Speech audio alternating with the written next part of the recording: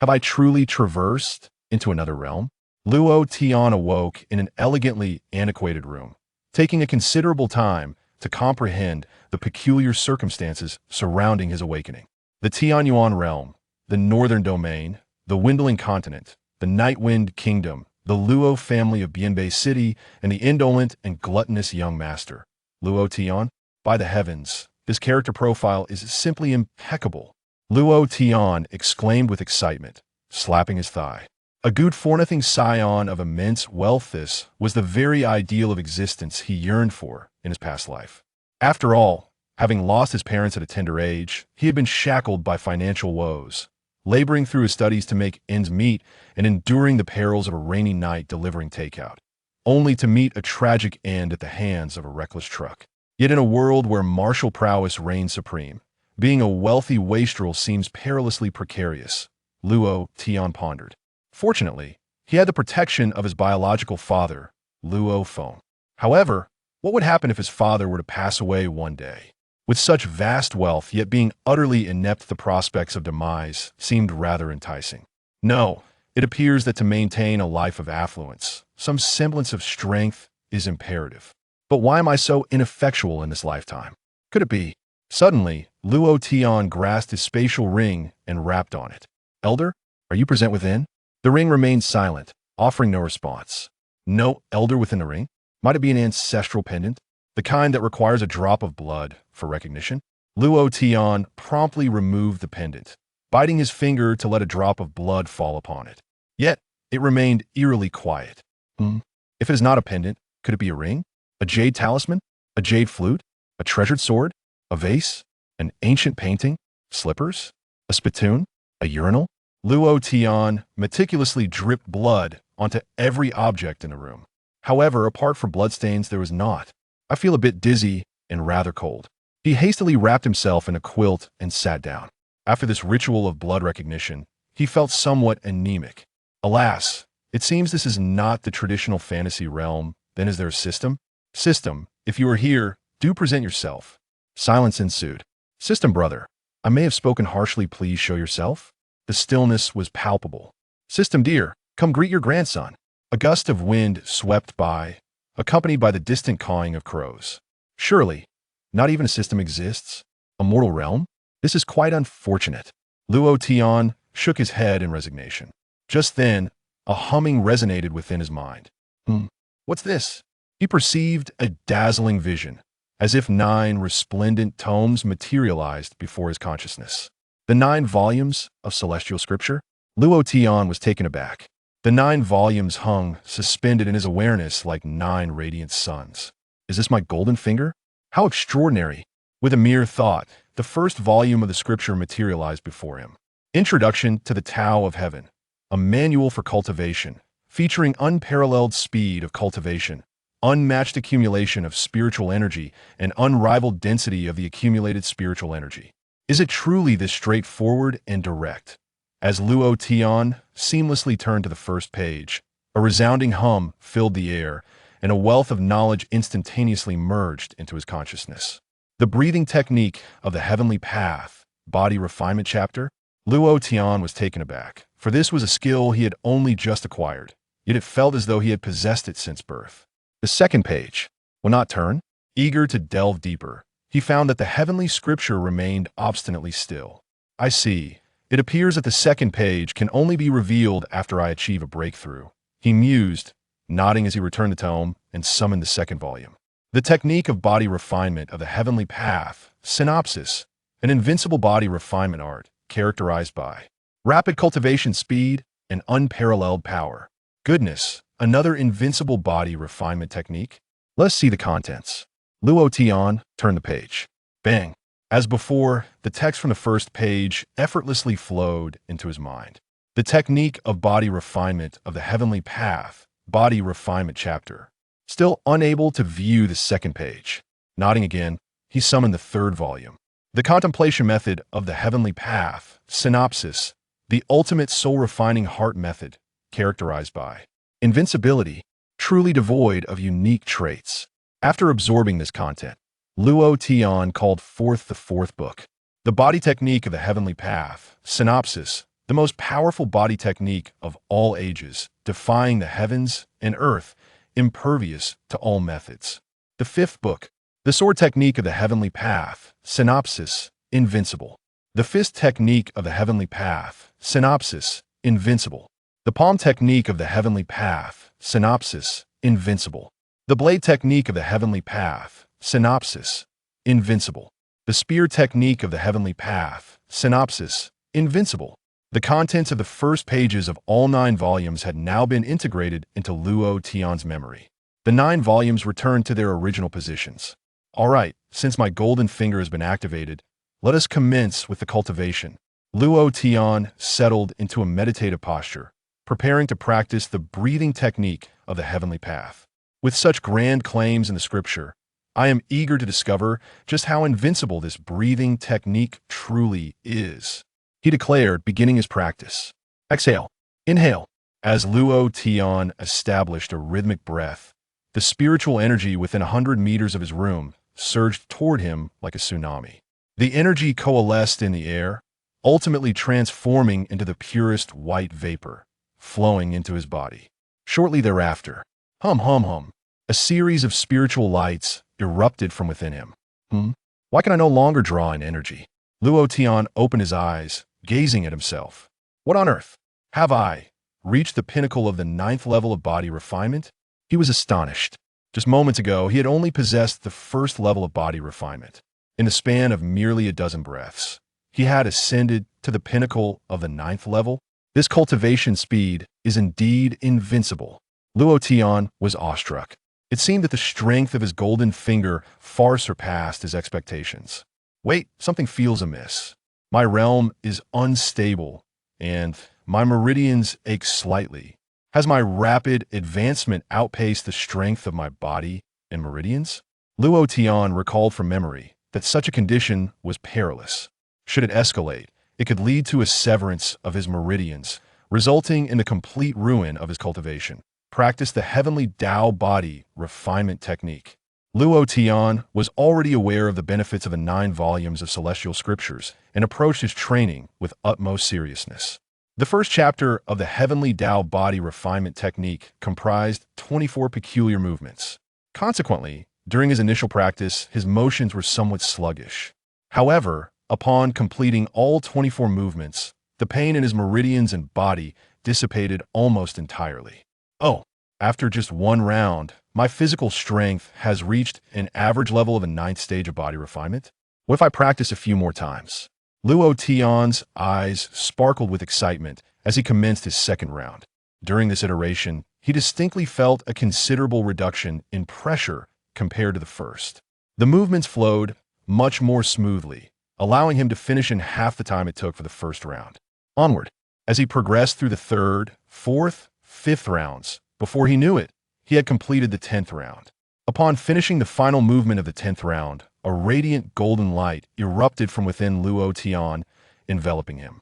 A golden light protecting my body? Luo Tian was taken aback. The golden light was an indication of physical strength reaching a certain threshold, far beyond what an ordinary body refinement warrior could attain. If I recall correctly, the last person in the history of Yefeng Kingdom to manifest the golden light was Master Tianan, who was renowned as the foremost body cultivator and one of the top 10 practitioners in the kingdom. Luo Tian was somewhat bewildered. Had he truly achieved a T0 level of physical strength in the annals of Yefeng Kingdom with merely this brief practice? Shall I continue practicing? After a moment of contemplation, he decided to embark on the 11th round. However, this time, he did not perceive any enhancement in his strength, indicating he had reached his limit. Well then, next, I shall practice the Heavenly Dao Body Technique. Luo Tian began his new training. Approximately half an hour later, swish, swish, swish. Luo Tian's figure flickered throughout the room, appearing in various locations before ultimately returning to his original spot. I think I understand now. The first chapter of the Heavenly Dao Body Technique is actually teleportation. It's a pity that the distance is limited to merely 10 meters. Luo Tian shook his head in disappointment. Such a statement seemed rather pretentious. Even the ability to teleport just 1 meter would be a rare treasure. Yet, he found 10 meters unsatisfactory. Next, I will begin with the Heavenly Dao Fist Technique. Initially, he intended to practice swordsmanship, but regrettably, there was no sword available in the room, so he opted to start with the fist technique instead. The body refinement section of the Heavenly Dao Fist Technique consisted of only 9 moves, known as the 9 dragon forms. Each punch unleashed a resonant dragon's roar, accompanied by a howling wind. This was a result of his concern over potentially damaging the room, prompting him to suppress his power as much as possible. If he were to unleash his full strength, it would undoubtedly be a magnificent spectacle. After another half hour, he had mastered the first chapter of the Heavenly Dao Fist Technique. Just as he was preparing to continue practicing other celestial texts, a voice called from outside, "Young master, the head of the family requests your immediate presence in the front hall." "Ah? What is it?" Luo Tian responded with a hint of displeasure. He was only halfway through his training. Why were they seeking him at this moment? A guest has arrived. The head of the family requests your immediate presence." The messenger hesitated to say, "All right, I understand. I will be there shortly," Luo Tian replied. There was no choice but to pause his cultivation. After changing into a fresh set of clothes, Luo Tian hurried towards the main hall. "Young master." Before he even entered the hall, a young boy awaited him. "Luo Rong? What is the matter?" Luo Tian inquired, noticing the troubled expression on his companion's face. Although the Luo family was quite numerous, they were tightly knit, and Luo Tian, being a wealthy heir, was known for his generosity. Hence, despite Luo Tian's mediocre abilities, his peers in the Luo family held him in high regard. "Young master, they're being exceedingly unreasonable. You ought to see for yourself." Luo Rong's eyes simmered with anger. Let me investigate." With determined strides, Luo Tian entered the grand hall. At that moment, seated in the main position was a man clad in white robes. Beside him sat a girl in blue, who nonchalantly crossed her legs and surveyed the surroundings with disdain. Apart from these two, all members of the Luo family, including the family head, Luo Feng, stood obediently before them, many with indignation etched upon their faces. "Father, I have arrived. What is it that you seek me for?" Luo Tian queried as he stepped inside. Upon seeing his son, Luo Feng displayed a fleeting expression of shame. "Tianer, this is Elder Mingxin of the Sword Xian sect. He is the master of Lan Xiaoer," Luo Feng whispered. Luo Tian was taken aback, quickly recalling information about Lan Xiaoer. "Lan Xiaoer? From the Lan family in Yinshui City. My fiancé. Good heavens, it cannot be." An ominous feeling began to stir within him. Before Luo Tian could fully process this revelation, Lan Xiaoer had already risen from her seat. "Luo Tian, to be succinct, I broke through to the Qi gathering realm last month and awakened a unique spiritual manifestation, becoming a true disciple under my master." She continued, "You are aware that due to the folly of our elders, a betrothal was established between us. However, I am now the pride of the Sword Xian sect. Do you really believe that a mere cultivator who has yet to advance beyond the body refinement realm is worthy of me?" She said this while casting a mocking glance at Luo Tian. The members of the Luo family, witnessing her humiliation of Luo Tian, displayed their outrage. Yet, the person at the center of it all, Luo Tian, remained remarkably composed. "Oh, so you wish to annul the engagement? What a trivial matter. Very well. Do you require me to draft a written agreement? How much should I compensate for emotional distress and lost youth?" "State your figure," Luo Tian inquired. This left Lan Xiaoer momentarily speechless. She had come to break off the engagement, yet her words were so harsh she expected it to be a source of embarrassment for Luo Tian. How could he agree so readily? Little did she know that Luo Tian embodied the philosophical perspectives of the modern Blue Star inhabitants. In Luo Tian's view, arranged marriages were fundamentally unreasonable. Even if Lan Xiaoer did not withdraw from the engagement, he would have sought an opportunity to dissolve the betrothal himself. Her deliberate arrival to annul the engagement inadvertently spared Luo Tian considerable trouble. At present, his thoughts were solely focused on expediting the resolution of this matter and sending Lan Xiaoer away, as he still had several volumes of celestial scriptures to study. There was no time for idle chatter with her.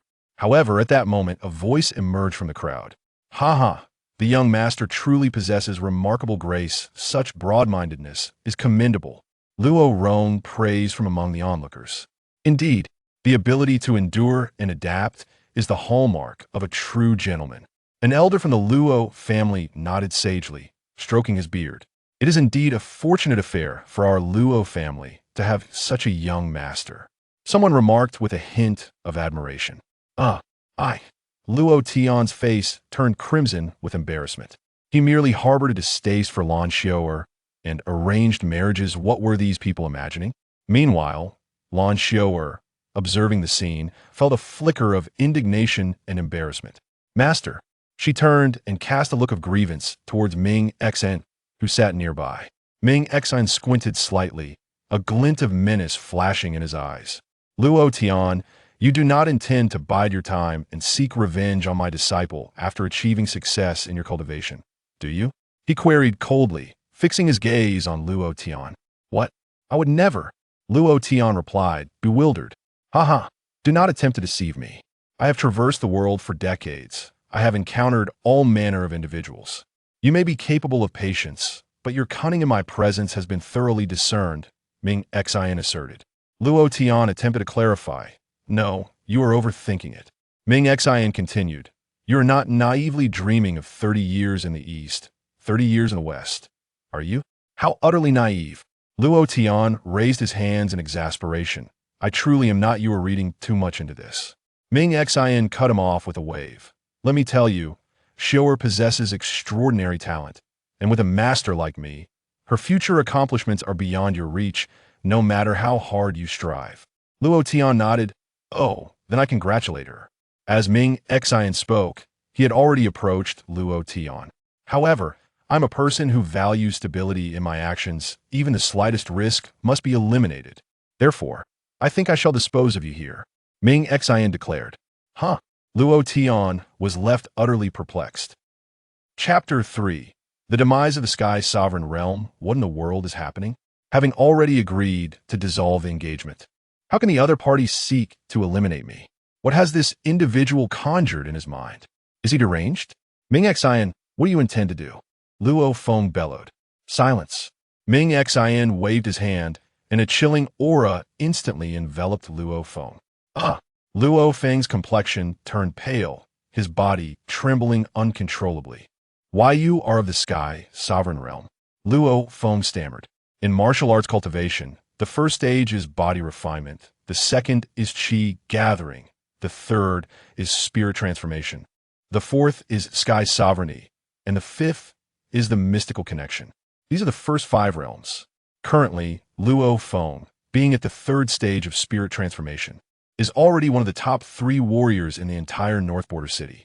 For a century, no one in North Border City has attained the Sky Sovereign Realm. Yet, before him stands Ming Xen, who is indeed of the Sky Sovereign Realm. This means he possesses the power to dominate the entirety of North Border City. Ming Xen scoffed at Luo Feng. He then turned his gaze towards Luo Tian and said, Luo Tian, do not accuse me of bullying the weak. I present you with 2 choices. First, I shall spare you, but I will annihilate your entire clan. Second, you kneel before me now, allowing me to cripple your Dantian, sever your limbs, and extract your eyes and tongue, yet your clan's lives will be spared. Such cruel choices. Lan Xiao'er, our families have been close allies. Even if the engagement fails, it should not come to this. Luo Feng gazed at Lan Xiao'er in despair, hoping she might utter a word to dissuade her master. However, a glimmer of malice flashed in Lan Xiao'er's eyes as she coldly retorted, Allies? What allies? It was merely your father who saved my grandfather's life. Did my grandfather solicit your help? It was your Luo family that sought to preserve its reputation. You saved my grandfather, but your family gained fame in return. Therefore, my Lan family owes you nothing. You. Luo Feng was so enraged he nearly spat blood. Generations of his family had treated them with utmost sincerity. Yet this was how they perceived it. Have you made your choice? Ming Xen asked with a sinister smile. Young master, you must flee. I, Luo Rong, fear not death. Luo Rong roared. An elder of the Luo family also declared with a grim expression. Indeed, we Luo family members are steadfast. We would rather die standing than live on our knees. Nor will we be coerced by anyone. Luo Tian go. For the Luo family, What is there to fear in death? The members of the Luo family all stood resolute, unyielding in the face of demise. The plot is amiss.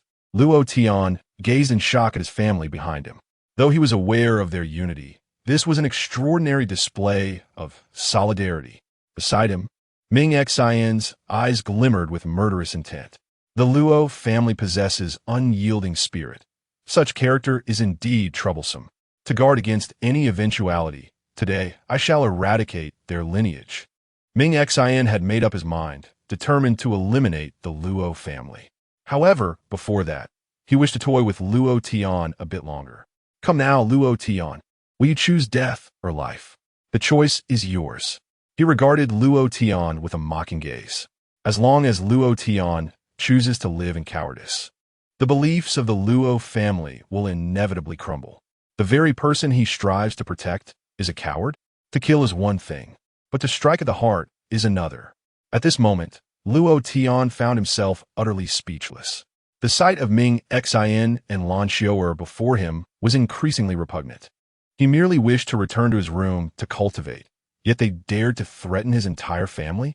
This was an egregious affront. Choose. I choose your mother. Luo Tian spat defiantly. Seeking death. A murderous intent erupted in Ming Xian's eyes as he lunged toward Luo Tian with a palm strike. Luo Tian remained cold and indifferent. The Tao of Heaven's breath? Inhale. Golden light enveloped him, fully activated. The Heavenly Dao Fist Technique, the first form of the dragon-shaped fist, thundered forth. Opposing him was a formidable practitioner of the sky, sovereign realm, 3 entire stages above him. Luo Tian dared not show any negligence and poured forth all his strength. Roar!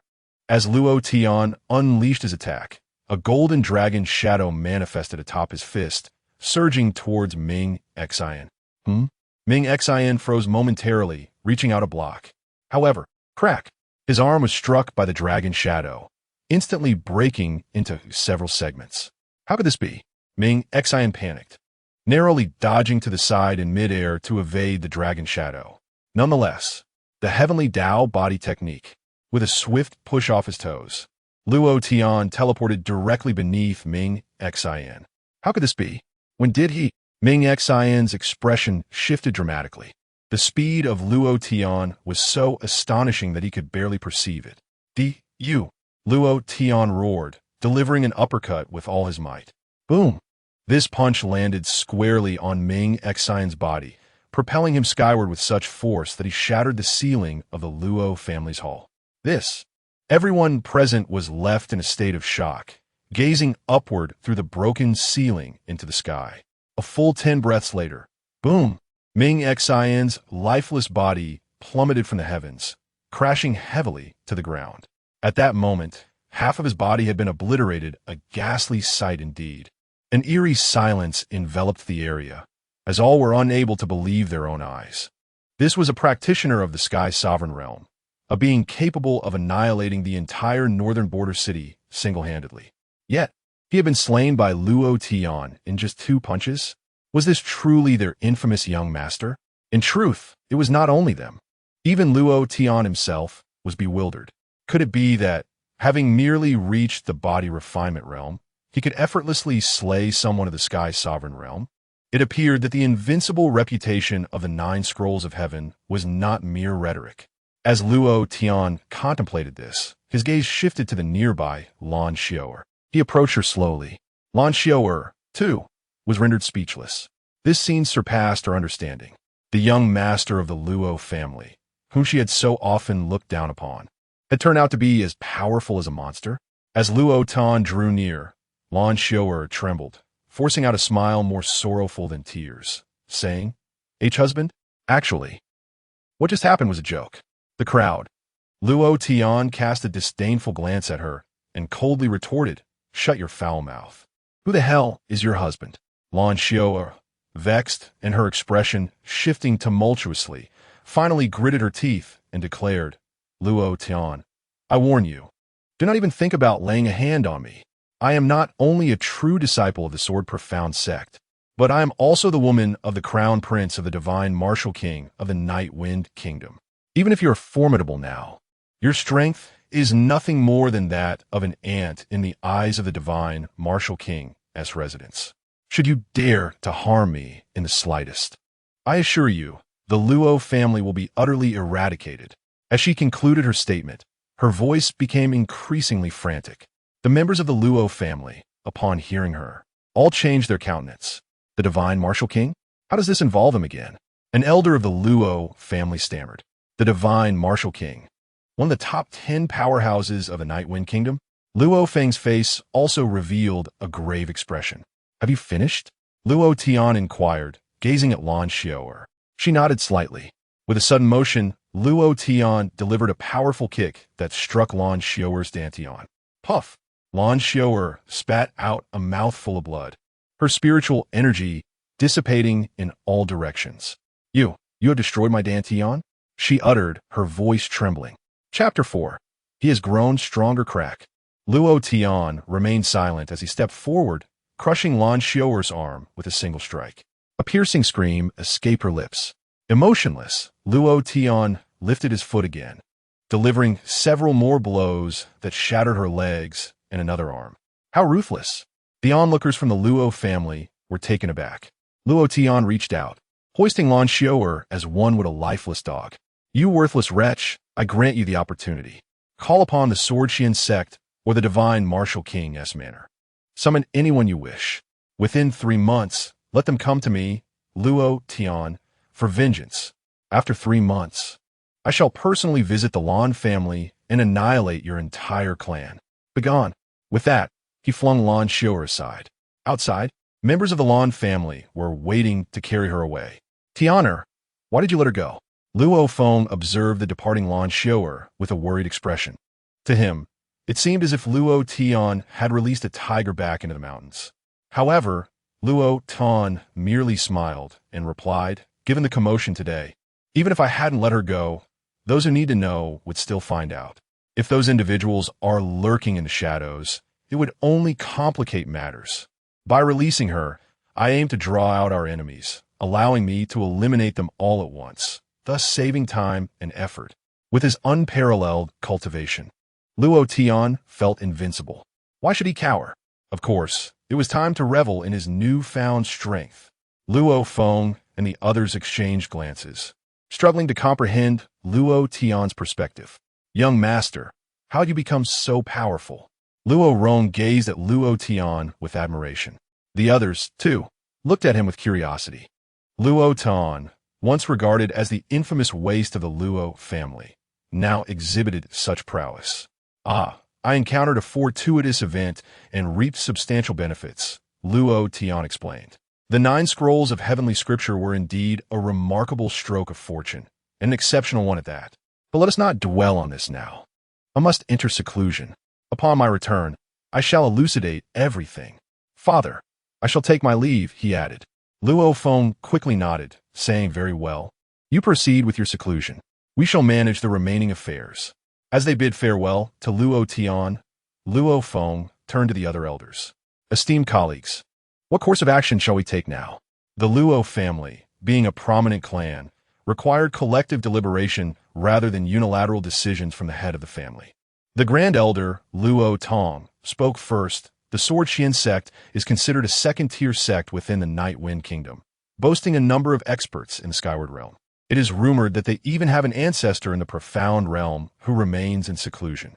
As for the divine Martial King's manor, that is a true first-rate power, rivaling even the imperial family of Nightwind Kingdom, particularly the current divine Martial King, who is said to have surpassed the 9th level of the Profound Realm, with 1 foot poised to enter the legendary return to Ruin's realm. The expressions of the others shifted dramatically as they gasped. What? The return to Ruin's realm? It has been 5 centuries since a powerhouse of that caliber has emerged in our Nightwind Kingdom. If the divine Martial King truly breaks into the return to Ruin's realm, the balance of power in Nightwind Kingdom may very well shift. The divine martial guards of the divine Martial King's manor are the foremost military force in our kingdom. Regardless of which side takes action, we, as a group of aging men, would be unable to withstand it. Our only hope lies with Luo Tian. The crowd nodded in agreement. Not to mention the divine Martial King's estate. Even a single Ming exon nearly obliterated the Luo family. Although the Luo family holds considerable power in the northern border city, compared to true aristocratic families, they are as feeble as ants. Pray tell, what is Luo Tian's current strength? The Grand Elder inquired. Everyone turned their gaze to Luo Feng, who hesitated momentarily before responding. 2 strikes to vanquish Ming Xian. He should possess a strength around the 5th level of the Transcendence realm. The others nodded in affirmation. If Luo Tian can attain the return to the Void realm during this seclusion, the crisis facing our Luo family could be resolved. The Grand Elder mused. The return to the Void realm, you say? Upon hearing this, the crowd wore expressions of bitter amusement. No one in the Night Wind Kingdom has reached that realm in 5 centuries. Luo Tian might achieve it, but who knows how many years that will take. A distant hope cannot quench our immediate thirst. Sigh, during this period, let all family members return to safeguard Luo Tian's seclusion. The Grand Elder proposed. Indeed, we must not allow any disturbances to disrupt Luo Tian's retreat. Another elder chimed in. We can only hope that Luo Tian can conclude his seclusion within a month. If it takes longer, we may face calamity. Luo Feng added with a furrowed brow. Just as they were conversing, Luo Tian walked in from outside. Father, I am hungry. Luo Tian declared. You have not yet entered seclusion? Luo Feng was taken aback upon seeing Luo Tian. Seclusion? I'm already out. Luo Tian replied. What? The crowd gasped in astonishment. Had it truly been less than an hour since Luo Tian had departed? How could he emerge so soon? As cultivators, who among them did not seclude themselves for at least half a month? Luo Tian's retreat concluded in under an hour? What astonishing speed! Tianer, there is no need for such urgency. Your focus should be on cultivation, Luo Feng advised. Believing Luo Tian had intentionally cut his seclusion short out of concern for external threats. However, Luo Tian merely shook his head and said, Cultivation? I have already reached the limit of my training. Further cultivation would yield no benefit. Indeed, within the past hour, he had completed the remaining volumes of the 9 scrolls of Heavenly Script. The crowd exchanged bewildered glances. The Grand Elder squinted at Luo Tian for a moment, feeling a stir in his heart. This child indeed seems considerably stronger than before. The crowd was once again astonished. Tianer, what realm are you currently at? Luo Feng asked with a serious expression. The others perked up their ears in anticipation. Me? I am at the Body Refinement realm, Luo Tian declared. The crowd. Luo Tian, you cannot be jesting. You are at the Body Refinement realm? Which Body Refinement cultivator can defeat a skyward opponent with just 2 punches? We are all family here. Please do not make such jokes. The second elder remarked discontentedly. Luo Tian glanced at him and said, I truly am only at the Body Refinement realm. If you don't believe me, just watch. With that, he clasped his hands together, revealing his realm. The crowd stood in stunned silence, for they could sense that Luo Tian's realm was indeed merely that of Body Refinement. Yet, this only heightened the terror of the revelation. Tianer, what extraordinary fortune have you encountered? Luo Feng inquired for among those present. He was the most fitting to pose such a question. I have acquired a technique, a body refinement method, and several martial skills, Luo Tian replied. Just that? The assembly was taken aback. They had anticipated that Luo Tian had obtained some formidable artifact or the like, only to find it was merely techniques and martial skills. Luo Tian nodded, affirming, indeed, just this. I am currently at the pinnacle of the Body Refinement realm. Once I reach the Gathering Chi realm, slaying the profound will be as easy as dispatching a mere dog, and defeating the Return of Void will also be within my grasp. Chapter 5. Breakthrough materials. In a moment of utter astonishment, the members of the Luo family stood speechless. If such words had been uttered by anyone else, they would have dismissed the speaker as mad. However, after witnessing Luo Tian's terrifying prowess firsthand, they understood that his claims were indeed true. Luo Tian, what resources do you require to achieve your Qi gathering? The Grand Elder proclaimed. What ist? Once Luo Tian successfully gathered Qi, the Luo family would gain a formidable strength comparable to that of the Void Realm. What does that signify? It would elevate the Luo family to a first-rate power within the Night Wind Nation. Consequently, their security would be assured, and their access to various resources would multiply tenfold, even 100-fold. Indeed, I do require certain materials, and I would appreciate the family's assistance, Luo Tian stated as he produced a list and handed it to Luo Feng. These are the materials necessary for my qi gathering, Luo Tian continued. For minor realm breakthroughs in martial arts, one merely needs to expend spiritual energy. However, significant realm advancements necessitate a plethora of materials for support. Moreover, the more powerful the individual, the more intricate and precious the required materials become. Alas, cultivation is an endeavor that consumes considerable wealth. This list was derived from the Tao of Heaven Scriptures. Luo Feng scrutinized the list for an extended period before passing it to the Grand Elder. Upon reviewing it, the Grand Elder's brow furrowed deeply. Most of these items can be procured, but there are a few materials that our family lacks. No, it is likely that not even the entirety of Beibei City possesses them, he remarked. Oh, which materials are those? Luo Tian inquired. The Grand Elder pointed out. First is the blood of a divine beast. Second is the innate spiritual crystal. And third is this millennium stalactite. These three materials are beyond our family's reach, but the others can be managed. Luo Tian frowned. Is that so? These three materials are irreplaceable. Lacking any of them will undoubtedly complicate my future cultivation. At that moment, the fourth elder spoke up. I happen to have some information regarding the blood of a divine beast. Oh, Luo Tian turned his gaze toward him. The fourth elder explained. It is rumored that within the Tiandang mountain range, there resides a beast, a descendant of a divine beast.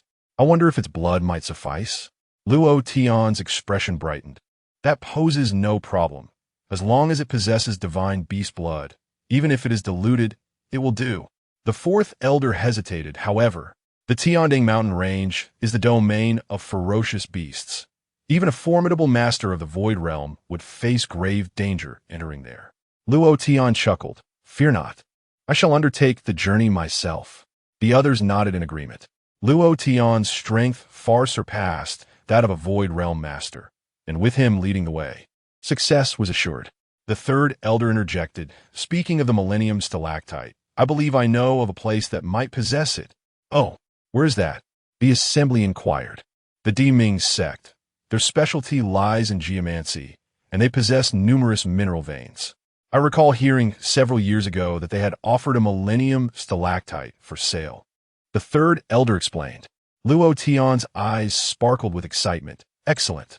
That leaves only the innate spiritual crystal. Luo Feng and several elders exchanged glances. What is it? Luo Tian asked. Luo Feng remarked, the heavenly spiritual crystal, we know where to find it, but acquiring it poses certain complications. What complications? He was asked. Luo Feng explained. Heavenly spiritual crystals can only form in specific environments, and once removed from such an environment, they swiftly lose their spiritual essence and turn to dust. In our Nightwind Nation, there are a few secret realms that harbor these crystals.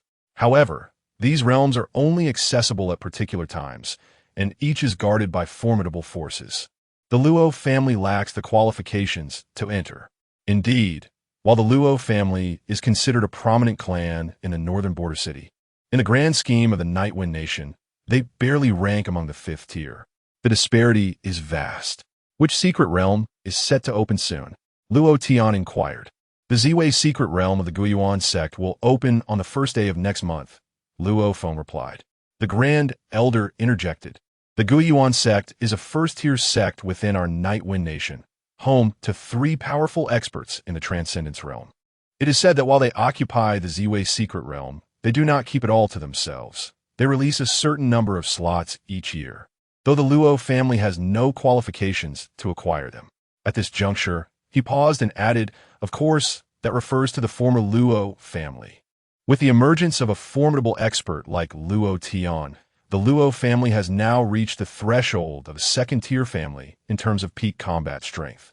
Luo Tian nodded, understood. I will retrieve these 3 items myself, but for the other resources, I shall rely on my father and the elders. The Grand Elder chuckled. What are you saying? It is our family's honor to have a talent like you. We shall exhaust our old bones to ensure your successful breakthrough. Luo Tian is indeed the hope for their family's rise. With a smile, Luo Tian suddenly turned to Luo Rong, who was gazing at him with admiration. Luo Rong, I remember your dream is to become a body cultivator, right? Luo Tian asked. Yes. Luo Rong replied eagerly. Luo Tian nodded. Very well. I shall impart to you 3 methods of body refinement. Luo Rong trembled with excitement, realizing that the techniques Luo Tian was about to share were far from ordinary. After all, Luo Tian had just stated that his immense strength stemmed from his unique methods. Before he could ponder further, Luo Tian had already risen. Let us step aside, the Grand Elder suggested. Passing down martial arts is a highly personal matter, especially such rare and powerful techniques. The Grand Elder understood the need for discretion. However, Luo Tian responded, No need, the elders may observe. Had it been a common individual, Luo Tian would never have revealed his secrets. Yet, given recent events, he knew the elders were trustworthy and thus felt no need to hide. In an instant, everyone returned to their seats, fixated on Luo Tian, afraid to miss a moment. What a remarkable opportunity this was. Luo Tian was about to impart his techniques. Luo Tian swiftly executed 3 intricate body refining postures. Did you comprehend it? He inquired, gazing at Luo Rong. Yes, I understood. Luo Rong fervently nodded. Now, give it a try, Luo Tian encouraged. Taking a deep breath, Luo Rong began to practice the postures that Luo Tian had just imparted, relying solely on his memory. However, midway through the first posture, he was overwhelmed by an unbearable force, as if it were attempting to tear him asunder. With a loud thud, he was propelled backward by this immense power, a trickle of blood appearing at the corner of his mouth. Everyone was left in astonishment. Chapter 6. A collective shock. What a formidable body refinement technique. The elder's beard trembled slightly. Although he had not practiced it, his knowledge was undeniable. Just a mere glance revealed the terrifying nature of this technique. Brother Tian, I am of no use. Luo Rong struggled to rise, guilt evident in his expression as he gazed at Luo Tian. At that moment, Luo Tian was also taken aback. What was happening? When he practiced this technique, it was effortless and enjoyable. How could Luo Rong, merely striking a pose, end up spitting blood? Shouldn't Luo Rong's innate talent be superior to his own? Had he perhaps misremembered? I shall give this body refinement technique a try as well. The second elder volunteered boldly.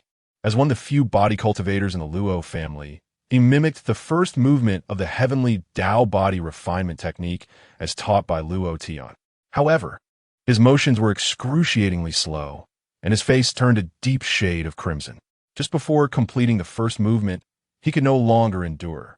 Stumbling backward, he was forced to retreat several steps before finally coming to a halt, panting heavily. Fortunately, he did not vomit blood. Second elder? The first elder was astonished. After catching his breath for a considerable time, the second elder exclaimed, Remarkable! One extraordinary body refinement technique. Just one movement, and its effect surpasses our family's strongest body cultivation technique. Those few seconds of practice yielded more benefit than an entire day's training in the past. This revelation left everyone once again in awe. While they had known that the technique imparted by Luo Tian would be powerful, they had not anticipated it to be to such an extent, and this was merely one movement. Regrettably, the difficulty of mastering this body refinement technique was exceedingly high, and the process was fraught with pain. Without immense willpower, it would be impossible to persevere. The second elder spoke solemnly. Everyone grew silent, their gazes fixated upon Luo Tian. Luo Tian, the world deems you a wastrel, yet little did they know of the burdens you bear. Just how much suffering have you endured in secret? The first elder's eyes glistened with emotion as he regarded Luo Tian. Indeed, enduring such torment in practice without revealing a hint of it, such resilience and determination. Never in my many years have I witnessed the likes. Luo Feng, you have raised a remarkable son. The second elder expressed his admiration. The gazes of all present shifted to Luo Tian, filled with newfound respect. Only Luo Tian appeared awkward amidst the accolades. These fellows, their imaginations run wild. He thought to himself. Nevertheless, he he began to grasp certain truths. The might of the Heavenly Dao Body Refinement Technique was undeniably potent. Yet, aside from himself, it seemed exceedingly difficult for others to cultivate. It appeared that his fortuitous encounter was not merely limited to the 9 volumes of Heavenly Scriptures.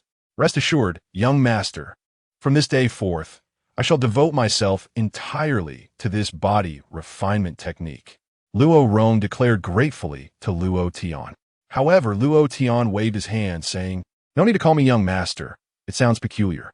Just call me Brother Tian." This Luo Rong hesitated momentarily, glancing towards Luo Feng.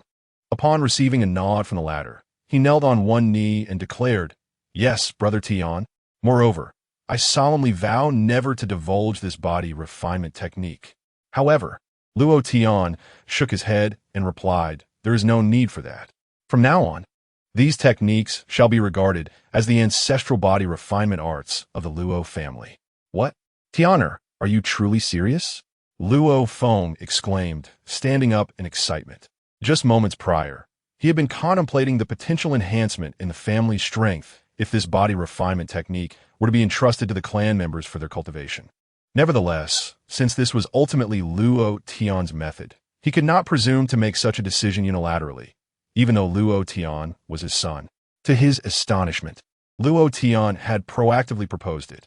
With a smile, Luo Tian affirmed, "Indeed, I am serious.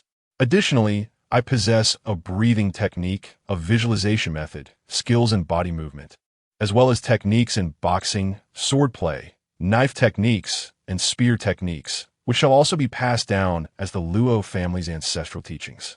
The elders present were so moved by this declaration that they all rose to their feet, their gazes towards Luo Tian now imbued with a deeper sense of admiration.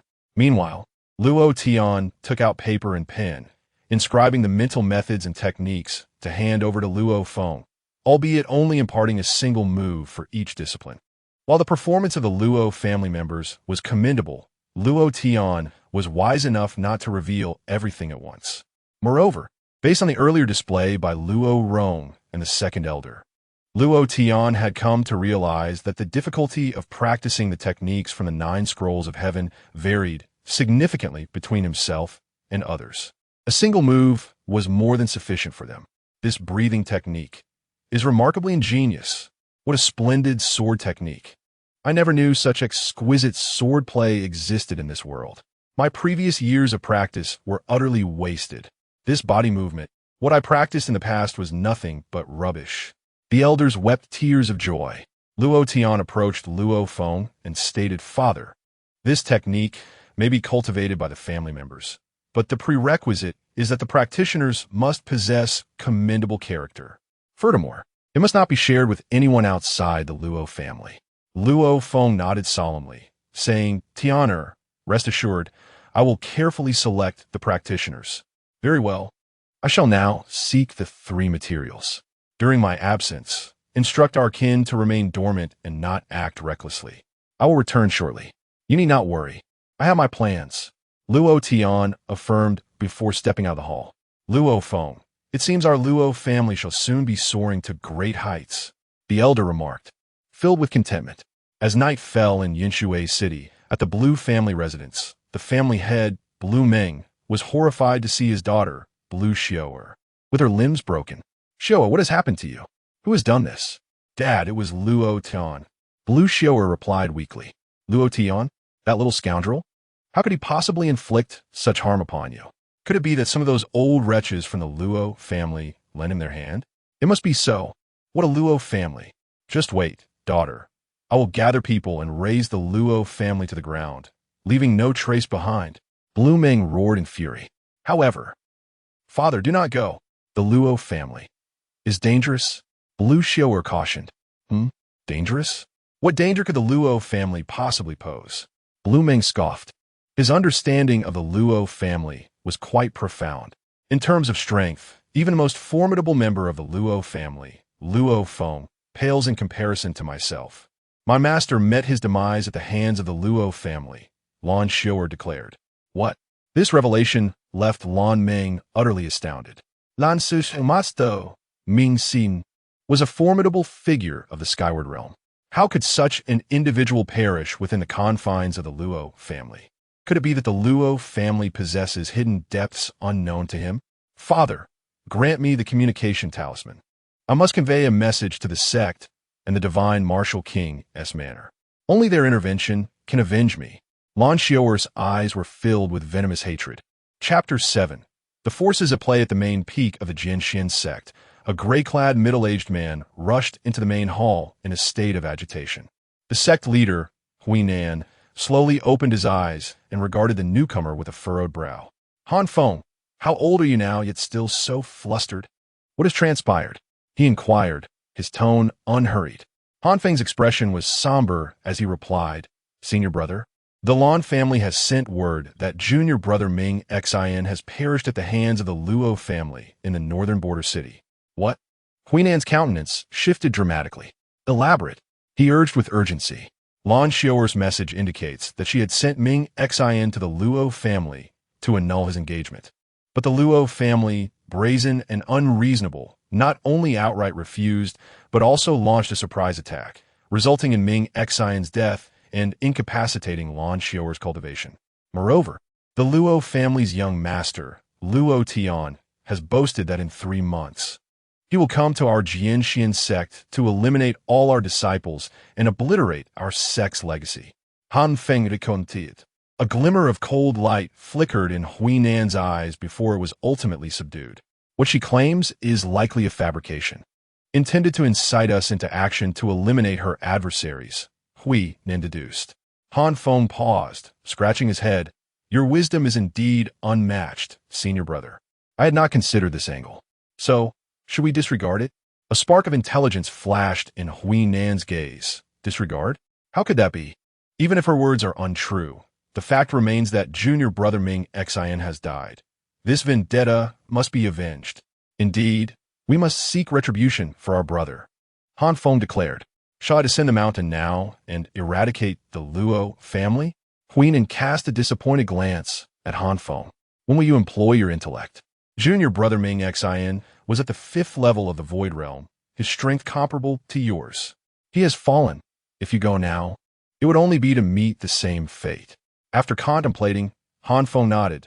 That seems to be the case. Should I gather several fellow disciples of the Void Realm to accompany me? Huinan shook his head. No. We have yet to ascertain the full extent of our adversary's strength. Acting recklessly now would be detrimental. Moreover, the entire sect is preoccupied with another matter and cannot spare many Void Realm cultivators. Han Feng retorted, if this is not feasible, then what do you suggest we do? Huinan's gaze drifted to a nearby token inscribed with the words Divine Marshal. I recall that Lan Xiaoer appears to have caught the eye of the Divine Martial King's Heir, Huinan remarked. Han Feng knew it. It seems that is indeed the case. Huinan smirked. Then let us entrust this matter to the Divine Martial King's residents.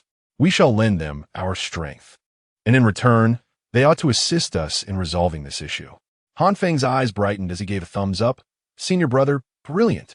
Meanwhile, in the capital of the Night Wind Kingdom, at the Divine Martial King's residence. Ah, how delightful. The slender figure of the Divine Martial King's Heir emerged from behind the curtains. Behind the drapes, one could faintly discern 7 or 8 women, completely drained of energy. Ah, my master's method of replenishment truly proves effective. A single night's endeavor equals half a month of arduous cultivation. What a pity they are merely mortal women. If it were a spirit, the crown prince of the Divine Martial King pondered, a faint smile gracing his lips. Lan Xiaoer, after another 6 months of cultivation, once I have drained her completely, I should be able to ascend to the spirit transformation realm. At the age of 20. In the younger generation of the Night Wind Kingdom, they are all mere wastrels before me. I am the true genius. Turning his gaze to the copper mirror, he regarded his delicate features with a sense of self-pity. Report, Your Highness. A servant presented a communication talisman with both hands. The crown prince flicked his finger, and the talisman leaped into his grasp. What? Lan Xiaoer has been rendered useless? His expression shifted dramatically after perusing the contents of the talisman. Curse it, that was my supplement, and I had yet to indulge in her. He paced back and forth in his chamber, his once exquisite visage contorting with rage. "Bring me word to Wu Ling Peak. Instruct him to lead the divine martial guards and annihilate the border North City." The crown prince of the divine martial king erupted in a fit of hysteria. The servant was taken aback, stammering, "Slay the city?" The crown prince halted, seizing the man by the collar. "Do you dare disregard my command?" The servant hastily kowtowed. "And no, I dare not. I will go at once." "Begone," the crown prince uttered coldly. "Wait." Just as the servant was about to depart, a voice resonated. Following that, a burly middle-aged man appeared at the doorway. The man, with his rugged long hair and beard, stood in stark contrast to the effeminate crown prince. "Father." The crown prince immediately knelt on one knee. The newcomer was none other than the current divine martial king of the Nightwind Kingdom. The king cast a glance at the corpse concealed within the curtains, his face contorting in disgust. Once again, these unorthodox matters. The crown prince lowered his head slightly, refraining from speech. The divine martial king regarded his son, shaking his head in exasperation. "Listen well, my boy. We are at a critical juncture in the affairs of our divine martial house, and we cannot afford any mishaps. Outside our gates, countless eyes are watching us. Even a single misstep with the divine martial guards could spark considerable trouble. You dare contemplate slaughtering a city? Do you wish to see our century-long ambitions come to naught?" As his father's reprimands rang in his ears, the crown prince trembled. "Father, I was wrong. I shall not dare again," he stammered. The divine martial king gazed at him, sighing. "For now, you must endure this matter in silence. Once everything is settled, I shall not hinder your desire to slay the city." With that, he waved his hand and departed. It was only after the divine martial king had vanished from sight that the crown prince slowly rose to his feet. Watching his father's retreating figure, he muttered through clenched teeth, "Old fool." The following day, in the depths of the Tiandang Mountains, within a deep valley, boom, a tremendous sound erupted, followed by a figure being hurled outward. "Uncle!" A young boy's voice trembled as he called out.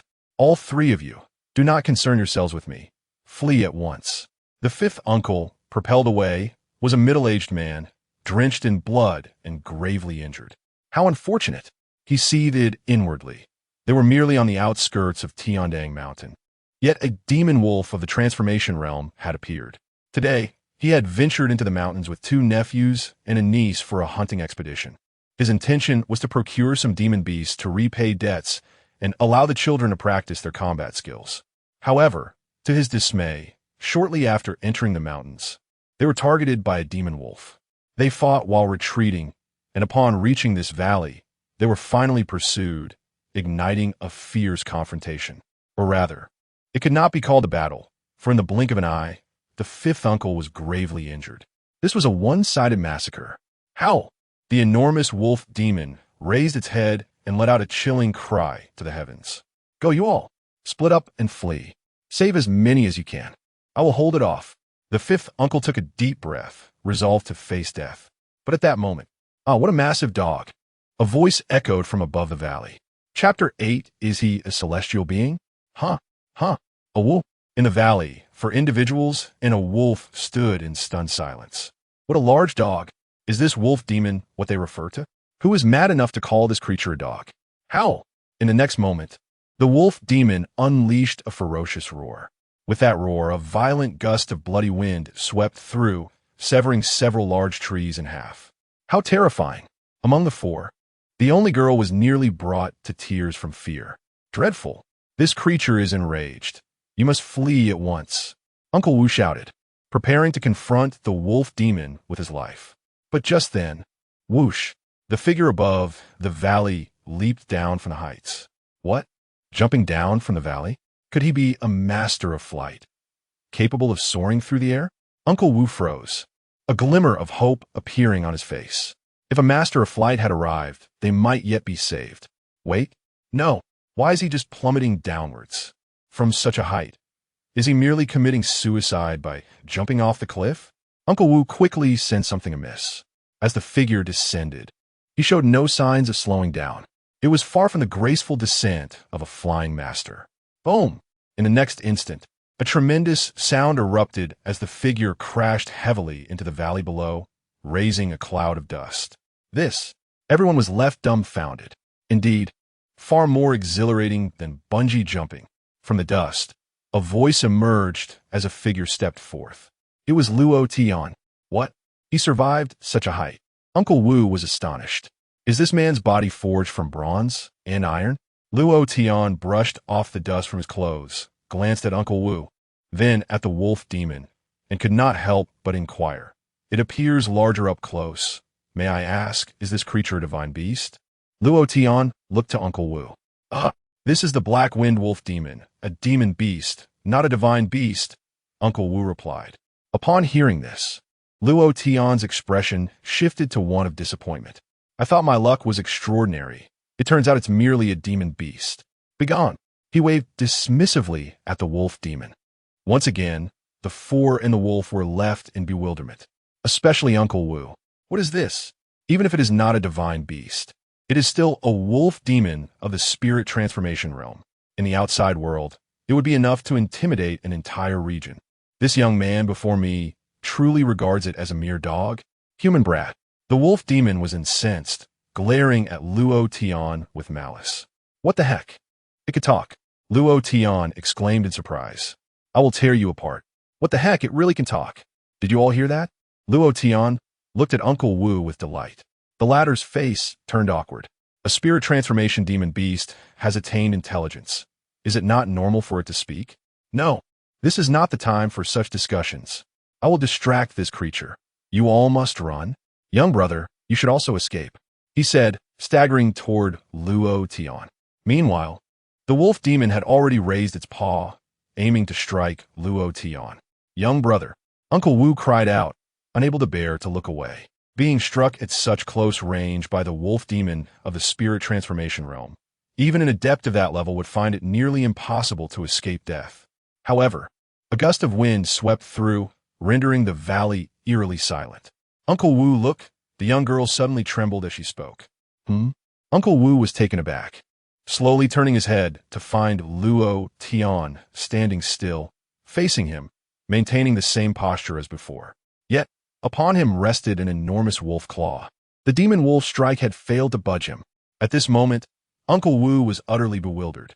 It was known that the demon wolf's attack could shatter stone and break boulders. Yet, having been struck by it, Luo Tian not only remained standing, but did not even flinch. Was he still human? Just then, Luo Tian slowly turned his gaze toward the wolf demon, his expression growing increasingly cold. How dare you strike me? He uttered in a chilling tone. The wolf demon, intimidated by Luo Tian's gaze, felt a wave of terror wash over it. Before him stood a human, devoid of any formidable aura, yet the demon experienced an overwhelming dread, as if confronted by an incomprehensible behemoth towering 100 feet tall. Flee! This instinctive thought surged within him. Without a second thought, the wolf demon turned and fled. The remaining individuals were left utterly perplexed by this turn of events. They had just been pursued desperately by the wolf demon, with Uncle Wu even contemplating sacrificing himself for the chance of others' escape. Yet, this formidable creature was now terrified by a mere glance from a youth. Could it be they had encountered a master from beyond the world? Uncle Wu mused to himself. Meanwhile, witnessing the wolf demon's retreat, a glint of coldness flashed in Luo Tian's eyes. In an instant, his figure vanished from the spot. The Heavenly Path Technique. A moment later, he materialized before the fleeing wolf demon. How? The wolf demon jumped in fright, nearly losing control of itself. What sorcery was this? How had this individual appeared before him so suddenly, without even a moment to perceive his approach? Little did it know, the Heavenly Path Technique was akin to teleportation. With a firm grip, Luo Tian readied his fist. The first stance of a dragon-formed fist. A dragon silhouette manifested upon his knuckles. A wave of terrifying pressure began to engulf the surroundings. In that instant, the wolf demon envisioned its own demise, utterly powerless to resist. Thud! The next moment, the wolf demon collapsed, its hind legs buckling as its head struck the ground repeatedly. Spare me, senior. Please spare me. The wolf demon cried, its voice tinged with desperation. Witnessing this spectacle, the others were even more bewildered. Uncle Wu, am I still dreaming? One youth questioned. No, it cannot be, Uncle Wu replied. a wolf demon of the spirit transformation realm, bowing and apologizing? I must be mad, the youth exclaimed. On the other side, Luo Tian, clenching his fist and observing the wolf demon's predicament, was momentarily taken aback. You, respond rather quickly, he remarked, waving his hand as the dragon form dissipated. Upon witnessing the situation, the wolf demon finally exhaled a sigh of relief. The pressure exerted by that dragon-shaped fist was truly overwhelming. Senior, I was in the wrong. I sincerely apologize. I beg you to grant me a chance at redemption. The wolf demon continued to plead. Luo Tian cast a glance at him and inquired, Tell me, are you a local demon of Tianyang Mountain? Local demon? Uncle Wu and the others exchanged bemused looks. This terminology was rather novel. Yes. I was born here, the wolf demon hastily replied. Very well. Then are there any divine beasts residing in Tianyang Mountain? Luo Tian asked. Divine beasts? A flicker of wariness crossed the wolf demon's eyes. Luo Tian furrowed his brow, and the dragon-shaped fist began to coalesce anew. If you do not know, then meet your demise, he declared, assuming a stance to strike. Wait, just a moment. I know, the wolf demon exclaimed, bowing his head once more. Luo Tian's spirits lifted as he said, Good, then lead me. With that, he leapt onto the back of the wolf demon. Farewell, my friends. May our paths cross again. Luo Tian waved as he rode the wolf demon, leaving the others bewildered in the wind. Is he a deity? The young girl murmured to herself. Chapter 9. Bloodletting the divine beast, Luo Tian sat cross-legged atop the demon wolf, swiftly soaring towards the heart of Tianyang Mountain. Pray tell, what manner of being is this divine beast? He inquired, gripping the wolf's fur. He is the king of the demon beasts in Tianyang Mountain, a 5-color divine bull, born of the spirit realm, and now has attained the 5th level of the profound realm, the wolf demon replied. Profound realm demon beasts, you say? Luo Tian nodded slightly. Might I ask, esteemed elder, what business you have with him? The wolf demon cautiously probed. Oh, nothing of great consequence, merely a small request, Luo Tian responded. Upon hearing this, the wolf demon exhaled in relief. That is reassuring. I must caution you, esteemed elder, the demon king's strength is formidable, and his temperament rather volatile. He harbors a particular disdain for humans, so exercise caution when you meet him, the wolf demon warned. Luo Tian nodded, assuring, Fear not, I am quite amicable. Amicable? The wolf demon internally cursed, recalling how narrowly he had escaped death by a single blow from Luo Tian. Yet, he dared not voice such sentiments. Despite the vast expanse of Tianyang Mountain, the wolf demon was well acquainted with the terrain and moved swiftly. In less than half a day, they arrived at the core region of Tianyang Mountain. Esteemed elder, ahead lies the demon king's domain.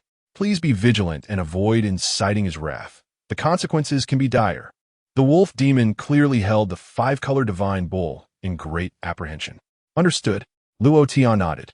As they advanced further, Luo Tian observed the surrounding flora flourishing vibrantly, occasionally spotting rare spiritual herbs and celestial fruits exuding spiritual energy. These treasures are collected by the Demon King. You may admire them, but do not dare to take any.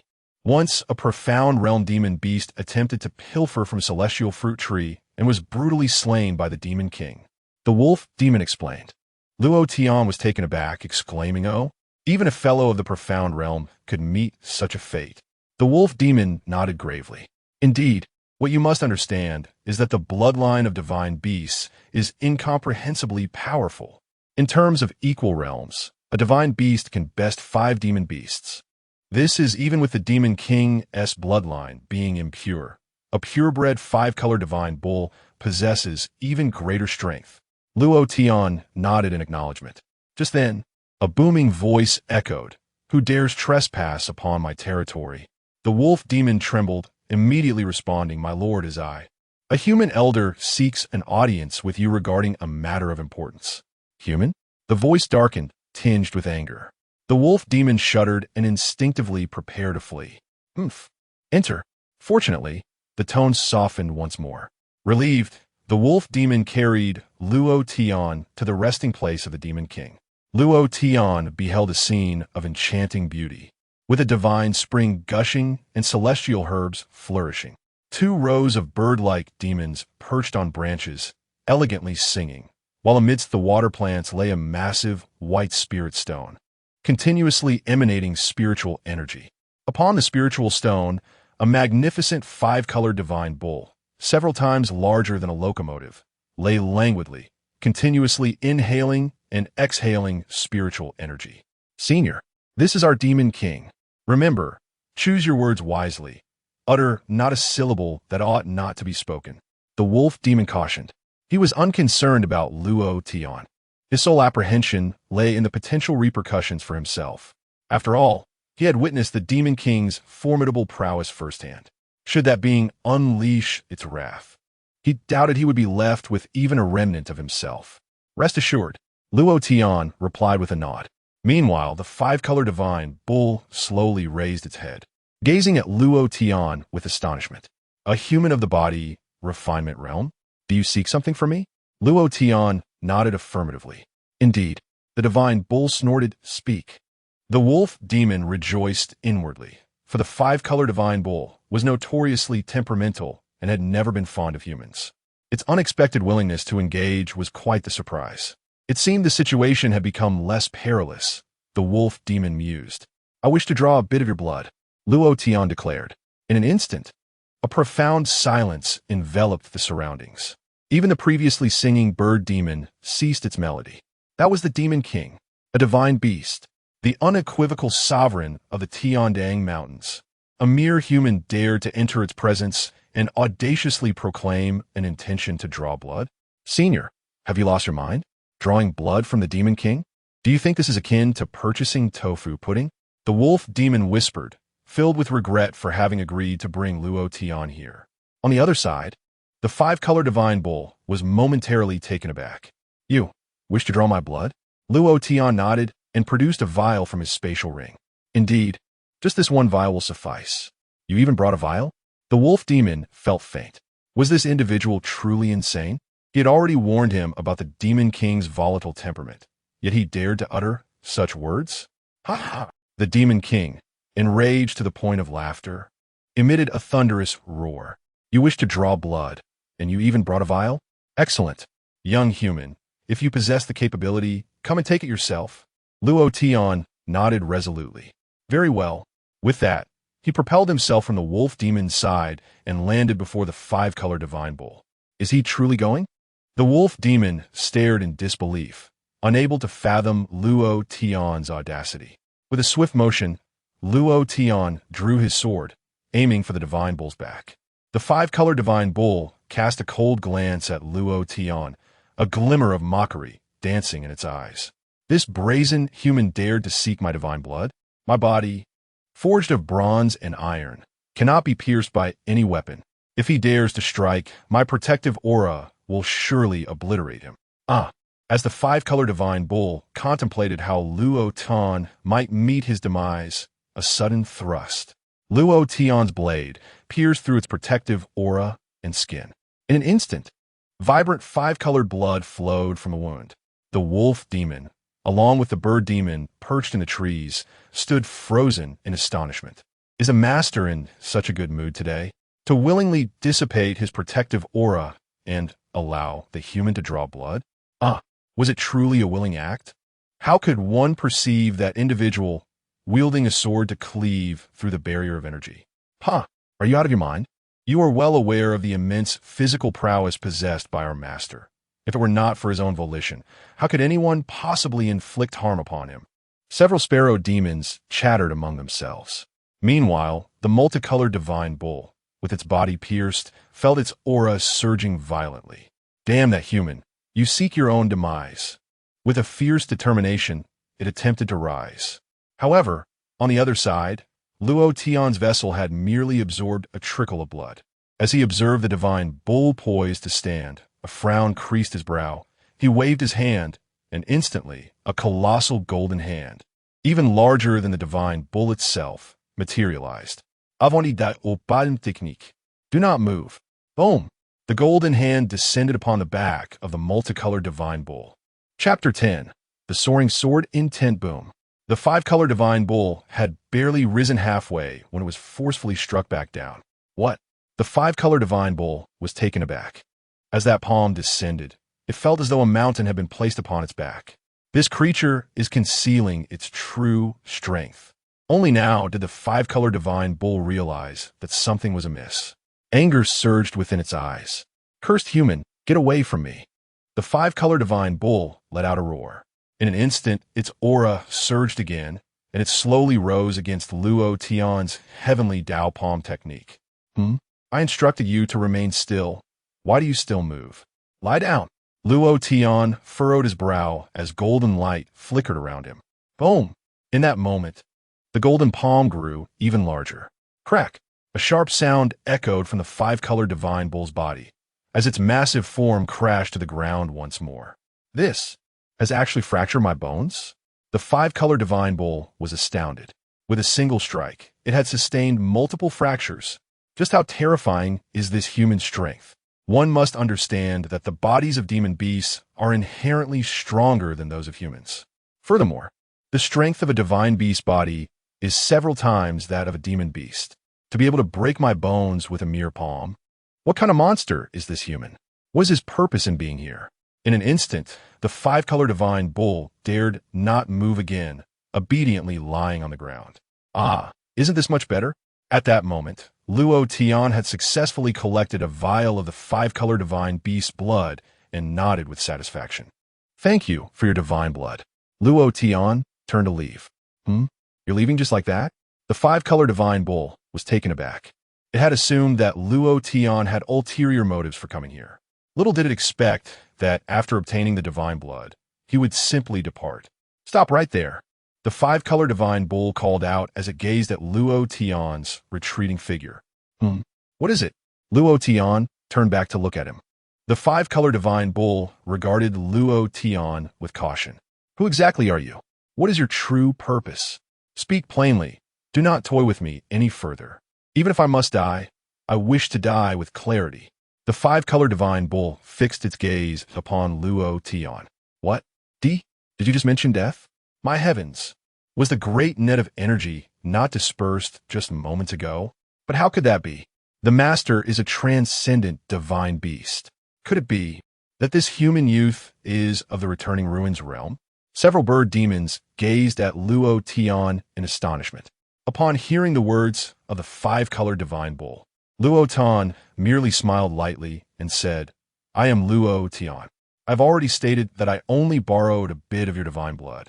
As for anything else, I have no interest. The five-color divine bull observed Luo Tian's expression, noticing no signs of deception, and felt somewhat reassured. However, just a moment later, as the intense pain surged through its body, it became enraged once more. Borrowed? Is that how you define borrowing? First, you shatter my energy shield. Then you break my bones. It gritted its teeth in fury. Luo Tian shrugged and replied, I told you not to move, yet you insisted on fidgeting. Is it my fault then? You. The five-color divine bull was left momentarily speechless. Luo Tian hesitated briefly before speaking, forget it. To forcibly seize your divine blood would render me at fault. Instead, let this be a favor owed to you. Should you require assistance, you may seek me at the Luo family in the northern border city, and I shall intervene on your behalf once. I shall act for the five-color divine ox. Were such words to emanate from another, the five-color divine ox would undoubtedly scoff in disdain. With his formidable prowess, did he truly need another's intervention? Yet, Luo Tian's declaration sparked a flicker of interest in the five-color divine ox. Do you truly mean what you say? He inquired, gazing intently at Luo Tian. Indeed, Luo Tian affirmed with a nod. Very well, then I shall request your assistance immediately, declared the five-color divine ox. Luo Tian was taken aback. So soon? What? Do you wish to backtrack? The five-color divine ox huffed. Luo Tian shook his head, of course not. Speak, how shall I assist you? Follow me. The five-color divine ox instructed, turning away. Before long, the pair arrived at a desolate expanse. This locale was markedly different from other regions of Tiandang Mountain, where spiritual energy thrived and spiritual herbs flourished. Here, however, The ground was barren, scorched earth devoid of any life. "Look over there." The five-colored divine ox pointed. Luo Tian followed the gesture and beheld a mound of earth in the center of the scorched land, upon which stood a rusted ancient sword. The five-colored divine ox inhaled deeply, approached the solitary grave, and charged the ancient sword with his horn. Yet, boom! A burst of fire erupted, sending the five-colored divine ox hurtling hundreds of feet away, crashing heavily against the rocky cliff, nearly fracturing it. This, Luo Tian was momentarily stunned as he watched the five-colored divine ox stagger back towards him. "I require your help to either break that sword or extract it. Should you succeed, our debts shall be settled," the five-colored divine ox stated resolutely. Luo Tian glanced at the solitary grave and the ancient sword before turning to the five-colored divine ox. "Whose sword is that? And who lies within the grave? That is of no concern to you. Simply answer whether you will assist," the five-colored divine ox retorted. After a moment's contemplation, Luo Tian nodded. "Very well. Having made a promise, I shall not retract it." With that, he approached the ancient sword. "It is in such a state of rust," Luo Tian observed for a moment before reaching for the ancient sword. However, boom! A flash of fire surged forth, a formidable force barreling toward Luo Tian. Bang! His hand was instantly thrust back several feet, his body retreating half a step. The five-colored divine ox trembled at this sight. He was acutely aware of the ancient sword's power. Each time he attempted to touch it, he was repelled violently. Yet, Luo Tian had merely been pushed back half a step. What immense strength does this individual possess? Is he truly human? Meanwhile, Luo Tian's eyes sparkled with intrigue. Goodness, is this the essence of sword intent? Such power emanating from a sword devoid of a wielder? How formidable must its master be? He marveled. However, recognizing it as sword intent, he understood that brute force would not suffice. Thus, Luo Tian took a deep breath, silently channeling the Heavenly Dao sword technique. In an instant, his entire aura underwent a profound transformation. This fellow, why does he seem so much more formidable? The five-colored divine bull gazed at Luo Tian, increasingly alarmed. He realized that this human before him harbored an abundance of secrets. Bang! Meanwhile, Luo Tian's hand had already grasped the ancient sword. Unattacked, the five-colored divine bull's eyes widened in astonishment, filled with excitement. This was the first time he had witnessed someone touch the ancient sword without facing repercussions. "Come forth," Luo Tian commanded, pulling with great force. Clang! The ancient sword emitted a piercing cry as it was swiftly drawn from the solitary grave. Boom! As the ancient sword was unsheathed, a terrifying blaze of sword intent surged skyward, instantly painting the heavens red. Stay calm, Luo Tian bellowed, channeling the Heavenly Dao sword technique once more. Buzz! In that moment, the overwhelming sword intent fire was forcefully compressed into the ancient sword. Chapter 11. Calling the uncle far beyond countless miles from Tiandang Mountain, amidst a sea of white clouds. A disheveled, middle-aged man with a scruffy beard clutched a gourd and drank deeply in a drunken stupor. Suddenly, he froze, turning his gaze toward a distant point. "Who has drawn my sword? Is this how you show me disrespect?" He muttered, preparing to soar forward. However, he seemed too inebriated, plummeting directly from the clouds to the ground below with a resounding crash. Boom! The impact resembled that of a meteorite striking the earth, creating a massive crater upon landing. Ah! It appears I have truly overindulged. The celestial brew of the Yao Qi is no trifling matter. Well, I concede to fate, the one who unsheathed my sword. Consider yourself fortunate. I shall sleep now. With that, he collapsed into the pit, falling into a deep slumber. Beside the slumbering drunkard stood a dozen men clad in black, adorned with serpent embroidery. "Master, this fellow has intruded upon our territory. Should we drive him away?" One of the men ventured cautiously. The master shot him a sharp glare, replying, "Are you blind?" Take a closer look at the sword in his grasp. The black-clad man faltered, glancing at the sword and shivering involuntarily. "The broken sky sword?" He as the master cast a sidelong glance at him, coldly commanding, "If you understand, then hold your tongue and avoid trouble." The black-clad man immediately bowed his head in submission. Notify all disciples to stay clear until he sobers up. If he succumbs to drunken rage, no one but our leader can hope to contain him. The master ordered. Yes. The black-clad man acknowledged, departing swiftly. On the other side, amidst the Tiandang mountain range, Luo Tian examined the rusty sword in his hand. This sword is merely an ordinary iron blade, yet the residual sword intent is so potent that it imbues this mundane weapon with terrifying power. Can sword intent truly pervade half the sky? I wonder how my own sword intent compares now. With that, Luo Tian drew his own sword, inhaling deeply before unleashing a strike toward the heavens. Clang! Sword energy surged forth, soaring skyward. Whoosh!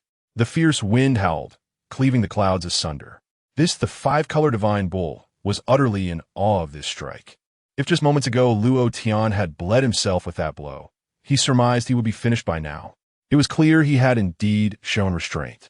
Alas, I'm still too weak, Luo Tian lamented with a shake of his head. Damn it, the five-color divine bull grumbled internally. Is this considered weak?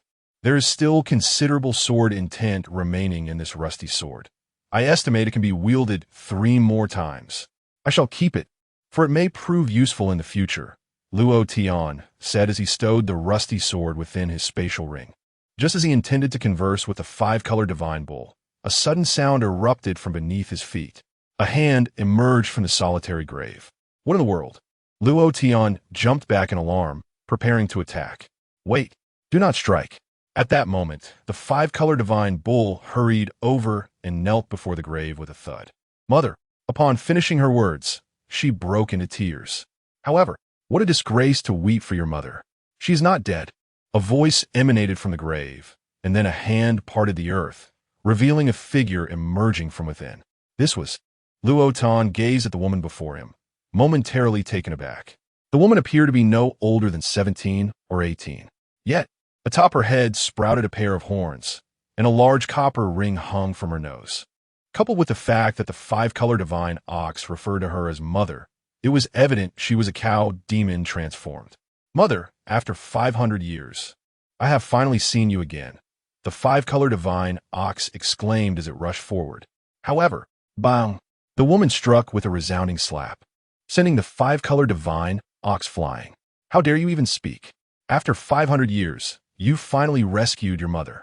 If it had been another 100 years, I would have been sealed to death. The woman roared. I'm sorry. The five-color divine ox replied softly, resembling a child in its demeanor. 500 years? A mother and son? Luo Tian observed the woman and the five-color divine ox, utterly perplexed. The five-color divine ox glanced at Luo Tian and scoffed. All right. Although you took a vial of my divine beast blood, you also rescued my mother, so we are even. Yet before the words had fully escaped his lips, bang! The woman again struck the five-color divine ox away. Mother, why do you keep hitting me? The five-color divine ox asked, looking aggrieved. The woman huffed. Hitting you is too lenient. Someone has rescued your mother, and you think a vial of divine beast blood is enough to settle things? Do you think that vial is worth more than your mother? The five-color divine ox, feeling wronged, fell silent. Meanwhile, the woman swiftly approached Luo Tian, grasping his hands and shaking them fervently. With tears streaming down her face, she declared, Benefactor, I have been sealed in this grave for 500 years, believing I would perish in confinement. I never expected you to act and rescue me, allowing me to see the light of day once more. This kindness and gratitude I can never repay. From now on, you shall be my dear elder brother. I bow to you, my brother. With that, she bowed deeply. Mother, why are you kneeling to this human? The five-color divine ox said, a dark expression crossing its face. However, bang! The woman slapped the five-color divine ox on the head. Can you not speak? What do you mean by human? Address him as uncle, she admonished. I.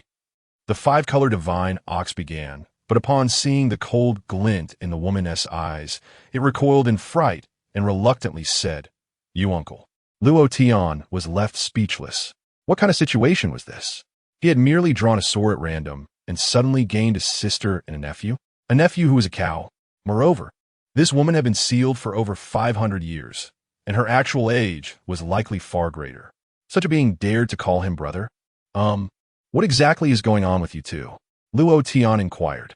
The woman sighed and replied, Brother, I have a human name, Niu Taichue, and my son also bears a human name, Niu Wufang.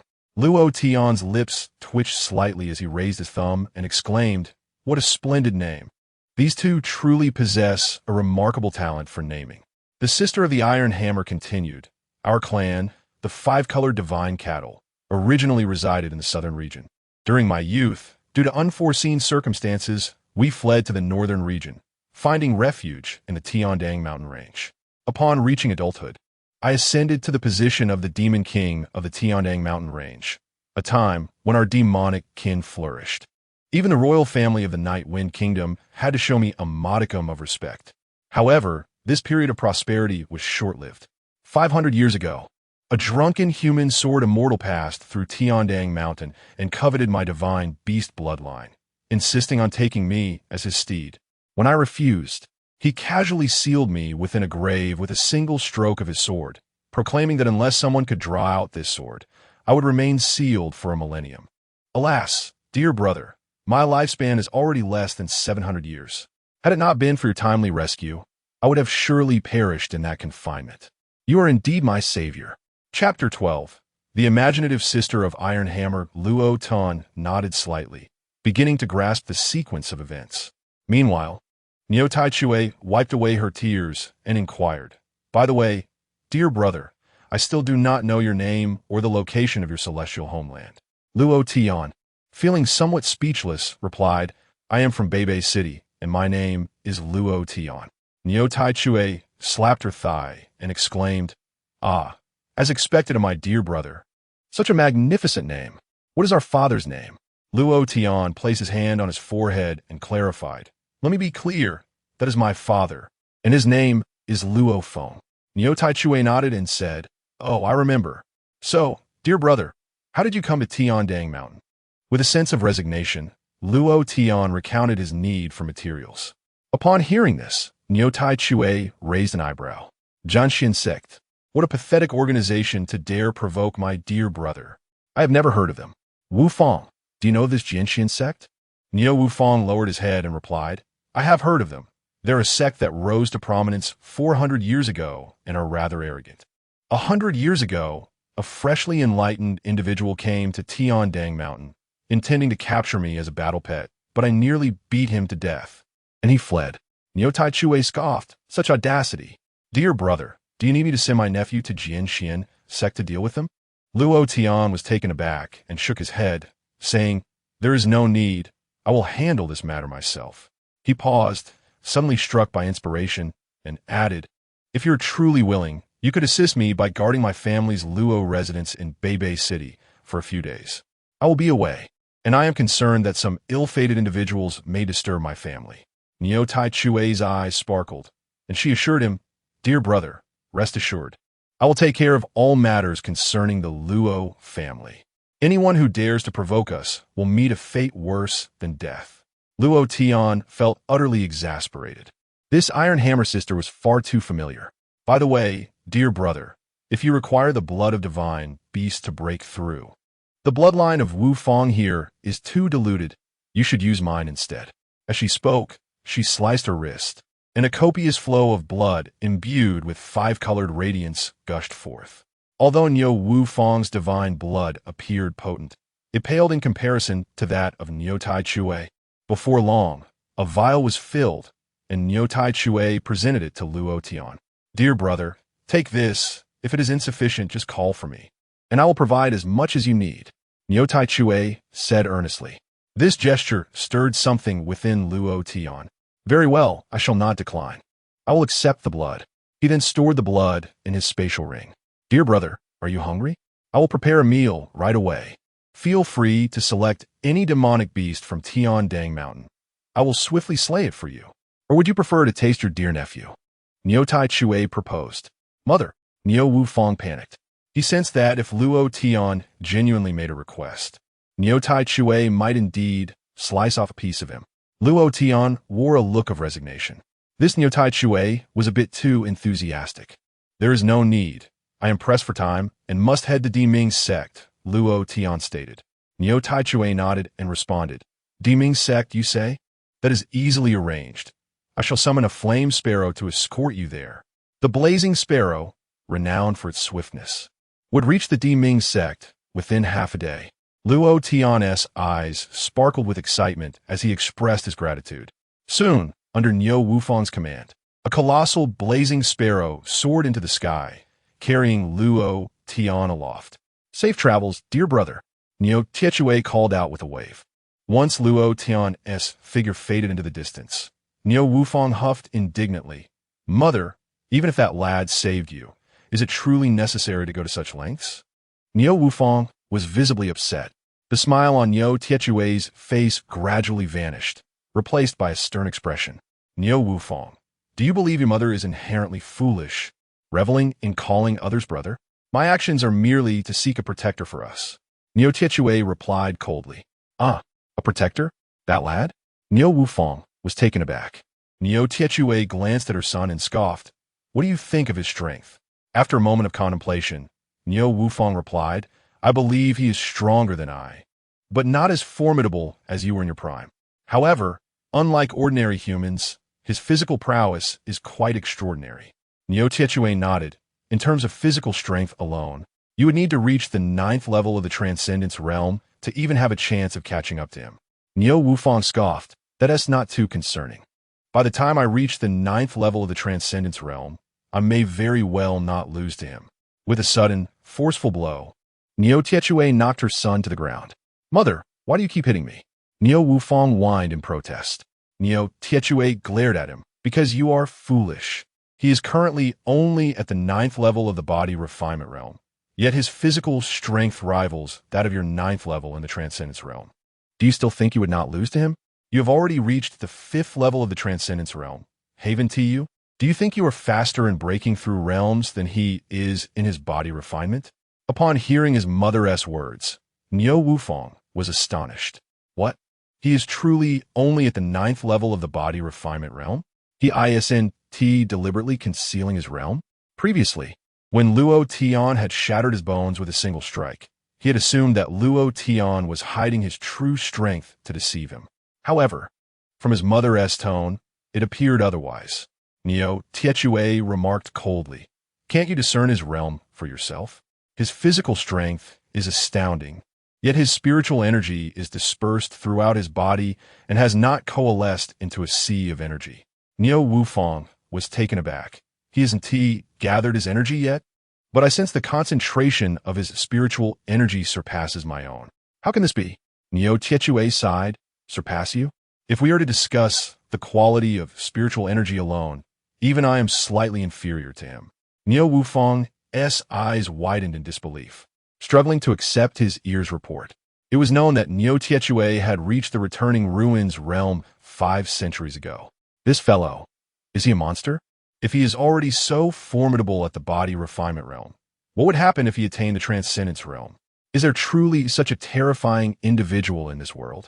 As a divine beast, Niu Wufang held a sense of pride, for both ordinary beast and human were inherently inferior in talent. Yet before Luo Tian, the title of divine beast seemed to hold little significance. If my suspicions are correct, he must be the legendary reincarnation of the martial emperor, declared Niu Tianhui, lifting his head proudly. The reincarnation of the martial emperor? What does that mean? Niu Wufang inquired, astonished. Niu Tianhui glanced at him with a smile and replied, You are still young. It's only natural that you do not know. Those are tales from the ancient era. It is said that there were several martial emperors who, in their previous lives, possessed unparalleled prowess. However, they ultimately met their demise either through betrayal by their brothers or treachery from their betrothed. Though their physical forms perished, their spirits remained undying, eventually seizing control of the bodies of certain feeble humans. These wretches often faced broken engagements or were bullied by their kin or fellow disciples, enduring tremendous hardship in the early stages. Yet, the more they suffered initially, the more formidable they would become in due course. They would undergo a sudden transformation, ultimately achieving greatness that surpassed their former selves, seeking vengeance while establishing powerful sanctuaries and dynasties. Upon hearing this, Niu Wufang murmured to himself, "Human race, feeble, broken engagements. Sudden transformation, my heavens. This truly is the reincarnation of the martial emperor." Chapter 13. Breaking into the mountain gate, Niu Chiechue cast a glance at his son, his pride evident as he said, "Now you understand why I've been so eager to cling to power, right?" Niu Wufang nodded emphatically. "I understand. This is about securing the favor of the future martial emperor." Niu Chiechue sighed. "Our Washiniu clan has suffered greatly. Over the years, we have been hunted, enslaved, and treated as mere mouths. I have fled to this desolate place, yet I am still to be sealed for 5 centuries. I cannot endure this wretched existence any longer. He represents our sole opportunity to defy fate and alter our destiny." Niu Wufang took a deep breath and declared, "I comprehend, mother. I shall head to the Luo family at once." "How infuriating. I will not allow a single person from the Luo family to come harm, even if it costs me my life." Niu Chiechue nodded in agreement. "Precisely. This is the first task he has entrusted to us, and we must not fail." Meanwhile, on the Yankai, Luo Tian suddenly sneezed, startling the majestic bird. "Master, am I flying too fast?" it inquired, trembling. At that moment, Yankai was filled with an overwhelming sense of fear towards Luo Tian, not solely due to the attitude of Niu Chiechue and her son, but also because it felt an extraordinary and terrifying pressure when Luo Tian was seated upon it. The sensation was akin to carrying an immensely powerful deity rather than a mere human. With every breath Luo Tian took, it seemed to invoke some elemental rule of the universe, leaving Yankai with a constant fear of being crushed. After all, it considered itself a formidable beast of the sky, sovereign realm. It could only conclude that Luo Tian was simply too powerful. Unbeknownst to Luo Tian, he was merely feeling bored in the air, quietly practicing the Heavenly Dao breathing technique, which nearly terrified Yankai to death. "How much longer until we arrive?" Luo Tian asked. "Just a few more miles ahead, and we will reach the mountain gate of the Daiming sect. However, Master, the Daiming sect is rather complex, and, as a beast, I'm not suited to enter." Yankai replied cautiously. "Oh, very well, you may set me down," Luo Tian replied nonchalantly. "Understood," Yankai exclaimed with relief. In truth, it was not afraid of the Daiming sect. It simply did not wish to bear the burden of Luo Tian any longer. This fellow was far too intimidating. Swiftly, Yankai descended. "Master, just ahead is the mountain gate of the Daiming sect. If there are no further instructions, I shall take my leave," it stated. "Very well, go." Luo Tian waved his hand. "Farewell," Yankai exclaimed, obeying the command and darting back into the sky. "Damn, I will never take on this job again. It nearly scared me to death," it muttered to itself.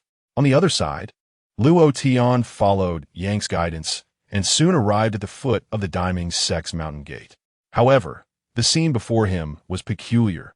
A thick mist enveloped the entrance, seemingly barring entry with an invisible force. Observing this, Luo Tian furrowed his brow and called out loudly, "I am Luo Tian from Bianbeicheng, here to pay my respects to the Daiming sect. I request an audience." Yet his shout did not disperse the mist. A voice coldly emanated from within the mountain gate. "The Earthbright sect is closed to visitors. If you have matters to discuss, return in half a month. Depart swiftly, or bear the consequences." Hearing this, Luo Tian furrowed his brow.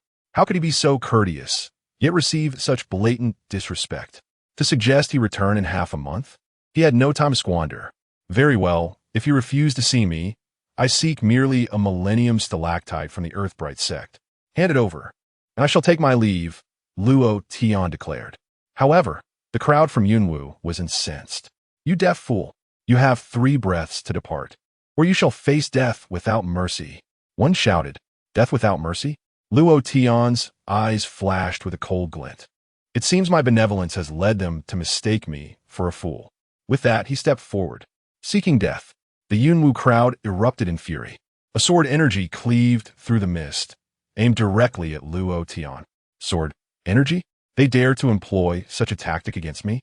Luo Tian scoffed, casting a glance at the oncoming strike. His eyes shimmered with a fierce sword intent. In an instant, the sword energy dissipated into nothingness. What? The individuals from Yunwu gasped, unable to suppress their astonishment. It appeared that the newcomer was not to be trifled with. If that's the case, do not blame me. One of them commanded. Activate the sword formation. With an echoing clang, the mist parted to reveal 6 figures. Simultaneously, they formed seals, conjuring a colossal energy, soared above their heads. Esteemed one, this is one of the 3 great sword formations of the Sword Profound sect, the Bright Moon Sword Formation. Even a formidable expert in the Sky Sovereign realm could be slain. I offer you one last chance. Depart at once. The leader spoke coldly. The Sword Profound sect?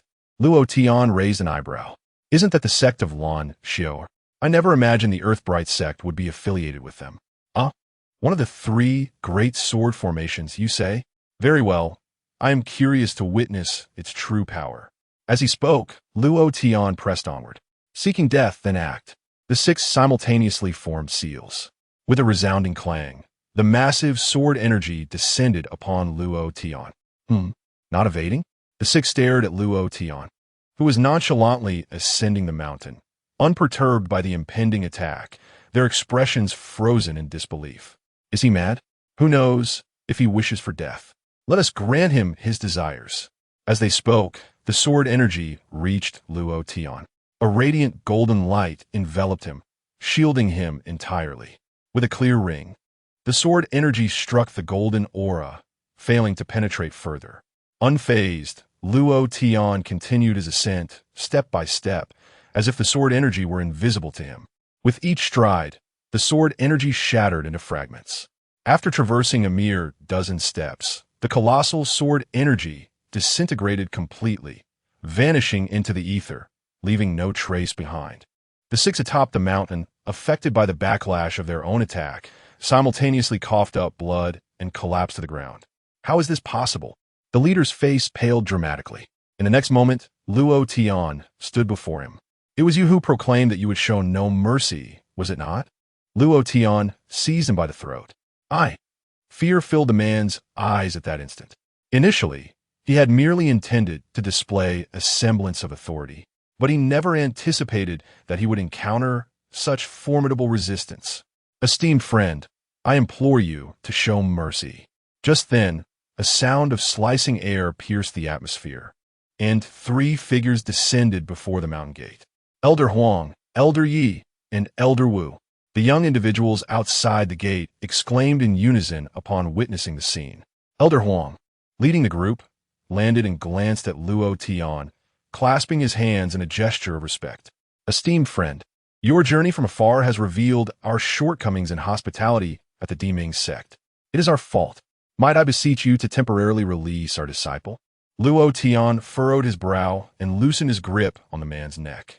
However, before the man could touch the ground, Luo Tian swung his hand, delivering a sharp slap. Smack! The sound resonated, sending the man flying and crashing heavily to the ground, unconscious. You! The 2 individuals behind Elder Huang simultaneously erupted in fury. Chapter 14. A powerful evil spirit? Is this all? Your actions are rather excessive, are they not? Elder Yi spoke coldly. Beside him, Elder Wu exuded an aura that suggested he was prepared to strike at any moment. Excessive? Your disciples lack the ability to communicate effectively, so I have merely taken it upon myself to teach them a lesson. If my actions were truly excessive, he would have perished long ago, Luo Tian replied nonchalantly. Teach a lesson? You think you are worthy of that? Such a young age, yet your heart is so malevolent. I shall take it upon myself to discipline you on behalf of your superior. Elder Yi declared, stepping forward as he formed a hand seal and shouted. Bright Moon Sword Formation. Caw, caw, caw, caw. A solitary crow flew overhead. Aside from that, nothing else transpired. What is happening? The individuals present were momentarily taken aback. Elder Yi, the Bright Moon Sword Formation, has been destroyed, a disciple murmured. What? How can this be? We arrived immediately upon hearing the sound. When did it get destroyed? Elder Yi was astonished. Just now, the sword energy from the formation struck him, and it was rendered completely ineffective, the disciple explained. This left Elder Yi in a state of confusion. The bright moonsword formation was a powerful array meticulously arranged by the Diming sect, acquired at great expense from the Jianxian sect, intended to fend off external threats. Its might was formidable enough to slay those of the Skyward Realm, and even ordinary practitioners of the Profound Realm would bleed if they entered. Who could have anticipated that it would be destroyed today? Was this individual before him of a cultivation level surpassing the Profound Realm? Elder Yi looked at Luo Tian, a bead of sweat forming on his forehead. What are you planning to do? Luo Tian inquired, observing him closely. It's nothing, my arm is merely sore. I need to stretch a bit. Elder Yi hastily changed his demeanor. What a joke. Elder Yi had only achieved the 8th level of the Spirit Transformation Realm, and could only fly with the aid of magical artifacts. Challenging a practitioner of the Profound Realm? Was he courting death? Sigh, everyone step back. Elder Huang sighed, instructing the others to withdraw. He then approached Luo Tian and clasped his hands in respect, saying, Esteemed friend, I must apologize for the lack of hospitality shown by the Diming sect earlier. I hope you can forgive us. Luo Tian responded coolly. Let us dispense with the pleasantries. I did not come to your esteemed sect seeking trouble. I simply wish to acquire a piece of millennia-old stalactite. Once I obtain it, I shall depart immediately. Elder Huang's expression turned troubled upon hearing this. Is it that the Diming sect does not possess any? Luo Tian asked, furrowing his brows. Elder Huang forced a smile. While the millennia-old stalactite is indeed precious, we do have some within the Diming sect. However, we are currently unable to present it to you. Why is that? Luo Tian inquired, bewildered. Elder Huang sighed deeply. Our sect is currently facing unforeseen difficulties, and though we prefer not to disclose such matters to outsiders, it is inappropriate to withhold the truth now that you have arrived. You should know that our sect specializes in geomancy and the search for dragon veins and spiritual mines. However, the practice of geomancy can disrupt the natural order, easily attracting malevolent entities.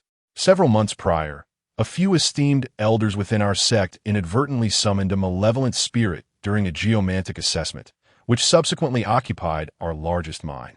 As a result, the extraction of both the millennia-old stalactites and other spiritual ores has come to a halt. The spirit's formidable power has led to the loss of several elders from our sect. To exorcise this malevolent entity, we have expended a considerable sum to engage a soul master. The master has meticulously arranged a formation for the purpose of banishing the spirit, having prepared for 49 days. With today marking the final day, any disturbance is intolerable. Thus, we have sealed the mountain gates and shall not entertain visitors. However, it appears that a disciple of ours, lacking in discernment, has inadvertently offended you, esteemed friend. For this, I humbly seek your pardon. Elder Huang spoke with utmost courtesy. It was evident that he reserved such politeness for only a select few. Had it been anyone else, he would scarcely have engaged in such lengthy discourse. However, having previously witnessed Luo Tian's capabilities, he dared not to be impolite towards such a formidable individual. Luo Tian nodded, inquiring if it was indeed possible to expel the malevolent spirit today. Elder Huang hesitated briefly before affirming that there was indeed a possibility, albeit a challenging one due to the spirit's strength.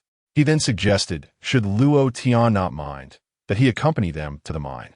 If the spirit could be banished today, the Diming sect would graciously offer a portion of the millennia-old stalactite. Elder Huang was acutely aware that the Diming sect was not renowned for its martial prowess, but was instead quite affluent. To survive in this world, one must seek powerful allies.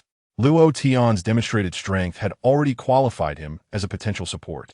Therefore, despite the value of the stalactite, Elder Huang was willing to part with it. Very well, lead the way, Luo Tian responded. Esteemed friend, please. Elder Huang gestured, commanding his artifact to soar into the air. Simultaneously, Luo Tian vanished from his original position, appearing on Elder Ye's flying artifact. Ah, what are you doing?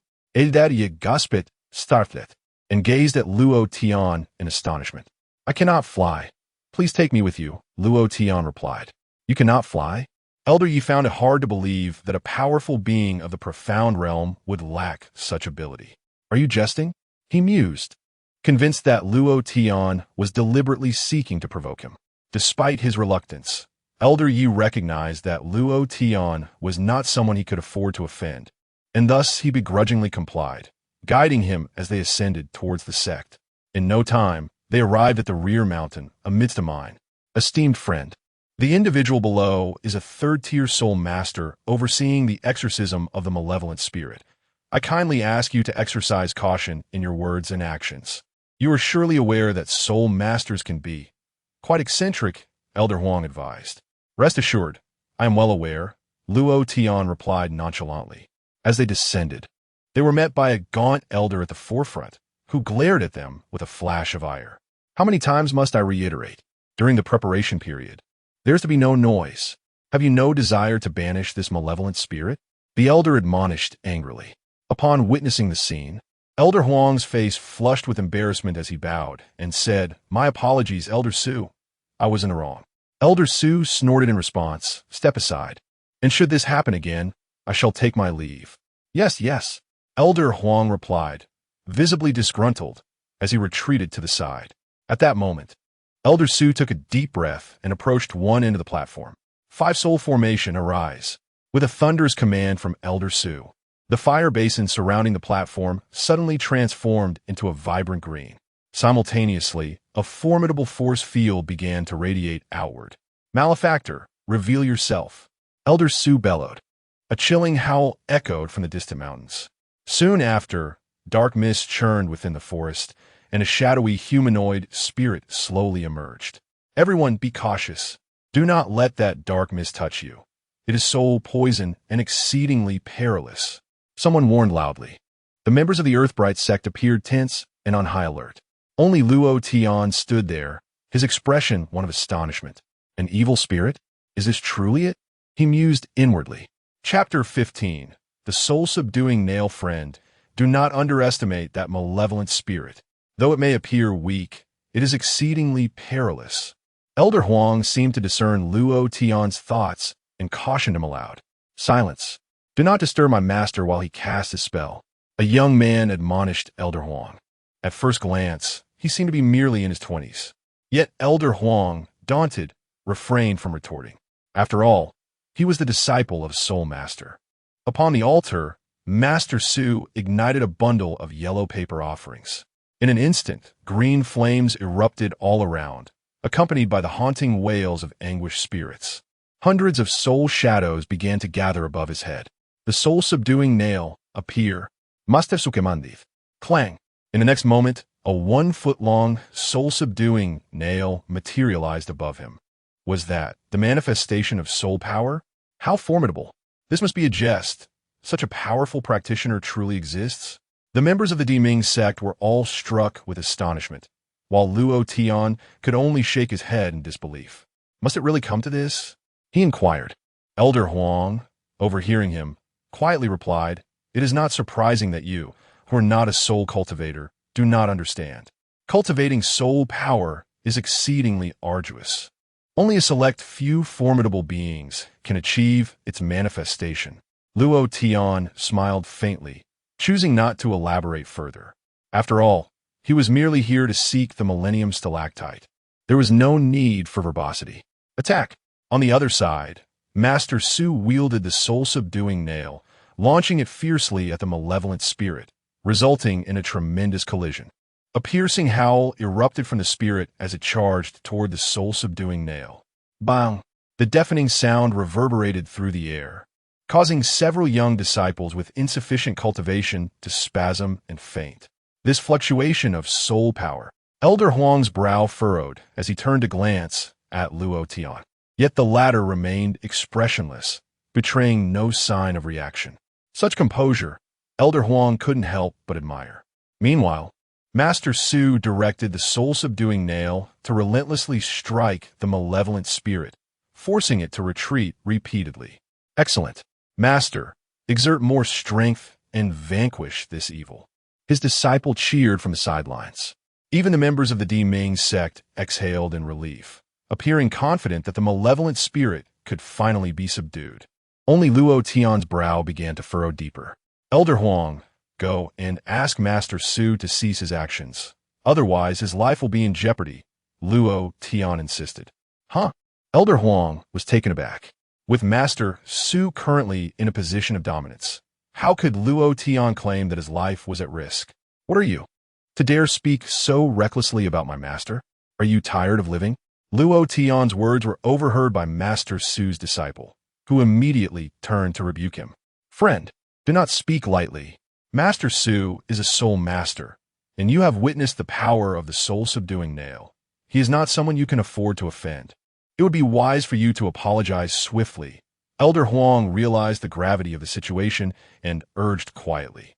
However, Luo Tian sighed and said, the soul-restraining nail can indeed subdue malevolent spirits, but regrettably, the one wielded by Elder Su is not a genuine soul-restraining nail.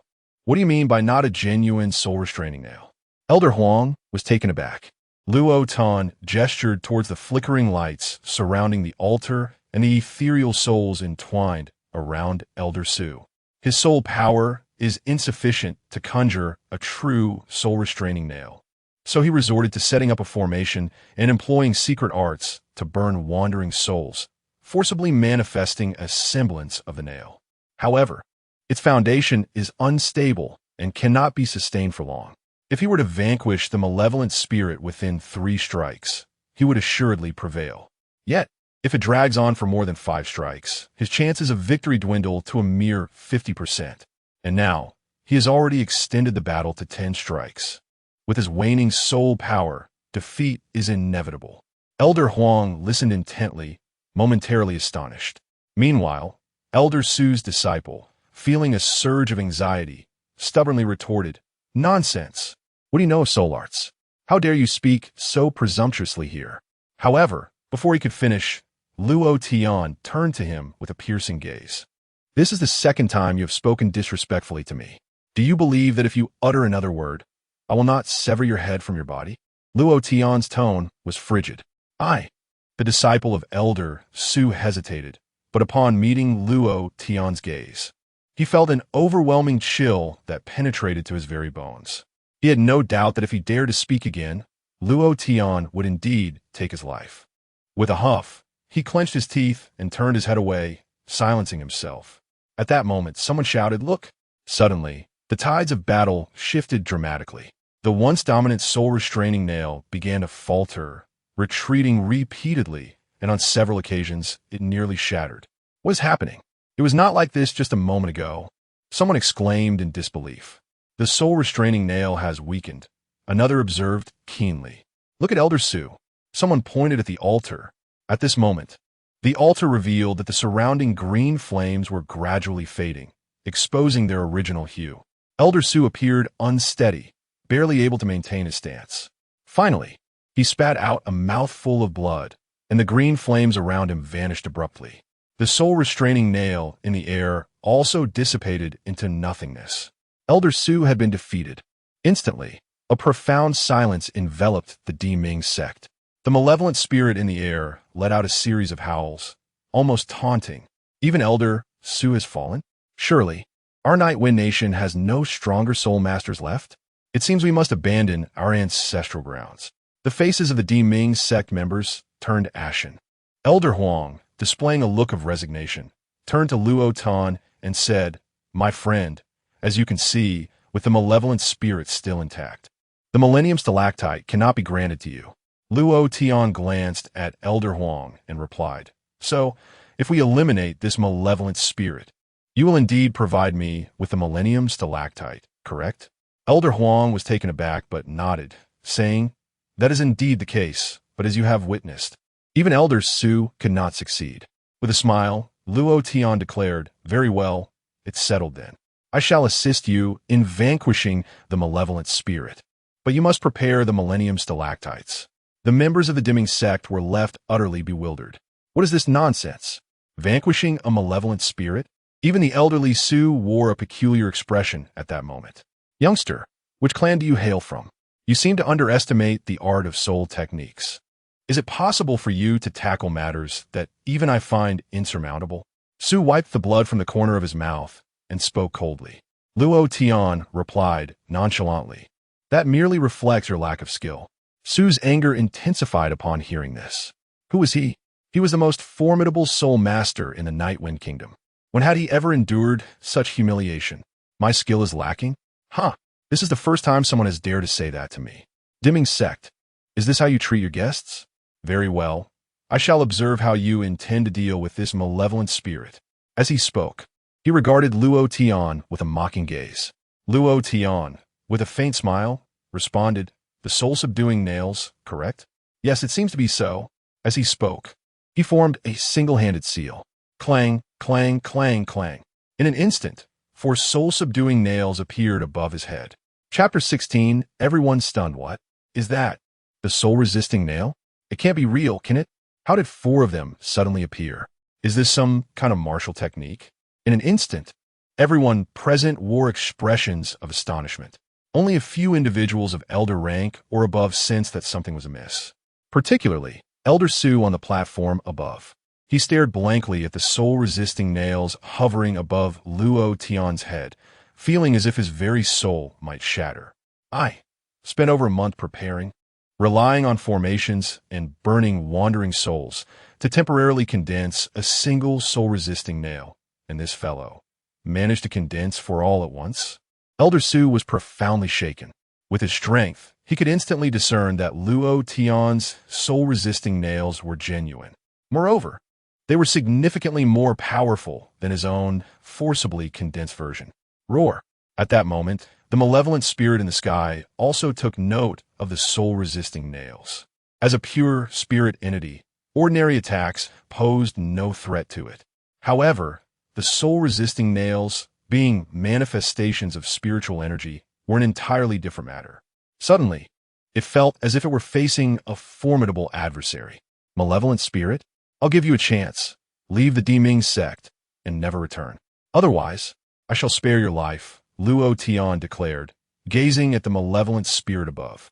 Whoosh! The malevolent spirit's eyes glowed fiercely as it lunged forward, claws bared. You dare to disregard my warning. Luo Tian frowned and waved his hand. Whoosh, whoosh, whoosh, whoosh.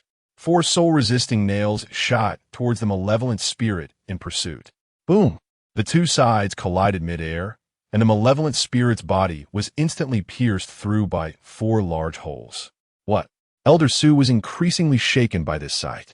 His own soul-resisting nails could only temporarily suppress the malevolent spirit. Yet, Luo Tian's soul-resisting nails had punctured the spirit's body in an instant. The disparity was striking, and Elder Su felt it most acutely. In that moment, the way he looked at Luo Tian was devoid of any contempt. Instead, only reverence remained. Powerful, exceptionally powerful. Roar! The malevolent spirit, experiencing such grievous injury for the first time, let out a sorrowful wail. Whoosh!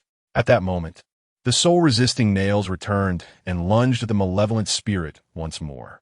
This time, the spirit dared not confront them head-on, shrieking as it turned to flee. Fellow Taoist, do not let this beast escape into the earth's veins. Otherwise, it will be troublesome to coax it out again, Elder Huang warned. Indeed, Luo Tian had already sensed this. He waved his right hand, sealing off the escape routes with 2 soul-resisting nails, while the remaining 2 pursued relentlessly. Roar! The malevolent spirit shrieked in agony and attempted to flee in another direction, the soul-resisting nails hot on its heels. This wretched beast's movements are too elusive. 4 soul-resisting nails cannot catch up to it. If only there were one more. The sect master of D, Ming, furrowed his brow. He could see that if it were to confront Luo Tian directly, the malevolent spirit would surely meet its demise. However, if it was intent on fleeing, 4 soul-resisting nails posed quite the challenge. Prepare a soul-recalling elixir for me. I shall lend my assistance to this esteemed individual. What? The members of the Earthbright sect were taken aback. Elder Su had been with them for some time now, and even their sect leader had a bow to him. Yet now, he referred to Luo Tian as esteemed individual. Skill surpasses skill, talent outweighs talent. Elder Huang mused inwardly. Master, your soul energy is depleted. You mustn't exert yourself further. Elder Su's disciple urged from the side. But Elder Su shook his head resolutely. No, if the 4 soul restraining nails cannot vanquish this fiend, I must assist this esteemed individual to atone for my earlier insolence. Even if my soul energy is irreparably damaged, it is a debt I must honor. The crowd was once more left in disbelief. When did the eccentric Elder Su become so noble? Even Luo Tian could not help but cast a second glance at the old man. This individual is rather intriguing. There is no need for intervention. If 4 soul restraining nails are insufficient to deal with this abomination, then let us summon 4 more.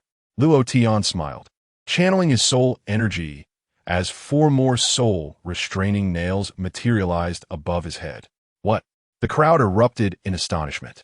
The initial 4 soul restraining nails had already seemed dreadfully formidable, yet Luo Tian conjured 4 more in an instant. To what extent had his soul energy grown? Perish! With a wave of his hand, the 4 soul restraining nails hurtled toward the malevolent spirit. The malevolent spirit sensed the peril and desperately attempted to flee. But the 8 soul restraining nails sealed off all avenues of escape, forcing it to dart back and forth in place. In mere moments, it was struck multiple times by Luo Tian's nails, its aura diminishing steadily. What a formidable malevolent spirit! How can it endure against 8 soul restraining nails for so long? No wonder we suffered such losses among our comrades. The members of the Earthbright sect gasped in awe. Elder Su's complexion turned pale. He had not anticipated the spirit's tenacity. How foolish was he to once boast of exorcising such a creature. Truly embarrassing. Elder Su recognized the vast chasm between his own soul energy and that of the malevolent spirit. Had it not been for Luo Tian's presence, he might very well have met his demise today. Clearly, he had underestimated Luo Tian's capabilities. The ability to wield 8 soul restraining nails. Terrifying. Utterly terrifying. However, Luo Tian, observing the stalemate, gradually lost his patience. Little pest, you think you can evade me? Very well, let us see how well you could dodge. With determined eyes, Luo Tian spread his arms, unleashing an onslaught of soul restraining nails toward the malevolent spirit as if they were mere trifles. The onlookers were left dumbfounded. 8, 16, 20, 30. The sight of the densely packed soul restraining nails left the crowd in a trance. Was this truly the same soul restraining nails? Elder Su had exerted immense effort to summon a single one previously, yet now. Esteemed individual, it is done. The malevolent spirit has been utterly vanquished. Su Lao was the first to regain his composure and reminded Luo Tian. At this moment, Luo Tian had cast over 100 soul restraining nails, which densely filled the air, sealing off an entire expanse. The malevolent spirit was not merely pinned down by the nails, but rather crushed to oblivion by the sheer multitude of them. Is it over? Upon hearing this, Luo Tian finally ceased his actions. He thought to himself, what a truly troublesome foe. With a swift motion, he retracted all his spiritual energy. The onlookers were left in stunned silence. How could he still have the audacity to label others as troublesome with such a method? Thank you, esteemed one, for ridding our sect of this great menace. May I inquire your honored name? The Diming sect shall forever hold you in gratitude. The sect leader of Diming finally came to his senses and exclaimed loudly. What a jest! Not only had Luo Tian rendered invaluable assistance to their sect, but the display of his formidable prowess was an opportunity he could not afford to overlook. Chapter 17. The Soul Master Guildmaster. This esteemed friend is the one I brought up the mountain. Elder Huang interjected playfully, a smile gracing his face. This merit cannot be attributed to anyone else. However, smack! The leader of the Diming sect struck Elder Huang on the head. What do you mean by esteemed friend? Do you think you deserve such a title? Are you not aware of your own standing? He bellowed. Yes, master. Elder Huang promptly bowed to Luo Tian. At that moment, Luo Tian found himself at a loss for words. There's no need for such formality, Elder Huang. Our agreement still stands, right? Luo Tian inquired.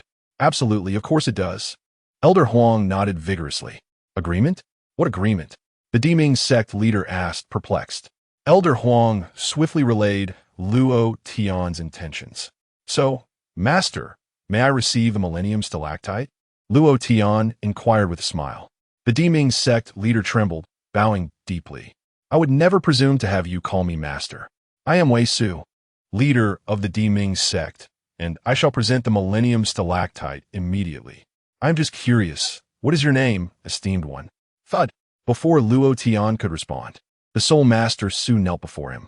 Esteemed one, I am Su Ping, an elder of the Soul Master Guild of the Night Wind Kingdom. May I inquire as to your identity? Are you a Soul Master from the Tianyang Empire, or perhaps, are you a dignitary from the headquarters of the Soul Master Guild? He addressed Luo Tian with utmost reverence, despite the blood still staining his lips. The others were stunned by his words. The Tianyang Empire? One of the three great empires of Fenglinsu? They thought. Indeed, it is only in such places that one would encounter a Soul Master of such caliber. They all nodded in silent agreement. Meanwhile, Luo Tian was utterly bewildered. What is all this nonsense? My name is Luo Tian, and I hail from Bianbeicheng City, he stated nonchalantly, showing no inclination to conceal his identity. Bianbeicheng City? The crowd exchanged glances, ruminating over the name for quite some time, unable to recall which formidable force it belonged to. Only one elder cautiously ventured. Could it be the Bianbeicheng City to the north of our Night Wind Kingdom? Luo Tian affirmed. Indeed, that is correct. The crowd looked at one another in astonishment. Bianbeicheng City was merely a small town within the Night Wind Kingdom, having not produced a renowned figure or a strong force in countless years. Yet here stood Luo Tian, claiming to come from there while wielding such formidable soul arts. Lord Luo Tian, you must not have joined the Soul Master Guild yet, have you? Picking up on Luo Tian's implication. No, I have no idea what the Soul Master Guild is, Luo Tian genuinely replied. Su was taken aback, exclaiming, esteemed one, a powerful Soul Master like yourself is oblivious to the Soul Master Guild? Our guild was founded 8,000 years ago by the esteemed 9th-level Soul Master, Li Tian Xiao, with the purpose of uniting Soul Masters across the world. The Soul Master Guild offers level certification for Soul practitioners. Once an individual becomes a certified Soul Master, they will enjoy a salary from the guild, which increases with their rank. Of course, as a member of the guild, one must also fulfill certain responsibilities, such as completing at least one task commissioned by the guild each year. However, upon successful completion of these tasks, additional rewards await. At this point, he raised his head and cautiously inquired, Lord Luo Tian, since you have not yet joined the Soul Master Guild, might you be interested in doing so? Su Ping had already discerned the immense power of Luo Tian's soul force. If he could persuade him to join the guild, it would significantly enhance the strength of the Night Wind Nation's Soul Master Guild. More importantly, as the referrer, he would reap substantial benefits.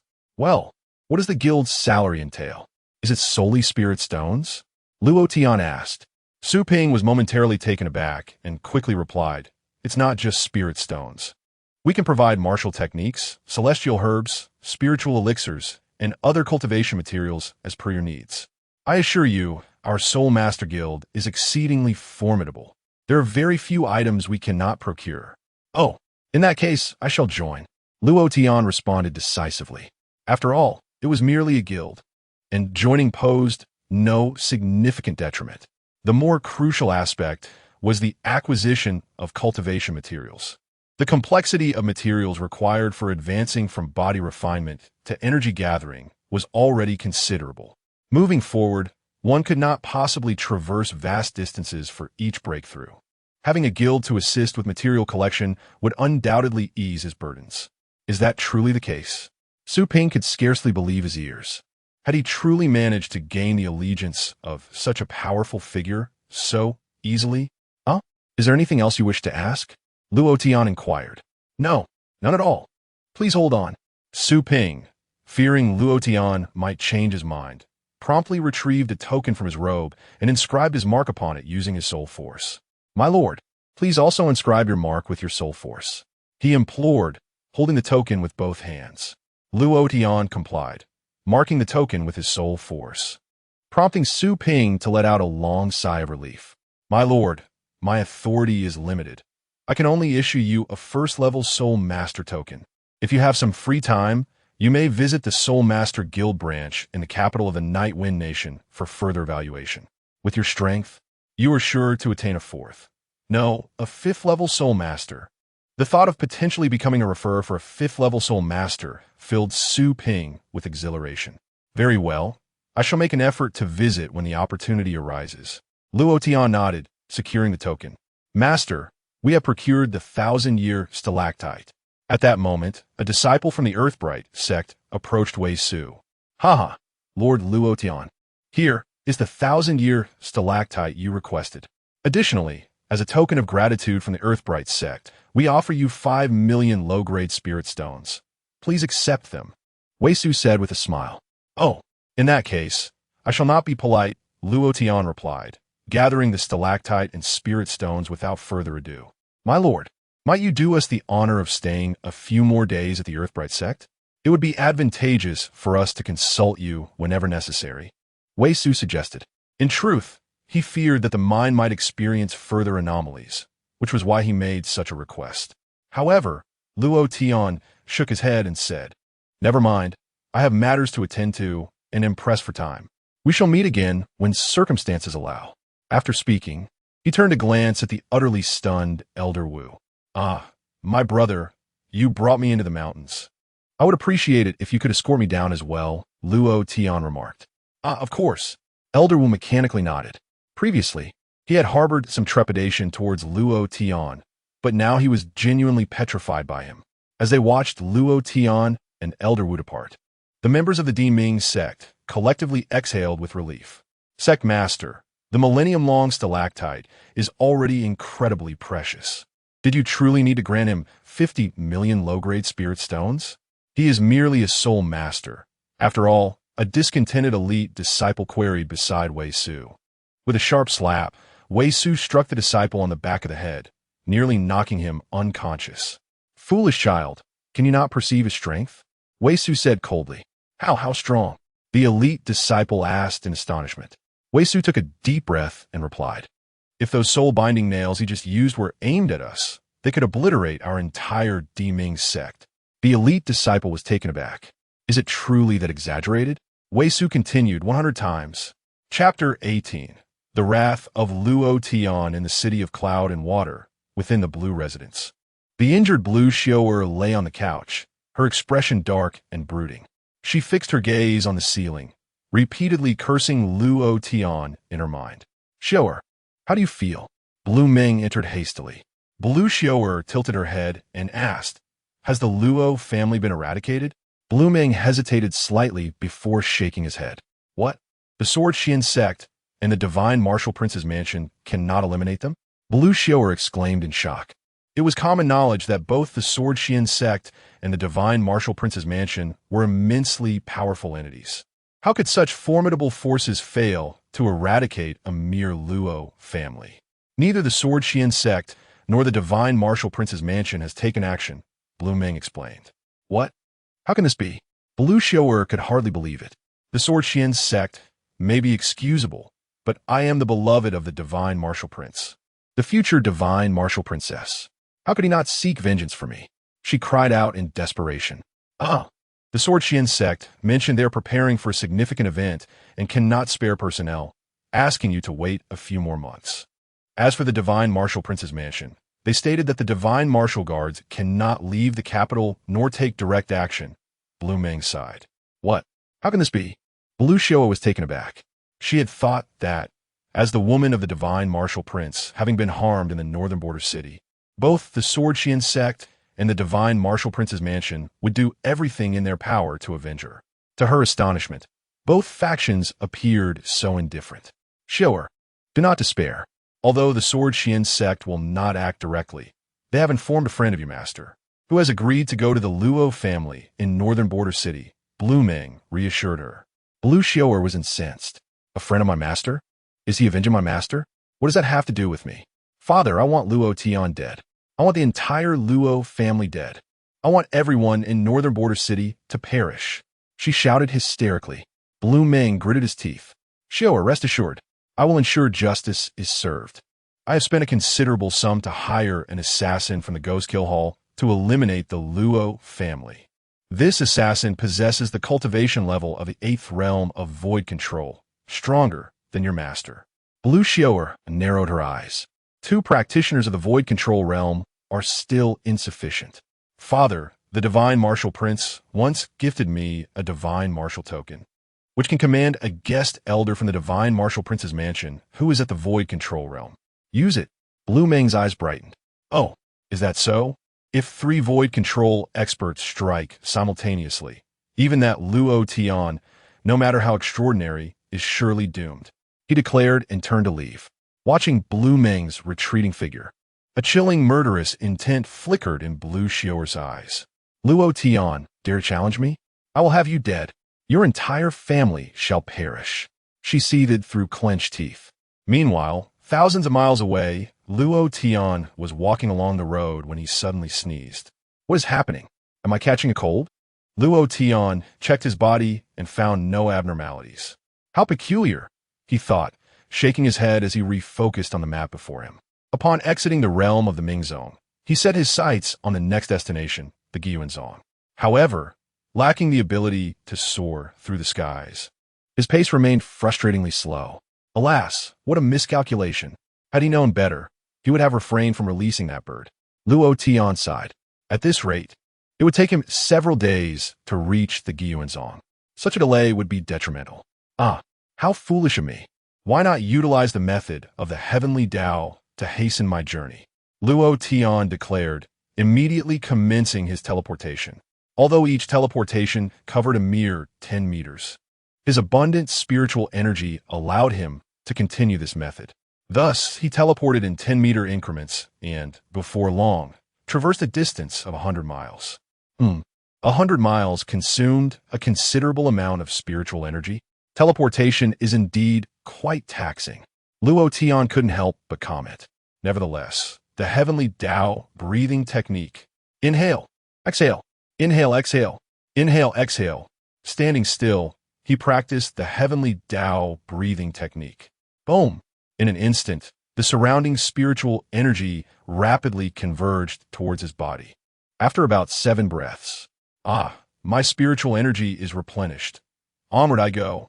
Luo Tian smiled and teleported once more to a spot 10 meters away. Shortly after his departure, several figures descended from the skies.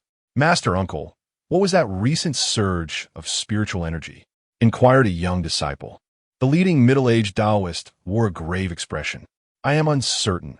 Perhaps a powerful being is performing their cultivation nearby? A powerful being? How formidable could they be? Could they possibly surpass you, Master Uncle? Replied the young man, eliciting laughter from those behind him. The Taoist's face remained somber as he said, They are likely far stronger than I. What? The young disciples were all taken aback. This middle-aged Taoist was a formidable practitioner at the first level of the Tongxian realm. If someone were indeed stronger than him, what could that imply? The Taoist surveyed his surroundings and clasped his hands. I wonder which esteemed elder is cultivating in this vicinity? Might you reveal yourself? However, after a prolonged silence, there was no response. Little did he know that at that moment, Luo Tian had already teleported several dozen miles away. With a furrowed brow, the Taoist remarked, If the esteemed friend is unwilling to show themselves, then I shall take my leave. Farewell. He felt a profound sense of regret. Based on the recent surge of spiritual energy, it was evident that a top-tier powerhouse had been present. Had he been able to make their acquaintance, perhaps their assistance could have averted a calamity for their sect. Alas, it seems that the Guanzong is destined to face this tribulation. The Taoist muttered to himself. Turning to his companions, he instructed, Let us depart. We must return to the sect before dawn. Yes, the disciples, shedding their previous mirth, were lifted by the Taoist's artifact and soared into the sky. Meanwhile, in a remote mountainous area 100 miles away, boom! A towering tree was abruptly severed in 2. Oops! I miscalculated and collided with the tree while teleporting. Luo Tian rubbed his forehead. Just moments ago, in a fleeting instant of teleportation, he inadvertently collided with an ancient tree, causing it to splinter. It appears that teleportation carries its own risks. One must exercise greater caution. The most pressing concern is, he picked up the map and surveyed his surroundings. It seemed he had lost his way. Which direction is the Guiyuan sect? Surely it must be that way. As Luo Tian pondered, he vanished once more in a flash, embarking on his journey anew. However, the course he chose diverged entirely from the path taken by the middle-aged Taoist and his companions. Several hours later, he found himself at a den of demonic beasts. With a thunderous crash, the lair collapsed instantaneously, leaving dozens of ethereal beasts trembling in fear. Huddled together as they gazed in terror at the human who had obliterated their home. Curse it! Have I erred once more? Where, indeed, is the Guiyuan sect? Luo Tian bellowed in frustration. Chapter 19. Do you believe I call this a traffic accident? At midnight, on the outskirts of the Guiyuan mountain range, a group of individuals paused to rest amidst a grove of trees. With a resounding crack, a young man, appearing to be in his early 20s, struck a pile of wood with his palm, igniting a bonfire. Hey, Elder He, what do you think of my fire palm technique? He inquired with a grin. The stooped Elder He smiled faintly and replied, at just 21 years of age, with a cultivation level of the second stage of Qi gathering, to wield such formidable power with your fire palm. Du Xiaoyuan, you are indeed a heroic youth. Puffed up with pride from Elder He's praise, Du Xiaoyuan beamed. Meanwhile, Elder He turned his gaze to a stunning young lady beside him, whose expression was clouded with worry. Do not fret, my lady. The Guiyuan sect has sealed the mountain at night, but come dawn, we shall ascend, he assured her. The maiden sighed. Elder He, do you believe the Guiyuan sect will assist us? Elder He pondered for a moment before responding. The Guiyuan sect has always maintained a close relationship with your family, and given the previous head's promise, I believe they will. Yet the young lady sighed again. While that may be so, the former sect leader has passed on. When a person departs, so too does their influence. Elder He chose not to respond, for he too recognized the truth in her words. This matter was indeed fraught with difficulty. At that moment, Yip, a pure white fox, leaping up beside the maiden, suddenly bared its teeth and growled at a thicket of trees. Little May, what is it? The maiden stammered in surprise. Elder He, however, instantly adopted a serious demeanor and shouted, Be on guard. In an instant, dozens of attendants gathered around the bonfire, weapons drawn, encircling the young lady. Elder He? She queried, bewildered. Elder He lowered his voice to explain, My lady, Little May is a star-eyed white fox, one of the most perceptive mystical beasts. Its heightened alertness indicates that a formidable foe is nearby. With that, he called out towards the thicket, You need not hide. Please step forward so that we may meet. All eyes turned towards the direction of his call. I never expected a mere beast to detect my presence. It seems my cultivation is still lacking. A tall figure with flowing red hair emerged slowly from the shadows. Who are you? Elder He demanded, his tone grave. The red-haired man did not answer, but instead surveyed the group before his gaze finally settled on the young lady. Oh, a glimmer of interest sparked in his eyes. Exquisite. Simply exquisite. I never imagined that within the diminutive Night Wind Kingdom, there would be such a striking individual. I must tread carefully when I toy with you. It would be a pity if I were to accidentally kill you, he chuckled wickedly. The maiden flushed with a mix of embarrassment and anger, yet remained silent. You seek death. Du Xiaoyuan, overhearing the exchange, felt a surge of rage and prepared to strike. Wait. Elder He grasped Du Xiaoyuan firmly. Elder He, why are you stopping me? This insolent scoundrel deserves to be torn apart. Du Xiaoyuan retorted angrily. Old He shook his head and said, You are no match for him. His realm surpasses mine. What? Du Xiaoyuan froze in place. He was aware that Old He was a formidable figure of the 9th level of the Void Realm. If someone were to surpass him, then this red-haired individual must possess at least the level of the Profound Realm. Attaining the Profound Realm would grant one great respect in the Night Wind Kingdom. Could it be that the person before him was one of those esteemed beings? This esteemed friend, we are disciples of the Return to Origin sect. I kindly ask you to spare us, considering our affiliation, Old He implored, lowering his stance in an effort to avoid provoking the man. He invoked the name of the Return to Origin sect, a prestigious institution in the Night Wind Kingdom, home to 3 powerful figures of the Profound Realm. Generally, anyone within the Night Wind Kingdom would show some deference to them.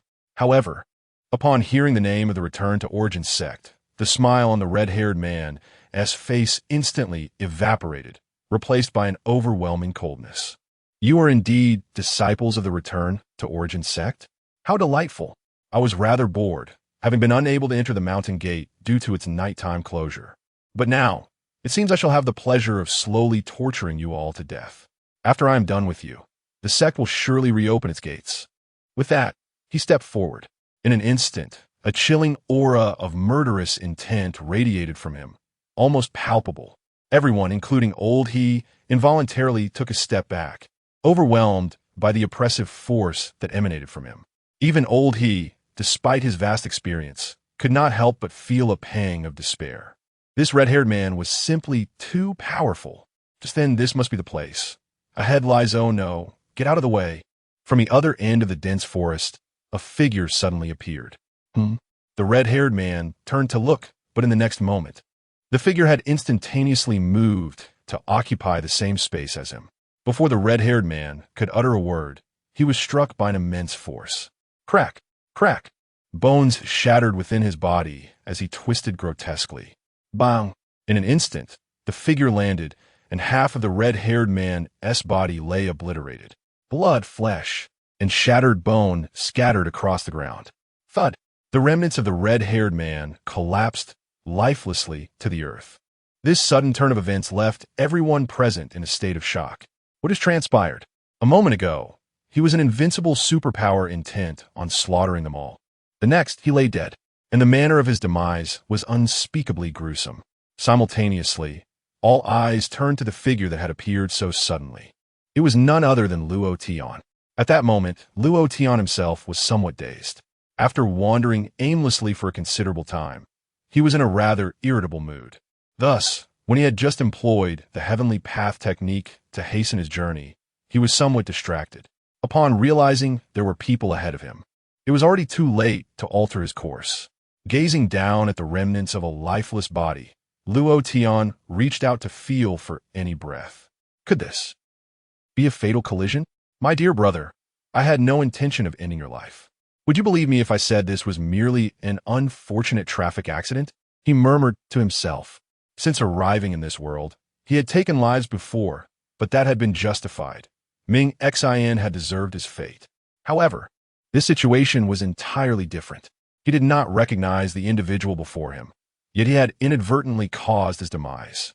As a well-educated youth of the new era, he found this reality difficult to accept. Is he one of your companions? You all witnessed it, didn't you? I merely accidentally struck him down. I did not intend to kill him. Luo Tian raised his gaze to inquire of Elder He and the others. The group fell into speechlessness once more. What on earth was the matter with this young man? Elder He, being a seasoned veteran, was the first to regain his composure and hurriedly interjected. Esteemed friend, you need not harbor feelings of guilt. This individual was not one of our companions. In fact, he was just about to attempt to take our lives when you inadvertently ended his. As he spoke, Elder He felt a sense of absurdity. This red-haired man was a master of the profound realm. The notion that he had been struck down was so incredulous that, were it not for his own eyes having witnessed the event, he would have found it hard to believe had someone else told him. Chapter 20. The demeanor of a master after listening to the explanation. Luo Tian shook his head resolutely and remarked, if he intends to kill you, that is a matter between you. It bears no relation to me. With that, he crouched down, gazing at the red-haired man with a look of sincere regret. My dear brother, you can see for yourself that this predicament is indeed my fault, yet it was not my intention. Allow me this.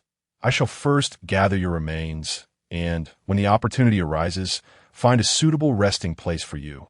Perhaps even a venerable monk to perform a rite for your soul, ensuring that in your next life, you may be reborn into a good family. As he spoke, he began to perform a gesture of respect, muttering incantations under his breath.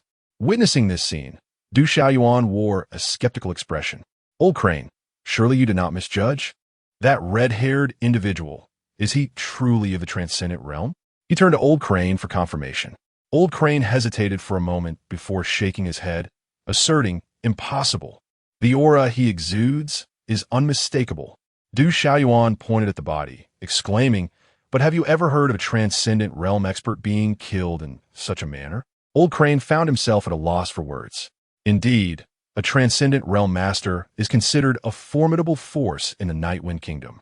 Although there have been instances of such powerful beings falling over the years, none have met their end in such a manner. Perhaps this fellow possesses even greater strength? Old Crane speculated, looking at Luo Tian, though he himself struggled to accept this explanation. After all, could it be said that an individual, regardless of their prowess, could cause the demise of a transcendent realm master without sustaining a scratch? Du Xiaoyuan frowned, questioning he is strong? I find that hard to believe. Just moments ago, when that red-haired man appeared, Little May called out twice. Yet when this fellow emerged, did you hear Little May make a sound? Old Crane was taken aback, recognizing the validity of that observation. The starry-eyed white fox is exceptionally sensitive to the presence of powerful beings. Indeed, upon Luo Tian's arrival, Little May had remained silent. Little May, the group turned their gazes towards her simultaneously, only to discover her lying on her back, twitching uncontrollably, frothing at the mouth. She had fainted. Little May, the young girl rushed over, cradling the little fox and shaking her vigorously. Oh! Little May slowly opened her eyes, appearing somewhat dazed. Little May, tell me, do you perceive any strength in that fellow? Du Xiaoyuan inquired, leaning closer. He still found it difficult to believe that this youthful individual, appearing even younger than himself, could possess such formidable strength. Little May followed his pointing finger and caught sight of Luo Tian. She kicked her legs in alarm, frothing at the mouth once more before fainting again. Little May, wake up. The girl was on the verge of tears. With a resounding slap, Old Crane struck Du Xiaoyuan on the back of the head. What a foolish suggestion you made. He chided. Du Xiaoyuan stuck out his tongue in response. The fact that Little May, who was most attuned to the aura of powerful beings, had fainted in fright indicated that this individual was indeed extraordinarily powerful. But how could he be so young? Du Xiaoyuan struggled to reconcile this revelation. It is worth noting that Du Xiaoyuan possesses exceptional strength among his peers. Even if there are those who surpass him, there remains a glimmer of hope for him to catch up. However, the figure before him, Luo Tian, emanates a power so profound that it eludes his comprehension entirely. This is excessive. Perhaps he merely possesses an ageless charm. His actual age could very well exceed mine. Elder, he pondered thoughtfully beside him. That must be the case. Du Xiaoyuan finalement exalted, relievé. Indeed, if he were to be surpassed by an ancient fiend, it would be understandable. Senior, there is no need for such hesitation. This person is undoubtedly a villain of great malevolence.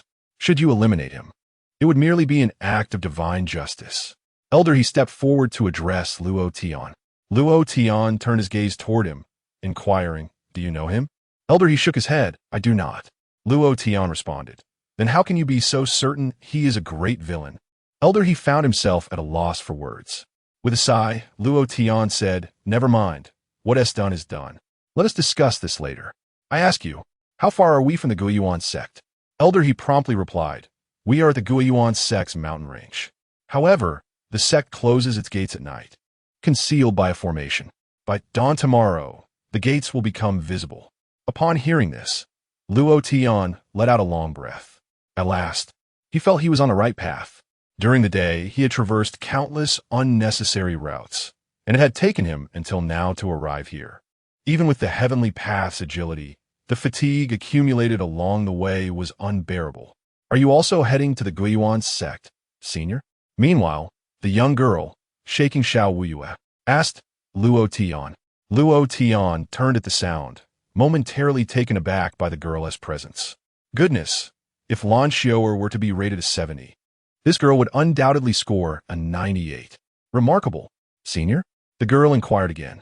Regaining his composure, Luo Tian cleared his throat and responded, yes. Are you affiliated with the Guiyuan sect?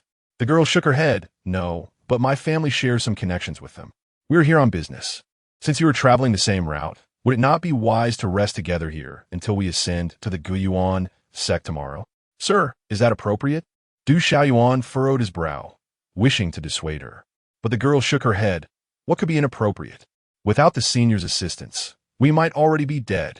Furthermore, having a senior with us would surely enhance our safety, would it not? Elder, he nodded in agreement. What the young lady says holds merit.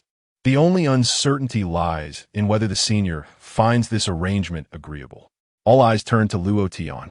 Initially, he wished to avoid entanglement with these individuals and was about to decline. However, his stomach let out a resounding growl. Almost immediately, a tantalizing aroma wafted through the air. Luo Tian glanced over to see several mountain chickens and wild rabbits roasting over the campfire beside the girl. After hastening down the mountain from the Diming sect without sustenance for an entire day, the sight of these provisions rendered him unable to move any further. "Since you have graciously invited me to dine, I shall stay," Luo Tian remarked, his gaze fixated on the roasted meat, wiping away his drool. "Huh? Oh, the meat has just been grilled to perfection. Please, senior, indulge," the young girl responded, extending her hand in a gesture of invitation. Luo Tian, with no reservations, took a seat and began to feast heartily. His manner of eating astonished everyone present. "Old he, do you truly believe he is a senior expert?" His manner of consumption hardly suggests so, he whispered. Old he shot him a glare and replied, "What do you understand? If he is indeed a senior expert, then every action and word carries profound significance. Though it may appear that he is merely dining, in truth, this could very well be a form of cultivation." As he spoke, Luo Tian let out a long and satisfied belch. Du Xiaoyuan turned to Old He and asked, "So, does this also count as cultivation?" Old He, looking somewhat embarrassed, responded, "Perhaps." Chapter 21. The return to the Guan sect amidst great peril. "May I inquire how to address you, esteemed one? What brings you to the Guiyuan sect?" Elder He stepped forward and posed the question to Luo Tian. After swallowing the morsel in his mouth, Luo Tian replied, "I am Luo Tian, and I have come to discuss matters regarding the Ziwei secret realm. Furthermore, please do not refer to me as esteemed one. I'm merely 18 years of age." With that, he resumed his consumption of the meat. Upon hearing his words, the individuals present were rendered speechless, particularly Du Xiaoyuan. 18? He is but 18? Younger than me by a few years? This must be a jest. Du Xiaoyuan felt as though his perception of reality was collapsing. How could an 18-year-old possess the strength to vanquish someone in the Tongxin realm? Elder, he also wore a look of incredulity. "Pardon me, Master Luo, are you being serious?" Luo Tian shot him a glance and replied, "What benefit would I gain from deceiving you?" Elder, he paused, then silently nodded in agreement. Indeed, Luo Tian had no reason to fabricate such a tale. Yet this revelation only deepened his astonishment. A youth of merely 18, yet his prowess surpasses that of his own. What implications does this hold? "Master Luo, you must be a scion of some powerful faction in Zhongzhou. Am I correct?" Elder, he ventured, contemplating a possibility. "It is said that the great sanctuaries of Zhongzhou possess unimaginable strength, capable of producing formidable prodigies through millennia of heritage and vast resources." However, Luo Tian continued to enjoy his roasted meat as he replied, "No, I hail from Beicheng in the Nightwind Kingdom." "What? You are from a Nightwind Kingdom?" Elder, he exclaimed in astonishment. He abruptly turned to glance at the young woman beside him, who wore a similarly shocked expression. Clearly, neither of them had anticipated Luo Tian's true origins. "Master Luo, what is your current cultivation level?" the young woman asked sternly, momentarily forgetting her small companion, May. "I am at the 9th level of Body Refinement realm," Luo Tian answered candidly. "This, I understand now. My apologies for my presumption. It is entirely reasonable that you may not wish to disclose more," the young woman nodded. In her mind, it was evident that Luo Tian was not being entirely truthful. Could someone at the Body Refinement realm truly possess such capabilities? Who's he trying to fool? Luo Tian, recognizing her sentiments, chose not to elaborate further. Ultimately, the veracity of his words and whether she believed them was of no concern to him. "I am quite weary. I shall take a brief rest. Awaken me when dawn breaks." He yawned and promptly collapsed beside the campfire, quickly succumbing to slumber, his snores soon filling the air.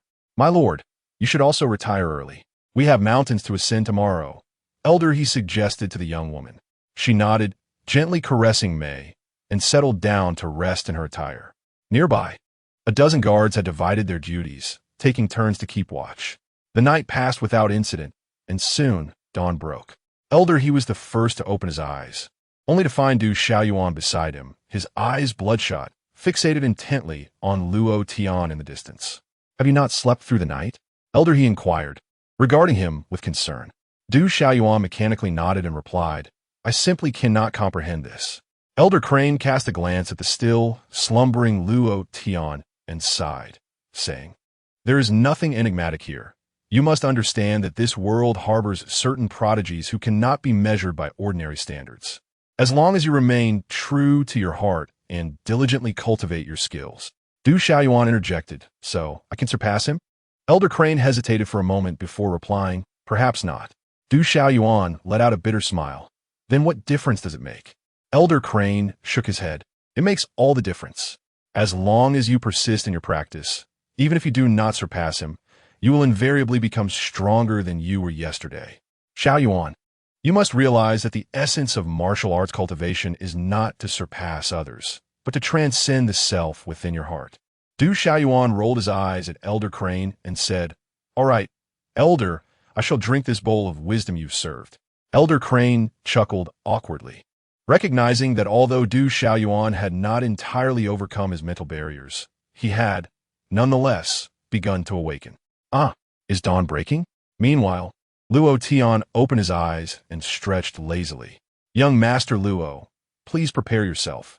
We shall set forth immediately," Elder Crane announced. "Very well," Luo Tian nodded in agreement. Just then, a soft whimper emerged from beside the young girl, as the starry-eyed white fox, Little May, slowly opened her eyes. "Oh, what intriguing fox," Luo Tian remarked, leaning closer to observe her. Meanwhile, Little May, still groggy, gradually blinked awake. Yesterday had been exceedingly unfortunate for her. Not only had she endured a long journey, but she had also encountered formidable opponents. It is noteworthy that the starry-eyed white fox is exceptionally sensitive to the presence of strong beings, particularly the young man they had met last. The mere thought of him made her feel quite ill at ease. However, she was relieved that upon awakening today, she would no longer have to behold his face. Yet, as she opened her eyes, she found Luo Tian's visage right before her. "Ah!" A scream escaped her lips, and she fainted once more. "Little May," the young girl exclaimed, immediately rushing to her aid. "What is happening? Is this little creature so timid? What could have frightened her?" Luo Tian pondered, utterly bewildered. The onlookers exchanged silent glances, perplexed by the situation. What could have frightened her? "It was of course you." "Sir, let's depart," Elder Crane said with exasperation. The young girl nodded, shaking Little May while simultaneously preparing to leave. Meanwhile, within the Guiyuan sect, an atmosphere of tension pervaded the entire sect. Countless disciples of Guiyuan's sect stood firm with their weapons, positioned according to their formations, exuding an aura of impending conflict. On the jade steps before the main hall, 5 individuals stood side by side, each emanating a formidable presence. Below the steps, a young disciple cautiously peered outside the main hall and quietly inquired, "Senior brother, who are those individuals accompanying Master Ling Shuzi?" The senior brother glanced at him and replied, "It is understandable that you do not recognize them, given that you have only been on the mountain for 3 years. The middle-aged Taoist beside our master, known as Ling Fei, has been leading elite disciples outside for training these past few years, hence your lack of familiarity." The young disciple exclaimed, "Master Ling Fei, the granduncle? I have heard of him. He is one of the 3 eminent practitioners of the mystic realm within our Guiyuan sect." The senior brother nodded and replied, "Indeed. The other elder beside the sect leader is Elder Lingyu. However, she resides in the back mountains of the sect, dedicating herself to the study of our secret techniques, rarely venturing out. To be honest, even after spending over a decade on the mountain, I have only encountered her 3 or 5 times." The young disciple's eyes widened in astonishment. "Elder Lingyu, the other of the 3 powerful figures in the mystic realm, including the sect leader. All 3 of our Guiyuan sect's mystic realm experts are present." The senior brother snorted, "There is even more to it. Do you see that scholar to the left? He is known as the Ghost Calculator, a master of divination, and also a formidable practitioner of the 1st level of the mystic realm. Furthermore, that great monk is the head of the Fumo Temple, Master Yuantong, who possesses at least the cultivation of the third level of the mystic realm. Upon hearing his words, the young disciple's face lit up with excitement. 5 mystic realm experts are standing guard? Then the enemy that dares to invade today is surely doomed. The senior brother replied with pride, "That is certainly the case." Hearing this, the other disciples around them also displayed expressions of ease. However, on the other side, atop the jade steps, Elder Ling Yu bore a look of deep concern. "Everyone, do you truly believe that the 5 of us can withstand that fiend?" she asked hesitantly. Chapter 22. The Crimson Blood Scorpion. Ling Shuzi sighed. "It is difficult. That demon, in those days, had already reached the 6th level of the Transcendence realm. Moreover, the cultivation method he practiced was exceedingly bizarre, rendering him nearly invincible among his peers. In order to slay him back then, our master gathered 6 formidable Transcendence realm experts to ambush him. However, not only did he manage to kill 3 of them on the spot, but our master also sustained severe injuries and succumbed 6 months later. In the end, even under such circumstances, that demon was merely gravely wounded and managed to escape the Night Wind Kingdom." As he reminisced about the past, a complex expression flickered in Ling Shuzi's eyes. "A fortnight ago, that demon suddenly sent word to our sect, stating his intention to return to the Guiyuan sect today to avenge the humiliation of your. I had no choice but to summon you all back and even trouble the 2 of you to lend your strength." Gue Swansea waved his hand and replied, "Brother Ling, you are too modest. My elder brother also perished at the hands of that demon, and my presence at the Guiyuan sect today is solely to seek vengeance on his behalf." Monk Yuantong clasped his hands together and intoned, "Ba. That demon cultivates through the lives of others. Should he return to the Night Wind Kingdom, as he did in the past, it would undoubtedly lead to another calamity, claiming countless innocent lives. This monk comes to save the many unoffending souls of the Night Wind Kingdom. There is no need for the sect leader to express gratitude." Upon hearing this, Ling Shuzi bowed respectfully to the 2, exclaiming, "Your noble intentions are commendable, and I hold great admiration for you both. However, that demon is exceedingly terrifying. Should he restore his former cultivation, our chances of victory with just the 5 of us would not exceed 30%. 30%. A deeper shade of worry clouded Ling Yu's face.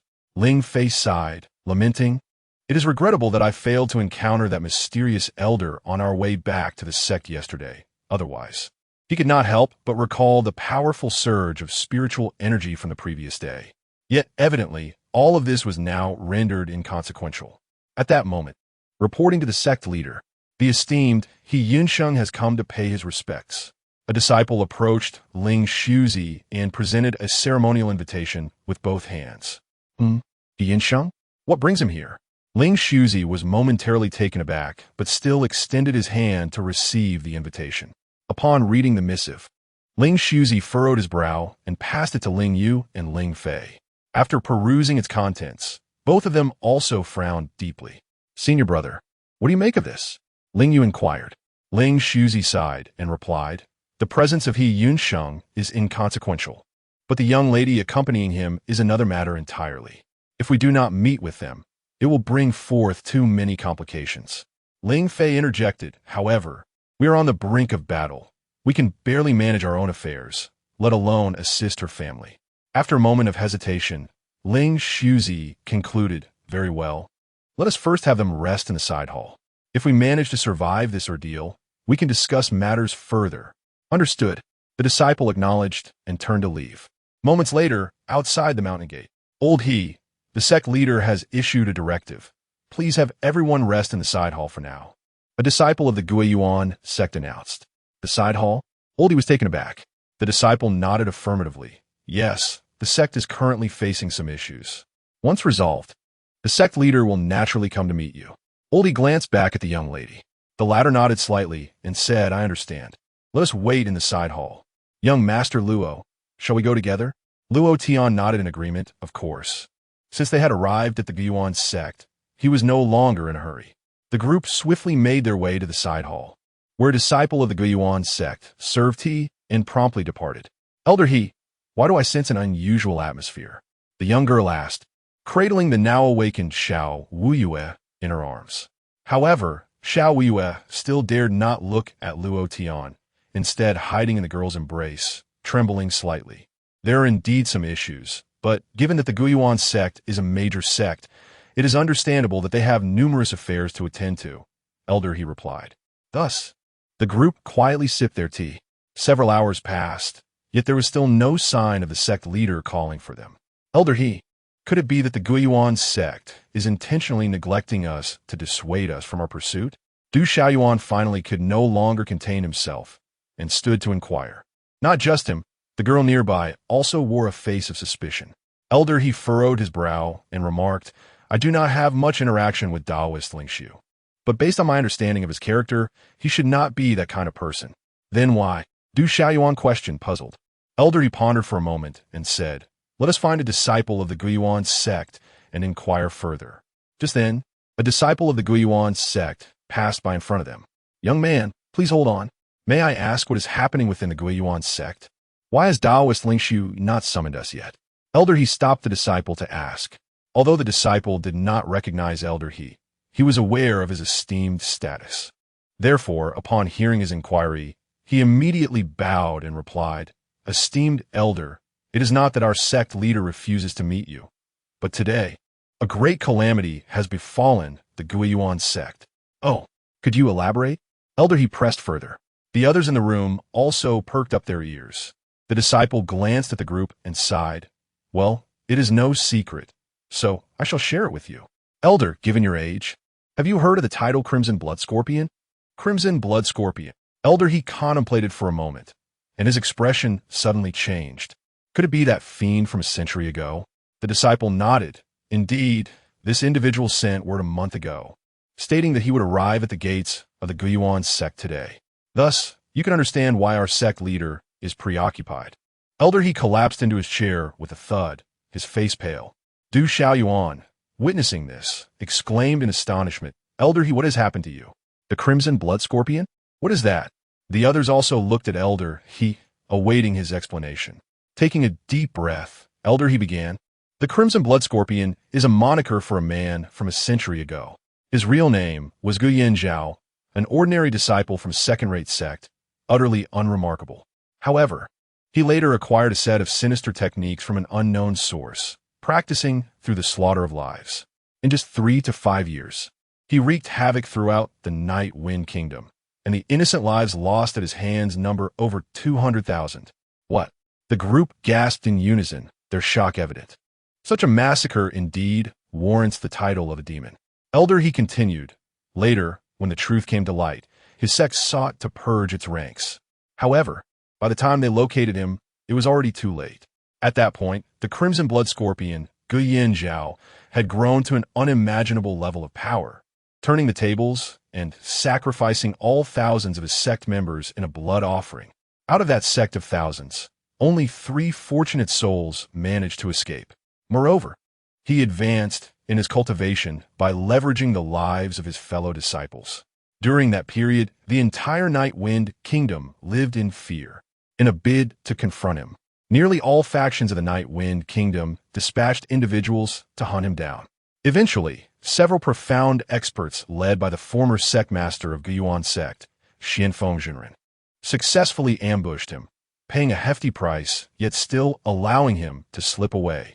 Initially, I believed that this individual might have perished from the severe injuries sustained in that battle, but unexpectedly, he still lives. It appears that Guiyuan sect, no. Our entire Night Wind Kingdom is poised for great turmoil. Chapter 23. The Master's outburst. The young lady's countenance was exceptionally grim. She inquired of the disciple from the Guiyuan sect, which esteemed figures currently preside over the Guiyuan sect. The disciple replied, almost all disciples of the Guiyuan sect residing in the Night Wind Kingdom have been summoned back. At the forefront are the 3 eminent practitioners of the Tongxian realm. In addition, we have invited Lord Gui, Swansea, and Master Yuantong of the Demon Subjugation Temple. The young lady's eyes sparkled with interest as she exclaimed, so both Gui, Swansea, and Master Yuantong are present? That makes 5 formidable practitioners of the Tongxian realm. Do you believe, Elder, he can secure a victory? Elder, he pondered for a moment before responding. If the red blood scorpion retains its former prowess, I fear it may be insufficient. A heavy silence fell upon the group. After a brief contemplation, the young lady rose and said, Elder He, let us proceed to the main hall. Elder He was taken aback. The young lady continued. The red blood scorpion not only concerns the safety of the Guiyuan sect, but also the lives and deaths of countless citizens of the Nightwind Kingdom. How can I remain indifferent? Elder He hesitated, but, my lady, against the red blood scorpion, even with my assistance, it would be but a drop in the ocean. The young lady clasped her left arm with her right hand, stating, I still possess this.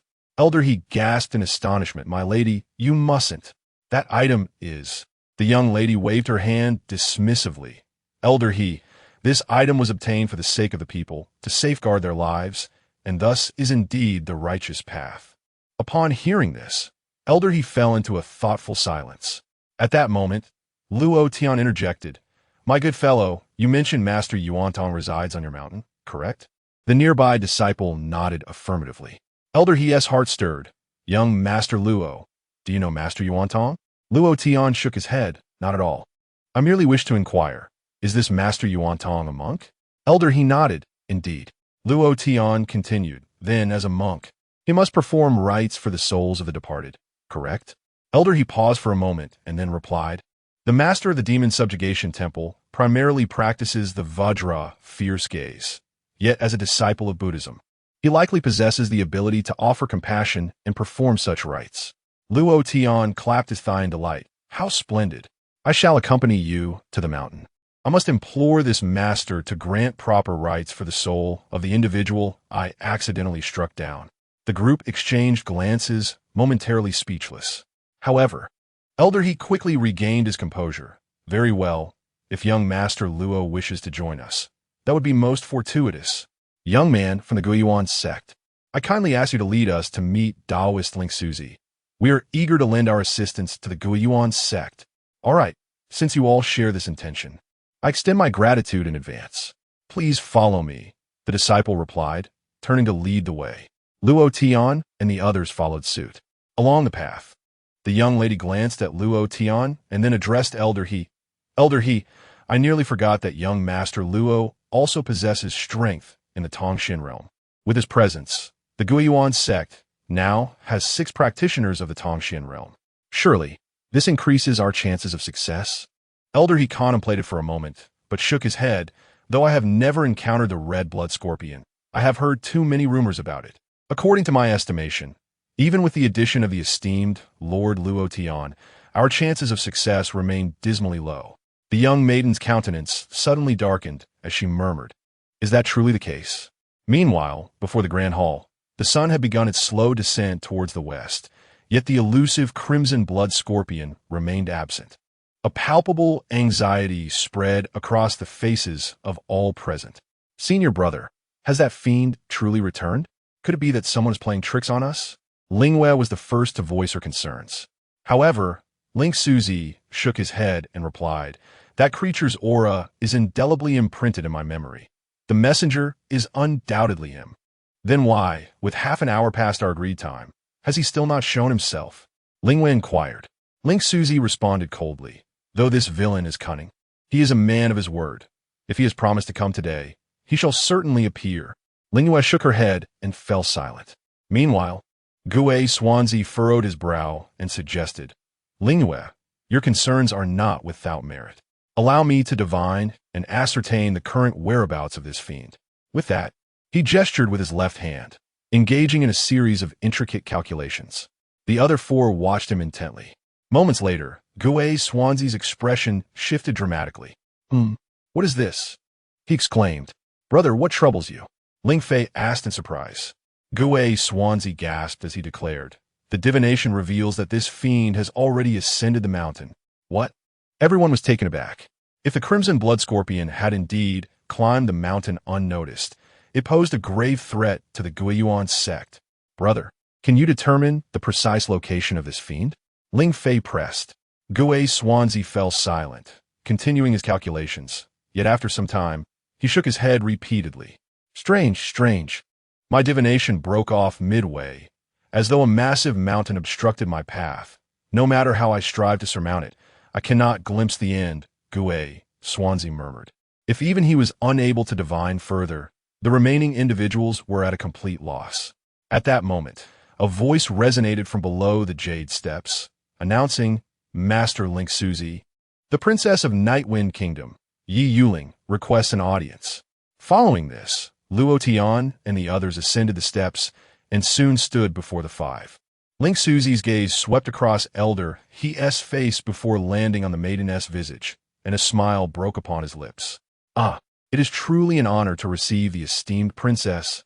I beg your pardon for my lack of formal welcome, Ling Suzi declared, bowing respectfully. The princess? Luo Tian was momentarily taken aback, glancing at the maiden Yi Yuling. Goodness, she is the princess of Nightwind Kingdom. No wonder she possesses such extraordinary beauty. Luo Tian mused inwardly. Yi Yuling turned to regard Luo Tian, offering a smile tinged with slight apology. Then, addressing Ling Suzi, she stated, Master, you are too kind. I have heard that a century-old fiend, the Crimson Blood Scorpion, intends to invade the Guiyuan sect. I, Yi Yuling, wish to offer my humble assistance to the sect. Ling Suzi smiled gently and replied, Your intentions are most commendable, princess. While the two conversed, Luo Tian had walked directly to Master Yuantong's side. May I inquire, are you Master Yuantong?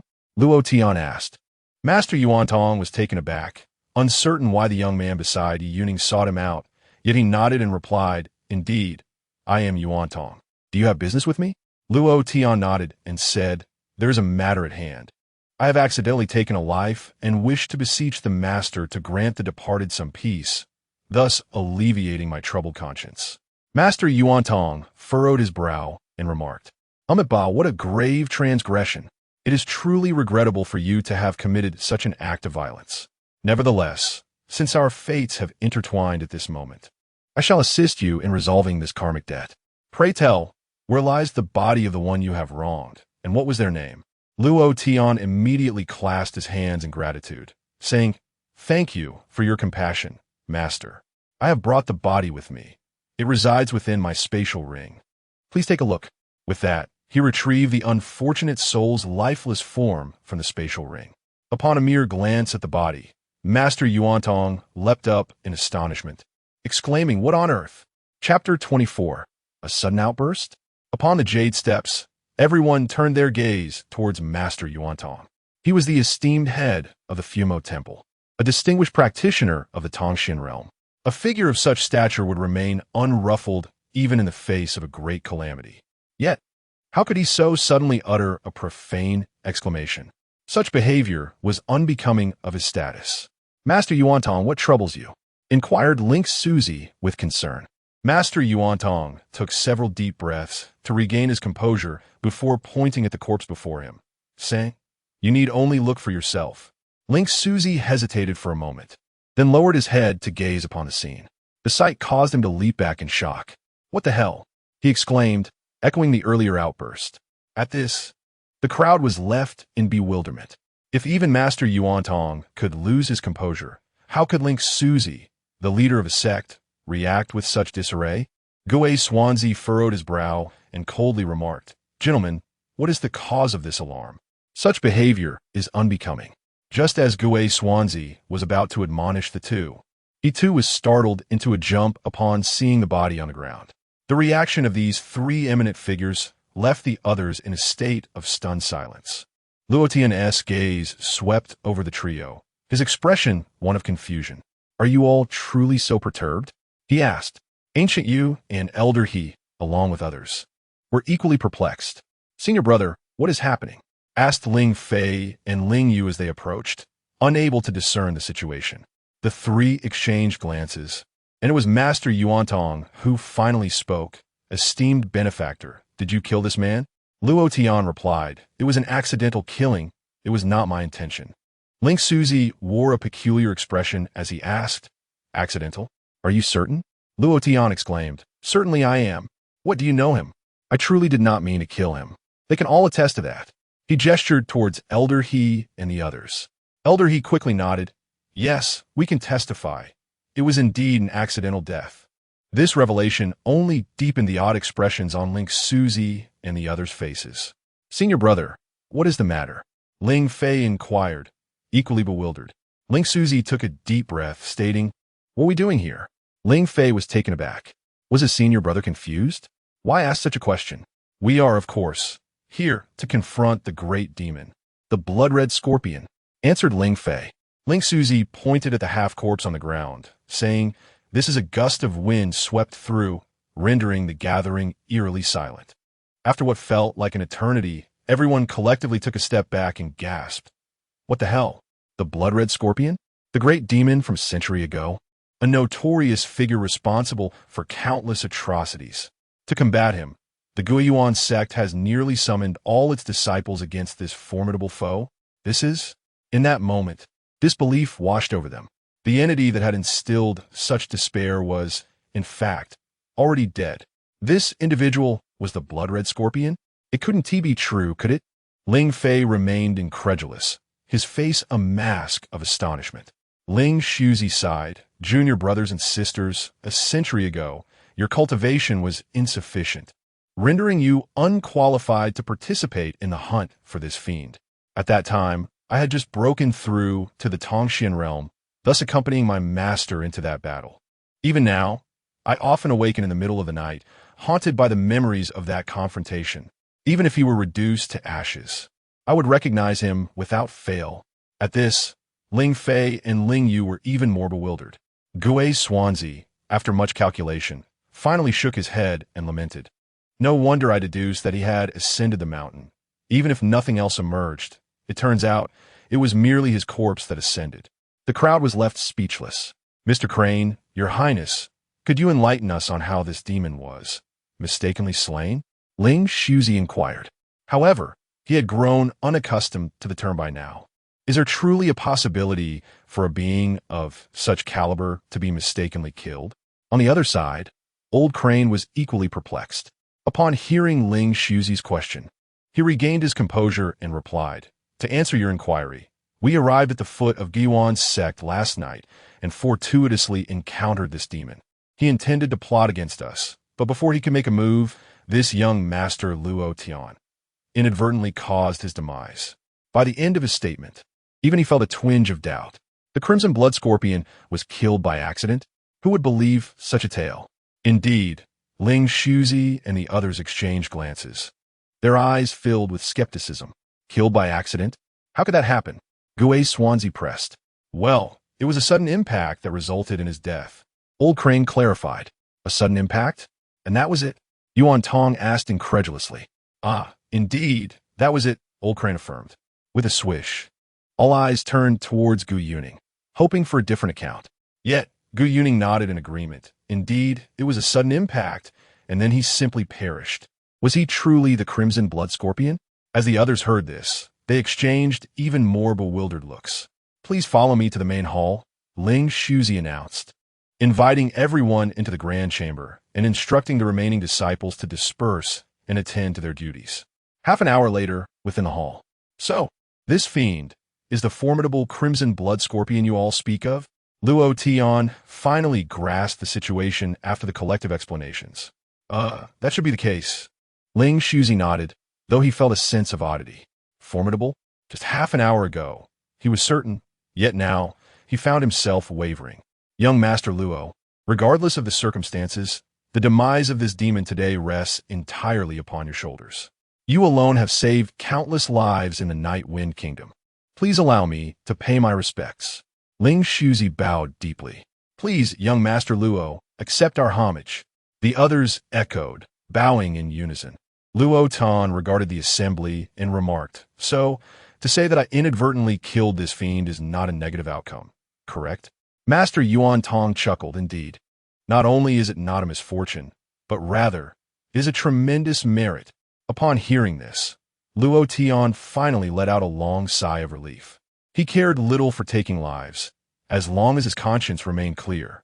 "Young Master Luo, I have heard from the princess that your visit to our Guiyuan sect is for the purpose of the Ziwei secret realm?" Ling Shuzi inquired. Luo Tian nodded and said, "Indeed, I have come to the Guiyuan sect seeking a qualification to enter the Ziwei secret realm." Ling Shuzi chuckled and replied, "Such a trivial matter is hardly worth mentioning." As he spoke, He produced a violet crystal from his robe and handed it to Luo Tian. Young Master Luo, this is the supreme key to the Ziwei secret realm. With this, you may bring along up to 100 individuals into the realm. Ling Suzi proclaimed. Upon receiving the key, Luo Tian's eyes sparkled with delight. Excellent. I am deeply grateful, Sect Master. With a quota of 100, not only would Luo Tian gain entry, but the entire younger generation of the Luo family would also be able to partake. Ling Suzi quickly waved his hand and said, Young Master Luo, you are a great benefactor to our Guyuan sect. Your gratitude is too much for me to bear. From this day forth, should young Master Luo require the assistance of our Guyuan sect, we shall brave fire and water without hesitation, even at the cost of our lives. Chapter 25. The request of Gu Yuning to the return to origin sect. Lord Luo Tian was akin to a savior. Thus, Ling Shuzi's words were entirely reasonable. Lord Luo Tian, on behalf of the citizens of Yefeng Kingdom, I extend my heartfelt gratitude. Should you ever require assistance, my Fumo Temple will not hesitate to oblige. Master Yuantong echoed his sentiments. And I as well. Lord Luo Tian, my elder brother, fell victim to this fiend. Your vengeance has granted me a debt of gratitude. Ghost Swansea added. These individuals began to vie for Luo Tian's favor. Is this truly necessary? Luo Tian felt a twinge of embarrassment. Lord Luo Tian, this is merely the goodwill of the esteemed elders. If you were to decline, it would weigh heavily on their hearts. Gu Yuning interjected from his side. Upon hearing this, Luo Tian ceased his refusals. At this moment, Ling Shuzi turned to Gu Yuning and inquired, Your Highness, I almost forgot to ask, what brings you to our return to origin sect? Gu Yuning's expression stiffened, and after a moment of contemplation, she spoke, Esteemed Master, I have come to beseech your assistance on behalf of my family and the return to origin sect. Beseech assistance? Ling Shuzi was taken aback.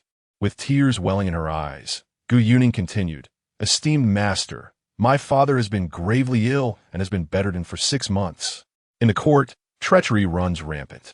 That scoundrel has allied with various powerful families, poised to usurp the throne at any moment.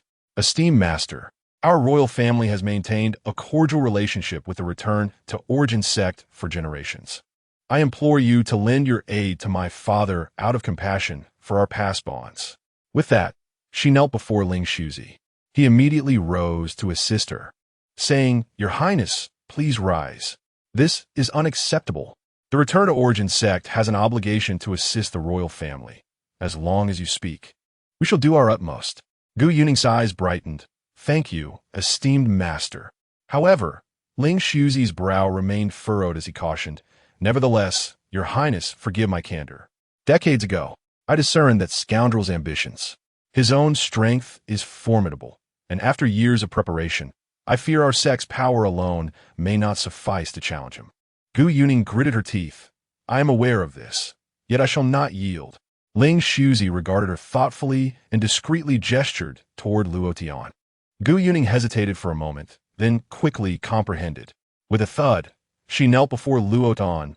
Lord Luo Tian, I am Gu Yuning, the princess of Yefeng Kingdom.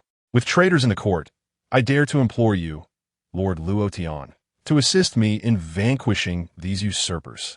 However, upon hearing her plea, Luo Tian rose to his feet. I apologize, but I am not interested. With that, he turned to leave. Luo Tian's thoughts were clear. Such royal struggles were, at their core, mere infighting among the ruling class. What did the outcome matter to him? He could not simply wade into this murky water because Gu Yuning was beautiful. He was not a sycophant. Without any benefit to himself, why entangle himself in such consequences? Gu Yuning seemed unprepared for Luo Tian's rejection, her eyes filled with despair. Very well, I was presumptuous. Nevertheless, I shall forever remember your kindness, Lord Luo Tian. If we can overthrow the divine martial king this time, we will personally express our gratitude to the young master. Gu Yuning stated. Luo Tian had originally prepared to depart, but upon hearing these words, he halted his steps. Wait a moment, are you saying you wish to overthrow whom? Luo Tian turned and inquired. Gu Yuning was momentarily taken aback, replying, The divine martial king. The divine martial king, possessing formidable strength and commanding a powerful army, had dominated the Night Wind Kingdom for years. His ambition to usurp was known to all. Gu Yuning had assumed Luo Tian was aware of whom she referred to, but it seemed otherwise. Luo Tian turned back to her, asking, "So, the usurper you speak of is indeed the divine martial king?" Gu Yuning nodded affirmatively. "Precisely." Luo Tian remarked coldly, "Very well, I shall assist you in this endeavor." Huh? Gu Yuning was even more bewildered. What is the meaning of this? "Young Master Luo, may I ask why?" Gu Yuning queried in astonishment. She found it difficult to comprehend the events of the day. Luo Tian replied nonchalantly, "I have a vendetta against the divine martial king's residents. Whether you seek me or not, I would pursue them." Though Luo Tian harbored no feelings for Lan Xiao'er, her actions had nonetheless repulsed him. Ultimately, her arrogance stemmed from the backing of the divine martial king. Thus, he had already forged enmity with the divine martial king.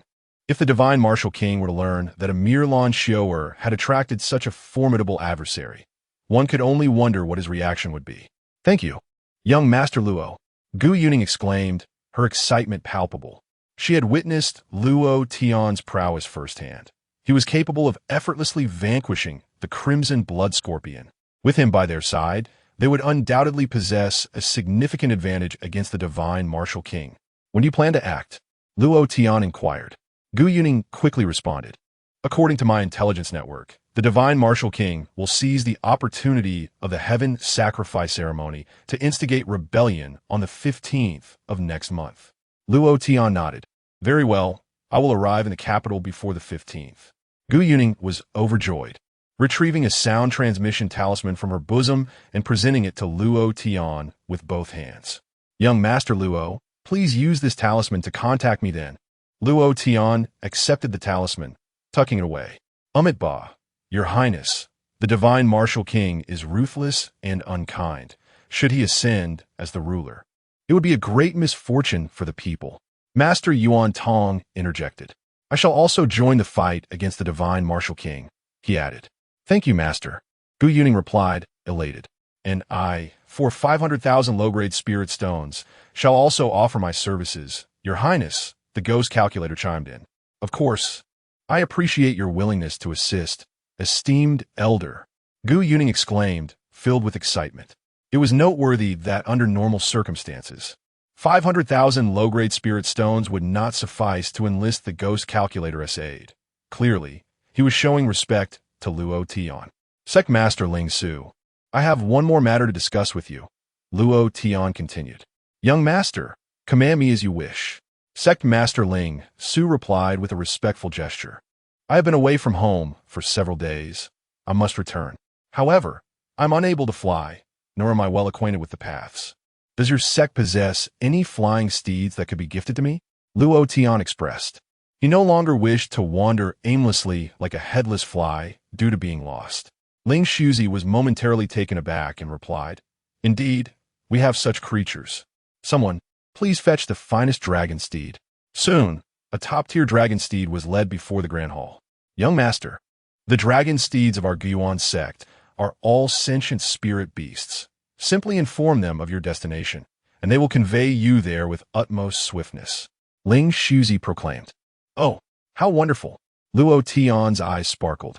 With this, many of his troubles would be alleviated. "Esteemed guests, I have been away from home for several days and feel a bit uneasy, so I shall take my leave for now. Let us reconvene on the first day of next month at the Ziwei Secret Realm." With that, Luo Tian mounted the dragon steed and soared into the sky. As he observed Luo Tian's departing figure, Ling Shuzi wore a perplexed expression. What kind of cultivation does young Master Luo Tian practice? How is it that a formidable expert in the Tongxian realm cannot fly? He pondered. In his subconscious, Ling Shuzi had already categorized Luo Tian as one of the Tongxian realm due to his ability to vanquish the crimson blood demon scorpion. Nearby, Elder he cleared his throat and remarked, Young Master Luo Tian is merely at the refinement realm." "What?" Ling Shuzi was taken aback. Chapter 26. The destruction of the Luo family. Are you certain that his cultivation level is merely at the body refinement stage? Ling Shuzi inquired. Elder he let out a bitter smile and replied, I too harbored doubts initially, but after careful observation, it is evident that the spiritual energy within young Master Luo has not coalesced in the Qi Sea. Instead, all his energy is merely dispersed throughout his meridians, a hallmark characteristic of the body refinement stage. This, Ling Shuzi gasped in astonishment. The revelation was profoundly shocking. Suddenly, Gue Swansea interjected. I surmise that young Master Luo is emulating some ancient powerhouses. What do you mean? The others queried. Gue Swansea stroked his beard and explained. I have come across accounts in ancient texts indicating that during the primordial era, when cultivation paths were not yet standardized, certain unique practitioners opted to forego energy aggregation in favor of exclusively honing their bodies. They possessed no extravagant techniques, merely refining their physical forms to the utmost, thus shattering myriad laws with sheer strength. Such formidable beings have indeed graced history. However, he continued, this path is exceedingly arduous. Among countless individuals, perhaps only one may succeed, which is why it has gradually been abandoned by cultivators. Yuantong nodded in agreement, stating, I too have heard of this notion. In fact, Master Tianin once aspired to pursue this path, but ultimately met with failure. Ling Fei exclaimed in disbelief. Even Master Tianin failed? He is one of the 10 mightiest in the Night Wind Kingdom, surpassing even my senior brother. Yuantong sighed. I once sought guidance from Master Tianin, and he remarked that this path is exceedingly difficult, nearly impassable. Yet, in my estimation, young Master Luo is likely treading this very path, and has advanced further than Master Tianin. Upon hearing this, everyone nodded in unison. Regardless of the outcome, even if young Master Luo were to falter, his current prowess was already exceedingly formidable. Ling Shuzi remarked, indeed, with him present, even against the divine martial king, there exists a modicum of hope. Determination flickered across their faces. Meanwhile, at the edge of Beicheng, a crimson-haired middle-aged man strode towards the city gates, wielding a massive blade taller than himself, exuding an aura of menace. Halt! If you wish to enter the city, you must first stow your weapon, a guard commanded. However, in the blink of an eye, swish! A chilling wave of blade energy instantly felled the guard. What? Chaos erupted near the city gates. A dozen guards swiftly drew their weapons, encircling the crimson-haired man. Oomph! Do you all wish to impede my passage? Then face your demise, the man declared. Wait! Just then, a leader of the city defense forces shouted from a distance. It was too late. Swish, swish, swish. Without any visible movement from the crimson-haired man, the heads of the dozen guards soared into the air. Witnessing this, the surrounding crowd immediately fled in terror. Was the mere release of blade energy capable of such devastation? By the time the city defense leader arrived, he realized it was already too late. This crimson-haired man was far more powerful than he had anticipated. What brings such a being to Beicheng? Do you wish to obstruct my path as well? The crimson-haired middle-aged man turned to the leader of the city defense army and inquired, Are you afraid? The leader immediately lowered his head, realizing the gravity of the situation. The adversary was formidable, far beyond his comprehension, and he had no desire to meet an untimely demise. Very well, I ask you, is there a Luo family residing in the northern city? The crimson-haired man queried. The Luo family? Yes. Which direction? Over there. Thank you. The crimson-haired man nodded and began to make his way toward the Luo residence. However, at that moment, who would have thought that the red-haired ghost, Tang Jin, from the Ghost Slaughter Hall, would appear in the northern city? A sharp voice pierced through the air. An elderly figure, hunched and leaning on a cane, stood defiantly before Tang Jin. Are you attempting to block my path? Tang Jin asked, his expression devoid of emotion. Aye. The old man was about to respond when Tang Jin suddenly swung his blade toward him. What? The old man's complexion shifted, and he quickly raised his cane. With a thunderous roar, a terrifying shockwave erupted from the two, sweeping outward in all directions. In an instant, the buildings within 100 meters were obliterated. Such power. Could it belong to a practitioner of the Void Realm? Practitioners of the Void Realm? What are they doing here? This is bad. It seems the northern city is on the brink of catastrophe. Anxiety rippled through the crowd. Amidst the commotion, the red-haired ghost, Tang Jin furrowed his brow. He looked down at the elderly man with the cane, astonished to find that he had managed to withstand his strike. Indeed, as expected of someone from the ghost slaughter hall, your strength is formidable, the old man remarked coldly. Tang Jin scoffed, raising his blade for a second strike. Wait, hold on, we are on the same side. The old man's expression changed, and he shouted. Tang Jin's blade halted mid-air as he regarded him with a piercing gaze. Hey, you were sent to eliminate the Luo family, weren't you? I share the same objective. I am an honorary guest of the divine Martial King's manor. Also here to eradicate the Luo family. We are allies. There is no need for hostility, the old man hastily explained. Oh, at the old man's words, Tang Jin sheathed his blade. Seeing this, the old man exhaled a sigh of relief. Goodness, are all the individuals from the ghost slaughter hall such peculiar characters? He mused. By the way, the one lurking nearby, have you been observing for so long without revealing yourself? As the old man brushed off the dust from his clothes, a sword's ringing sound echoed. From the ruins, a man adorned with 12 swords emerged. Boom!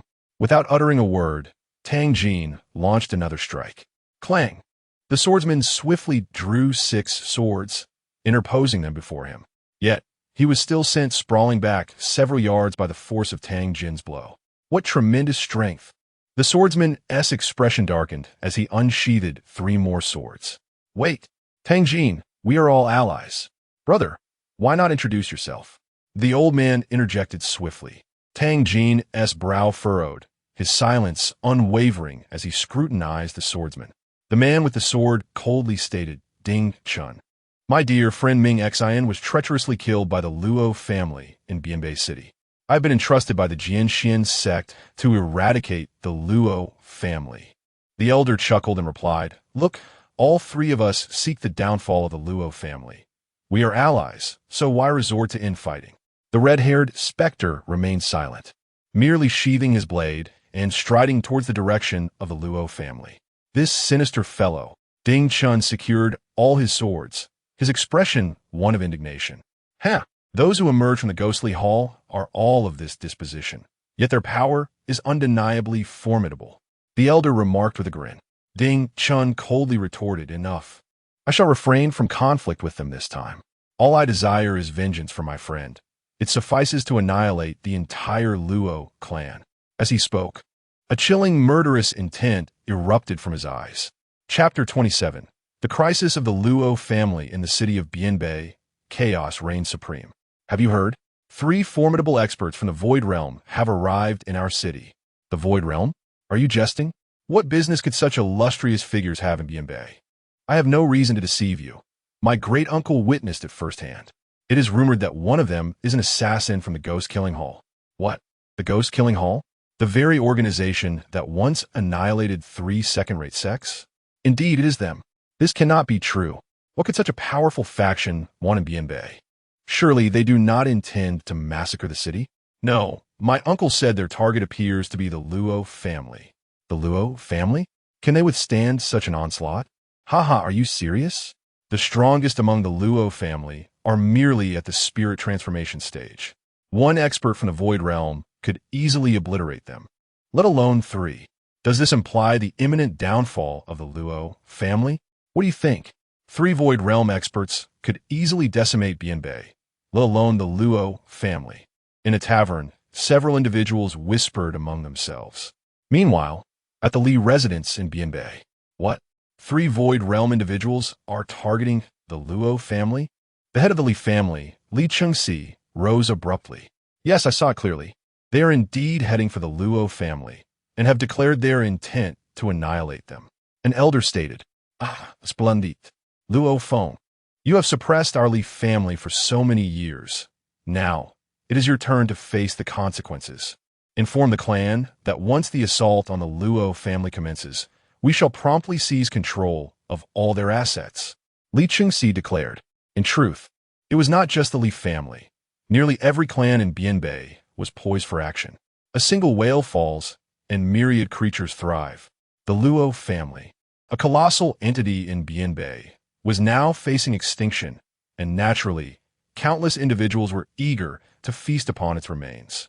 Meanwhile, at the Luo family estate, 12 long swords hovered in midair, casting a shadow over the entirety of the Luo family. Above them, Ding Chun gazed down with an expression of indifference. The Luo family has been entirely sealed off. Not even a fly can escape, he remarked coolly. Ha, Brother Ding truly leaves no room for error. An elder chuckled ominously. Boom! At that moment, the crimson-haired demon raised his blade, preparing to strike. Brother Crimson-haired, wait a moment. The elder quickly interjected. Do you wish to obstruct me? The crimson-haired demon regarded him with an impassive expression. The elder was aware that this individual was rather obstinate and could resort to violence at the slightest provocation. Thus, he quickly spread his hands and said, No, I do not wish to stop you. I merely believe that although the Luo family is weak, they appear quite affluent. With a single strike, you might destroy countless valuable items. In my opinion, let us compel the Luo family to surrender all their valuables before we annihilate them, and then we shall divide the spoils among the three of us. Upon finishing, he raised his gaze towards the two. Ding Chun frowned and said, Is this not a tad unscrupulous? The elder replied, Since you deem it unscrupulous, then the spoil shall be divided between myself and the crimson-haired demon. Ding Chun's expression shifted immediately. On what grounds? The elderly man chuckled. Isn't it obvious? Never mind. You two need not speak. I shall take care of this. Once it concludes, you are merely tasked with silencing any witnesses. Ding Chun snorted, choosing silence. The red-haired demon relaxed his grip on the blade. Members of the Luo family stepped forth. The elder commanded from the air.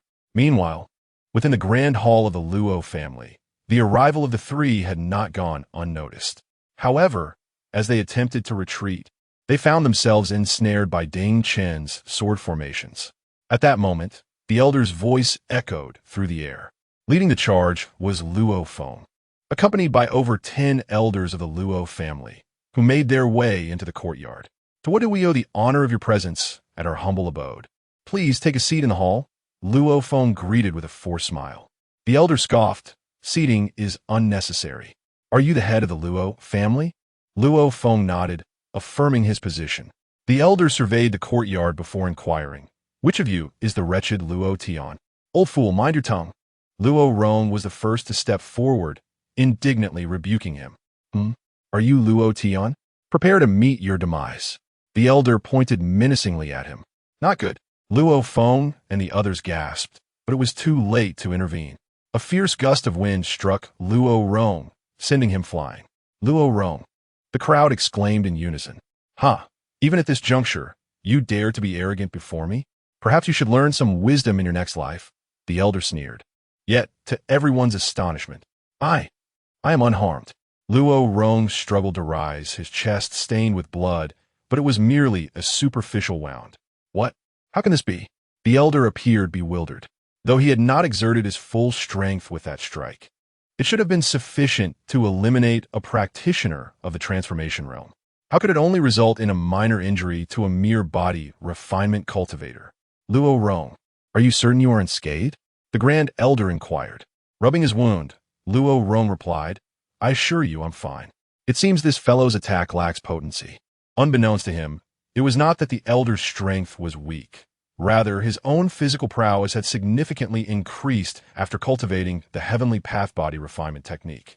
Though it did not approach the level of Luo Tian, it was formidable compared to others. You. The elder's expression shifted dramatically. What are you playing at? Ding Chun interjected, growing impatient. The elder cleared his throat, masking his embarrassment, and then coldly responded, That was merely a lesson. Should you utter another word in my presence, I shall end your life. Luo Feng took a deep breath and asked, May I inquire as to your identity? How has our Luo family wronged you? Why do you resort to violence against a junior? The elder glanced at Luo Feng, his voice icy. Who have you offended? It matters not. I shall reveal it to you. I am but a guest elder of the Divine Martial King S. Manor. I have come bearing the Divine Martial Order to obliterate your Luo family. What? The Divine Martial Order? The Divine Martial King S. Manor? Luo Feng's expression turned ashen. As the head of the Luo family, he was undoubtedly aware of the significance of the Divine Martial Royal Mansion. It was an insurmountable behemoth that the Luo family could never hope to confront. The elderly figure before him was, astonishingly, a guest elder of the divine martial royal mansion. It seemed that the incident involving Lan Xiu'er had indeed escalated dramatically. Observing Luo Feng's panicked demeanor, the old man felt a surge of satisfaction within. It's not just me. Do you see those two individuals over there? One is a killer from the ghost killing hall, the red-haired ghost, Tang Jin. The other is the sword cultivator, Ding Chun. The old man boasted. Upon hearing these two names, Luo Feng's heart quaked with trepidation. He had heard of both, particularly the notorious reputation of the ghost killing hall, which was known throughout the Nightwind Kingdom.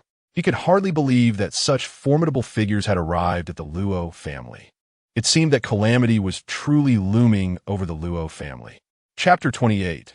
Welcoming the Demon King's arrival, observing Luo Feng's expression, the elder grew increasingly triumphant.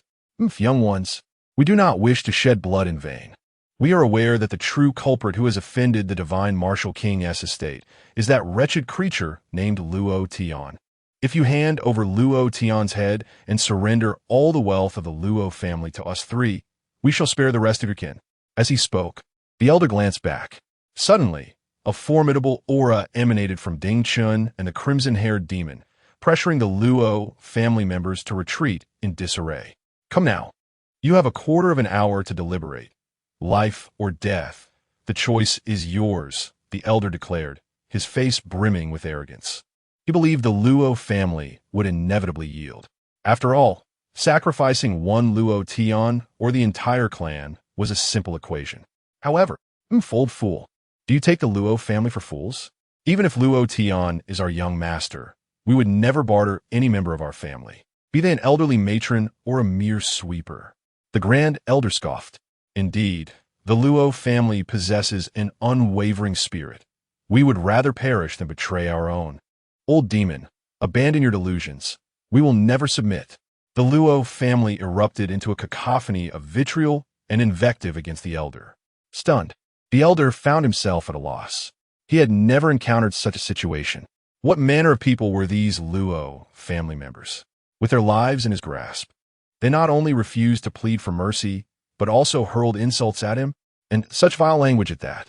These Luo family members were truly the epitome of defiance. Hey, old man, is this what you call surrender? I think it would be better to act directly. After all, once they are dead, we can simply take what we desire ourselves, Ding Chun remarked, rolling his eyes. The elder's face darkened, and he coldly replied, Very well, let it be as you say. Boom! Stepping forward, he revealed a sinister expression. Luo family, since you wish to die, I shall grant you that wish. A bunch of ants daring to offend the divine martial king's estate, foolish beyond measure. Seeing the three figures before him exude such an ominous aura, the grand elder's face turned ashen. Luo Feng, have the young members of the family evacuated? He whispered. They have already departed, led by the sixth elder, through the secret passage. As long as they are safe, there is still hope for the Luo family. Moreover, we still have Tianer. Indeed, we still have Luo Tian. The elders, faced with death, exhibited an unwavering resolve. Rumbling. Above the heavens, dark clouds loomed ominously, and a thunderous roar echoed through the air. Oh, how tragic. It seems even the heavens are mourning your demise. But alas, defiance against fate may allow you to live, yet defiance against the divine martial king is certain death. The elder proclaimed, raising his staff. Clang!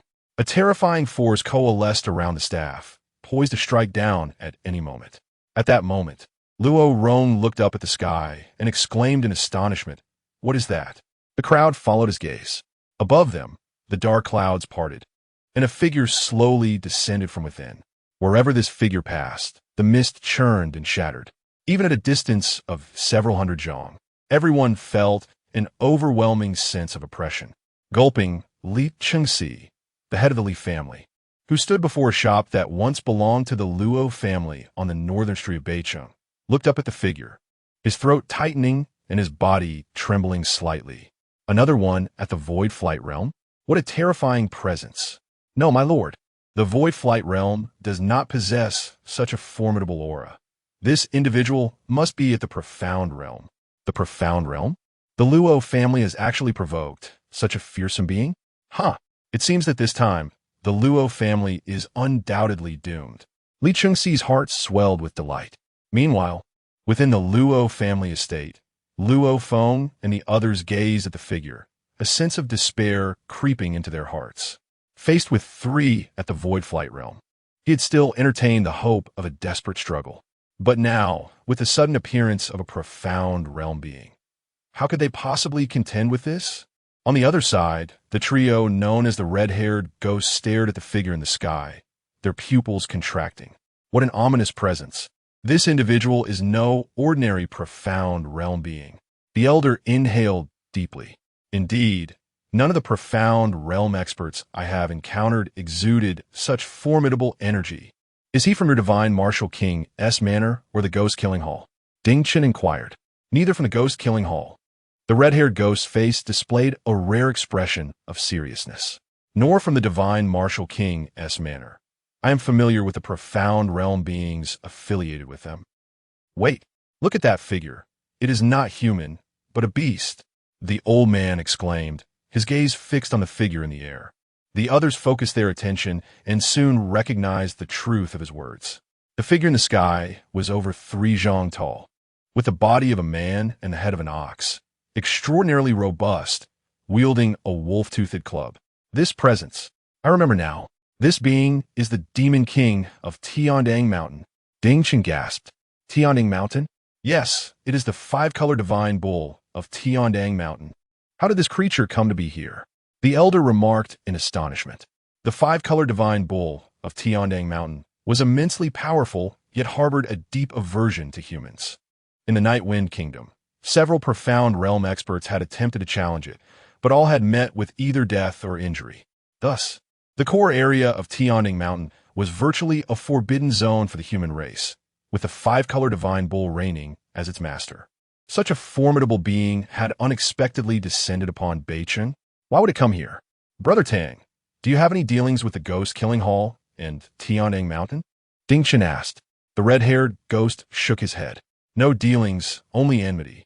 We lost 2 profound realm assassins to Tiandang Mountain. Ding Chen furrowed his brow. Turning to the elder. What about the divine martial king's manor? The elder stroked his beard thoughtfully. I am uncertain, but I have heard that the divine martial king indeed has plans to ally with several great demons of the Night Wind Kingdom. Upon hearing this, Ding Chen's brows relaxed, and he smiled as he said, It must be so. Surely the divine martial king has persuaded the demon king to lend his assistance. The elderly man, filled with doubt, responded, Really? Ding Chen chuckled. What other explanation could there be? Do you truly believe that the demon king would come here merely out of regard for the Luo family? The old man, upon hearing this, could not help but burst into laughter. The Luo family? The demon king of Tiandang Mountain? He racked his brain, but could not connect these 2 names in any meaningful way. Undoubtedly, the demon king's visit to Bianbei City was likely to curry favor with the divine martial king. Apart from the divine martial king, who else in the Night Wind Kingdom would warrant such a personal visit? With this thought, a smile returned to the old man's face. We humbly welcome the esteemed arrival of the Demon King, he proclaimed with a respectful bow. Chapter 29. Directly crushing a single greeting to the esteemed Demon King caused the hearts of the Luo family to plummet. Indeed, this individual belonged to the divine martial royal mansion. Luo Feng's complexion turned pale. The divine martial king. Truly formidable. Does the Luo family still hold any hope? The 3rd elder stared blankly, lost in thought. The 1st elder clenched his fists and declared, Rest assured, with Luo Tian's talent, given time, 30 years, or perhaps even just 20 years, he will undoubtedly revive the Luo family to its former glory. Our sacrifices will not be in vain. Indeed, let our demise serve as motivation for Luo Tian. Yet, it was a pity for you, Luo Rong. The 2nd elder glanced at Luo Rong. He originally could have left with the 6th elder, but Luo Rong resolutely refused, insisting on staying with everyone to face the situation together. Patriarch, esteemed elders, please. No more discussion. This is my own choice. The young master is like my elder brother. How could I stand idly by while my brother's father sacrifices for me? I am also a son of the Luo family. How could I fear death? Luo Rong proclaimed proudly. Good lad. The elders all nodded in approval. Meanwhile, in midair, Niu Wufang's gaze fell upon the elderly man. At that moment, the old man gazed up at him with a sycophantic expression. Do you know me? Niu Wufang inquired. Indeed, I am a guest elder of the divine martial royal mansion. I have long heard of the illustrious name of the Demon King, and today, I finally have the honor of meeting you. Truly, you are radiant, exuding a heroic aura. The old man showered him with flattery. However, Niu Wufang merely snorted coldly and asked, Divine Martial Royal Mansion? I have heard of it. Tell me, is this Bianbei City? The old man hurriedly bowed his head, yes. This is indeed Bianbei City. Niu Wufang continued. Oh, and in Bianbei City, there exists a Luo family. Are you familiar with them? The old man's heart surged with elation. The fact that the other party mentioned the Luo family undoubtedly indicated their intent to annihilate them. Returning to the Demon King, this is the Luo family. And below are the members of the Luo family. The old man replied. Oh, Niu Wufang's eyes sparkled as he suddenly descended toward the ground. Behind him, the three elders exchanged glances and followed suit. They had no choice. After all, they were in the presence of a Demon King at the Transcendent Realm. As Niu Wufang approached, the Luo family members nervously clenched their fists, yet each one strove to maintain their composure. Even if death awaited them, they would face it with dignity. Niu Wufang's gaze swept over the crowd before he clasped his hands and inquired, May I ask, who among you is the head of the Luo family? Why such formality? The crowd was taken aback. I am the head of the Luo family, Luo Feng. Luo Feng proclaimed, lifting his chin, though fear gripped his heart. He could not show it at this moment. Oh, then allow me to ask another question. Who is Luo Tian to you? Niu Wufang looked at him, cautiously posing the inquiry. Luo Tian? He is my son, Luo Feng declared with pride. Mentioning his son brought forth a swell of pride within him. Ha! This fool still presents himself in such a manner. If the Demon King were to discover he is Luo Tian's father, wouldn't he be swatted into a pulp? The old man chuckled inwardly. At that moment, Niu Wufang suddenly knelt before Luo Feng with a resounding thud, bowing deeply. Grandfather, your grandson Niu Wufang pays his respects, he exclaimed as he continued to prostrate himself. The entire ancestral home of the Luo family trembled with each of his bows, leaving everyone present in a state of utter bewilderment. Grandfather? Grandson? Who? The Demon King is Luo Feng's grandson? But this fellow is a bull-headed man. Luo Feng, too, was taken aback. Head of the family, when did this happen? The elder asked, tugging at Luo Feng's sleeve. Huh? What do you mean by when? Luo Feng replied, equally perplexed. Head of the family. Impressive. Truly admirable. The second elder glanced at Niu Wufang and gave Luo Feng a thumbs up, though his gaze was somewhat peculiar. What do you mean by that, elder? Luo Feng inquired, looking at the second elder. Ah, head of the family. One cannot judge a person by their appearance. I never expected you to be so indiscriminate in your tastes. The third elder remarked, astonished. Finally, Luo Feng began to comprehend the situation. Elders, you have misunderstood. Who are you exactly? Why do you call me grandfather? Luo Feng was at a loss for how to address Niu Wufang. Niu Wufang hastily looked up and said, Luo Tian is your son, right? Luo Feng nodded. That is indeed correct. Niu Wufang continued. Then it is settled. Luo Tian is my maternal uncle, my mother's biological brother, which makes you my grandfather. I cannot make sense of this. Please stand up and explain slowly, Luo Feng said, his expression darkening. Niu Wufang gradually rose and recounted the events regarding himself and Luo Tian. Once he finished, the Luo family members finally grasped the context. However, they were left even more astounded. Luo Tian could suppress a divine beast to the transcendental realm. He even had a Demon King from 500 years ago recognize him as an older brother. It seemed Luo Tian was far more formidable than they had imagined. Oh, by the way, grandfather, are these three individuals from your estate as well? I sense hostility emanating from them. Niu Wufang turned to look at the trio of Skyward Realm cultivators. Luo Feng quickly replied, No, They have come to destroy my Luo family. What? Niu Wufang's eyes widened in disbelief, his aura surging with fury. You three dare to threaten my grandfather's family. He rose, towering over the trio. The three, now utterly stunned, had never anticipated that this demon king from Tiandang Mountain would align himself with the Luo family. More absurdly, he referred to Luo Feng as grandfather. Surely this man was much older than Luo Feng. Let us go. The elder among the three reacted the fastest, turning to flee. However, bang! Niu Wufang extended his hand and seized him effortlessly. Lord Demon King, please show mercy. I am merely carrying out orders from the Divine Martial King's estate. The elder pleaded. The Divine Martial King's estate? Dare to provoke my grandfather, and even the Divine Martial King himself would meet his demise in my hands. Niu Wufang declared, exerting pressure. Bang! The elder's body disintegrated into a mist of blood, meeting an immediate and violent end. In an instant, the remaining two were utterly terrified, their souls nearly escaping them. How could a formidable master of the Void Realm be so effortlessly crushed? Surely, this must be a jest? Meanwhile, the crimson-haired demon realized he could not evade his fate and swung his blade fiercely at Niu Wufang. Be careful, Luo Feng and the others exclaimed in unison. However, when the blade of the crimson-haired demon struck Niu Wufang's head, it failed to breach even his protective aura. Instead, it resulted in the demon's palm being shattered, blood gushing forth. He gasped, staring in shock at Niu Wufang. You struck me, and it is only fair that I return the favor. Niu Wufang retorted coldly, raising his wolf-toothed club high. With a resounding crash, he brought it down, reducing the crimson-haired demon to a mere puddle of flesh. Chapter 30. I shed blood for the Luo family whoosh.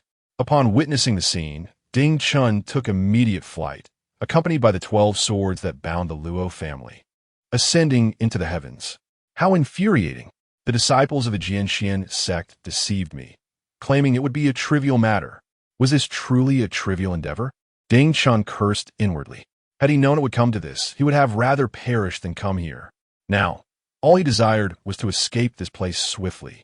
However, whoosh, a colossal figure loomed before him. Trying to flee? I shan't allow it.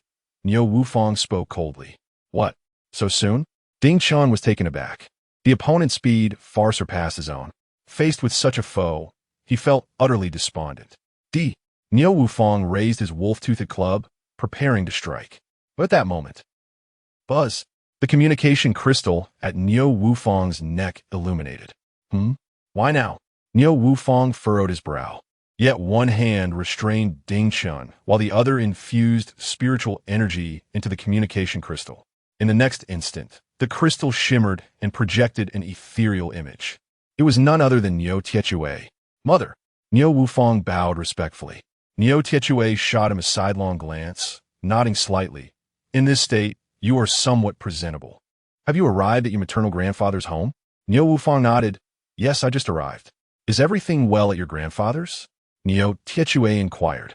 Heir, there was a minor incident, Niu Wufang replied, recounting the events that had transpired.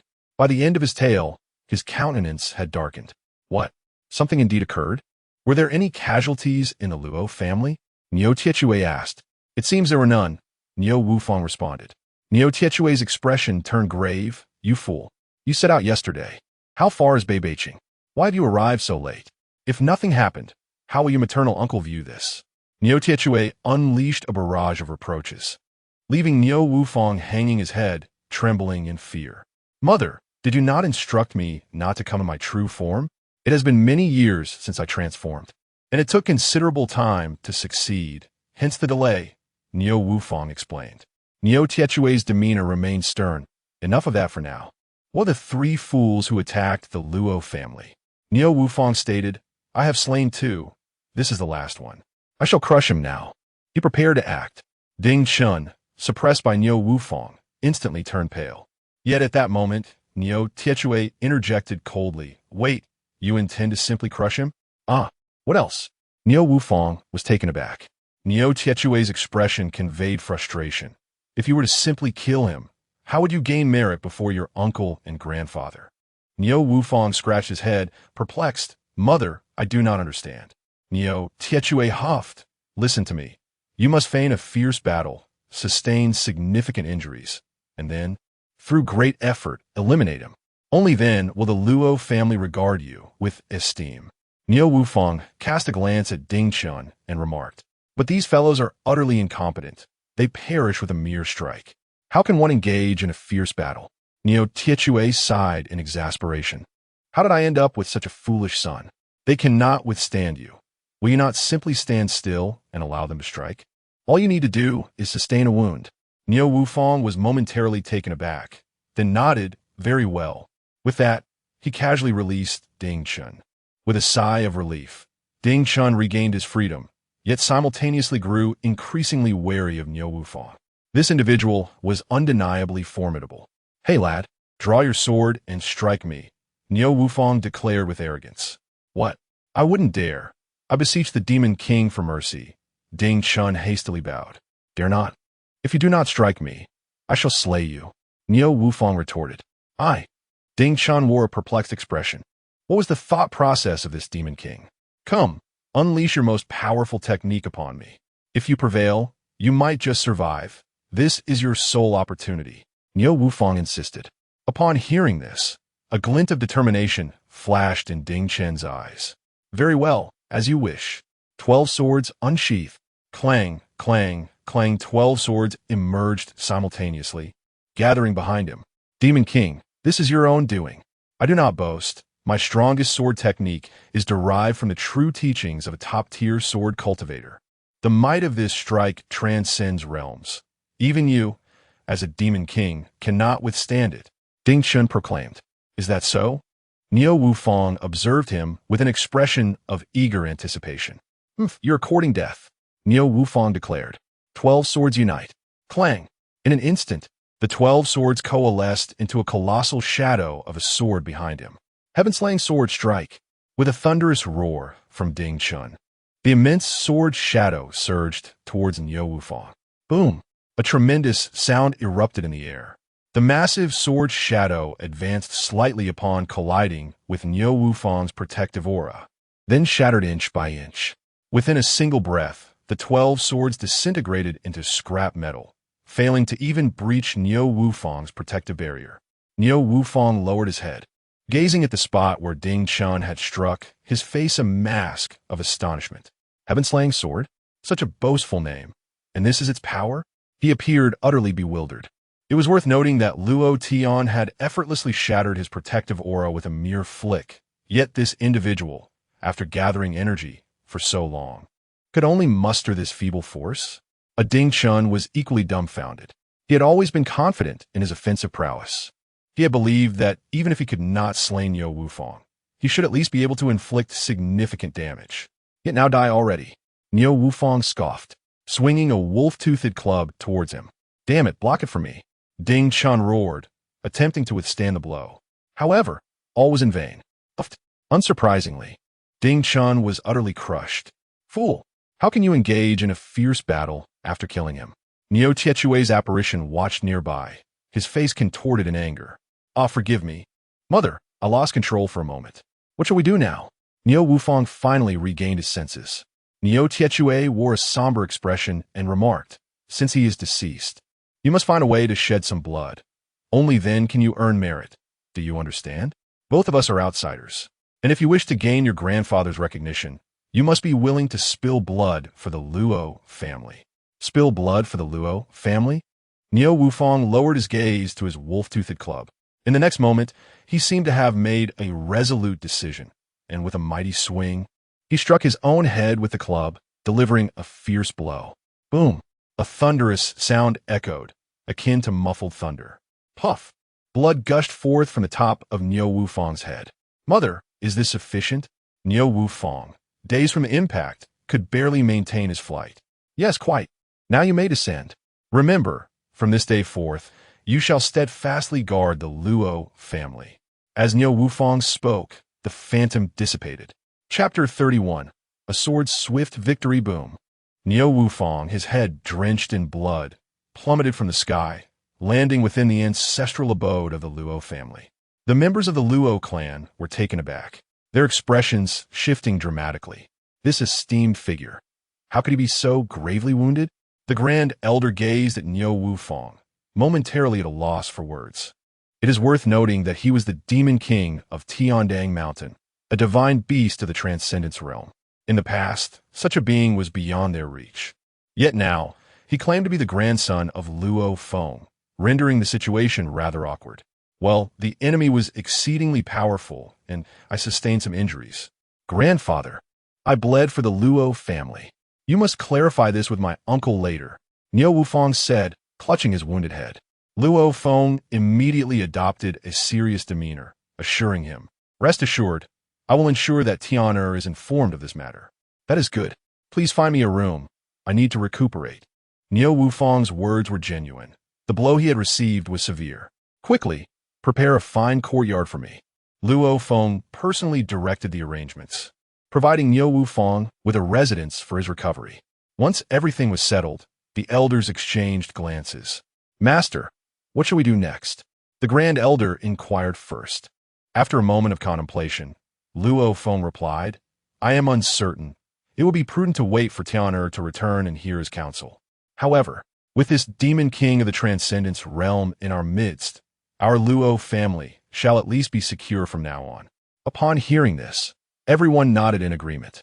It was well understood that in Beibei City, not a single practitioner of the Skyward Realm could be found. Yet now, they had a being of the transcendence realm residing in their household. Not only in Beibei City, but across the entire Yefeng Kingdom. They were comparable to a second-tier power. At that moment, a servant rushed in, exclaiming, "Report, Master! Our family shop is in distress. The Li family is seizing our Luo family's assets." "What? The Li family? They seek death." Luo Feng immediately grasped the situation. Clearly, the Li family believed that the Luo family was utterly defeated, emboldened to strike now that they perceive an opportunity. Little did they know of Niu Wufang's presence. "Everyone follow me. In this tumultuous time, we must act decisively to deter these nefarious individuals," Luo Feng commanded. Meanwhile, at the Luo family shop, bang! A Luo family man was slammed against the wall, blood gushing forth. Opposite him stood Li Chengxi, the head of the Li family. "I shall give you one last chance. Surrender the key to the warehouse, and I shall spare your life," Li Chengxi declared, looking down upon the man with disdain. "Li Chengxi, you are courting death. Our master will not let you go unpunished," the Luo family member retorted, bloodied yet unyielding. "Luo family? Ha! Fool, do you not realize? Beibei City has no Luo family any longer." Li Chengxi laughed maniacally. As the head of the Li family, he had long been overshadowed by the Luo family, harboring a deep-seated hatred for them. Now that the Luo family was seemingly vanquished, he felt a surge of exhilaration. "You speak nonsense," the Luo family man shouted defiantly. "Nonsense? Are you blind? Did you not observe that those three formidable beings of the Void Realm have descended upon the Luo family? Do you truly believe that your Luo family's meager strength could withstand the might of three such powerful entities?" Upon finishing his statement, Li Chengxi's companions from the Li clan erupted into laughter. Indeed, in a small place like Bianbei City, a master of the Void Realm is akin to a deity. The simultaneous assault of three Void Realm experts left them with no hope for survival. "Master, do you still not comprehend the nature of the Luo family? They are a bunch of stubborn fools. Compelling them to yield is nearly impossible. It would be more prudent to eliminate him directly, and then we can search for the key at our leisure," suggested a disciple of the Li family. Li Chengxi nodded in agreement, stating, "There is merit in your words. In that case, let us proceed to eliminate you." With that, he drew his blade and aimed to strike at the Luo family member's head. "Perish," Li Chengxi declared with a smile. However, clang, his blade had yet to make contact when it was abruptly deflected by a surge of energy. Who dares?" Li Chengxi furrowed his brow, perplexed as to who in Bianbei City would be bold enough to obstruct him. "Li Chengxi, it seems you are eager for death," came a cold voice from behind the crowd. The onlookers of Bianbei City scattered in alarm, revealing Luo Feng, the head of the Luo family, standing ominously with a dozen elders. "What is happening? Why are the Luo family members here? Was it not said that they had been annihilated?" Indeed, I witnessed those three harbingers of death heading towards the Luo family. So how could this? The crowd exchanged bewildered glances. Master, the head of the Luo family shop, upon seeing Luo Feng, was filled with joy. I knew you would be safe. He wept.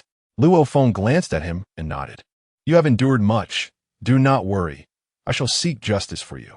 With that, he strode toward Li Qingxi. Li Qingxi, you seek your own demise. Luo Feng declared coldly. Upon seeing Luo Feng's arrival, Li Qingxi felt a moment of panic, but he quickly regained his composure. Luo Feng, what arrogance! I know not how you survived, but with just a handful of you, do you truly believe you can bring about my end? Have you lost your wits? Li Qingxi retorted icily. This time, he had brought nearly all the elite members of the Li family, while Luo Feng had merely a dozen companions. By any measure, the advantage was overwhelmingly in his favor. Clang! Without further ado, Luo Feng drew his sword in challenge. Li Hengzi, prepare tout dit. He shouted. Instantly, all eyes turned toward Li Qingxi.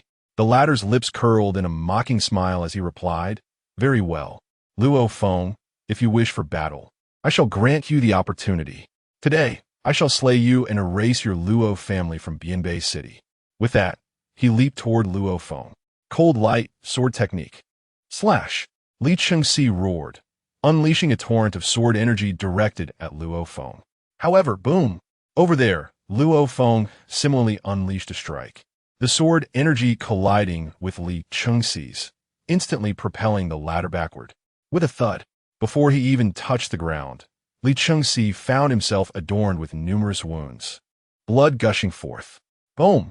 In the next moment, he crashed to the earth, struggling to rise for a considerable time. At that instant, everyone was left in shock. It is worth noting that Li Qingxi and Luo Feng had battled for decades, their strengths always evenly matched, with neither able to gain the upper hand. Just moments ago, when the two decided to engage, everyone anticipated a protracted contest.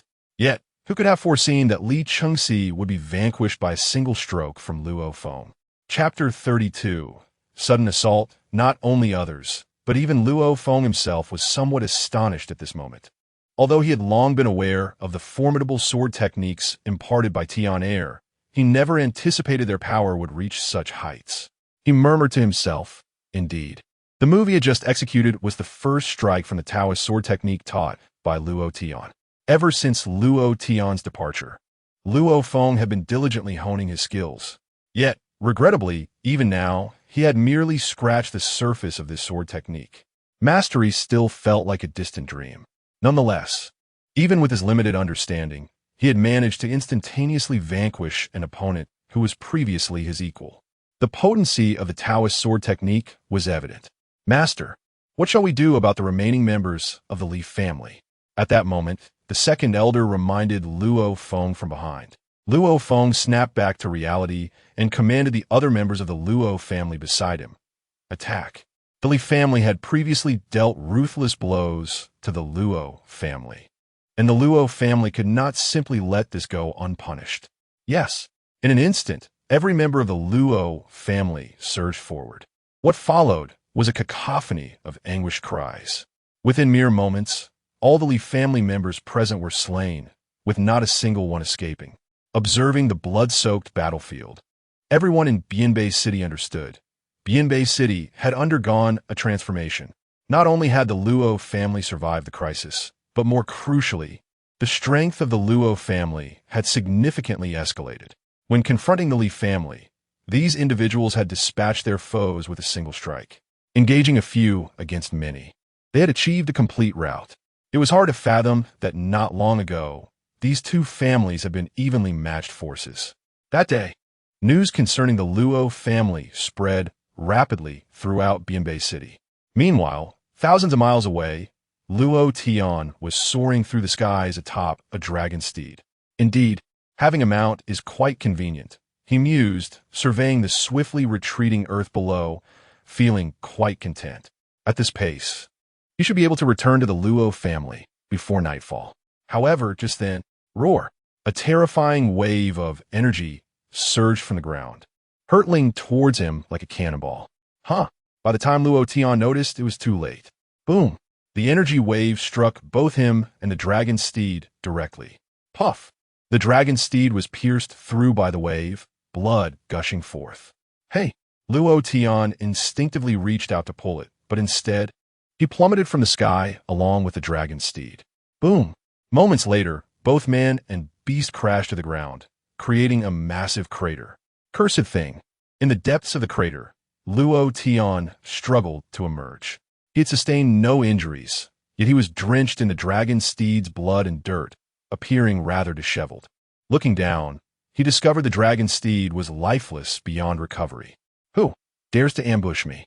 Anger surged in Luo Tian's eyes. His gaze flickered, and he caught sight of a glimmering light in a nearby valley, the very direction from which the energy wave had originated. There, Luo Tian declared, his toes barely grazing the ground as he flickered and soared towards that direction. On the other side, within the valley, a colossal bird was ensnared by hundreds of chains, with a massive cauldron pressing down upon its back, rendering it immobile. Surrounding the gigantic creature were dozens of individuals clad in gray robes, murmuring incessantly, seemingly reciting incantations. The captive bird struggled relentlessly, its visage reflecting profound anguish. Truly, it was a formidable beast of the 5th level of the transcendental realm. 3 days and nights had passed, yet it had not succumbed. Just moments ago, had I not evaded swiftly, it would have surely unleashed a lethal breath upon me. A man donned in armor bore an expression of lingering dread. General Wu, were it not for the caliber of such a divine beast, what right would it have to serve as the mount of the esteemed Lord Shenwu? An elderly man with white hair, grasping a chain in one hand, chuckled as he spoke. General Wu glanced at the gigantic bird, his brow furrowing, and inquired, "Is it truly possible to tame this creature?" The elder nodded with a smile, assuring him, "Indeed, General Wu, rest assured. The spirit-destroying sutra of the 100 Beasts sect is a premier method for taming beasts. By sunset today, at the latest, this creature shall be reduced to a mere mindless drone, obedient to commands." General Wu nodded in understanding. "I see. Then I shall trouble you, Master Bai." Master Bai replied with a smile, "It is our honor at the 100 Beasts sect to serve Lord Shenwu." Meanwhile, at the entrance of the valley, Luo Tian, filled with murderous intent, resolved to venture inside and uncover the identity of his assailant. Just then, a voice rang out, "Halt!" Suddenly, 4 figures appeared before Luo Tian, blocking his path. "This valley is sealed. Unauthorized individuals must leave at once," declared the leader, a young man in white. "Step aside." Luo Tian dismissed him with disdain. "What did you say?" The young man's eyes glinted with coldness. "You insolent brat. We are conducting important matters for the 100 Beasts sect and the Lord Shenwu. Yet you dare to speak to me in such a manner? Very well. You need not leave. Once the beast is tamed, you shall serve as its sustenance." As he spoke, he reached out to seize Luo Tian, intending to subdue him. However, bang! Luo Tian's grip caught the young man's hand. "You dare to resist?" the young man exclaimed. "Release me, or the 100 Beasts sect, and the Lord Shenwu will annihilate your entire family." Luo Tian turned, casting a cold glare at him. "At this juncture, you still dare to utter such threats? Humph. Why should I not? I serve the Lord Shenwu. Do you think you can harm me?" He called out to his companions, "Brothers, take action." Clang, clang. The remaining 3 drew their swords, aiming them at Luo Tian. "Brat, if you are wise, release my senior brother. Otherwise, the consequences will be dire," one of them warned coldly. "Consequences?" Luo Tian shot him a glance and exerted tremendous force. Puff! A cloud of blood mist erupted as the man in Luo Tian's grasp was crushed to death. "What? You dare to? You seek death?" Anger flared in the eyes of the 3 remaining men. Yet in the next instant, whoosh! Luo Tian's figure vanished from before them. As they reappeared, they had already approached the 3 individuals from behind. This fellow seems apprehensive," one disciple remarked, perplexed. "I don't know, but we cannot allow him to enter the valley. If we delay the matter, we will face repercussions. Indeed, you there, return to us." The trio hastily pursued Luo Tian. However, just as they turned, blood gushed forth from the 3 of them simultaneously. "You wretched being, when did you?" The three were filled with disbelief, utterly unaware of when Luo Tian had struck. Meanwhile, fury surged within Luo Tian's eyes. In his right hand, he grasped a withered blade of grass, from which drops of blood continuously fell. Chapter 33. The Golden Rock King, a withered stalk, dispatched them all. Luo Tian gazed intently at the flickering light deep within the valley, his fury unabated. It is there. With that thought, he surged towards that direction. Meanwhile, deeper in the valley, the Golden Rock King. Why resist any further? Becoming a slave to the divine martial king is your fate. Master Bai, with hands clasped behind his back, observed the trapped giant bird with a smile. Despicable wretch, perish. The Golden Rock King opened its beak, preparing to launch an assault on Master Bai. However, buzz, a radiant flash emanated from the colossal cauldron above, instantly forcing the Golden Rock King down by 3 feet, its entire head buried in the ground. That last strike was merely my oversight. Do you think I would grant you a second chance? Master Bai declared, his face brimming with pride. Yet, the Golden Rock King's once golden eyes had turned blood red, glaring fiercely at him. Just then, was it this bird that just spat into the air? A voice emerged from behind Master Bai, belonging to Luo Tian. Both Master Bai and General Wu paused in surprise, turning around to witness Luo Tian, holding a withered stalk, gazing at the Golden Rock King. How did this intruder manage to enter? Are the guards outside utterly useless? Master Bai's brow furrowed, a flash of murderous intent in his eyes. General Wu, however, remarked, Master Bai, relax. It is merely a small fry from the body refinement stage. What harm can he do by entering? He discerned at a glance that Luo Tian had yet to condense his energy into the sea, remaining merely in the body refinement stage. Thus, he did not take it to heart. Master Bai's expression softened slightly as he nodded in agreement. On the other side, Luo Tian lowered his head, addressing the two. Hey, was it this guy who just spat into the air? General Wu chuckled. Indeed it was. What of it? Luo Tian's face darkened. What of it? He killed my dragon horse. What do you think? Are you its masters? Master Bai and General Wu exchanged glances, bursting into laughter simultaneously. I was wondering what the matter was. It turns out this Golden Rock King missed us and hit this unfortunate lad instead. They shook their heads, amused. Luo Tian spoke coldly. What are you laughing at? I ask you, is this creature yours? They exchanged glances once more, and General Wu replied, So what if it is? And if it is not, what then? With the Golden Rock King currently subdued, General Wu was in high spirits, eager to toy with Luo Tian. Otherwise, given their natures, they would have long since dealt ruthlessly with him. Luo Tian retorted icily, If it belongs to you, you must compensate me for my dragon horse. If it is not, step aside. I shall settle the score with that creature. Master Bai squinted. Oh, if this creature is not ours, feel free to pursue it. Luo Tian nodded. Very well. Then, that cauldron is obstructing my way. Remove it, or else do not blame me if it gets damaged. Master Bai laughed heartily. If you possess the capability, then by all means, go ahead and remove it. Should it break, I shall not hold you accountable. The Master Bai found the situation quite amusing. The cauldron, a formidable 5th-tier magical artifact, possessed astonishing power. It was precisely this artifact that had kept the Golden Peng King subdued. The overwhelming pressure emanating from the cauldron sent chills down the spines of both Master Bai and his companion. A mere mortal like Luo Tian, in the realm of body refinement, could not hope to damage it. Even a slight touch would result in instant obliteration. Very well, you have said it yourselves. Luo Tian declared as he approached the Golden Peng King. Ha! Master Bai, you truly are wicked. General Wu chuckled at Master Bai. Master Bai stroked his beard and replied, Having spent so many days here, it has grown rather tedious. It would be quite entertaining to witness this overconfident youth perform a self-destructive act. Wouldn't you agree? General Wu nodded in agreement. Indeed, it is amusing. This lad is utterly foolish. As the two shared their laughter, Luo Tian stood before the Golden Peng King. Human brat the Golden Peng King, half buried in the earth, with only one eye visible, glared at Luo Tian. Yet Luo Tian disregarded him entirely, stepping over his body as he made his way toward the colossal cauldron. You insolent wretch! Rage flared in the golden Peng King's eyes. But the immense power of the cauldron rendered him immobile. Haha, the spectacle to come will surely be entertaining, Master Bai remarked, watching Luo Tian with a grin. He believed that, at the moment of contact between Luo Tian and the cauldron, the latter would be reduced to a mere puddle of flesh from the cauldron's might. However, bang!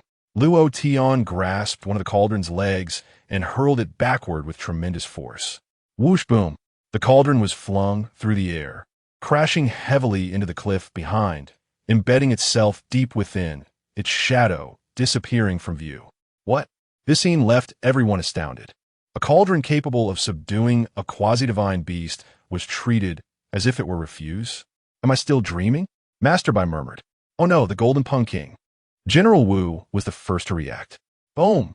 At that moment, a terrifying pressure surged from the valley below. Crack, crack! The chains binding the Golden Peng King shattered instantly. Everyone from the 100 Beast sect and the divine Martial King's mansion, prepare to meet your demise. The Golden Peng King soared into the air. Oh no! This wretch! Both Master Bai and General Wu were left speechless.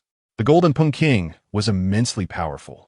Their previous ability to subdue him had relied on cunning schemes and the formidable aid of the cauldron. Now that the cauldron was discarded, who could possibly contain this monster? Prepare to die. The Golden Peng King flapped his wings, stirring a tempest.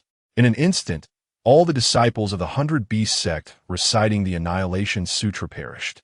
In the next moment, the Golden Peng King flashed towards Master Bai and General Wu. Damn it, Dai!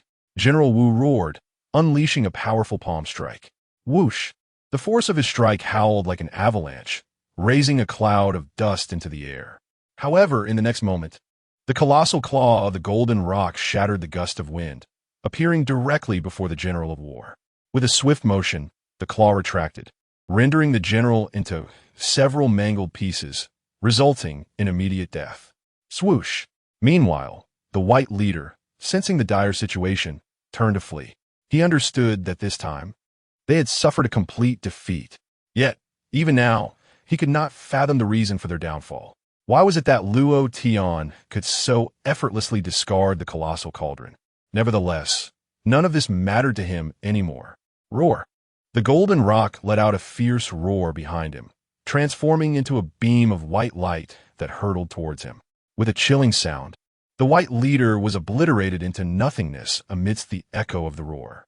Chapter 34: The Pact of Three Strikes. A group of despicable scoundrels. The King of Golden Eagles, evidently still seething with rage, unleashed another onslaught upon the corpse of General Wu.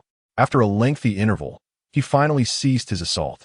Once he had completed this act, he turned his gaze towards Luo Tian. Young man, though I do not know your identity, I must express my gratitude for your timely intervention, the King of Golden Eagles remarked to Luo Tian. However, Luo Tian's expression remained one of utter indifference. There is no need for thanks. You may have vented your anger, but my own grievances remain unresolved, Luo Tian retorted coldly. What do you mean? The King of Golden Eagles was taken aback. Luo Tian scrutinized him and asked, before I arrived, did you not roar at the heavens? The king pondered briefly before responding. It seems that I did, but what of it? Luo Tian replied icily, what of it? Your shout killed my steed and sent me plummeting from the sky. What do you think? The King of Golden Eagles was momentarily taken aback. After a moment's hesitation, he said that, I intended to strike those two fellows. Your steed was merely collateral damage. Luo Tian glared at him. I care not whether it was collateral damage. Feeling somewhat guilty, the king lowered his head and asked, then what do you propose we do? Luo Tian regarded him for a moment before stating, it is simple. You have slain my steed, so you must compensate me with a new one. The King of Golden Eagles chuckled. That is easily arranged. In the land of night wind, I am the king of birds. I shall select a fine flying steed for you. Leave your address, and in 7 days, a beast shall come to acknowledge you as its master. To his surprise, Luo Tian shook his head. No, I cannot wait that long. What do you mean by that? Luo Tian fixed his gaze upon him and declared, it is you. You have killed my steed. So before you ascend to the realm of the skies, you shall serve as my mount. A glint of cold light flashed in the king's eyes. Young man, have you lost your mind? You wish for me to be your steed? Even the formidable divine martial king of your human race could not compel me to serve him. What makes you think you can? Luo Tian rolled his eyes. What is divine martial king to me? I care not. The king was momentarily stunned, not expecting Luo Tian to dismiss even the divine martial king so casually. Had it been anyone else, the mere suggestion of servitude might have prompted an immediate response. Yet, given that Luo Tian had just saved his life, it did not seem appropriate to retaliate. After contemplating for a moment, the king of Golden Eagles suddenly devised a plan. Young man, if you wish for me to be your steed, it is not entirely out of the question. However, I once vowed that anyone who wishes to claim me as their master must withstand 3 strikes from me. Otherwise, I would rather perish than submit. The king's intention was clear. He hoped to dissuade Luo Tian with such a daunting challenge. After all, the power he had just displayed was formidable. Yet, to his astonishment, 3 strikes, is it? Very well, let them come. Luo Tian readily accepted the challenge. This response left the king of Golden Eagles dumbfounded. Hey, young man, did you hear me correctly? It is I who shall strike you, not the other way around. The king exclaimed. I understood perfectly. Now hurry up and strike. Once you are done, we shall set forth. Luo Tian replied, growing increasingly impatient. King Jinping fell into silence. He did not anticipate that Luo Tian would be so oblivious to the situation. Well, perhaps a minor lesson would suffice. As long as I do not endanger his life, I can always find a way to repay him later. With this thought, King Jinping spoke. Very well, for this next strike, I shall use merely 1/10 of my strength. Targeting your left arm, if you sense any danger, simply evade, and you shall escape unscathed. However, Luo Tian dismissively replied, There's no need. Unleash your full power. Full power? King Jinping couldn't help but chuckle inwardly. All right, prepare yourself. He took a deep breath and then unleashed a fierce blast from his mouth. Boom! A beam of light erupted instantaneously, hurtling toward Luo Tian's left arm. Now you realize the gravity of the situation, King Jinping thought to himself. To his astonishment, Luo Tian merely raised his hand, reaching out toward the beam of light. Oh no, his hand is doomed. King Jinping gasped internally. Yet in the next moment, hiss! The golden light struck Luo Tian's palm, and rather than shattering it, the beam began to disintegrate inch by inch. But an instant, it was completely obliterated within Luo Tian's grasp. Aside from a smudge of dirt, there was not a single mark left on his hand. This is your 1/10 of strength? How feeble you are, Luo Tian remarked, glancing at his palm and then at King Jinping, disappointment evident in his eyes. King Jinping felt a wave of embarrassment wash over him. What on earth is happening? Although he had not utilized his full strength, this outcome was utterly unexpected, especially after boasting so grandly, only to leave his opponent with a mere smudge on his palm. Upon seeing Luo Tian's expression, King Jinping felt his face flush with heat. It seems I have underestimated you. I initially thought you were merely a prodigy skilled in magical artifacts, having discerned the method to wield that giant cauldron effortlessly. Little did I know, your strength is so formidable, yet you masquerade as a mere body refining cultivator. You have concealed yourself quite well. King Jinping remarked, his gaze intense. Enough with the idle chatter. Let us commence the second strike. Luo Tian declared. Very well. Let me make myself clear. Although you are my savior, this time I shall not hold back. I will unleash 80% of my power upon you. If you wish to avoid death, you would do well to evade. King Jinping warned. Bring it on. Luo Tian challenged. King Jinping narrowed his eyes, recognizing the formidable strength Luo Tian possessed. To achieve victory, he could no longer afford to show mercy. Divine breath, King Jinping roared. He bellowed. In an instant, a beam of light, magnitudes stronger than before, crackled with lightning as it surged toward Luo Tian. This strike surpassed the terrifying power he had unleashed against the white sect leader. Boom! The beam collided directly with Luo Tian, erupting into a massive mushroom cloud within the canyon. Oh no, that was excessive. I hope this lad is not in danger. King Jinping thought anxiously as he beheld the aftermath of his own attack. If one were to truly eliminate their savior, it would be utterly preposterous. However, cough, cough, cough. The smoke was suffocating. Amidst the haze, the sound of Luo Tian's cough emerged. Shortly thereafter, Luo Tian burst forth from the cloud of dust. Good heavens, are you attempting to asphyxiate me with mere dust? Such a nefarious tactic. Luo Tian regarded King Jinping with a look of deep grievance. King Jinping found himself at a loss for words.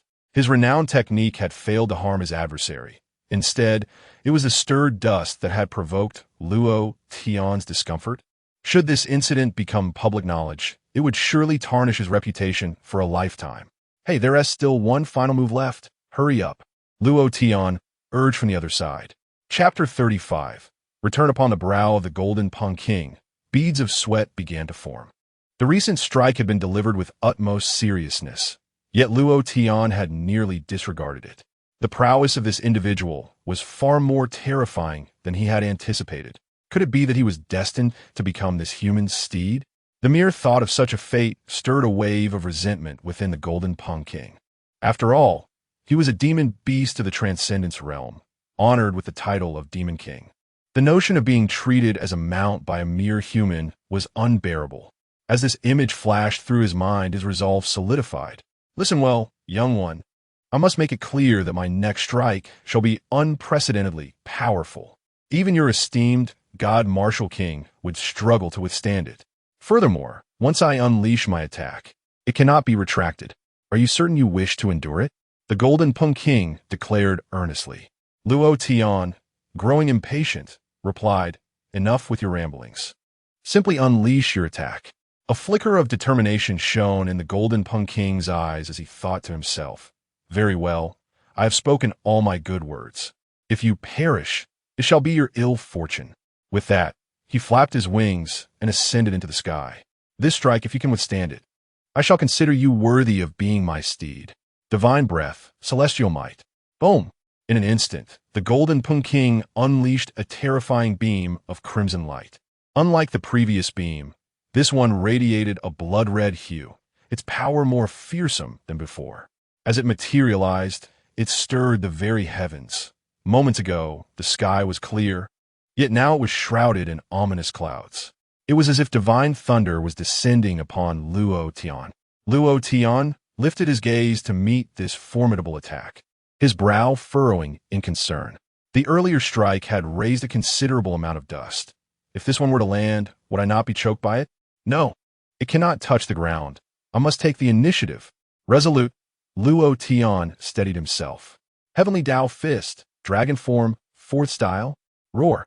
In the next moment, as Luo Tian unleashed his fist, a dragon silhouette coalesced from the force of his strike, hurtling towards the golden Peng King's beam. Rumble. The two forces collided midair, resulting in a brief stalemate before the dragon form fist shattered the beam. It then soared upward, charging directly at the golden Peng King. What? The golden Peng King's expression shifted drastically. His full-powered strike had been defeated in direct confrontation. As the dragon-like fist bore down upon him, he dared not linger and swiftly evaded.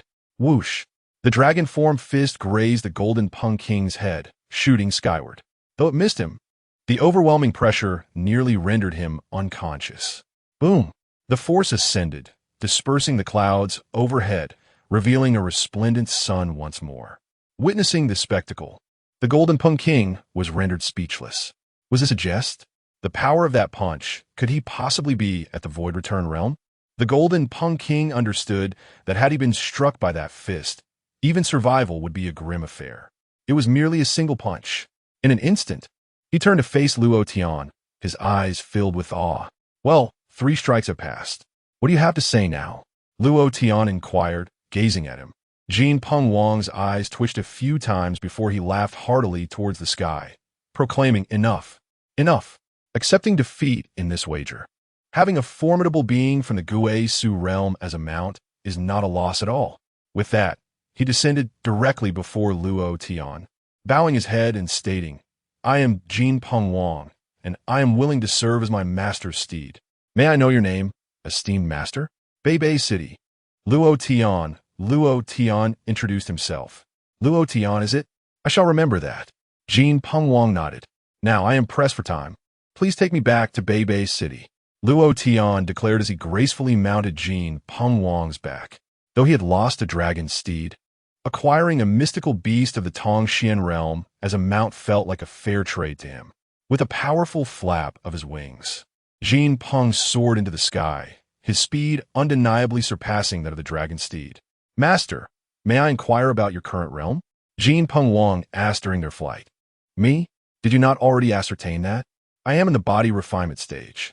Luo Tian replied, reclining on his back. Ah, body refinement? Are you jesting? Jean Peng Wang was bewildered. He had always presumed that Luo Tian's cultivation far exceeded his own, allowing him to conceal his true power. However, Luo Tian's words suggested otherwise. Do you think I would jest? Why do you think I sought him out? It is precisely because my realm is so low. I am merely at the body refinement stage and cannot even fly. Otherwise, would I be susceptible to your attacks in midair? Luo Tian retorted. Indeed, at present, being solely in the body refinement stage, he possessed the Taoist body technique, which was more than sufficient for combat. However, it became cumbersome for travel, requiring continuous expenditure of spiritual energy for teleportation. Furthermore, it was prone to accidents. The last time he had inadvertently killed a formidable demon. What if next time he were to harm an innocent old woman? That would be difficult to explain. Upon hearing this, Jean Peng Wang's astonishment grew even more profound. You cannot be serious. A body refinement stage cultivator possesses such terrifying strength? He glanced back at Luo Tian, his shock intensifying. Master, are you perhaps emulating ancient powerhouses, solely practicing the body refinement stage? Jean Peng Wang inquired again. Luo Tian, however, was taken aback. Solely practicing the body refinement stage? No, I should be gathering qi next month. Gathering qi next month. Jean Peng Wang keenly seized this information. Not solely practicing the body refinement stage, yet wielding such immense power. What might he become once he reaches the qi gathering stage? Would he not become even more formidable? A prodigy. Undoubtedly a prodigy. If, prior to this, Jean Peng Wang harbored any doubts about becoming Luo Tian's mount, he was now thoroughly convinced. To be the steed of such a remarkable prodigy was not merely a burden. It was an opportunity. As their conversation unfolded, Beibei City came into view. Before Jean Peng Wang's colossal form even drew near, the guards of Beibei City had already spotted him. My heavens, a mystical beast. A mystical beast. What? Such a massive beast with this terrifying aura. It must be above the sky's sovereign realm. What on earth is happening in Beibei City today? First, 3 cultivators from the sky realm caused a commotion, followed by the Luo family wreaking havoc. Now, why are demonic beasts appearing? Is it possible that today, the city of Bianbei is destined for destruction? I do not wish to perish. In an instant, the entire city of Bianbei was engulfed in panic. Wait a moment, look. Is there someone atop that demonic beast? Someone? Could it be that this beast serves as a mount for a human? If the aura of the mount is so terrifying, how formidable must the rider be? The direction in which the beast is headed. It appears to be towards the Luo family. The Luo family, once again? What exactly is happening with the Luo family?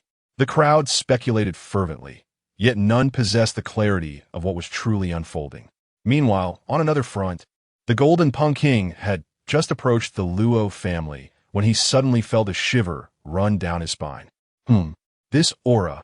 Chapter 36. A surge of killing intent. Meanwhile, at a certain location within the Luo family, Niu Wufang suddenly opened his eyes wide. This aura. With a swift motion, he dashed into the courtyard, gazing upwards. There he beheld a colossal golden bird eclipsing the sun, circling majestically in the sky. The Golden Peng King, Niu Wufang, upon encountering one another, both formidable beings felt a jolt of apprehension. The Golden Peng King. Could this formidable adversary also be targeting the Luo family? Given my current injuries, I may not be able to thwart him. Niu Wufang's grip tightened around his Wolfang club as he fixed his gaze on the Golden Peng King. As a creature of the 5-colored divine ox lineage, his bloodline was even more potent than mine. It seemed a fierce battle was impending. The Golden Peng King, too, sensed the gravity of the situation. At that moment, Luo Tian's head emerged from the back of the Golden Peng King. Restrain your killing intent. We are allies, Luo Tian proclaimed. Uncle? Niu Wufang's eyes lit up with joy upon seeing Luo Tian, while Luo Tian, hearing this address, wore an expression of helplessness. The Golden Peng King, however, looked on in bewilderment at the interaction between Niu Wufang and Luo Tian, struggling to comprehend the term uncle. Under Luo Tian's guidance, the Golden Peng King gently set Luo Tian down in the courtyard, transforming his form. He morphed from majestic bird into a figure with a bird's head and a humanoid body, sprouting wings. Nevertheless, even in this new shape, he retained a height of over 2 zhang, matching Niu Wufang in stature. Wait here, I shall visit my father, Luo Tian instructed before departing. In the courtyard, only Niu Wufang and the Golden Peng King remained. Hey, Golden Peng King, how is it that you are with my uncle? Niu Wufang queried, suspicion lacing his words. The Golden Peng King looked up and replied nonchalantly, I have chosen to follow my master. Master? You cannot mean you have become my uncle's steed? That is inconceivable. Aren't you the one who despises confinement? Niu Wufang exclaimed, astonished as he regarded the Golden Peng King. Having shared many years of camaraderie as fellow demon beasts, Niu Wufang was well acquainted with the Golden Peng King's temperament. After all, this was a creature renowned for its indomitable spirit. The Golden Peng King cast him a sidelong glance and remarked, the story behind this is quite lengthy. But tell me, why do you address your master as uncle? With a forced chuckle, Niu Wufang replied, it was my mother's wish. Your mother? The Golden Peng King was momentarily taken aback before exclaiming in shock. Your mother has emerged from her seal? That seal was so formidable. How could it possibly? Years ago, at Niu Wufang's behest, the Golden Peng King had ventured to Tiandang Mountain to assist in breaking the seal. However, a single strike nearly cost the Golden Peng King his life due to the ancient sword's intent, making him acutely aware of the seal's terrifying nature. Yet, after a brief pause, the Golden Peng King's expression shifted to one of realization as he exclaimed, could it be your master? Niu Wufang, brimming with pride, declared, indeed, my uncle effortlessly drew out the ancient sword and rescued my mother. Consequently, she recognized him as her brother, and thus he became my uncle. The Golden Peng King rolled his eyes at Niu Wufang, exclaiming, your circle is truly chaotic. By the way, has your mother broken her seal? What is her current realm? How does she regard your master? King Jinping, unable to discern Luo Tian's cultivation, sought the counsel of Niu Tiechue for confirmation. Niu Wufang, absent-mindedly picking his nose, remarked, I inquired, and my mother is still at the first level of the returning ruins realm, although her foundation is unstable. She stated that presently, she is no match for my uncle, but should she fully regain her strength, she ought to surpass him. King Jinping's eyes widened in astonishment. The first level of the returning ruins realm is not even a challenge for the master, he murmured. Indeed, that is only the current state. My mother mentioned that if my uncle were to break through to the next level, even at her peak, she would likely still fall short against him. This revelation left King Jinping utterly shocked once more. Meanwhile, within the Grand Hall, the members of the Luo family gathered upon hearing the news of Luo Tian's return. Xiania, was your journey successful? Luo Feng inquired. Yes, I have secured all the materials, with only the innate spirit crystal remaining. We must wait for the opening of the Ziwei secret realm in a few days to acquire it. However, I have already obtained the qualification to enter, Luo Tian replied. Luo Feng expressed his delight, saying, excellent, truly wonderful. We have also completed our procurement of the other materials. Once the Ziwei secret realm opens, you will be able to break through to the Qi gathering realm. The thought of Luo Tian, already formidable at the body refining realm, advancing to Qi gathering was almost beyond Luo Feng's imagination. By the way, father, I noticed the city was shrouded in smoke. What transpired? Luo Tian asked. Luo Feng chuckled. Oh, it's nothing significant. Merely the various families in Bianbeicheng attempting to encroach upon our Luo family's assets. Fortunately, these short-sighted fools have all been dealt with. Luo Tian was taken aback, his brow furrowing. They dared to strike against the Luo family? How could that be? The Luo family's strength is unrivaled in Bianbeicheng. Only the Li family has managed to stand against us in recent years. Have they lost their minds to challenge us? They believed our family might have been annihilated. Luo Feng then recounted the incident involving 3 formidable experts from the sky-soaring realm who attacked the Luo family. Before he could finish, he noticed Luo Tian with his head slightly bowed, enveloped in an aura of palpable killing intent. Xian'e? Luo Feng was momentarily taken aback. Had he not witnessed it with his own eyes, he would scarcely have recognized Luo Tian. Annihilation of the clan? Who were they? What was their background? Luo Tian's voice was laced with frost. He never anticipated that, due to the incident with Lan Xiu'er, they would resort to such extreme measures. Were it not for Niu Wufang, the Luo family might have faced true devastation. The thought of this possibility filled Luo Tian with dread. Though he had long been aware of the harsh realities of this world, he now realized just how naive he had been.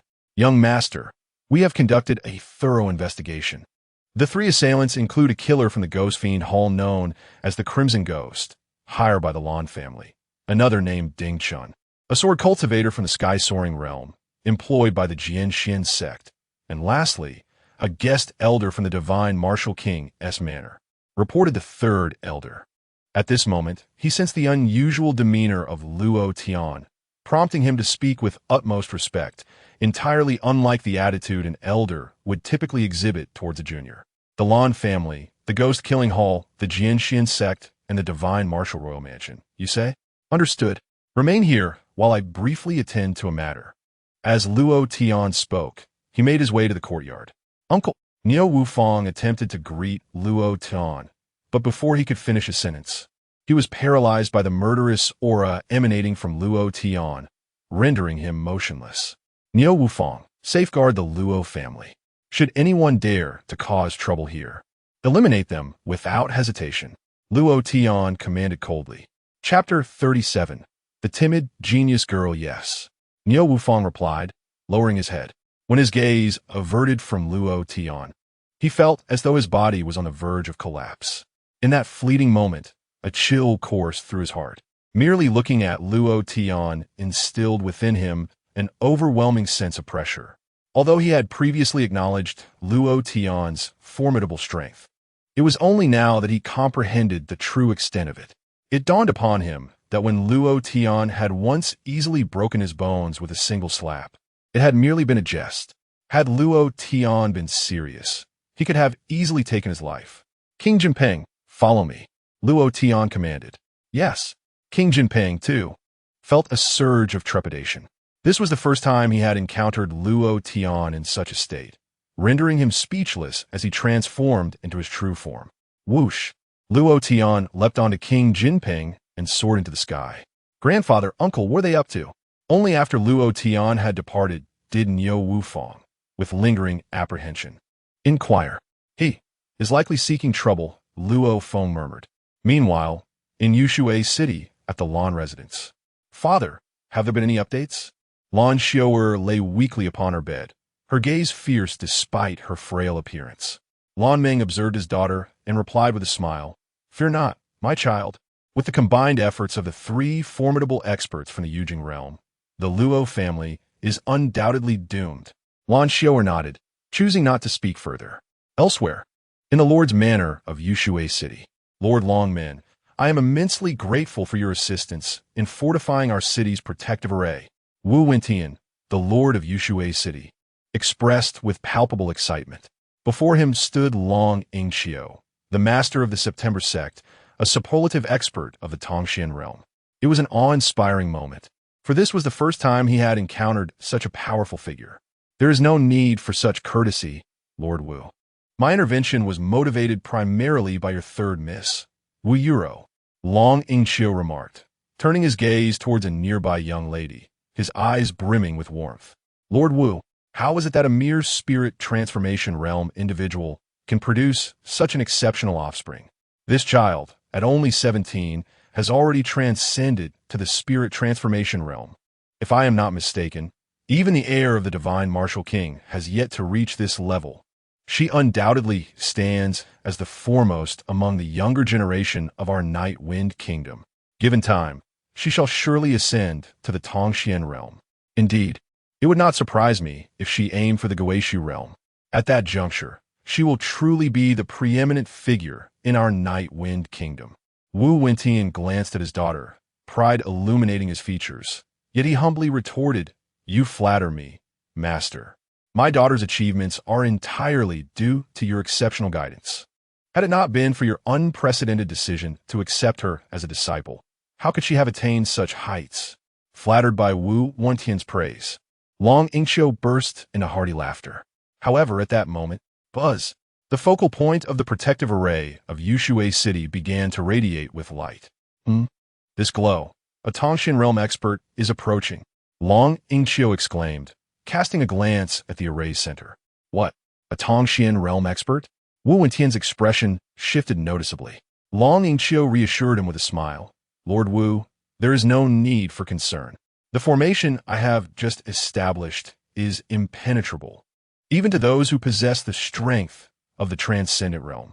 Moreover, I am here as well. Wu Wentian immediately clasped his hands in respect and said, "We are entirely reliant on the Dragon Gate Master."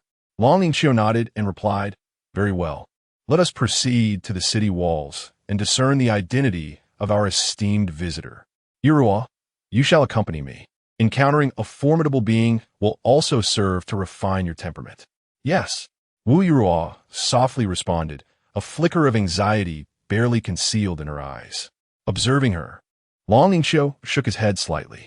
While his closed-door disciple had many admirable qualities, her overly gentle disposition was indeed her greatest vulnerability. She required rigorous training. Before long, the group arrived atop the walls of Yinshui City. Shortly thereafter, a colossal figure soared through the distant sky. Upon sighting this figure, Long Yingqiu's brow furrowed in an instant. The Golden Pink King? How could it be him? He muttered to himself. Dragon Gate Master, who is this? Wu Wentian inquired. Unfamiliar with the Golden Punk King, Long Yingqiu focused intently and explained, the Golden Punk King is a quasi-divine beast of the transcendent realm. However, he has always been a solitary creature. What brings him to a human stronghold today? A quasi-divine beast. Wu Wentian gasped in astonishment. At that moment, the Golden Punk King had arrived at the forefront of Yinshui City. Golden Punk King, it has been some time. I, Long Yingqiu, master of the September Gate. Extend my greetings. Long Yingqiu called out from a distance. The Golden Punk King acknowledged him and glanced at the city's protective formation, proclaiming, Dragon Gate Master. Did you create this grand formation? Please dissolve it and allow me entry. Long Yingqiu regarded him with a wry smile, responding, if the Golden Punk King wishes to enter, I should not impede you. However, the murderous aura emanating from you is palpable. Even from 1,000 paces away, it pricks at my very being. How could I dare to grant you passage? If you were to enter, it would surely spell disaster for the city. The Golden Punk King retorted coldly, Dragon Gate Master, you are mistaken. This murderous aura is not mine, but that of my master. Master? Upon hearing this, Long Yingqiu's gaze sharpened, realizing that atop the Golden Punk King was the figure of Luo Tian. At that moment, Luo Tian had his eyes slightly closed, seemingly gathering his strength, and the source of that terrifying murderous aura was indeed emanating from him. Witnessing this scene, Long Yingqiu's heart began to race uncontrollably. The Golden Punk King has a master? Given his temperament, how could he ever consent to be someone else's steed? To possess such a master? Could it be that this individual is of the returning ruins realm? The mere thought sent beads of sweat trickling down Long Yingqiu's forehead. With the support of his formation, he was confident in his ability to withstand the majority of the returning ruins realm powerhouses. Even against the quasi-divine beast, the Golden Punk King, he felt prepared for a confrontation. But if it were truly a being of the returning ruins realm, Golden Punk King, may I inquire about your master's purpose in entering the city? Long Yingqiu asked. Before the Golden Punk King could respond, Luo Tian suddenly opened his eyes wide.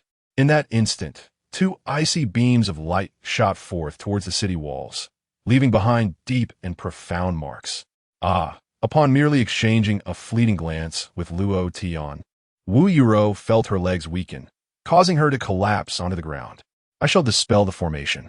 I come on behalf of the Lan family, and wish to avoid unnecessary bloodshed.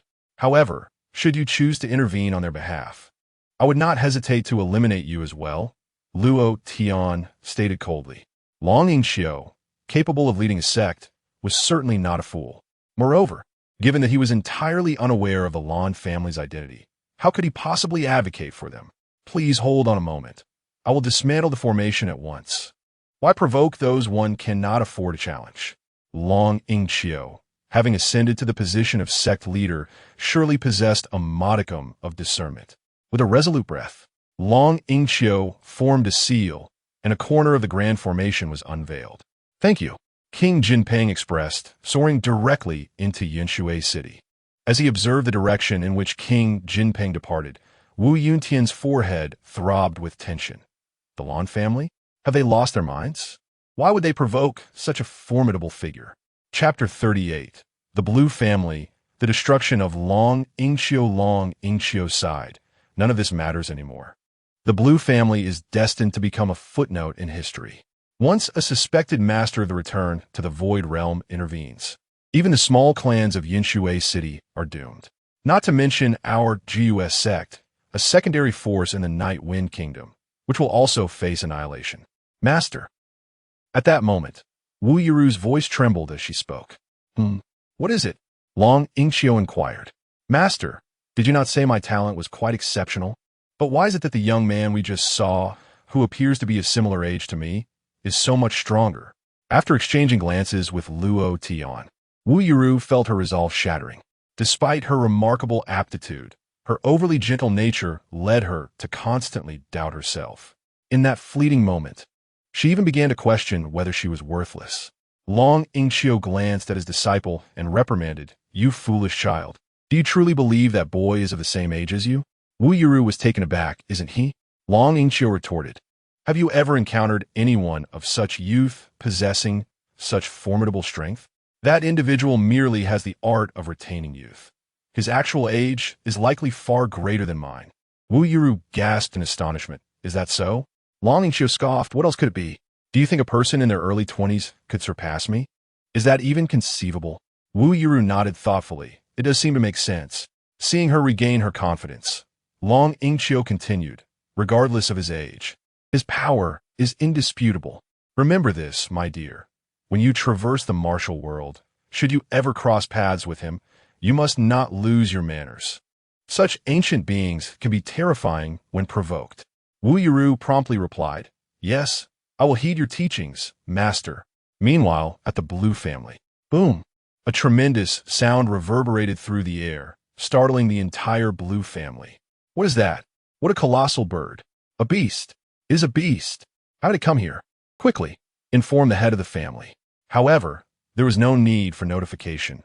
Blue Ming had sensed the anomaly almost immediately and dashed into the courtyard. Yet, upon seeing the gigantic form of the Golden Peng King, he stood frozen in astonishment. "Senior, I am Blue Ming, the head of the Blue Family. I am unaware of your esteemed presence in my humble abode. May I inquire about your purpose? Whatever your request, I shall do my utmost to fulfill it." Blue Ming, uncertain of the Golden Peng King's intentions, attempted to lower his posture as much as possible.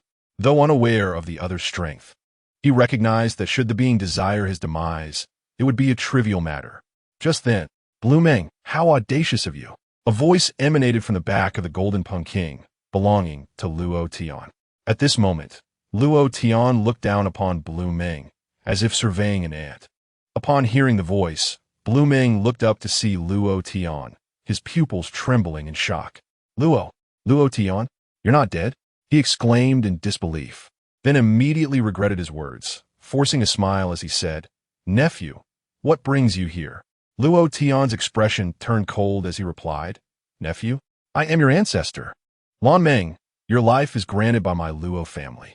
Back then, it was you who eagerly sought to marry your daughter to me. Yet, you later had a change of heart, sending Lan Xiu'er to annul the engagement, to which I consented without hesitation. I have done my utmost in terms of benevolence and righteousness, but what of your Lan family? First, your daughter, with the aid of her master, sought to annihilate my Luo family. After I incapacitated her, Rather than reflecting on her wrongdoing, she escalated her efforts, even hiring assassins to finish the job. Lan Meng, I have given you opportunities more than once, yet why do you insist on courting death? Listening to Luo Tian's accusations, Lan Meng felt a pang of guilt. Indeed, no matter the excuses, he was fundamentally in the wrong. Luo Tian, regarding the past, even if my Lan family has wronged your Luo family, I implore you to remain calm. My daughter Heir is now with the crown prince of the divine martial kingdom. Should you act against us, the divine martial palace will not spare you. Lan Meng gazed at Luo Tian, hoping to intimidate him with the mention of the divine martial palace. However, the divine martial palace? What a feeble establishment.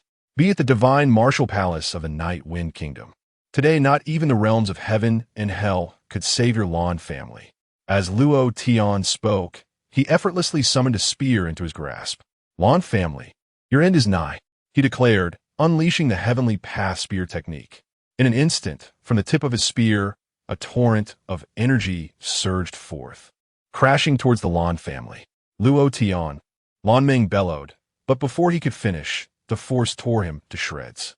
Not only him, but all those behind him from the Lan family were also obliterated. In that moment, houses crumbled, the ground quaked, as if the apocalypse had descended. In the chaos, Luo Tian caught a glimpse of Lan Heir, who, panic-stricken, could barely move, her limbs shattered. With a fierce glare, she spat, Luo Tian, I will not spare you even as a ghost. Yet, in the next moment, she too was torn apart by the spear's intent. Moments later, the once mighty Lan family was utterly annihilated. You want to spare me as a ghost? You were less than human in life. What could you possibly be in death? Luo Tian tossed aside the spear. The Golden Peng King, witnessing this scene, was struck with awe. Indeed, the Master's power is that of the abyssal realm. He mused, Golden Peng King, let us depart. Luo Tian urged from behind. Huh? Yes, where to next? The Golden Peng King inquired. To the Sword Xian sect. Luo Tian replied, his gaze icy. Understood, we shall go. The Golden Peng King spread his wings and vanished into the sky. Meanwhile, at the main peak of the Sword Xian sect, a disciple exclaimed joyfully, Sect Master, the ancestor has emerged from seclusion. Oh, has he emerged so soon? What of the ancestor? The Sect Master, Huinan, looked on with anticipation. The ancestor has succeeded. The disciple rejoiced. Succeeded? The typically composed Huinan rose to his feet upon hearing those words. Ha ha. Splendid. Once the ancestral master has completely mastered that artifact, a single individual can rival 3 experts of the transcendental realm. Coupled with the formations of our Sword Xian sect, we have officially stepped into the ranks of the first-class powers of the Night Wind Nation today. In Huinan's eyes, there was an undeniable excitement. After all, the resources possessed by a second-rate sect and those held by a first-rate sect are worlds apart. He was confident that, with the strength of the ancestral master and his own cunning, given time, they would undoubtedly become the true strongest sect in the Night Wind Nation. However, just at that moment, boom! A tremendous sound shattered his reverie. Chapter 39. The ancestor of the Sword Xian sect master. Dire news has arrived. An elder of the Sword Xian sect rushed in, his face a mask of panic. What is it? It is the Golden Peng King. That wretch has destroyed our mountain gate, the elder exclaimed. Huinan was taken aback, incredulously asking, the Golden Peng King? That monstrous beast? We have no quarrel with him. Why would he lay waste to our mountain gate? The elder shook his head. I do not know, but the Golden Peng King's infamous reputation precedes him. If he truly unleashes his fury, it could spell disaster. A cold smile appeared on Huinan's face as he replied, in days gone by, such a matter might have indeed been troublesome. However, we of the Sword Xian sect are no longer the same. As he spoke, he soared to a picturesque spot within the Sword Xian sect, kneeling on one knee. Ancestor, the Sword Xian sect is in peril. I beseech you to emerge. Huinan called out loudly. Creak! The door of a distant thatched cottage swung open, revealing an elderly man with hair and beard as white as snow, exuding an ethereal aura as he stepped forth. Alas, the younger generation proves to be disappointing. Must I resolve such matters myself? The elder lamented. This man was none other than Gutong, the revered ancestor of the Sword Qian sect. Ancestor, if it were not absolutely necessary, I would not disturb your tranquil cultivation. Yet, the situation is urgent, and I must implore your assistance. Yunan assisted. Gutong, however, remained unfazed. Urgent? Is it merely a bird demon? Why such alarm? Allow me to capture it and make it my guardian beast. With that, he strode forward. Huinan followed behind, inwardly scoffing. A bird demon? A guardian beast? Just a year prior, Gutong had cautioned him against provoking the powerful beasts of the demon clan. Patience was to be exercised. Yet now, after acquiring that artifact, he had become so boastful. Of course, such thoughts were kept silent within Huinan's heart. He would never dare voice them aloud. Meanwhile, Gutong took to the skies, arriving before the mountain gate, which now lay in ruins. High above, the golden Peng King hovered, surveying the devastation below. You possess quite the audacity, little golden Peng. To dare destroy my mountain gate? Gutong bellowed from a distance, his voice imbued with the power of the transcendent realm, resonating like thunder. Is that our Sword Qian sect's ancestor emerging? Ancestor? Is he not the reclusive elder of the transcendent realm residing in the back mountain? Indeed, I was fortunate enough to have seen him many years ago. There is no mistaking it. Can the ancestor withstand the golden Peng King? Did you not hear what the ancestor called him? The ancestor referred to him as little golden Peng, which either indicates our ancestor's seniority or superiority in strength. Regardless, it signifies the greatness of our ancestor. The members of the Sword Qian sect, once filled with trepidation, found a sense of reassurance upon hearing Gutong's proclamation. Yet the golden Peng King furrowed his brow. Little golden Peng? We are hardly acquainted. Though Gutong also possessed the strength of the transcendent realm, within the Night Wind Kingdom, his prowess was merely average. Such a fellow, how audacious! Are you the one in charge of the Sword Qian sect? At that moment, Luo Tian, standing behind King Jin Peng, suddenly spoke. There are others? Gutong was taken aback, clearly caught off guard. Indeed, I hold authority over the affairs of the Sword Qian sect. Who are you? Ye Tongning Kirid. I am Luo Tian, the one who will annihilate your Sword Qian sect, Luo Tian declared. Chapter 40. Sixth Order Magical Artifact?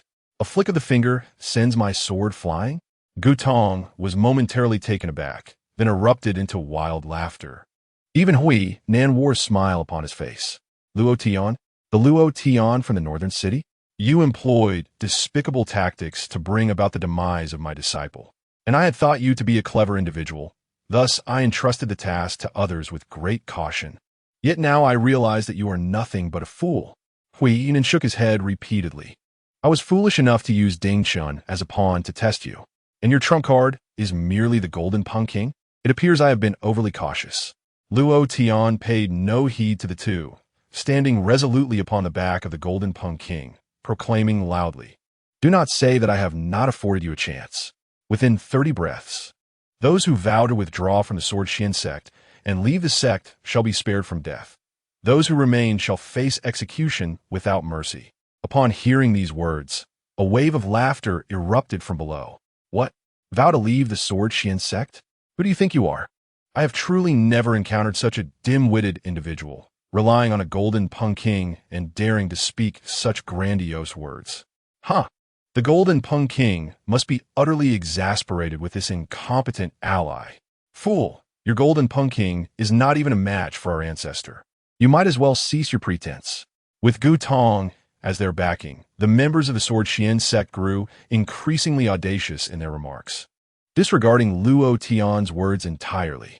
Gutong also chuckled, saying, Golden Peng King, I too grant you an opportunity. Slay the lad upon your back, and become the guardian beast of my Sword Qian sect, and I shall spare your life. With this declaration, another round of mockery ensued from the Sword Qian sect. Great bird, hasten to kneel and bow your head. Our ancestor has decreed that you shall be spared. Little golden Peng, should you refuse to surrender, we shall soon feast upon roasted wings. Amidst the scornful jeers, the golden Peng King felt a surge of rage. You younglings seek death. Divine breath, golden Peng roar. In a fit of fury, the golden Peng King unleashed a beam of light towards the ground. This terrifying aura tore through space.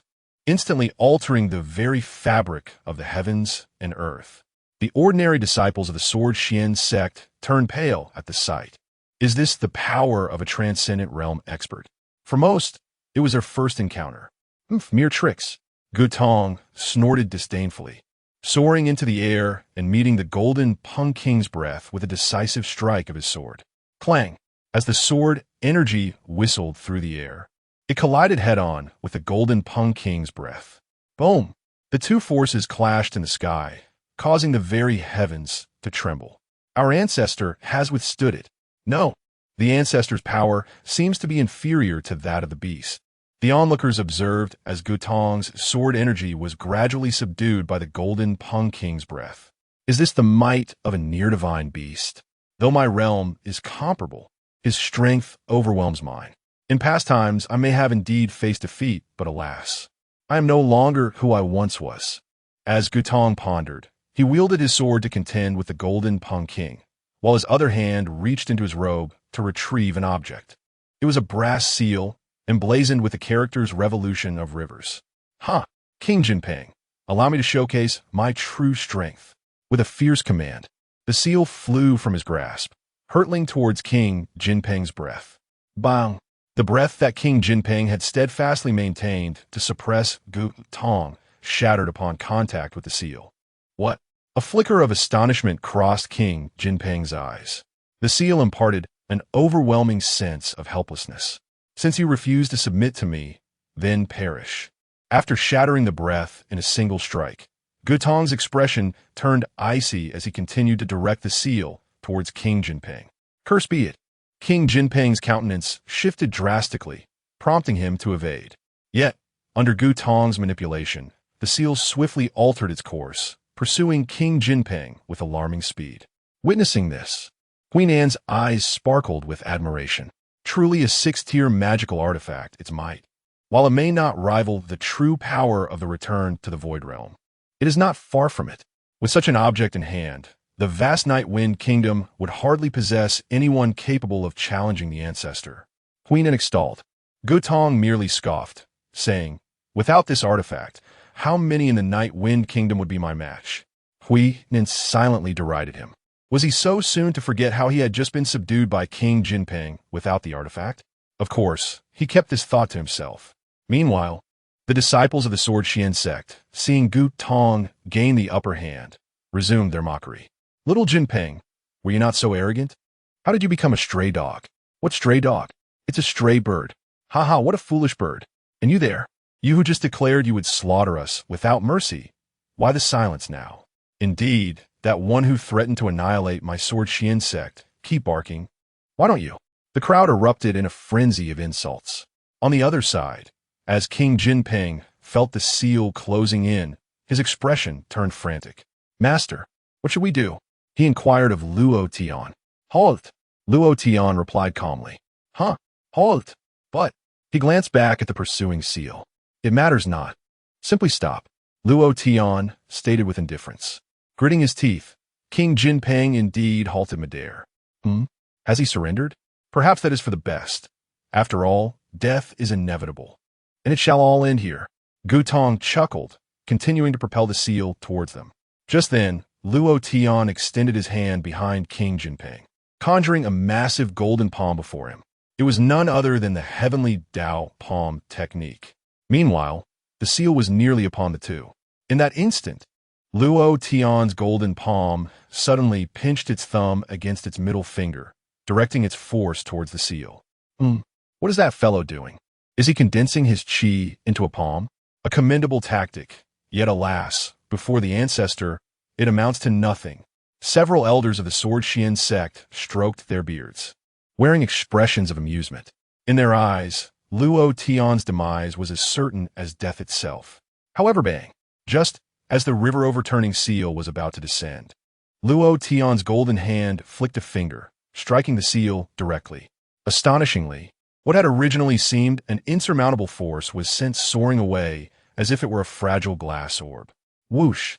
In the next moment, the river-overturning seal shot skyward, shimmering for an instant like a star before vanishing from sight. Ancestor, Queen Anne, witnessing the spectacle, immediately turned to gaze at Gutong, only to find him frozen in place. Ancestor, what is happening? Where has the river overturning seal gone? Annihilates. Gutong swallowed hard and replied, I can no longer sense it. Queen Anne, taken aback, asked why. Gutong's lips twitched slightly as he explained. One possibility is that the seal has been sent to an exceedingly distant location. The other possibility is that it has been irreparably damaged by that flick. Chapter 41. The destruction of the Sword Xian sect. What? Queen Anne was taken aback. The two possibilities mentioned by Gutong sounded utterly implausible. After all, we are speaking of six-tier artifacts. The power they unleash when activated nearly approaches the realm of quasi-returning ruins. Such objects could be flicked away with a mere finger to distances beyond perception, or could they be utterly annihilated? The thought was horrifying. If this were indeed true, then the strength of Luo Tian Huinan abruptly turned to Luo Tian, an unsettling premonition blossoming within him. Could it be that Luo Tian was capable of slaying Ming Xian and subsequently extinguishing Ding Chun, not by relying on the Golden Peng King, but by his own prowess? The mere consideration of this sent Huinan's heart plummeting. He had miscalculated. He had genuinely miscalculated. Was it possible that the illustrious history of the Sword Xian sect spanning centuries had reached its terminus? Meanwhile, Luo Tian retracted his hand, gazing down at the members of the Sword Xian sect. 30 breaths had elapsed. Had no one chosen to withdraw? Excellent. It seemed you all were resolute in accompanying the Sword Xian sect to its demise. Very well, I shall grant you this wish. As he spoke, Luo Tian effortlessly summoned the blade of the Crimson Blood Demon Scorpion from his spatial ring. The Heavenly Path Blade Technique, 4 phases slash. With that, Luo Tian unleashed a flurry of 4 strikes in all directions. The terrifying blade aura sliced through dozens of miles, inscribing a character resembling mouth and enveloping the Sword Xian sect within. What has he done? Did he miss? No.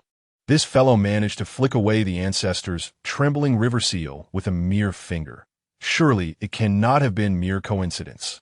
Several elders of the Sword Xian sect wore expressions of skepticism. On the other side, Luo Tian addressed the Golden Peng King. We shall depart. The Golden Peng King was momentarily bewildered, unable to comprehend Luo Tian's decision to leave. Those 4 strikes had seemingly failed to achieve anything.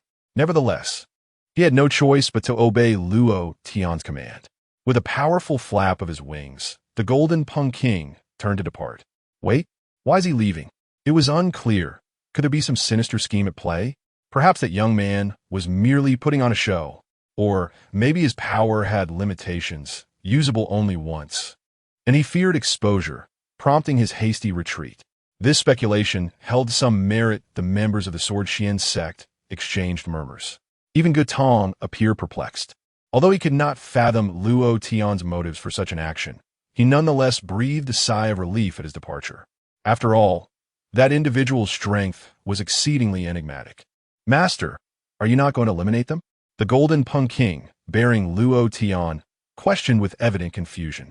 It was known that Luo Tian's earlier murderous intent was no trifling matter. To depart so rashly seemed inconsistent with his character. Yet Luo Tian coldly replied, I have already killed.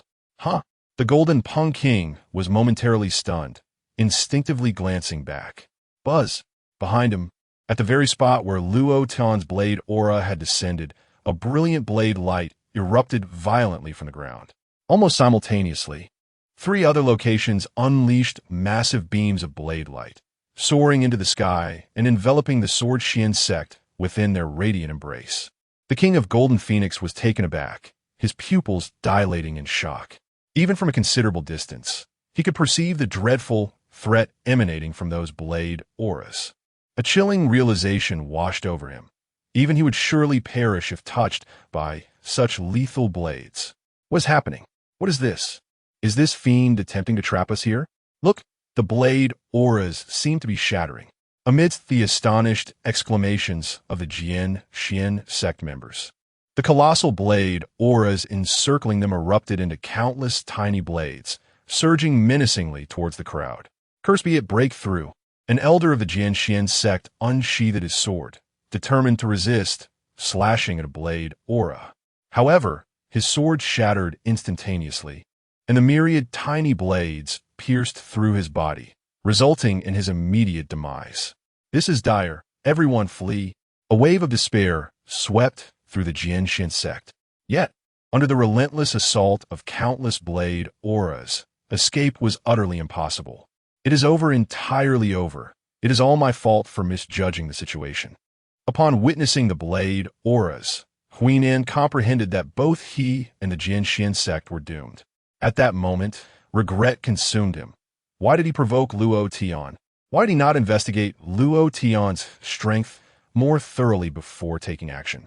Yet, it was far too late for such thoughts. Master, do not give up. We must resist with all our might. An elder shouted. Do not give up? What purpose does that serve? Can you not see the overwhelming might of these blade energies? Queen Anne let out a bitter laugh as a blade aura pierced through his chest. Dreadful. I cannot perish here. Gutong bellowed, soaring into the sky. Ancestor, is he attempting to flee? Ancestor, take me with you. A throng of Jianshin sect disciples cried out. However, before they could finish, they witnessed Gutong surrounded by thousands of blade auras in the air. Break through, Gutong roared, drawing his sword and unleashing a torrent of sword energy. Yet, it was instantaneously obliterated by the blade auras. Subsequently, as thousands of blade auras descended upon him, Gutong's body stiffened, plummeting from the sky, only to be pierced by even more blade auras, blood spraying through the air. Gutong fell in battle. In an instant, despair engulfed the Jianshin sect completely. Within mere breaths, the entire sect lay in ruin. Such terrifying power, the king of Golden Phoenix gasped at the sight. The Jianshin sect, although a second-tier force in the Night Wind Kingdom, was formidable in its own right. Yet, before such strength, they appeared as fragile as paper before Luo Tian. Nevertheless, the king of Golden Phoenix understood that this was their own doing. Had they not attempted to annihilate the Luo family on 2 occasions, Luo Tian, by nature, would never have acted with such ruthless ferocity. Master, where shall we go next? The king of Golden Phoenix, regaining his composure, inquired of Luo Tian. Do you know where the Ghost Fiend Hall is? Luo Tian asked. The Ghost Fiend Hall? The king of Golden Phoenix's pupils narrowed in realization. Master, the Ghost Killing Hall is a loosely organized assassin group that spans the entire realm, with no one aware of the location of their main headquarters. The branch in the Kingdom of Night Wind is merely a small outpost of the Ghost Killing Hall, as explained by King Jinping. Luo Tian nodded and inquired, Is that so? Do you happen to know where the branches are located? King Jinping affirmed, I know of one. Take me there, commanded Luo Tian. Without hesitation, King Jinping increased his speed. In a secluded mountain village, there stood a dilapidated grocery store. Inside, an elderly man with a pipe sat, perusing a list in his hands. This month, there had been a total of 360 assassination missions, yet astonishingly, 9 had failed. The old man furrowed his brow as he fixated on those 9 unsuccessful missions.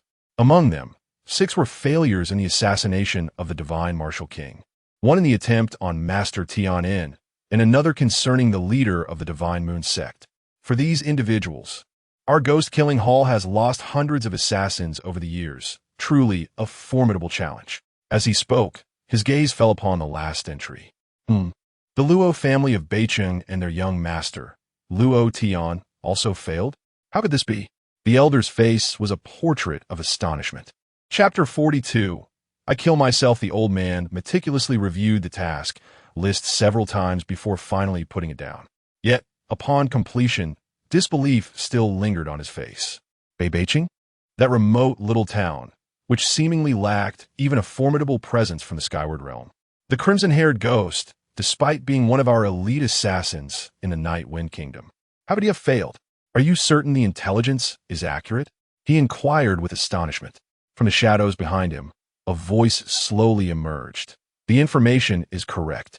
Our investigation was thorough.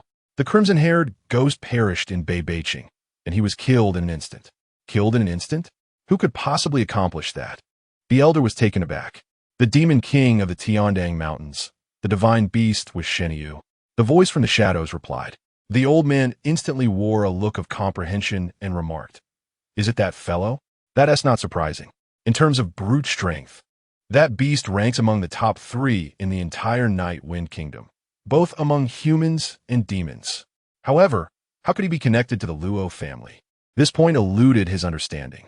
A small family from Bianbeicheng has no apparent ties to the demon king of Tiandang Mountain. The specifics are unclear, but the facts remain as they are, the shadow responded. The old man sighed.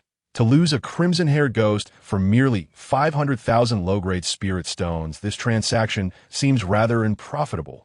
As the two conversed, a figure slowly entered the room. "Oh, a guest, what brings you here?" The elder lifted his gaze and inquired with a smile. "A life," the newcomer replied. The old man immediately donned a cheerful expression, asking, "Whose life does the guest wish to purchase?"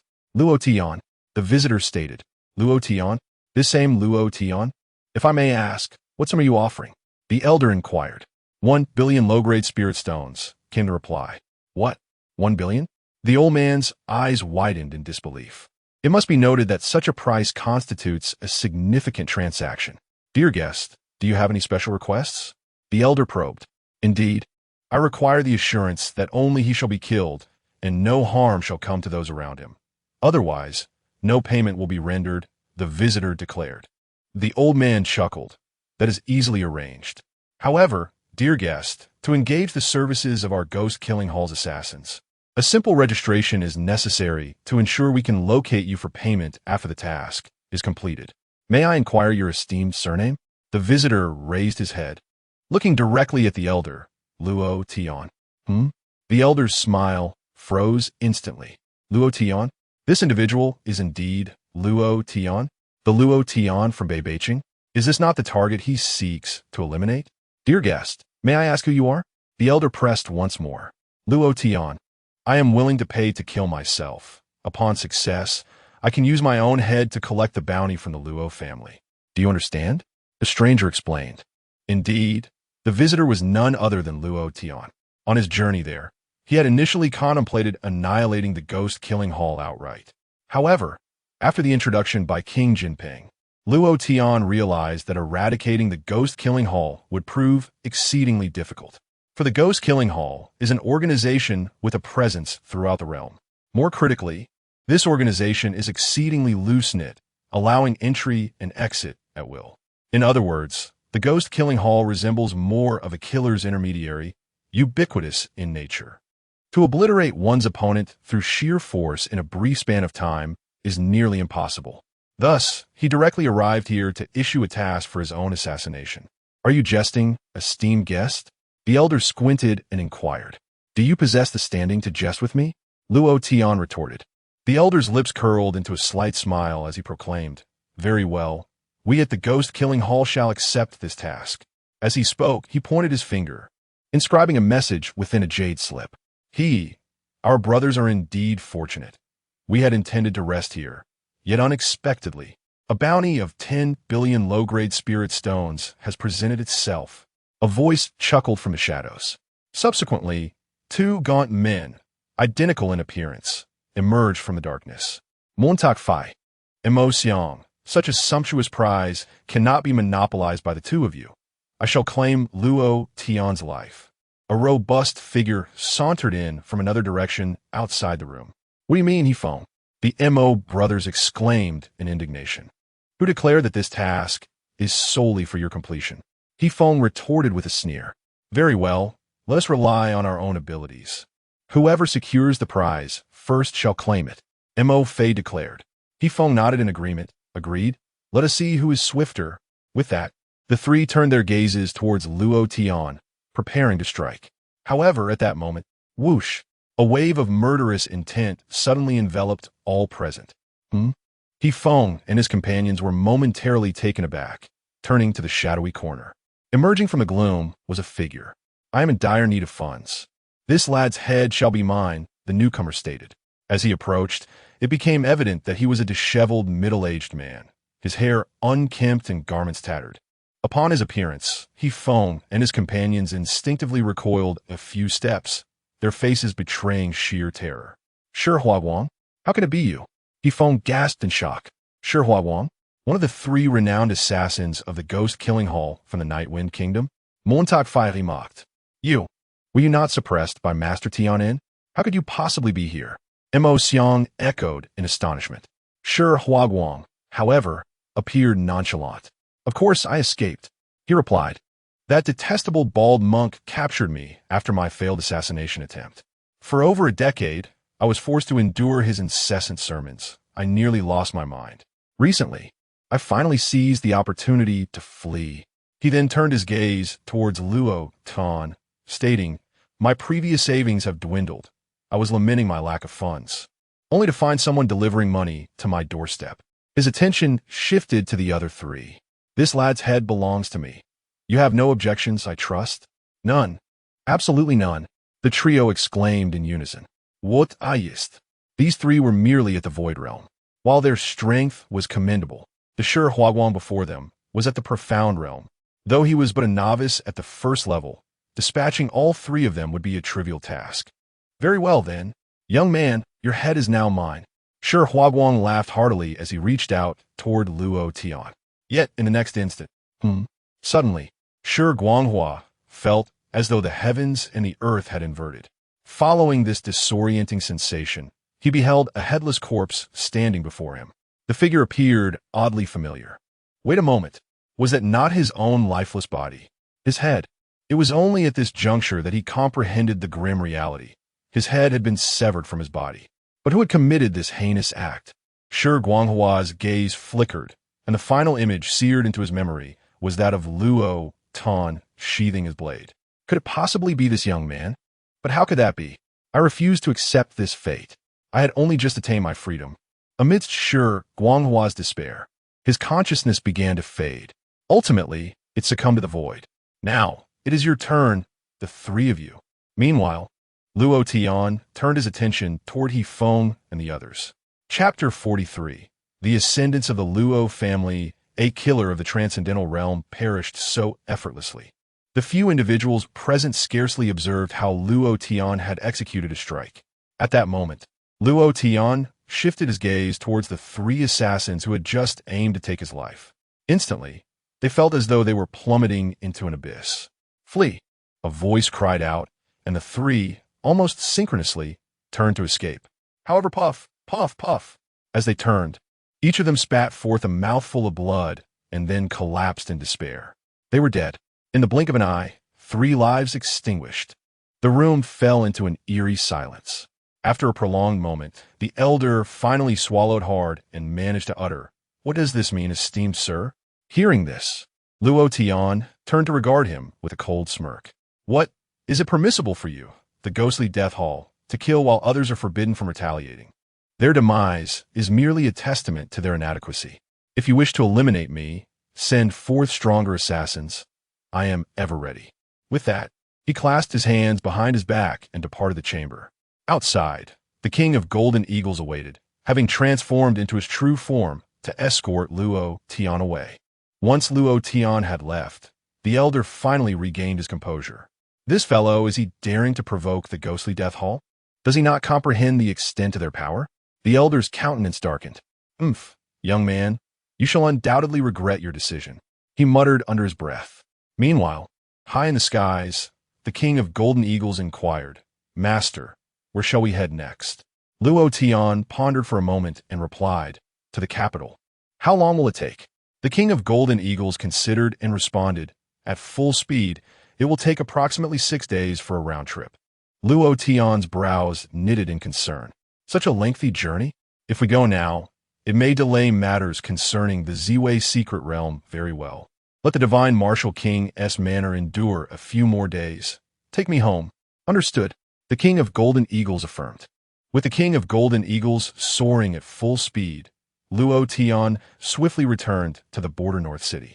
Upon reaching the Luo residence, the king of Golden Eagles transformed into a birdman form with wings and went off to reminisce with Niu Wufang. Meanwhile, Luo Tian returned to the Great Hall. The members of the Luo family had yet to disperse. "Tian, where have you been?" Luo Feng inquired eagerly upon seeing Luo Tian return. "Did you go to the Sword Xian sect?" "Young master, although the Sword Xian sect has behaved excessively, They are, after all, an ancient sect with a profound heritage. To seek vengeance, we must proceed with caution. Haste would be unwise. The Grand Elder advised. Indeed, young master, our family has not suffered losses. Let the Sword Xian sect revel for a time. Grant us 50 years, no, 30 years, and our Luo family shall not be outdone by the Sword Xian sect. At that moment, we shall unite against them and leave no trace. The third elder asserted with conviction. Upon hearing the third elder's words, the members of the Luo family were filled with longing and aspiration. The Sword Xian sect had once seemed an insurmountable entity to the Luo family. Yet now, the Luo family had emerged with the potential to rival them. According to the words of the third elder, the Luo family will be able to stand shoulder to shoulder with the Jianxian sect in 30 years. This proclamation ignited a fervor in the hearts of all present. However, Luo Tian merely shook his head and replied, "There is no need for that."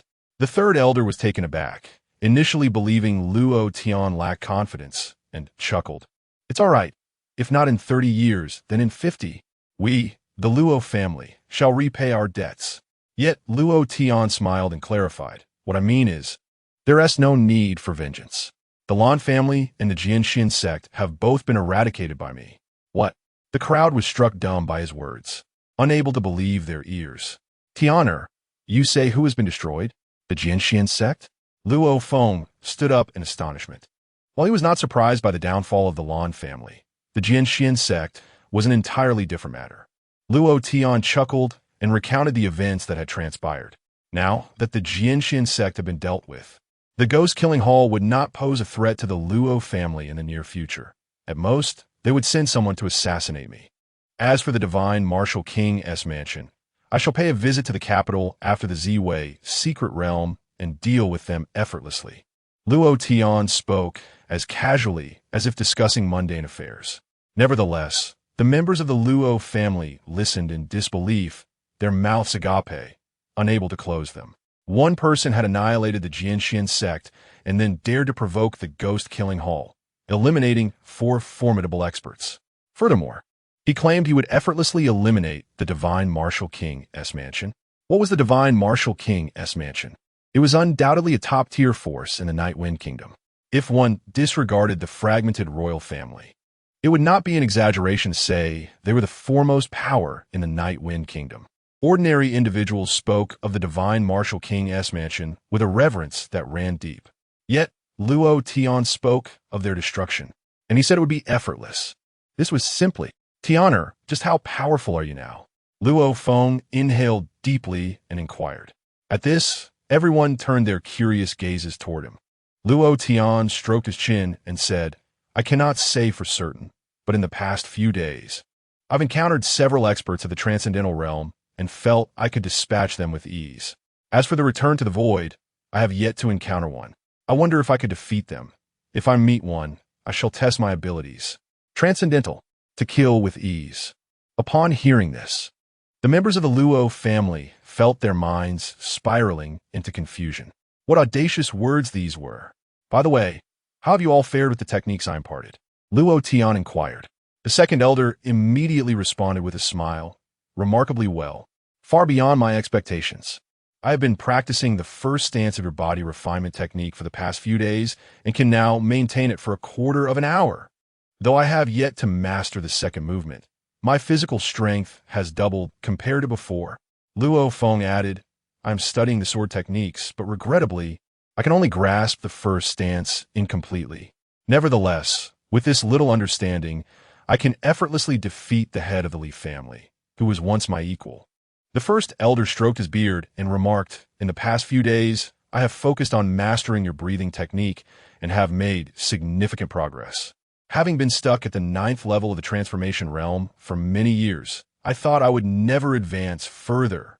Yet just yesterday, I sensed a slight loosening in my realm, and I believe within a few more days, I shall break through to the skyward realm."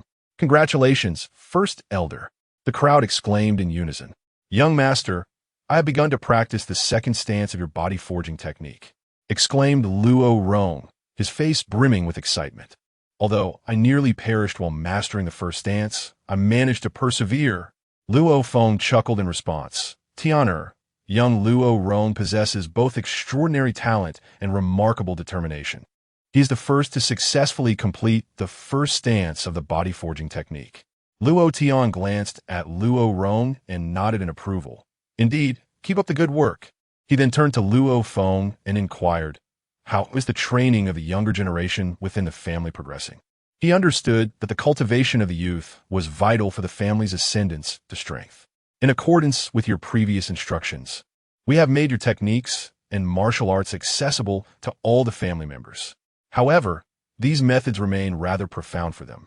Currently, only 3 among the younger generation have mastered a complete stance, while merely 12 have begun to grasp the fundamentals. The rest are still entrenched in arduous training. Luo Feng sighed. Chapter 44. Universal Retreat, is this all? Luo Tian furrowed his brows. The Grand Elder chuckled and replied, Young Master, this is already quite considerable. After all, the techniques you impart are exceedingly challenging. To have achieved this level in such a brief span is no small feat. Luo Feng nodded in agreement, adding, indeed, even if they have merely grasped a fragment, the enhancement to their abilities is monumental. The 12 who have just begun to comprehend the path can nearly claim invincibility among their peers. As for Luo Rong and the other 2, although they are only at the body refinement stage, they can still contend against formidable opponents at the initial stage of the transformation of spirit. To confront adversaries across such vast realms is a feat reserved for true geniuses. Even within first-rate factions, such individuals are regarded as prodigies. In a place like the Luo family, the emergence of such talent could elevate their status significantly. Yet, due to Luo Tian's extraordinary prowess, these talents appeared almost commonplace, and a few of them felt a tinge of embarrassment. There was simply no escaping the fact that Luo Tian was exceptionally gifted. Let's continue our training. Those who achieve initial comprehension may accompany me to the Ziwei secret realm, Luo Tian declared. The Ziwei secret realm? Upon hearing those words, the members of the Luo family erupted in excitement. This renowned secret realm from the Night Wind Kingdom is known to harbor countless opportunities. However, entry to such places has always been reserved for the elite of top-tier powers. For the Luo family, this was almost a lifelong aspiration. But now, this dream was within reach. How could they not be elated? Tian, after we vanquished the Li family and a few other smaller clans, we have seized over 8 million low-grade spirit stones. What do you think? Luo Feng inquired. Just handle the distribution. I have no need for it, Luo Tian replied. Indeed, aside from materials required for breaking through major realms, Luo Tian needed little else, rendering spirit stones of minimal utility to him. After addressing several matters, the meeting adjourned, and everyone departed. In the corridor, the young members of the Luo family gazed at Luo Tian's retreating figure, their hearts brimming with excitement. The young master is immensely powerful. He is my goal, exclaimed one youth. Hey Luo Yu, what are you daydreaming about? With your meager cultivation, you are worlds apart from the young master. You haven't even mastered one of the techniques he taught, another youth from the Luo family retorted. Luo Yu's face flushed, and he replied, just because I haven't mastered it now doesn't mean I won't in the future. There are still 5 days until we depart for the Ziwei secret realm. 5 days? At your current laziness, even 5 years wouldn't suffice for you to succeed. Someone chimed in. Luo Yu gritted his teeth and declared, just wait and see. The Luo Yu of the past is no more. From now on, I shall not indulge in a moment of idleness. After 5 days, I will surely enter the Ziwei secret realm. With that, he turned on his heel and left, determined to engage in rigorous training. Watching his departing silhouette, the members of the Luo family exchanged glances. Even the slacker is striving now. It seems I must put in more effort as well, a young woman murmured to herself. Indeed, should he surpass me, it would be a tremendous embarrassment. I cannot allow myself to be defeated by him. Another youth nodded in agreement. Everyone, please continue your discussions. I shall retreat for now. We shall meet again in 5 days. The other young individuals also departed in their own directions. It appears that the Luo family is truly on the verge of rising. Luo Feng and several elders gazed at the retreating figures, their faces filled with satisfaction. We, as the elder generation, must also intensify our efforts. If we are outpaced by these youngsters once more, it would be quite disgraceful. After exchanging glances, the elders each retreated into seclusion as well. In the blink of an eye, the 5 days swiftly passed. The day for departing to the Ziwei secret realm had finally arrived. Chapter 45. The talented youths of the Night Wind Kingdom on this particular morning. The ancestral home of the Luo family was bustling with activity. Everyone was gathered to bid farewell to the young members of the Luo family who were about to embark on their journey to the Ziwei secret realm. The family head, Luo Feng, stood with his hands clasped behind his back, observing the younger generation of his clan, nodding in approval. "How many have qualified?" he inquired of the Grand Elder. With a smile, the Grand Elder replied, "Over the past 5 days, the results have been remarkable. In addition to the original three more have fully mastered a technique. Moreover, 21 others have begun to grasp the fundamentals." Luo Feng's eyes brightened with joy. "So, we have 6 individuals who have mastered a complete technique, and an additional 33 who are on the brink of doing so?" The Grand Elder nodded with a smile. "Precisely. Furthermore, there are several other disciples who have shown promising signs. However, I deemed the journey to the Ziwei secret realm too perilous for them to join." Luo Feng could not help but exclaim, "This is already sufficient. Once this generation of youth matures, the strength of the Luo family will undoubtedly ascend to new heights." The Grand Elder agreed, "Indeed. Based on my estimations, these dozens of disciples will likely achieve the Skyward Realm in the future." Skyward Realm. At the mention of this term, Luo Feng trembled with excitement. Such heights had been unattainable for the Luo family, and even for the entire northern border city, in the past. Now, the prospect of so many within the family reaching this level filled him with exhilaration. At that moment, a stir arose from the crowd. Luo Feng turned to see Luo Tian approaching, his eyes still heavy with sleep. The members of the Luo family couldn't help but feel a surge of excitement upon seeing him, especially the younger generation, whose gazes were filled with reverence. "Why are you up so early?" "I was hoping to sleep a little longer," Luo Tian yawned, stretching leisurely, appearing anything but a master. "Tianer, the journey to the Ziwei secret realm is a rare opportunity. We don't know when we might have another chance. It's wise to prepare in advance," Luo Feng advised. "Oh, it's just the Ziwei secret realm. It's not that significant. I'll just make a call, and from now on, every time the Ziwei secret realm opens, the Luo family will have a share," Luo Tian remarked nonchalantly. "Is that truly the case?" Luo Feng's eyes sparkled with hope. He understood the immense benefits the Ziwei secret realm could offer. If the Luo family could secure a spot each time it opened, it would be a tremendous boon. "Absolutely. Father, now that everyone is present, let us prepare to depart," Luo Tian declared. As he spoke, the Golden Rock King revealed its true form, landing gracefully atop the Luo family's ancestral home. Many present were witnessing the Golden Rock King for the first time, their excitement palpable. "Is the Golden Rock King truly accompanying us?" one exclaimed in awe. "Heavenly, a transcendent being like the Golden Rock King is carrying us. How splendid!" The young members of the Luo family grew increasingly exhilarated. "Let us go. Quickly, mount up. The sooner we leave, the sooner we return," Luo Tian called out. The youth of the Luo family began to ascend the body of the Golden Rock King. At the end of the crowd, a few young individuals continually glanced back. "Alas, has Luo Yu truly not arrived?" One young man furrowed his brow. "Umph, that fellow used to boast. Yet look at him now," another remarked. "Sigh, my father once said that in terms of talent, Luo Yu ranks among the top in our generation. Of course, excluding the young master. However, he is rather indolent, which places his strength merely in the middle tier," a young woman lamented. "Indeed, it seems he will once again do nothing but talk." As the murmurs continued, the group prepared to set off. But at that moment, "Wait!" a voice rang out from the outside. Following that, a bloodied youth staggered in. Is that Luo Yu? What has happened to him?" The crowd was taken aback upon seeing the newcomer. Luo Yu appeared rather battered. It was known that the Luo family currently reigned supreme in Beibei City.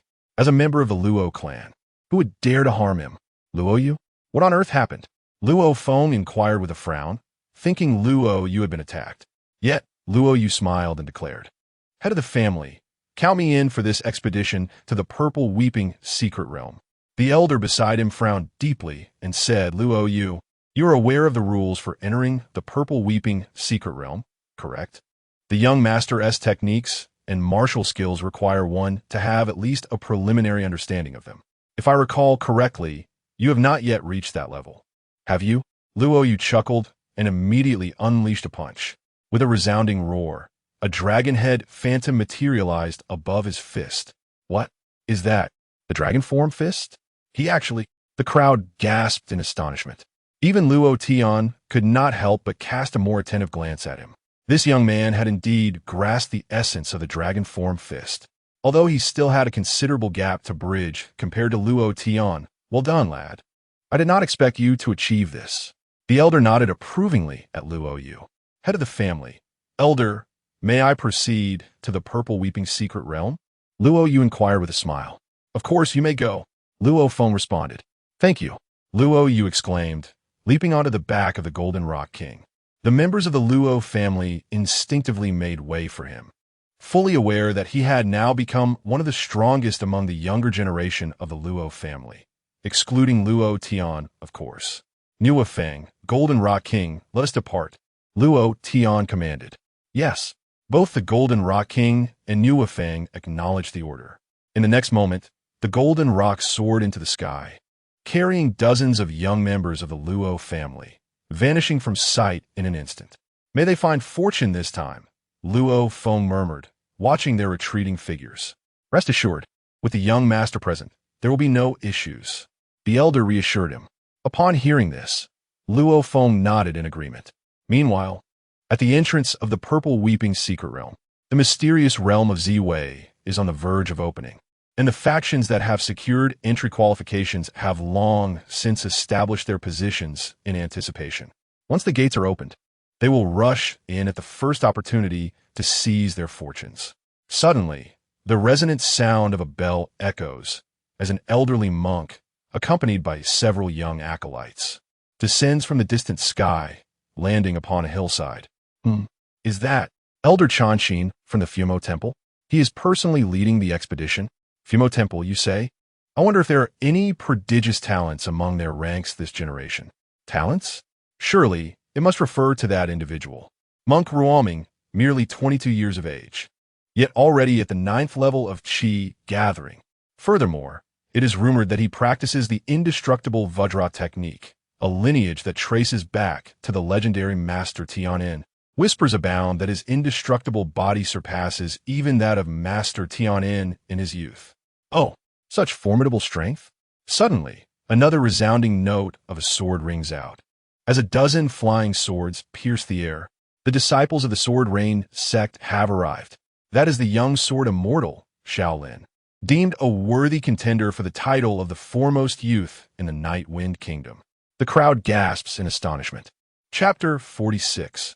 The arrogant Wei Tianyi, is he the illustrious sword immortal Shaolin?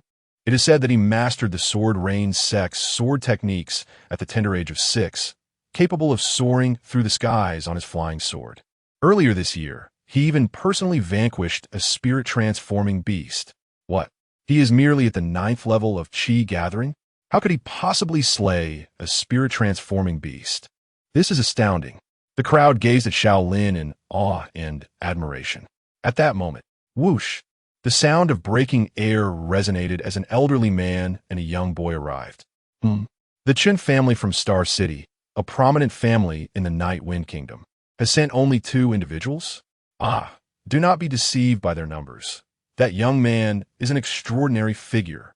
He is a genius in knife techniques, rumored to be on the verge of manifesting the embryonic form of knife intent. The embryonic form of knife intent?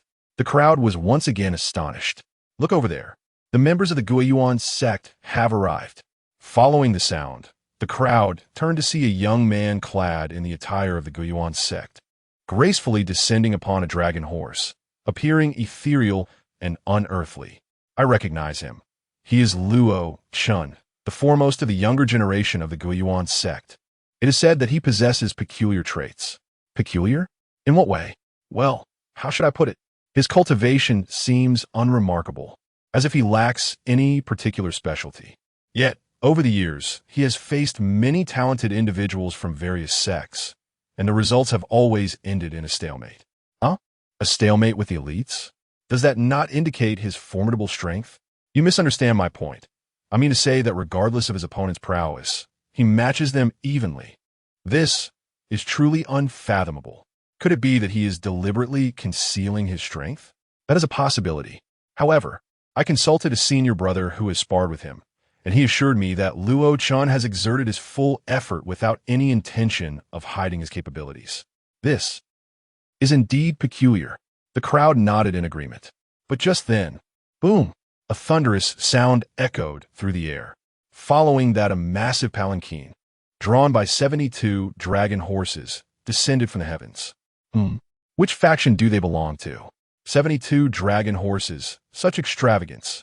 As the crowd marveled, the palanquin slowly approached a mountain peak. Atop that peak, two sects had already secured their positions. Upon seeing the newcomers, an elder from one sect immediately cupped his hands and said, "May I inquire which esteemed friend approaches? We have already claimed this spot. Kindly take your leave and seek another place to settle. However, get lost," came a cold voice from the palanquin. The elder on the slope furrowed his brow. He had already spoken with considerable courtesy, yet the other party was so disrespectful. "Sir, I am unaware of your identity, but I am the Grand Elder of the Heilong sect. Though we may be a second-tier force in the Night Wind Kingdom, we are not to be bullied by anyone." The Grand Elder of the Heilong sect was about to say more when, suddenly, a hand emerged from the massive palanquin and, with a resounding crash, descended upon him. Before the Elder of the Heilong sect could utter a word, he was struck down with a single palm, leaving no trace behind. What formidable prowess in the realm of Tongxian is this? At least a 5th level or higher. Who could it be, regardless of their cultivation? Is it permissible to take a life so casually? The members of the Heilong sect have committed no egregious acts. This unwarranted violence is utterly excessive. I demand to see who possesses such audacity. The actions of the individuals in the palanquin had evidently incited public outrage. In an instant, 3 powerful cultivators of the Tongxian realm ascended, positioning themselves before the palanquin. However, at that moment, a cold chuckle emanated from within the carriage.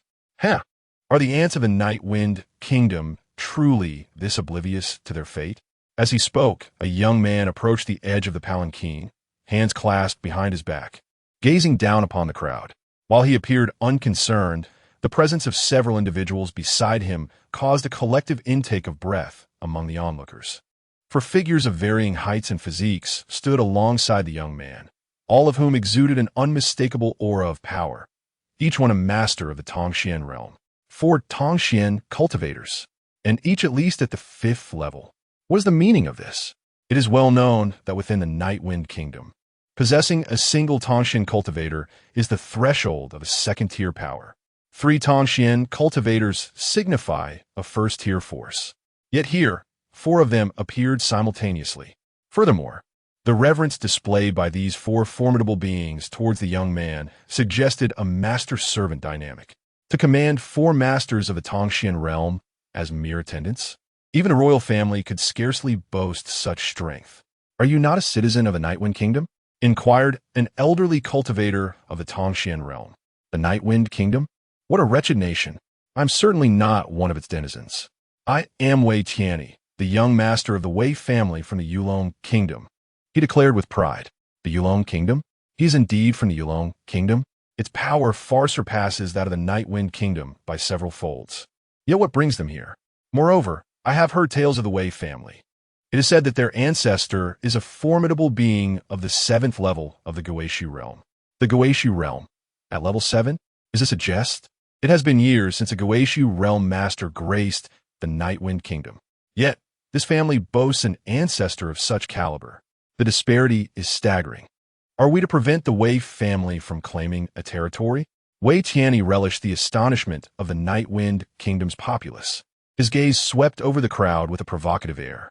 The 3 Guishi realm cultivators who had previously stepped forward now found themselves in a most awkward position. They were acutely aware of the Wei family's reputation, one they could not afford to provoke. With no recourse, they could only swallow their pride and retreat. You speak too harshly, young Master Wei. It is our honor for you to visit our Guizhen sect. How could anyone dare to obstruct you? Said Luo Tian, the host, with a smile. Surely, the country bumpkins of the Night Wind Kingdom would not dare. Wei Tianyi, however, wore a disdainful expression and signaled for the palanquin to descend. Observing his brazen demeanor, the people of the Night Wind Kingdom gritted their teeth in frustration. This fellow was exceedingly detestable. Luo Tian approached the palanquin and, with a cupped fist salute, inquired, "Might I ask what brings young Master Wei to this place?" Wei Tianyi glanced down at him and replied, "It is nothing of consequence. I merely journeyed here out of curiosity, having heard whispers of some absurd secret realm being unveiled. I was informed that many of your kingdom's prodigies would be in attendance, and I wish to see for myself. I am intrigued to discover what treasures this wretched place possesses that it dares to boast of its talents." With that, he sauntered forward, his gaze sweeping over the crowd as he declared, "I have heard of a bald monk from the Demon Suppression Temple, lauded as a genius. Let him come forth and show himself." Chapter 47. The turbulent black water in an instant, all eyes converged upon the few individuals from the demon subduing temple. The person Wei Tian mentioned was, of course, the monk Ruoming. However, Ruoming maintained an air of detachment, observing with a composed demeanor, seemingly unperturbed by Wei Tian's provocation. Yet, while Ruoming remained indifferent, another young monk beside him could no longer contain his anger. "Hey Wei, have you misplaced your brain in your rear end? Why do you spew such vile words?" he exclaimed sharply. At this utterance, a hush fell over the crowd, only to be followed by a chorus of laughter. Ruoming slightly lifted his head to glance at his junior, expressing mild reproach. "Junior Ruo, have you forgotten the precepts of the Hall of Discipline? Engaging in such base speech without cause?" Ruo scratched his head and replied, "It is hardly without cause. This fellow is simply too arrogant." Ruoming shook his head, choosing not to elaborate further. Meanwhile, Wei Tian, taken aback by Ruo's rebuke, seemed astonished. He likely did not anticipate that, after revealing his identity, someone from the Night Wind Kingdom would still dare to insult him. "Ha, splendid. Bold bald one, come forth for a battle," Wei Tian challenged. Ruo huffed. "Am I supposed to fear you?" With a swift leap, he positioned himself directly in front of Wei Tian. "I am Ruo from the Demon Subduing Temple, here to engage in combat," he declared. "Ruo, not Ruoming?" Wei Tian's brow furrowed in confusion. Ruo smirked, saying, "If you can defeat me, my senior brother will surely join the fray. But I am more than sufficient to handle you." He continued, "Before we begin, I must clarify. Will the 4 individuals behind you interfere in our duel?" He held a healthy respect for those 4 adept fighters. Wei Tian glanced back nonchalantly and replied, "Naturally not. This is a contest between our younger generations." Upon hearing this, Ruo felt a sense of reassurance. "Very well, you from the Yulong Kingdom. Prepare to witness the prowess of the Night Wind Kingdom's younger generation." With a fierce roar, Ruo launched a punch. Buzz! As his fist was unleashed, a radiant golden light coalesced behind him. "Oh, indestructible Vajra? Ruo has indeed mastered such technique." This was one of the 3 paramount skills of the Demon Subduing Temple. It was surprising to discover that, aside from Ruoming, there was another capable disciple in the younger generation. No wonder he dared to issue a challenge. The spectators from the Night Wind Kingdom eagerly anticipated the spectacle, wishing to see Wei Tian humbled, especially since he had just insulted everyone from their kingdom. However, bang! Before Ruo's fist could make contact with Wei Tian, it was effortlessly grasped by Wei Tian's single hand. Ruo was momentarily stunned, immediately channeling all his strength in an attempt to free himself from Wei Tian's grip. Yet, Wei Tian's hand felt as unyielding as solid bronze, remaining immovable despite Ruo's desperate struggles. The crowd gasped in astonishment. It was well known that Ruo's practice technique relied heavily on brute force. Yet at this moment, he found himself utterly overpowered. "Before me stands Wei Tianyi, seemingly stronger than anyone had anticipated. He gazes at Ruohui, who struggles futilely in his grasp, a cold smile playing upon his lips. "You pathetic fool. How dare you challenge me?" He taunts, exerting force in his hand. With a sickening crack, Ruohui's wrist snaps, and he is discarded like refuse. A scream escapes Ruohui's lips as he lands awkwardly, unable to rise. "Junior brother." The members of the Fumo Temple rush forward at the sight, with Ruoming being the swiftest to reach Ruohui's side. "Ruoming, my hand, my meridians." Ruohui gasps, but the pain overwhelms him, and he faints. Ruoming, startled, looks down to discover not only has Ruohui's wrist been broken, but a potent force has surged through his meridians, devastating them along its path. This, Ruoming gasps in horror. He realizes that Ruohui's arm is irreparably damaged. Even if the bones heal, this arm shall never again be capable of cultivation. "Ba, your cruelty knows no bounds," Ruoming suddenly exclaims, his demeanor shifting from indifference to a fierce glare directed at Wei Tian. "Ah, so you are Ruoming? I've heard much of your reputation since entering the Night Wind Kingdom. Are you here to avenge your junior brother? Then come forth." Wei Tian provocatively challenges. Ruoming gestures for the others to carry Ruohui away, stepping forward to confront Wei Tian alone. "Very well. If it is a battle you seek, I shall oblige." With that, he brings his palms together. A resonant hum fills the air as a golden swastika symbol materializes behind him. "Oh, this is indeed intriguing." Wei Tian narrows his eyes. "Fumo." Ruoming bellows as he launches a powerful punch. Wei Tian meets it with his own. The clash produces a thunderous boom, echoing like a bell, and the shockwave ripples outward. Observing the confrontation, the youths of the Night Wind Kingdom were expressions of amusement. "Wei Tian, are you not the arrogant one? What are you in the presence of Master Ruoming?" They jeer. "You were so boastful moments ago, yet now you are being overpowered." However, after exchanging a dozen blows, disappointment flickers across Wei Tian's face. "Is this all you have? It seems I have overestimated you. Let us conclude this." Blackwater rages. He declares, forming a single-handed seal. In an instant, a torrent of dark energy surges behind him, resembling crashing waves of a black sea. With each palm strike, the black waves crash down with tremendous force, exponentially amplifying his power. Ruoming, who had previously held his ground, now finds himself at a severe disadvantage, being pushed back several paces with each blow. As the seventh strike lands, the golden swastika behind Ruoming shatters. He coughs up blood and is sent flying. Ruoming, the aged monk of the Fumo Temple, swiftly reached out, catching Ruoming in the nick of time, thus averting disaster. "Master Uncle, I..." Ruoming struggled to speak.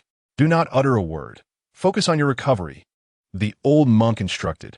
With his eyes tightly shut, Ruoming ceased to speak.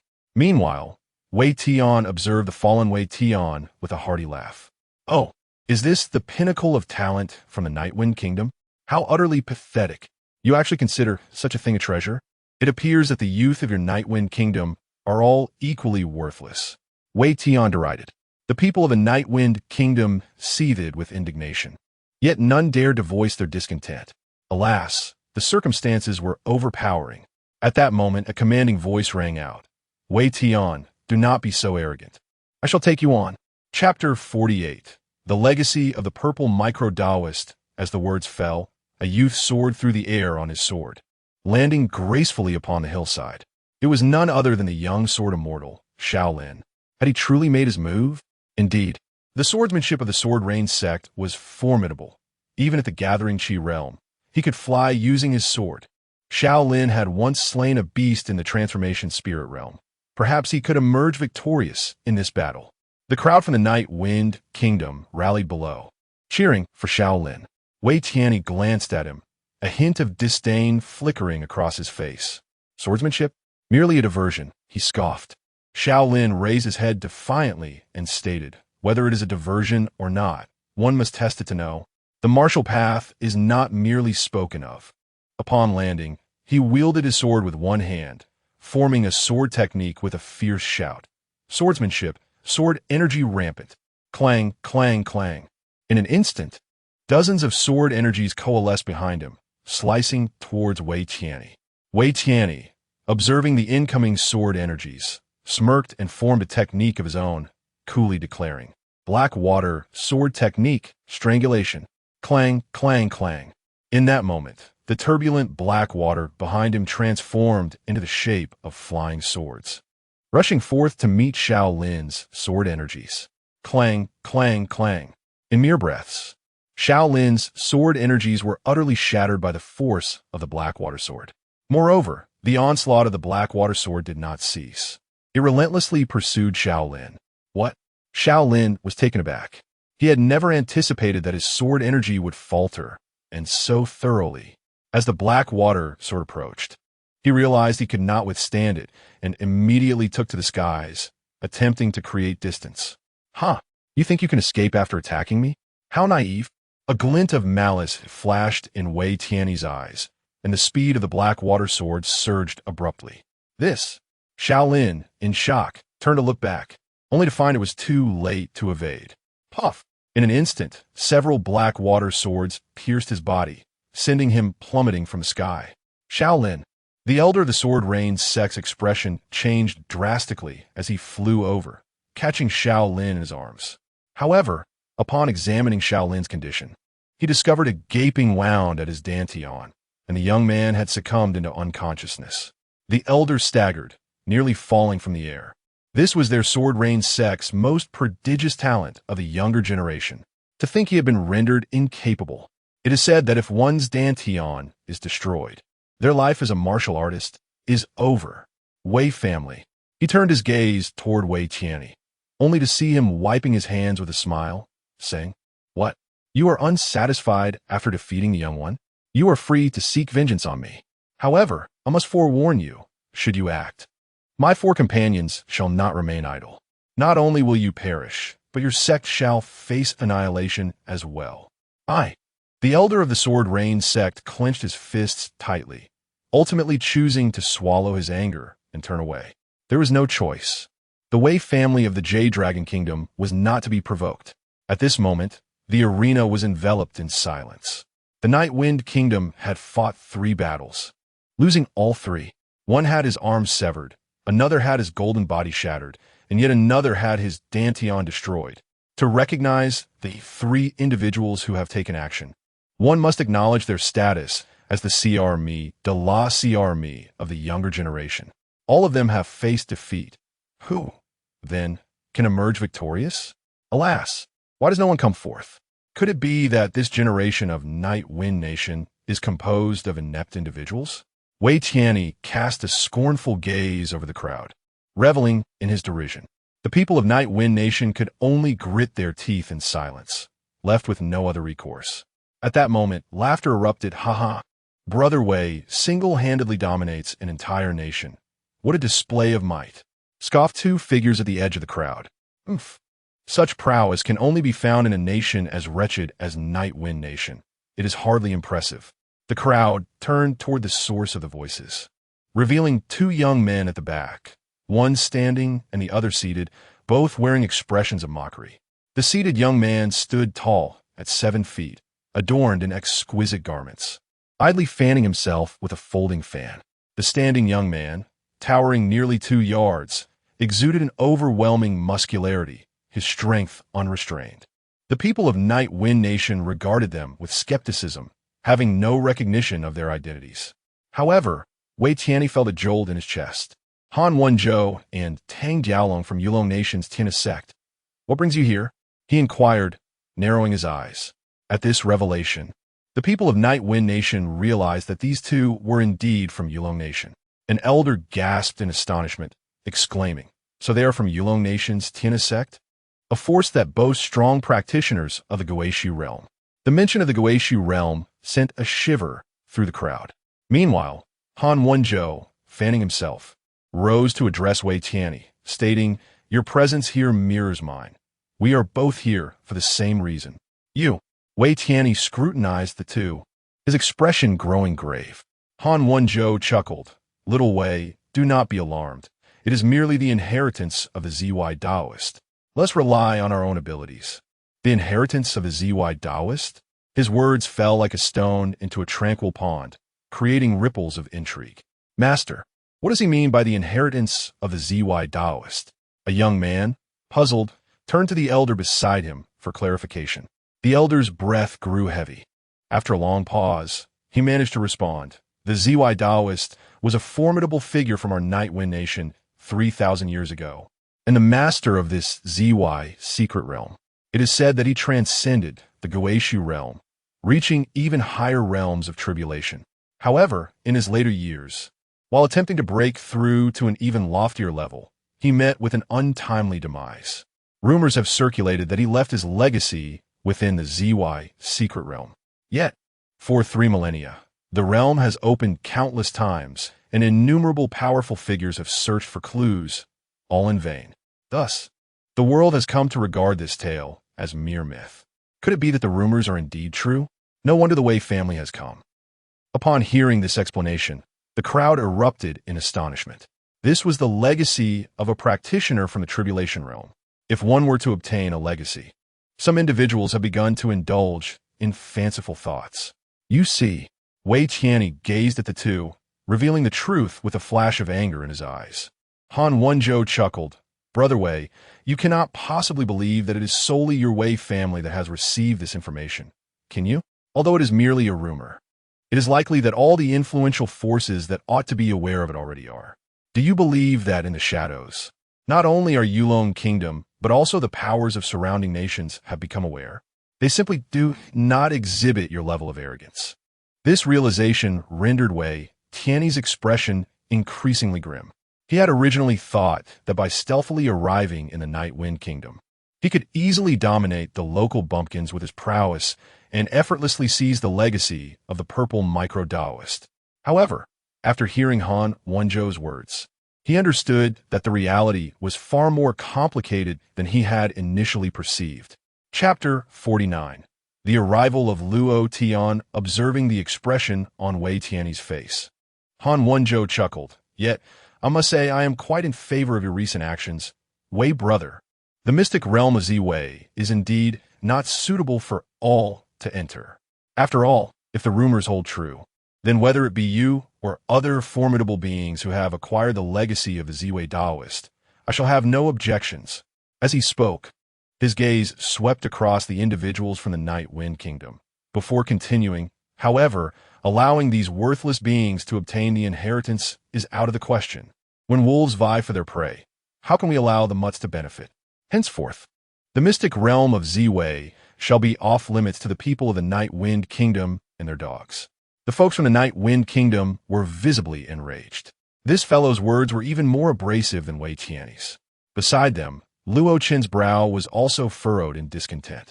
Esteemed friend, the mystic realm of Ziwei is, after all, a sacred ground of our Guiyuan sect in the Nightwind Kingdom. Your domineering stance, disallowing our entry, seems rather inappropriate, does it not? Luo Tian stated with a solemn expression. Yet before Han Wenzhou could respond, Tang Diaolong, who stood beside him, suddenly sprang into action. In a mere instant, he was at Han Wenzhou's side. His fist, as large as a fan, was aimed directly at Luo Tian. What do you think you are? This is not a place for you to speak, Tang Diaolong declared as his fist fell. With a resounding crash, Luo Tian was sent flying. What? This fellow's aura. Is that of the transformation spirit realm? Some recognized Tang Diaolong's level, gasping in astonishment. Given Tang Diaolong's age, he appeared to be only around 25 or 26. Yet he had already attained such a realm? Meanwhile, Luo Tian was merely at the 9th level of the gathering Qi realm. At this proximity, being struck directly on the head by someone of a higher realm could mean certain death. Haha, the mutts are still defiant, Han Wenzhou remarked with amusement as he observed the scene. However, Luo Tian's body, akin to a withered leaf, floated momentarily in the air before finally landing steadily. Gentlemen, surely we can discuss this amicably, Luo Tian proposed. The crowd was taken aback, initially believing Luo Tian was doomed. Yet not only was he alive, but his face bore no marks of injury. Diaolong. Han Wenzhou cast a dubious glance at Tang Diaolong, suspecting he had shown mercy. Yet, Tang Diaolong appeared equally bewildered. I did not hold back, he replied. Han Wenzhou narrowed his eyes, scrutinizing Luo Tian before nodding. Your technique possesses some intrigue. Very well, for your sake. I shall extend an opportunity. If any of the young men from the Night Wind Kingdom can defeat one of the three of us, I will permit your entry into the mystic realm of Ziwei. With that, Han Wenzhou and Tang Diaolong simultaneously unleashed their formidable auras. These two are both at the third level of the transformation spirit realm. The individuals from the Night Wind Kingdom exchanged glances, astonished. Meanwhile, Wei Qianni glanced at the two beside him, a cold smile gracing his lips as he too released his aura. With a surge of pressure, it ascended, rivaling that of the other two. The crowd's expressions shifted once more. What? Wei Qianni has unexpectedly reached the third level of the spirit transformation realm. However, when he made his move moments ago, at this moment, Ruoming of the Demon Suppression Temple has awakened, gazing at Wei Qianni with a twitching mouth. When he had just defeated me, he merely utilized the power of the Qi gathering realm. This implies that he had not been earnest in his previous victory over me. This revelation delivers a substantial shock to the mind of the monk Ruoming. It marks the first time he comprehends the extent of his own weakness. To the people of the Night Wind Kingdom, an opportunity has been presented. Do not accuse us of bullying, Han Wenzhou remarked with a smile. The members of the Night Wind Kingdom exchanged glances, realizing the formidable strength of these three individuals. Both Ruoming and Xiaolin had already reached the pinnacle of power, yet they faced a dismal defeat before these opponents. Who, then, could possibly emerge victorious? Is it true that the purple micro-secret realm must be relinquished this time? Brother Luo Tian, could you possibly? Someone inquired, glancing towards Luo Tian. After all, he had just withstood a blow from Tang Diaolong. Perhaps he might be capable? Yet, Luo Tian shook his head with a bitter smile, saying my cultivation method is unique, allowing me to dissipate my opponent's attacks. However, after receiving that punch from Tang Diaolong, I have expended 30% of my spiritual energy. In a confrontation with him, I could only endure for 3 more punches before succumbing. Despair has settled in completely. Witnessing this scene, Wu Yuru from a Nine Moons sect clenched her fists. Master, I wish to give it a try, she declared. As a prodigy of the Nine Moons sect, she has now attained the spirit transformation realm. No, Judu, your strength falls far short of theirs. Her master, Long Yingqiu, shook his head. Wu Yuru not only lacks the same level of cultivation as these three, but the gap in martial techniques is even greater. If she were to take the stage, the outcome would not differ much from Xiaolin's. She is the hope of the Nine Moon sect, and it is imperative to protect her from being harmed here. Just as the members of the Night Wind Kingdom were engulfed in despair. Whoosh! The wind howled through the air. Huh, is there someone else? Everyone looked up to see a gigantic bird descending from the sky. The Golden Peking? Long Yingqiu immediately recognized the newcomer. It was none other than the Golden Peking, carrying the members of the Luo family. Look, there are people on top. A great demon of the Transcendence realm as a mount? Which powerful faction do they belong to?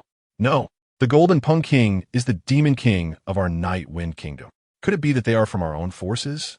Some individuals in the crowd recognized the identity of the Golden Peking, and a glimmer of hope ignited within them. As all eyes were upon him, the Golden Peking gently landed on a hillside. Master, we have arrived, the Golden Peking announced. Ah, we have finally arrived? Let us disembark. Luo Tian, along with the members of the Luo family, leaped down from the back of the Golden Peking. However, once they landed, the members of the Night Wind Kingdom felt a wave of disappointment wash over them. Damn, I thought they were from some superpower of our Night Wind Kingdom. But it turns out they are merely a group of Body Refinement realm practitioners, with only 2 at the Qi gathering realm. Alas, their capabilities are inferior to those of our sect. Relying on them is futile. The crowd shook their heads in disapproval. However, on the other side, upon encountering Luo Tian, Luo Chen's eyes sparkled with excitement as he rushed forward. Disciple Luo Tian of the Guiyuan sect, paying my respects to Senior Luo Tian, he announced earnestly. A member of the Guiyuan sect? Where is your sect leader? Luo Tian inquired, stretching lazily. The sect leader is currently occupied with matters regarding the capital, and since the Ziwei secret realm is not of great significance, I, as the chief disciple, have taken it upon myself to oversee things. Luo Tian explained.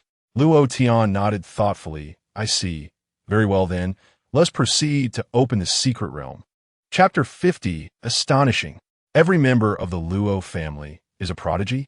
Upon hearing Luo Tian's words, Luo Tian's expression darkened. Luo Tian, noticing his demeanor, furrowed his brows and inquired, "What? Is there an issue?" With a sigh, Luo Tian recounted the events that had transpired earlier.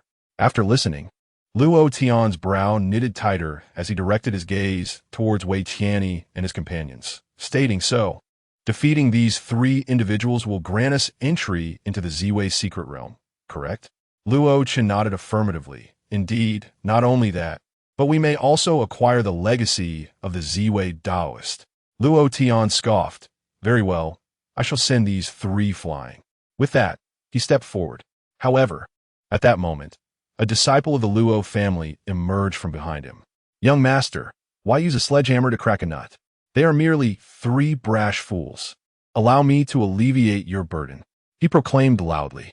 Luo Tian turned a glance at him, then at Wei Tianyi and his companions. After a moment's contemplation, he nodded in agreement.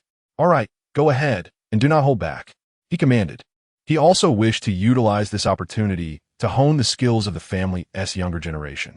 The three young men from the transformation realm would serve as excellent sharpening stones. Thank you, young master. The young disciple's eyes lit up, and amidst the envious gazes of his kin, he swaggered towards the trio. Witnessing this scene, everyone present was left in astonishment. Hey, what is up with this kid? I think he's merely at the body refinement stage? How dare he approach them? Not just think, he is at the body refinement stage. This is incredibly bold. Bold? Nonsense. He is just new here and hasn't witnessed the strength of those three yet. Just wait.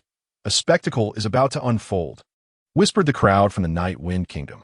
On the other side, Wei Tianyi and his companions were equally bewildered.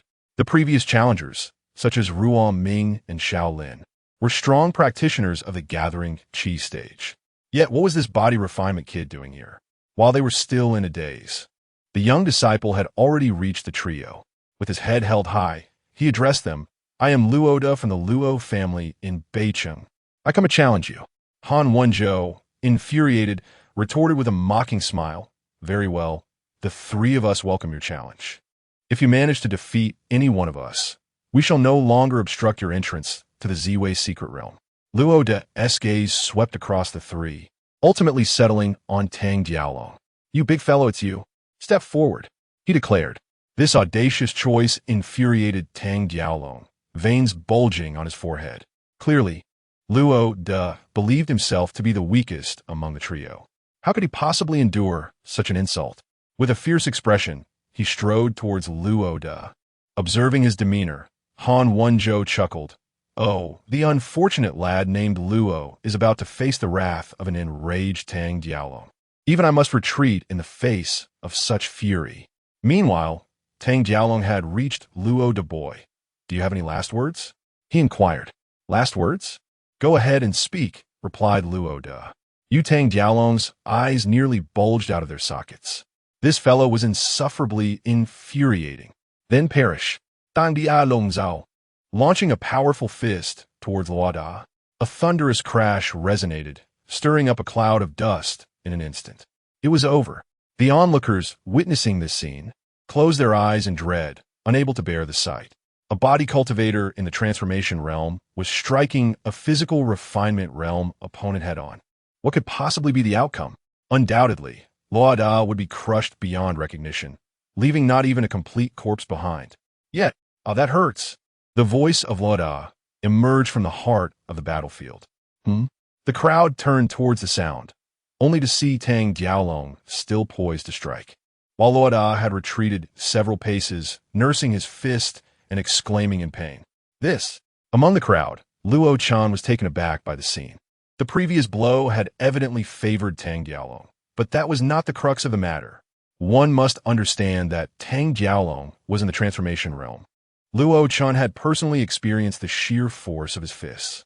The power behind one of his punches could easily obliterate an ordinary gathering qi realm expert. How could it be, then, that when striking Luo Da, a physical refinement realm practitioner, the result was merely this. Tang Jiaolong, what are you doing? Han Wenzhou's brow furrowed in concern. Yet, Tang Jiaolong ignored him, fixated on Luo Da. What was the secret behind this kid's fists? At that moment, Tang Jiaolong too felt perplexed. He had not held back with that punch. He intended to crush Luo Da in one blow to establish his dominance. Yet, all he had managed to do was inflict a little pain. There must be some extraordinary technique at play. I refuse to believe that your physical resilience could reach such heights. With this thought, Tang Jiaolong roared once more and charged at Luo Da. That insufferable wretch. Seeing this, Luo Da gritted his teeth and met the challenge head-on. The two exchanged blows for several rounds. Although Luo Da was continually forced back by Tang Jiaolong's strikes, he uttered little more than expressions of pain. This alone was sufficiently astonishing. Hey, who is that Luo Da? How can a physical refinement practitioner withstand a transformation realm expert for so long? Could it be that Tang Jiaolong is simply too weak? This was quite possible.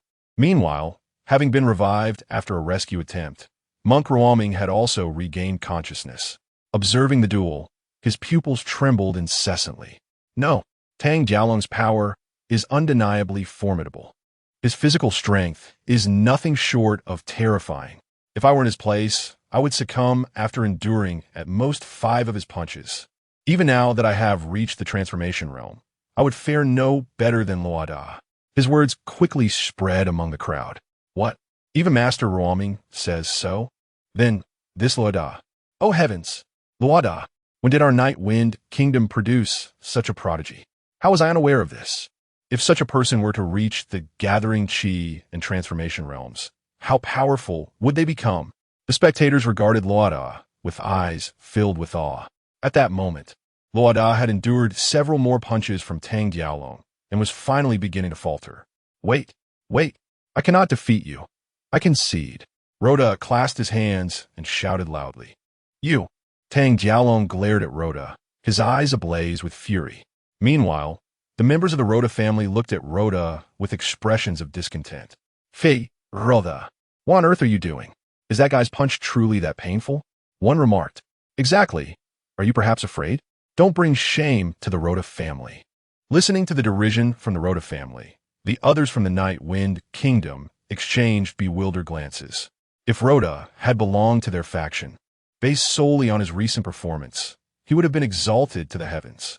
Yet, these members of the Rhoda family accused him of bringing disgrace. What sort of reasoning was this? Chapter 51. Everyone's bewilderment. What is happening with the Luo family? Luo turned around, facing the derision of his clansmen. His expression one of displeasure. Damn it, as if I deceived you all. This fellow is inherently formidable. I cannot prevail. Yet if any of you are unconvinced, come forth and test yourselves. With that, Luo De returned to Luo Tian's side. I apologize, young master, for my disgrace, Luo De said, lowering his head. Luo Tian glanced at him and nodded. One must recognize their shame and strive for improvement. Return and train diligently, and next time you shall reclaim your honor. Yes, Luo Da stipida ziji. Beside him, Luo Chun wore a grim expression. Recognizing one's shame and striving for improvement, with the strength of the body refinement realm, enduring so many blows from Tang Jiaolong and still losing. Is that what he calls shame? At that moment, he felt as though his worldview was crumbling. I refuse to believe this giant is truly that strong. Young master, allow me to confront him. Another young man from the Luo family stepped forward. Luo Fei, then give it a try, Luo Tian replied with a nod. Luo Fei nodded and approached Tang Jiaolong. Big guy, I'll take you on, he declared. Yet another challenger. Tang Jiaolong's forehead twitched as he unleashed a punch. Boom! The force of the punch reverberated, shaking the ground. In the astonished gazes of the crowd, Luo Fei was also sent staggering back several steps. However, akin to Luo De, he remained unscathed and bore no visible injuries. Is this yet another prodigy? What is the true origin of the Luo family? Who could have imagined a single family could boast 2 prodigies? The crowd became agitated. Curse this wretched fellow. What is going on? How can this one be? Tang Jiaolong was on the verge of madness. One Luo had already brought him enough embarrassment, and now another, Luo Fei, emerged, equally formidable. Is this fellow truly of the body refinement realm? Whose body refinement realm cultivator possesses such strength? Goodness, this is truly painful. This fellow is remarkably powerful. Luo Fei shouted as he struggled against Tang Diaolong's relentless assault. After several more exchanges, he too was ultimately defeated. Young master, I have brought you shame. I cannot overcome him, Luo Fei said dejectedly. Well, simply strive harder in the future, Luo Tian replied nonchalantly. As Luo Fei returned to the ranks. Younger master, let me give a try. Younger master, allow me to take the challenge. My body refinement technique is superior to those two fools. I'm stronger than them. My understanding surpasses theirs. They are no match for me. Enough. Stop boasting. You are hardly superior to Luo Fei. Then you are no better than me. Shall we settle this with rock, paper, scissors? I believe this is a fair method. The disciples of the Luo family began to gesture, preparing for a game of chance. This completely left Luo Tian dumbfounded. What is happening? Those three in the transformation realm were previously figures who had pressured the younger generation of the Night Wind Kingdom into submission. Yet, what is going on with the Luo family? They are scrambling to step up and fight as if vying for some prized possession. What on earth is the Luo family? Indeed, it is not just him. On the other side, Tang Diaolong is also twitching at the corners of his mouth. Surrounded by a throng of individuals at the body refinement stage vying to be his adversaries, he, after all, is a once-in-a-generation prodigy. When has he ever endured such humiliation? Damn it, a pack of mongrels, come at me together. Tang Diaolong Zhao. In an instant, the members of the Luo family fell silent, turning their gazes toward Tang Diaolong. Who are you calling mongrels? And which of us is the garbage? You want us to come at you all at once? Very well, we shall oblige. The youthful members of the Luo family shouted in unison, advancing menacingly toward him. I refuse to believe that each of you possesses such strength. Tang Diaolong seethed inwardly, raising his fist to strike, as he plunged into the throng of the Luo family. Mere seconds later, to hell with you. How dare you insult our Luo family? Huh? Aren't you the arrogant one? You wish to challenge us all individually. Who do you think you are?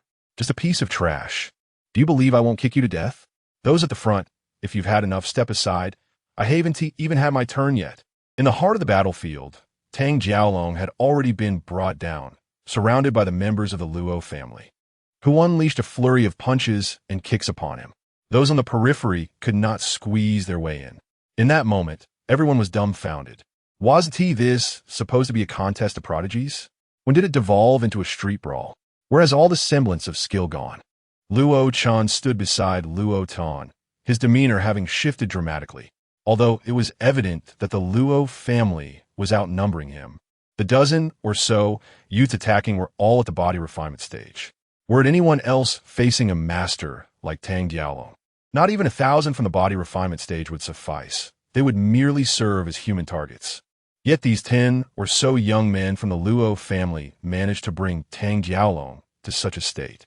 Each of them possessed strength that was not inferior to Luo Da and Luo Fei.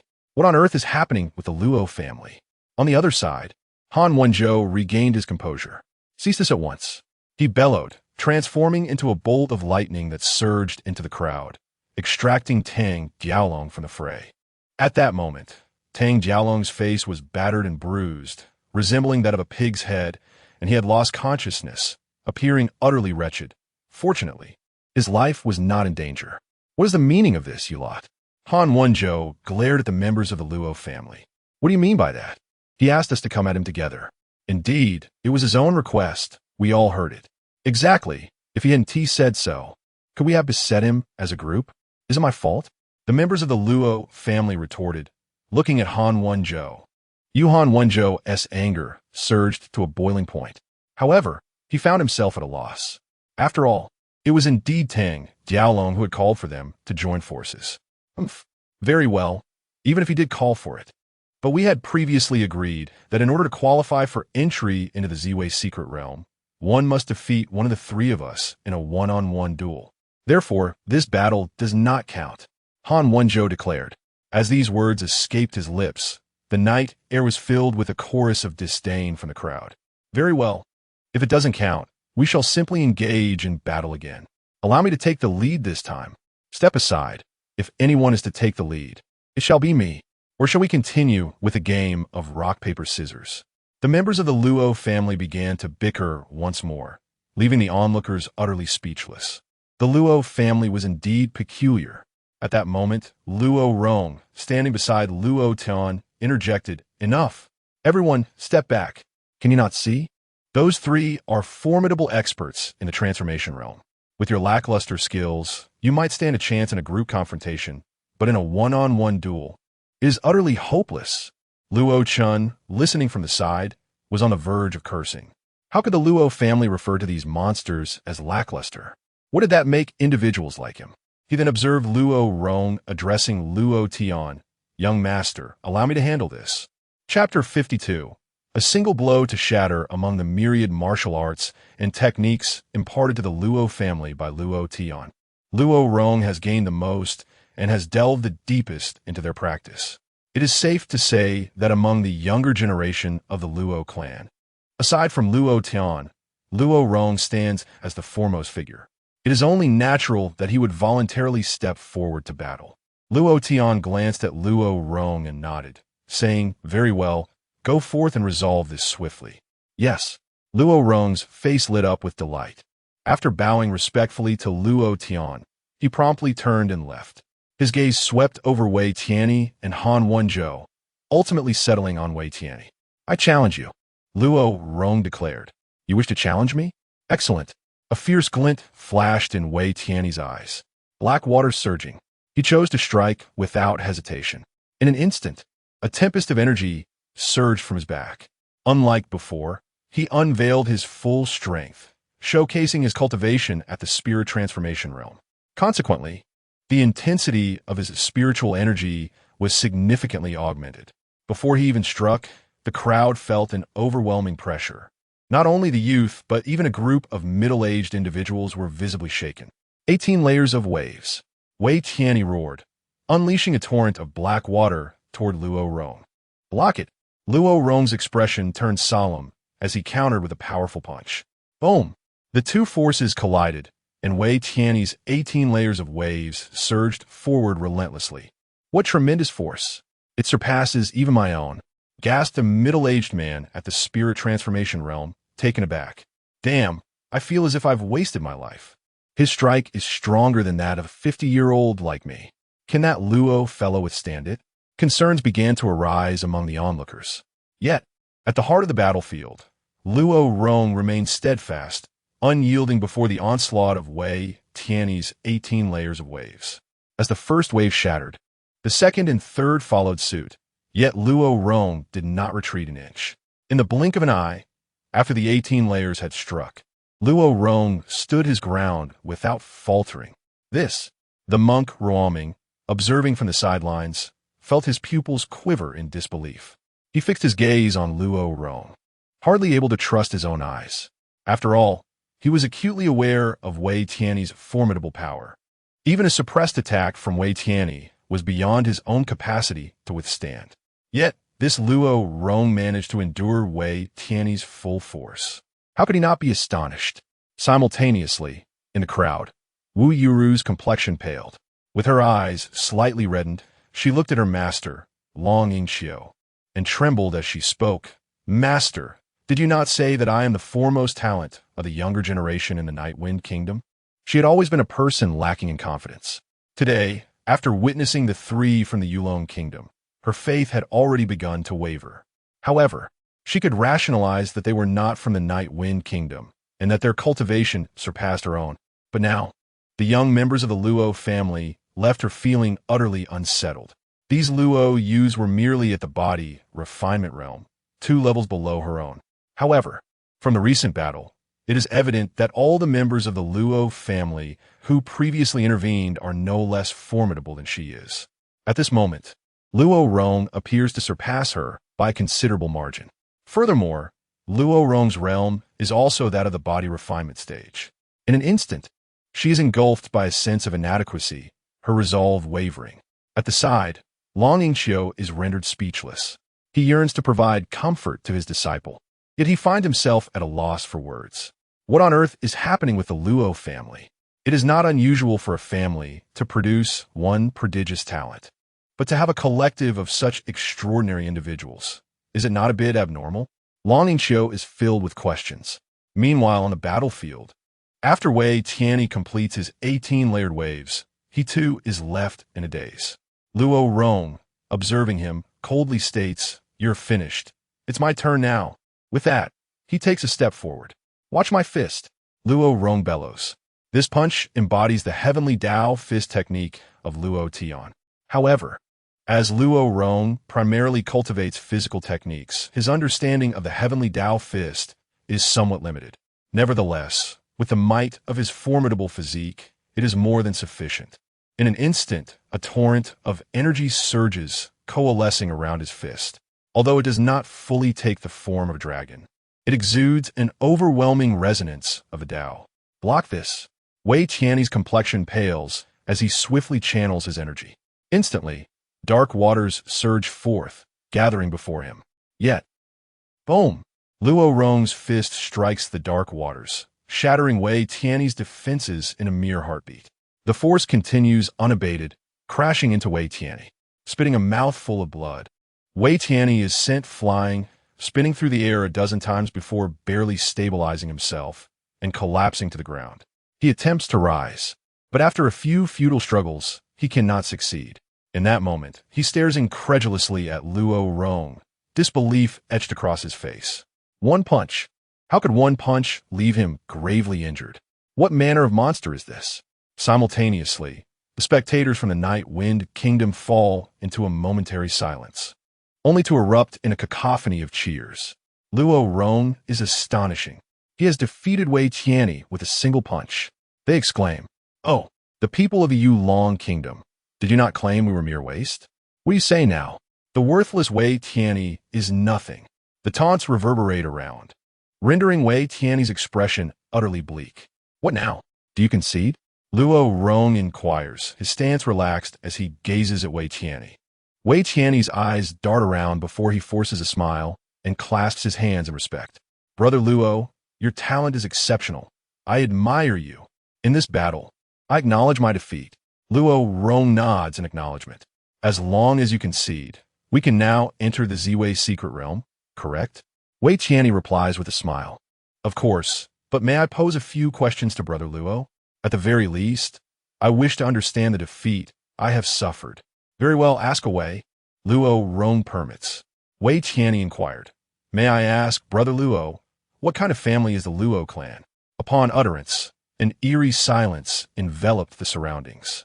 Indeed, what is the essence of the Luo family? How is it that such an extraordinary array of individuals has emerged in an instant? This is exceedingly peculiar. Everyone was profoundly intrigued by this inquiry.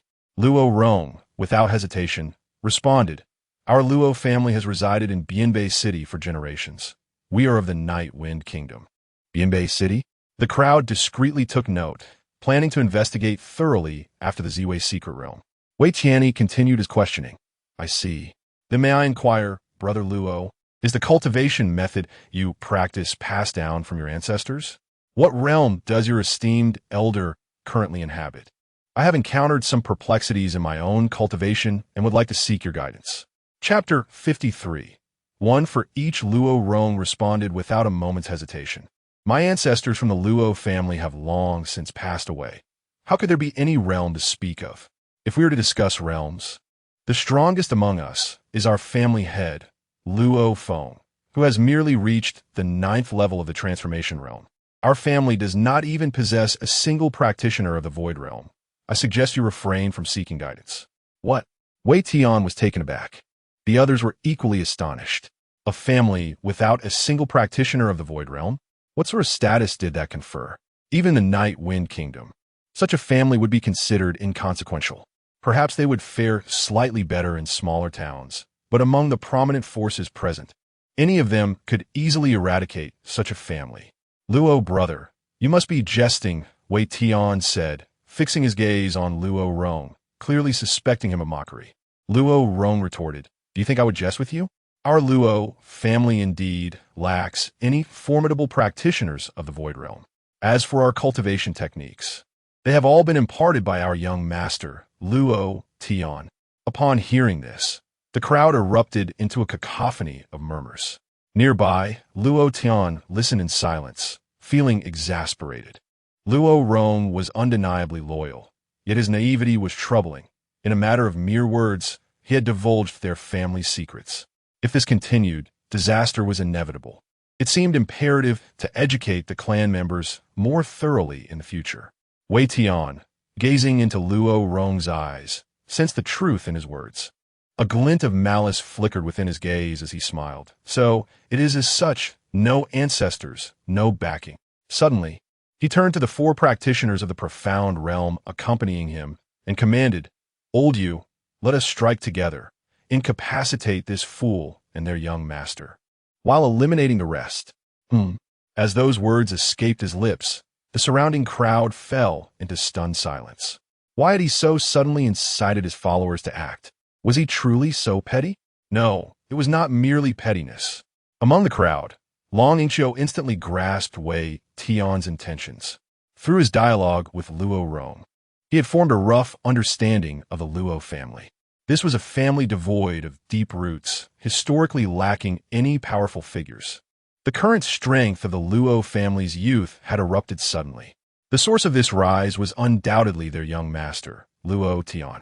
Luo Tian's rapid ascent to power could only be attributed to some extraordinary opportunity. An opportunity potent enough to create such a prodigy in such a short span. Was this not akin to the legendary inheritance of the purple weaving Taoist? Therefore, before the Luo family had amassed sufficient strength to defend themselves, it was a rational decision to annihilate them and seize that opportunity. Indeed, meanwhile, behind the sedan chair, the 4 practitioners of the profound realm comprehended Wei Tian's plan and almost simultaneously sprang into action. After all, the secret behind the Luo family's strength held immense allure for them. Boom! The 4 unleashed their auras in unison, and a terrifying pressure instantly engulfed the mountains and forests. Countless ancient trees were uprooted, and rocks were sent flying. Some of the less skilled young practitioners were struck down, suffering grievous injuries or even death from this overwhelming force. The power of the transcendent realm cultivators is indeed formidable. "Kid, I shall first sever your limbs," a venerable elder from the Wei family remarked coldly, gazing at Luo Rong. "How dare you? Get lost," Luo Rong bellowed, launching a punch toward him. Yet, bang! His strike was effortlessly neutralized with a single hand by his opponent. There was no denying the vast chasm in their realms. Luo Rong's strength was utterly insignificant in their presence. "Hell, let be done," the Wei elder sneered.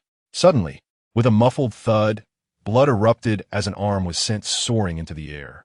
A chilling scream pierced the night, causing the onlookers from the Night Wind Kingdom to close their eyes in despair. Alas, the Luo family. Such tragedy, they lamented, acknowledging their inadequacy and lack of subtlety in concealing their weaknesses. How unfortunate it was for a family on the brink of rising to greatness to meet such a fate. Several elders shook their heads in sorrow. At that moment, a young man beside them stammered, "Elders, look. What is there to see? To witness Luo Rong's misfortune?" One elder replied. The young man shook his head fervently. "No, it's not that. It's that person from the Yulong Kingdom. His hand." The elders sensed something amiss and simultaneously turned their gazes upwards. The sight that greeted them rendered them speechless. In the center of the battlefield stood Luo Rong, seemingly unscathed. However, the Wei elder who had attacked him was now missing a hand, blood gushing forth. How could this be? Did Luo Rong strike? One elder exclaimed in disbelief. "No, it wasn't Luo Rong, it was that fellow." The young man pointed. The elders focused their sight and, indeed, noticed a young man standing beside Luo Rong. It was none other than Luo Tian. Could it be that he was the one who acted? An elder inquired. Absolutely. With just a casual flick, he severed that Wei elder's arm. The young man affirmed. This revelation left the elder utterly astonished. At that moment, in the heart of the battlefield, the Wei elder with the severed arm had temporarily staunched the bleeding. His face twisted in rage as he glared at the young man before him. You. He gritted his teeth. Luo Tian regarded him with indifference. You obstructed our entry into the purple weft secret realm, and I said nothing. I adhered to your rules. Yet, after our victory, you would resort to threats and violence against us, treating us as if we were mere soft persimmons? The Wei elder snorted. Fortune is ordained by heaven. Those of virtue deserve it. What are you, the Luo family, to claim such opportunities? It would be a waste. My Wei family acts in accordance with the will of heaven. Do not be complacent, boy. Had I not been careless and overlooked your sneak attack, you would never have been able to harm me. Luo Tian, upon hearing this, erupted with anger, breaking into laughter. It has been quite a while since I have heard such shameless words. You seek to annihilate my Luo family and seize our fortune, do you? Come in, you four. Let us battle together. The Wei elder turned to the other three, commanding, let us strike together and eliminate this scoundrel. Agreed. The others echoed in unison. They could not fathom how, with their combined might as 4 transcendent realm cultivators, they could possibly fail to subdue a single Luo Tian. Boom! In an instant, the 4 individuals simultaneously advanced towards Luo Tian from different directions. Their auras surged explosively, transcending the earthly realm, resembling 4 formidable deities poised to annihilate Luo Tian in a single blow. Be careful, Senior Luo Tian. Luo Chun, witnessing the scene from afar, called out with a face full of concern. It is essential to note that Luo Tian was a distinguished guest of their Guiyuan sect. Although he recognized Luo Tian's formidable strength, facing 4 transcendental experts alone appeared overwhelmingly futile. However, Heavenly Dao Scripture Technique, with one hand tucked into his pocket and the other raised high, Luo Tian summoned forth a colossal golden hand that materialized above his head. With a swish, in an instant, the immense golden palm casually struck out in 4 directions, reducing the 4 transcendental experts to mere puddles of flesh. It was executed with such effortless ease, akin to swatting 4 flies. Their original forms were rendered unrecognizable. In that moment, the surroundings fell into an unparalleled silence, so profound that one could hear a pin drop. Everyone stood frozen in place, scarcely able to believe their own eyes. Chapter 54. The ancestor of the Wei family, 4 formidable experts of the Transcendence realm, have vanished just like that? In the arena, Wei Tianyi still maintained his previous arrogant demeanor, yet the triumphant smile that once adorned his face had now frozen in place. Everything transpired with startling suddenness. Did you not just declare your intent to annihilate our Luo family? Luo Tian, with hands clasped behind his back, approached Wei Tianyi. Gulp. The latter swallowed hard, retreating several steps in quick succession. Esteemed senior, there seems to be a misunderstanding. It is all a misunderstanding. He managed to force a smile and utter. Without a moment's hesitation, Luo Tian delivered a resounding slap. Smack! Wei Tianyi spun around several times, bloody teeth spraying from his mouth. You dare to strike me? Wei Tianyi, clutching his injured mouth, stared at Luo Tian in disbelief. Strike you? I intend to kill you, Luo Tian declared, stepping forward as the palm of the Heavenly Dao manifested once more. Witnessing this, Wei Tianyi was rendered speechless. He had just witnessed the immense power of that palm. Should it land upon him, he would be reduced to nothing but a puddle of flesh. Wait, you cannot kill me. If you do, my ancestor possesses cultivation at the 7th level of the returning ruins realm. I am his direct great-grandson, his most beloved child. In desperation, Wei Tianyi produced a jade pendant, gritting his teeth as he spoke. This is a protective talisman given to me by my ancestor. It can summon a fragment of his essence to this place. If you dare to strike again, I shall activate the talisman. At these words, an uproar ensued around them. The ancestor of the Wei family was not merely at the returning ruins realm, but at the 7th level. While it was known that the Wei family was powerful, none had anticipated such an extraordinary extent. The crowd from the Nightwind Nation was taken aback. Not only them, but even Han Wenzhou inhaled sharply at this revelation. In fact, he had brought several protectors of the Transcendence realm with him to the Nightwind Nation. Unlike Wei Tianyi, his protectors had remained hidden in the shadows. However, The notion that Wei Tianyi could summon a fragment of his ancestor's essence caught him entirely off guard. Noticing the astonishment reflected in the crowd, Wei Tianyi regained a semblance of confidence. Clutching the protective talisman as he addressed Luo Tian, "Esteemed sir, I trust you do not wish for me to summon my ancestor?" On the other side, Luo Tian, who had been ready to take action upon hearing Wei Tianyi's words, promptly retracted the Heavenly Dao technique. "Wait, you mean to say you possess a fragment of your ancestor?" Luo Tian inquired, fixing his gaze upon Wei Tianyi. "Indeed," Wei Tianyi affirmed. "Are you asserting that your ancestor has attained the returning ruins realm?" Luo Tian pressed further, his tone shifting noticeably. A smile crept across Wei Tianyi's face as he replied, "Absolutely." Observing Luo Tian's reaction, Wei Tianyi understood that the revelation of his ancestors might have instilled fear in him.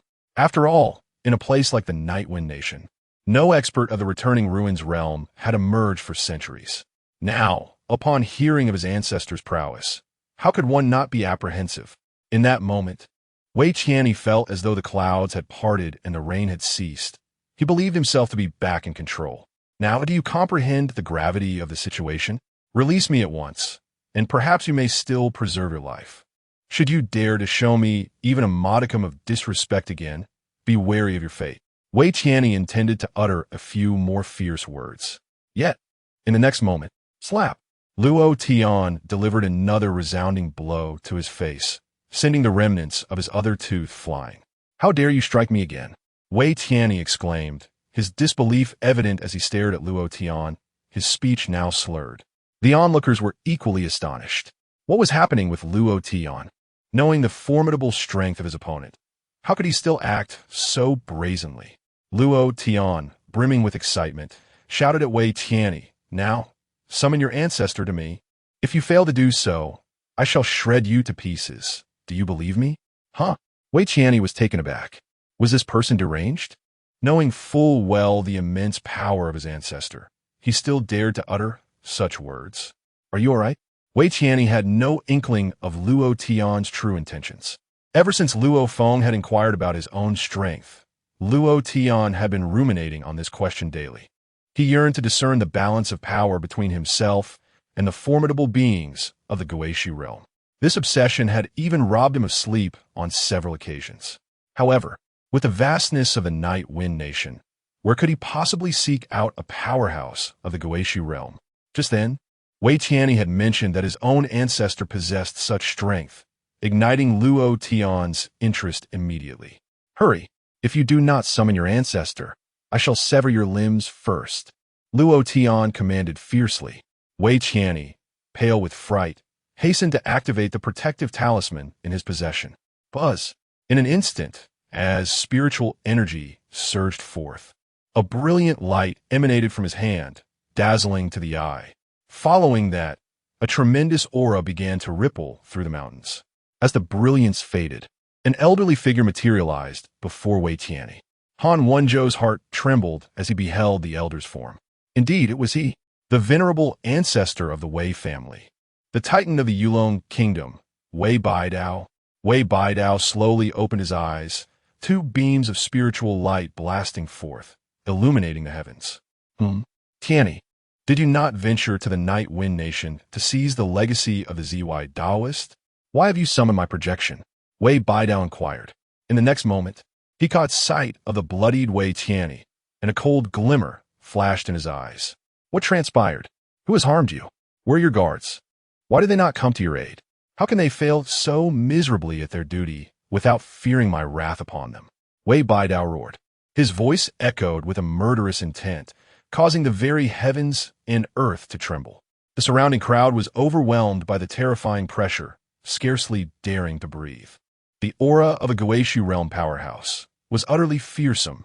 "Ancestor, there is no need for you to exact vengeance upon them. They are already dead." Wei Tianyi managed a bitter smile. "What? Dead? Who in the Night Wind Nation could possibly have slain them? Was it that brat Shenwang? Or perhaps the bald monk from the Fumo Temple? Who would dare to lay a hand on my Wei family without fearing annihilation?" Wei Baidao replied coldly. The Wei family was a preeminent clan in the Yulong kingdom. How could they possibly suffer such a loss? It was not either of those, ancestor. It was this man who killed them. Moreover, I have matters to report to the ancestor. With that, Wei Qianni recounted the events that had transpired. Upon finishing his narrative, Wei Baidao turned in astonishment to glance at Luo Tian and the members of the Luo family behind him. Qianni, you aren't fabricating a tale to deceive me out of a desire for vengeance, are you? You claim that these mere fledglings in the body refinement realm could possibly defeat Tang Diaolong and yourself? Furthermore, this individual named Luo Tian has allegedly slain 4 of your Transcendence Realm Guardians. Wei Baidao expressed his skepticism regarding Wei Qianni's account. With a mournful countenance, Wei Qianni implored, Ancestor, how could I dare to mislead you? I speak only the truth. You may inquire with Han Wenzhou. Wei Baidao's gaze sharpened as he turned to Han Wenzhou, who immediately felt an overwhelming pressure bearing down upon him. Senior Wei, what Brother Tianni has said is entirely accurate. Han Wenzhou promptly affirmed, not daring to show any semblance of disrespect in front of Wei Baidao. Upon receiving this confirmation, a glimmer of delight flashed in Wei Baidao's eyes. Oh, to empower a fledgling in the body refinement realm to such strength. This opportunity is more valuable than the legacy of the ZY Taoist. Tianni, your judgment is indeed sound, Wei Baidao remarked with a smile. Chapter 55, I shall strike you Wei Baidao, having lived for many years, had never encountered such a formidable body refinement technique. Should he seize this opportunity, it would not only elevate the strength of his family members by a significant margin, but could also potentially advance his own cultivation. It is worth noting that Wei Baidao had been stagnating at the 7th tier of the Guishu realm for nearly a century, although his lifespan still had some duration left. At this rate, he might not be able to transcend tribulation within his lifetime. This was his greatest anxiety over the past 100 years. Thus, when he heard Wei Tianni's words, he was overwhelmed with joy. Being well-versed in the world, he understood that the opportunity that had made the Luo family so powerful must be extraordinary. Approaching Luo Tian, he smiled and said, Young one, you dare to slay a member of the Wei family and injure my great-grandson to such an extent? This matter cannot be settled lightly. However, I possess a benevolent heart and cannot bear to see such talent wither away. How about this? You take your kin and accompany me to the kingdom of Yulong. I shall take you as a registered disciple, and in return, you will serve the Wei family for 100 years to atone for your sins today. What do you think?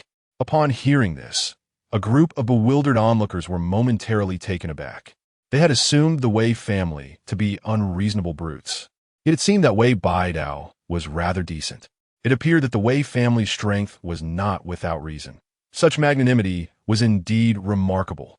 Several young individuals expressed their approval. However, not everyone shared this sentiment. What a cunning fellow Wei Baidao is. Long Yingxiu regarded him with a constant shake of his head. Master, what is the matter? Is not what Wei Baidao is doing rather fair? Asked Wu Yuro, puzzled. Long Yingxiu cast a glance at his naive disciple and sighed.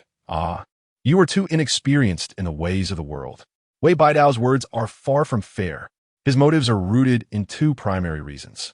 Firstly, he does not wish to be labeled as a bully of the weak, lest he be ridiculed in the future. Secondly, he aims to thwart other factions that might use the guise of justice to assist the Luo family and seize their opportunity. Once Luo Tian becomes his disciple, he will have countless ways to extract the opportunity from the Luo family.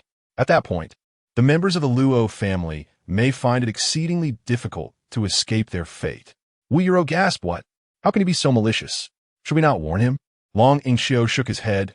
Child, the affairs of the Wei family are beyond our reach. Wu Yuro glanced at Luo Tian, her concern evident. What then shall Luo Tian do? Long Yingxiu sighed. At this juncture, his most rational course of action is to temporarily acquiesce to the Wei family and seek an opportunity to extricate himself. After speaking, he sighed again, lamenting the impending doom that threatened to engulf this suddenly ascendant, distinguished family. Meanwhile, Wei Baidao fixed his gaze on Luo Tian and squinted. Young man, did you hear my words? At that moment, however, Luo Tian was scrutinizing Wei Baidao from head to toe. Are you at the Guishu realm? Luo Tian inquired. Wei Baidao was momentarily taken aback, then chuckled. Indeed, my true form possesses the cultivation of the 7th level of the Guishu realm. This clone's strength pales in comparison to my true self, but in terms of combat prowess, it has reached the 1st level of the Guishu realm.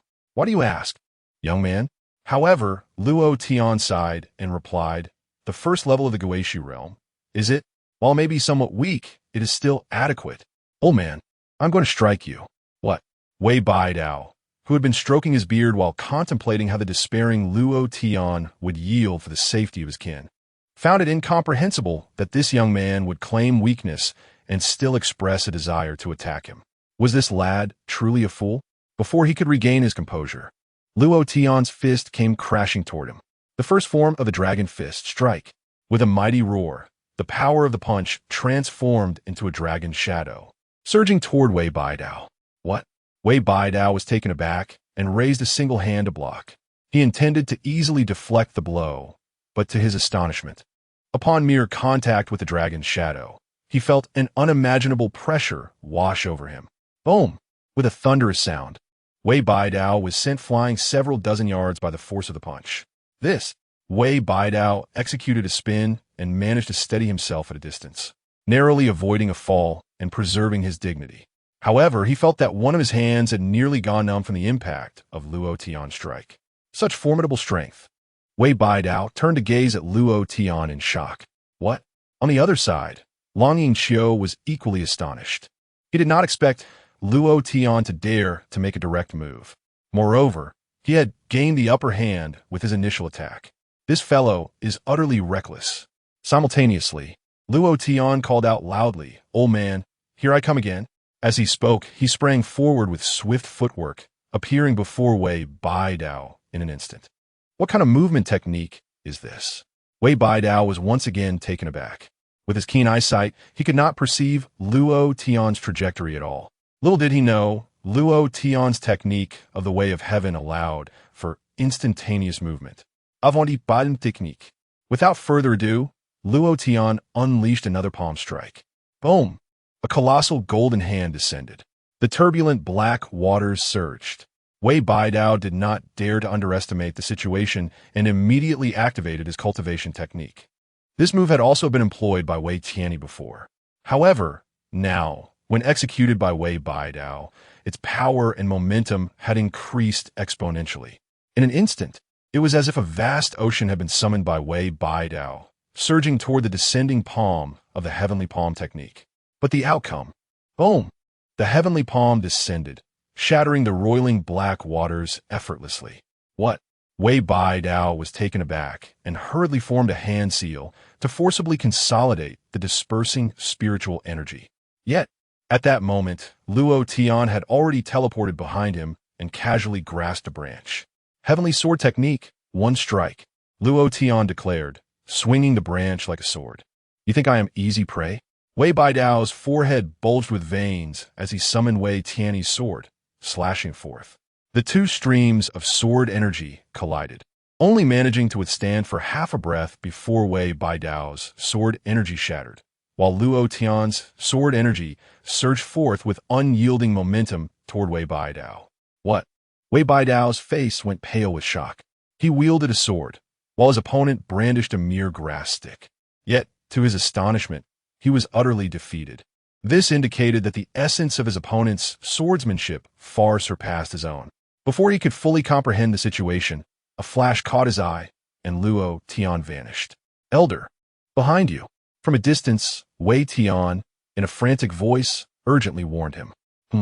Wei Baidao abruptly turned around, only to discover that Luo Tian had somehow positioned himself behind him. He still clutched the grass stick, but unlike before, he had transformed his grip from that of a swordsman to that of a marksman. Impressive, truly worthy of the return to the Void Realm. Receive my next strike of the Heavenly Path Spear Technique. As Luo Tian spoke, he thrust the grass stick forward once more. Chapter 56. I've only just begun. How could you be dead? As Luo Tian spoke, the grass staff in his hand transformed into a streak of radiant light. Damn it! Wei Baidao's complexion turned ashen. Luo Tian's speed was too swift. There was no way for him to evade this strike. Boom!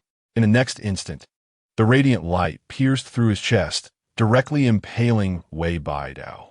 Ancestor, Luo Tian, standing nearby, felt darkness enveloping his vision. His greatest reliance had been defeated. What a joke. Although it was merely a clone, its strength was undeniably that of the ancestral realm. You brat. At that moment, Bianbeicheng gazed down at the wound in his chest, his body beginning to dissipate into specks of light. This clone was already destroyed. He had never anticipated that his clone would meet its demise in the Night Wind Kingdom. Luo Tian, witnessing this scene, was equally bewildered. Hey, don't die on me.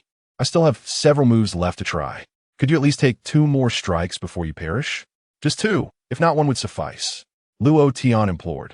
Bianbeicheng rolled his eyes in response. Far away, countless miles from here, his true self was so enraged that he spat out a mouthful of blood. What is this? This brat is actually using me to test his moves? What have I become?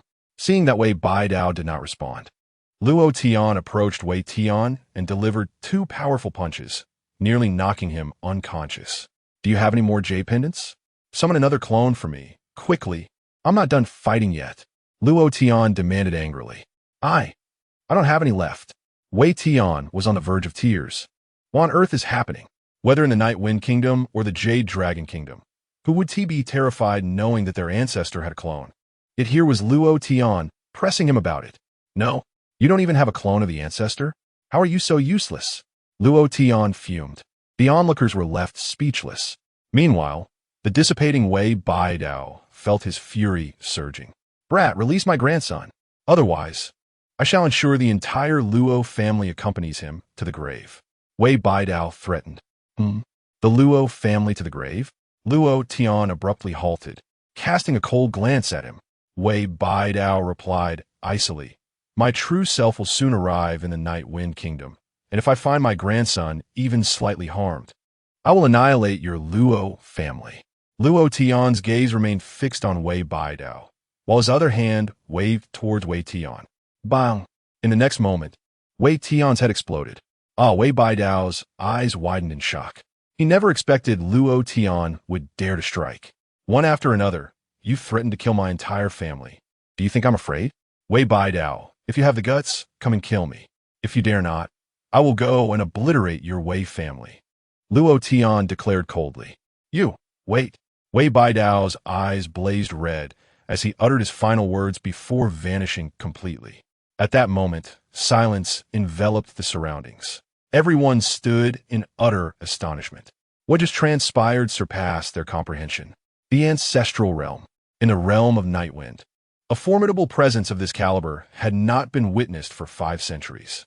Now, with the arrival of the manifestation of Bianbeicheng, it was unexpectedly vanquished by Luo Tian. Does this imply that Luo Tian is also of the returning ruins realm? Contemplating this possibility, the expressions of the onlookers towards the Luo family transformed markedly. In Nightwind, possessing 3 transcendence realms is the threshold to becoming a first-rate power. And what of a single returning ruins realm expert? Undoubtedly, the current Luo family stands as the paramount force in Nightwind, far surpassing all others. Yet, at this moment, Luo Tian bore a countenance of profound dejection. How frustrating! After finally encountering a returning ruins expert, he had anticipated engaging in further exchanges, only to have it concluded so effortlessly. This leaves me utterly at a loss regarding my own capabilities. Suddenly, his gaze shifted to the nearby Han Wenzhou. At that moment, Han Wenzhou was cradling the unconscious Tang Diaolong, preparing for a discreet escape. However, upon Luo Tian's piercing glance, Han Wenzhou felt an overwhelming chill run down his spine. Senior, it was the folly of a junior to offend you in the Nightwind realm. Please forgive me. What a jest. This Luo Tian is the very individual who had dispatched Bianbeicheng's manifestation. Han Wenzhou felt a surge of relief within. Previously, when Wei Tianyi commanded his subordinate to the Transcendence realm to confront Luo Tian, he had also contemplated sending his own Transcendence Guardian to seize Luo Tian. After all, such opportunities are coveted. Yet, due to a momentary hesitation, several experts from the Wei family had met their demise.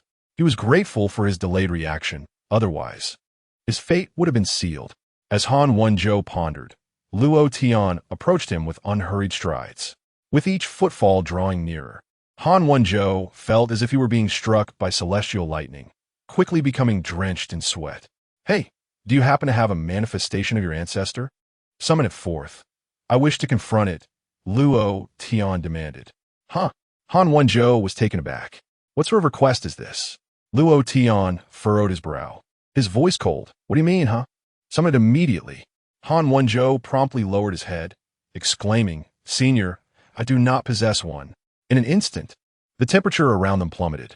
Trembling, Han Wenzhou insisted, "Senior, I assure you, I am not deceiving you.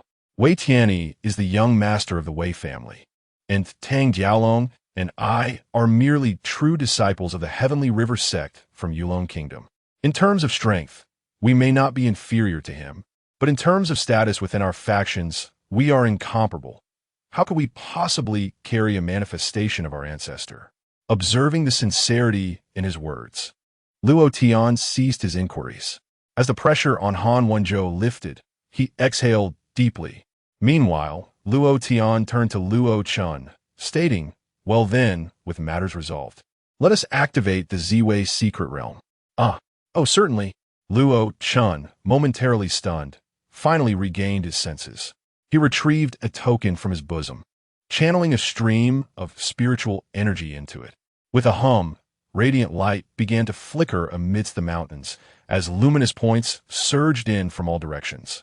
Ultimately, these luminous points coalesced before Luo Chun, forming the shape of a portal, which was none other than the entrance to the Ziwei secret realm. "Senior Luo Tian, the Ziwei secret realm has been activated. The realm will remain open for a total of 3 days. After this period, it will close, and everyone will be teleported out. Within the realm, numerous treasures await, though the majority are suited for those at the Gathering Chi stage, with only a select few for those at the Spirit Transformation and Sky Control stages. However, there are also many perilous entities within, such as demonic beasts and various spirits, though these should pose little threat to you. By the way, the innate spirit crystals you requested are present in several areas, which I have marked on this map for you." As Luo Chun spoke, he handed a map of the Ziwei secret realm to Luo Tian. After reviewing it, Luo Tian nodded appreciatively and said, "You are quite thoughtful." Luo Chun replied with a smile, "You flatter me, Senior. Is there anything else you wish to entrust to me?" Luo Tian shook his head and replied, "No, the Luo family will follow me." With that, he stepped forward and entered the Ziwei secret realm first. Chapter 57.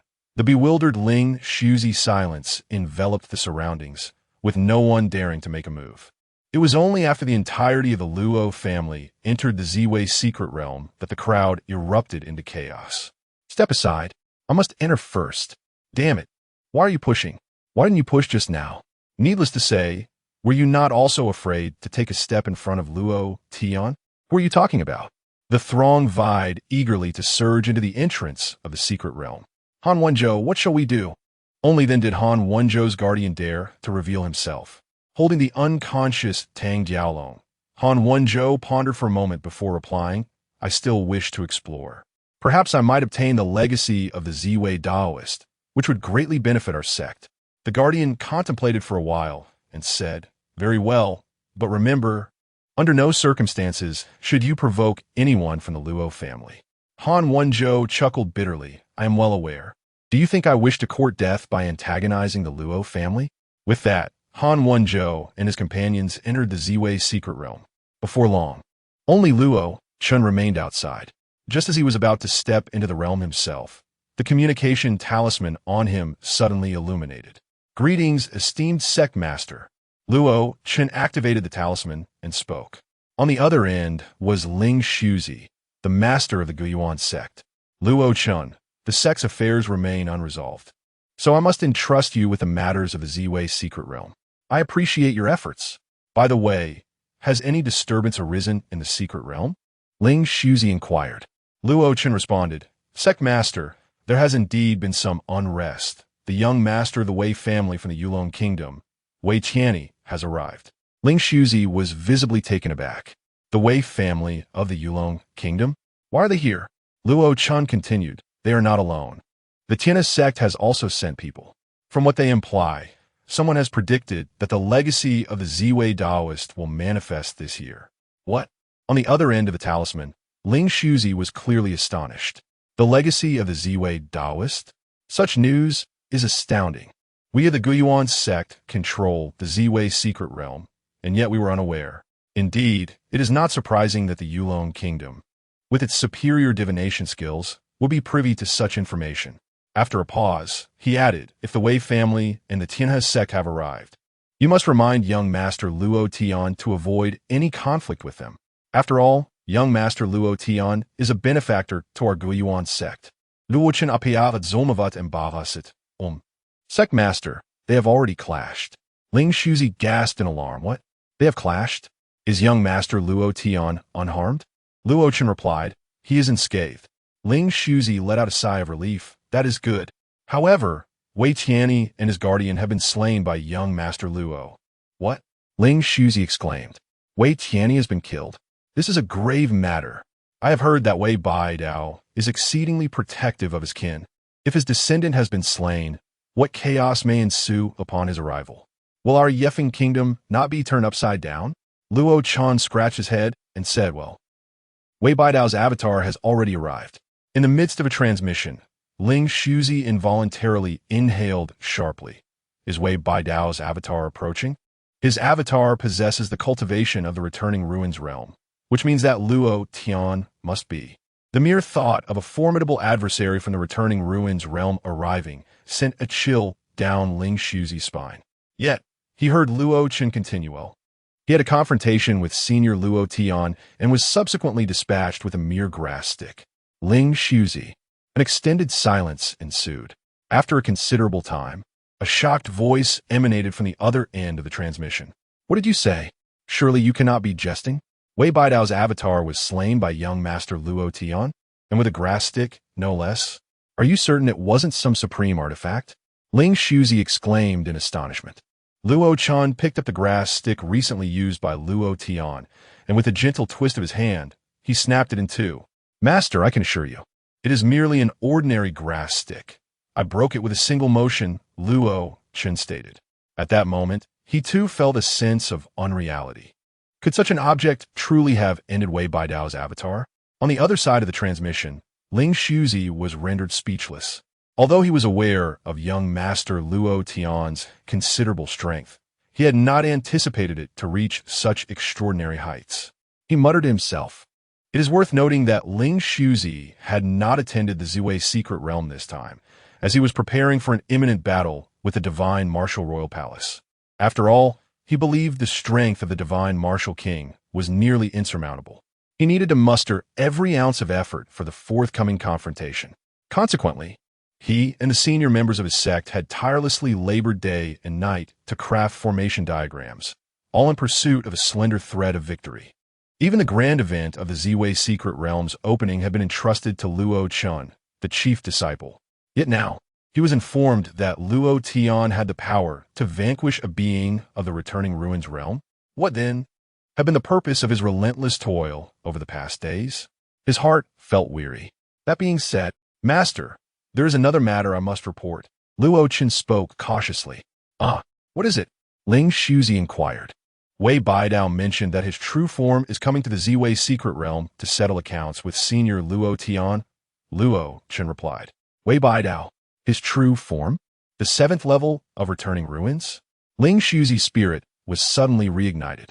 Indeed, Luo Chen affirmed. Ling Shuzi gasped in astonishment.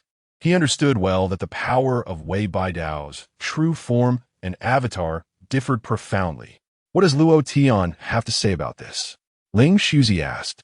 Luo Chen pondered briefly before responding. Senior Luo Tian did not take it seriously. Ling Shuzi found himself bewildered. What was going on? Had he truly dismissed such a matter? Was he unaware of Wei Baidao's formidable strength? Or had Luo Tian genuinely ascended to such an extraordinary level? This won't do. I must see this for myself. Ling Shuzi resolved, addressing Luo Chen. Very well, you may also enter the Ziwei secret realm. If possible, strive to seize the inheritance of the Ziwei Taoist. I shall follow shortly. Yes, disciple obeys. Luo Chen replied. With that, Luo Tian entered the Ziwei secret realm. Meanwhile, in the Yulong kingdom at the Wei residence. Boom! The secluded chamber of Bianbeicheng in the Wei family's rear mountain suddenly erupted. The Wei family members sensed something amiss and rushed over. Amidst the rubble, they beheld Bianbeicheng, his complexion ashen, standing at the center with blood staining the corner of his lips. The ancestral elder has been injured? A chill ran through the hearts of the Wei clan. At that moment, Bianbeicheng's gaze shifted, landing upon the current head of the Wei family, Luo Tian. Gather 6 individuals and summon the 7 Sons Absolute Killing Formation. Come with me, Bianbeicheng commanded. The 7 Sons Absolute Killing Formation? Ancestor, what has transpired? Is it possible that the Lin family and the Chun family are preparing to attack us? Luo Tian exclaimed in shock. He understood that the 7 Sons Absolute Killing Formation and Bianbeicheng represented the 2 greatest trump cards of the Wei family. The simultaneous activation of these 2 trump cards could only indicate an extraordinary crisis. No, we're going to hunt down a person. Bianbeicheng's eyes glinted with cold determination. Hunt down someone? Luo Tian was momentarily taken aback, but then a profound dread gripped him. To unleash both trump cards for the sake of a single individual? Could it be? He swallowed hard, his voice trembling. Ancestor, do you intend to eliminate a being of the tribulation stage? In Bianbeicheng's mind, the figure of Luo Tian emerged as he gritted his teeth and declared, no, I aim to kill someone of the body refinement stage. Chapter 58, The Lair of Beasts. What? Luo Tian was taken aback, doubting whether his ears had deceived him. Esteemed ancestor, did you say to kill someone of what realm? He sought confirmation once more. A junior of the body refinement realm from the Night Wind Kingdom. Bianbeicheng reiterated. This time, everyone comprehended. The expressions of the Wei family members were laden with unspoken sentiments. Their own ancestor, a formidable presence in the realm of the 7th layer of the Void Return, a luminary in the cultivation world of the Jade Dragon Kingdom, a guest elder of the Imperial family, a martial arts master, and one of the 10 strongest figures in the Jade Dragon Kingdom, was intent on eliminating a mere fledgling from the Night Wind Kingdom. Such a proclamation was inherently embarrassing. Yet, he demanded that other formidable members of the Wei family accompany him, even insisting on bringing along their greatest secret weapon, the 7 Sons Annihilation Array. Such a grandiose display for a body refinement junior esteemed ancestor. Are you quite well? Luo Tian inquired. What do you mean? Bianbeicheng regarded him with scrutiny. Have you perhaps fallen into a state of delusion? Luo Tian ventured again. This was the only plausible explanation he could conceive. The other members of the Wei family behind him nodded in agreement. Then slap. Bianbeicheng struck Luo Tian, sending him sprawling. You insolent wretch. Do you think I would jest with you? Your son, Luo Tian, has been slain in the Night Wind Kingdom. Bianbeicheng's voice was sharp and commanding. What? Luo Tian, now seated on the ground, trembled at the revelation. Luo Tian was his cherished eldest son. How could he have been killed? It was inconceivable. He had dispatched 4 individuals of the profound realm to accompany him, and he still possessed a clone of yours. How could anyone possibly kill him? Luo Tian grappled with disbelief. Bianbeicheng gritted his teeth. Those 4 individuals are all dead. My clone has been destroyed as well. A wave of shock swept through the assembly. Who in the Night Wind Kingdom possessed the capability to annihilate the ancestor's clone? Was it Master Tianin or King Shenwu? No. The ancestor's clone also bore the strength of the 1st layer of the Void Return. Even if those 2 joined forces, they could not obliterate the ancestor's clone. Discourse erupted among the crowd. Yet Bianbeicheng, his countenance darkened, declared, the one who destroyed my clone was a body refinement junior. The one who killed Tianni was also him. What? The crowd was once again rendered stupefied. A body refinement cultivator? Capable of annihilating the Void Return? Surely this was absurd. Observing the expressions of the crowd, Bianbeicheng coldly articulated, that lad must have acquired some extraordinary opportunity. Although he is merely of body refinement cultivation, I estimate his strength to be around the 3rd layer of the Void Return. Body refinement cultivation with the strength of the 3rd layer of the Void Return? The crowd was gripped with trepidation. Some discerned the implications, their eyes widening in realization. Bianbeicheng continued Tian was too reckless. He sought to seize the opportunities belonging to that individual, yet he underestimated his strength. Thus, for the sake of avenging Tian and safeguarding the legacy of the Wei family, we must swiftly eliminate that young man and uncover the secrets he possesses. After Bianbeicheng finished speaking, a member of the Wei family furrowed his brows and remarked, "Ancestor, even so, is such a grand display truly necessary? Even if he possesses the strength of the third level of the returning ruins realm, you could easily handle him with just 2 companions." No sooner had he uttered these words than Bianbeicheng delivered a resounding slap, sending him flying. "Fool, have you forgotten the lessons I imparted over the years?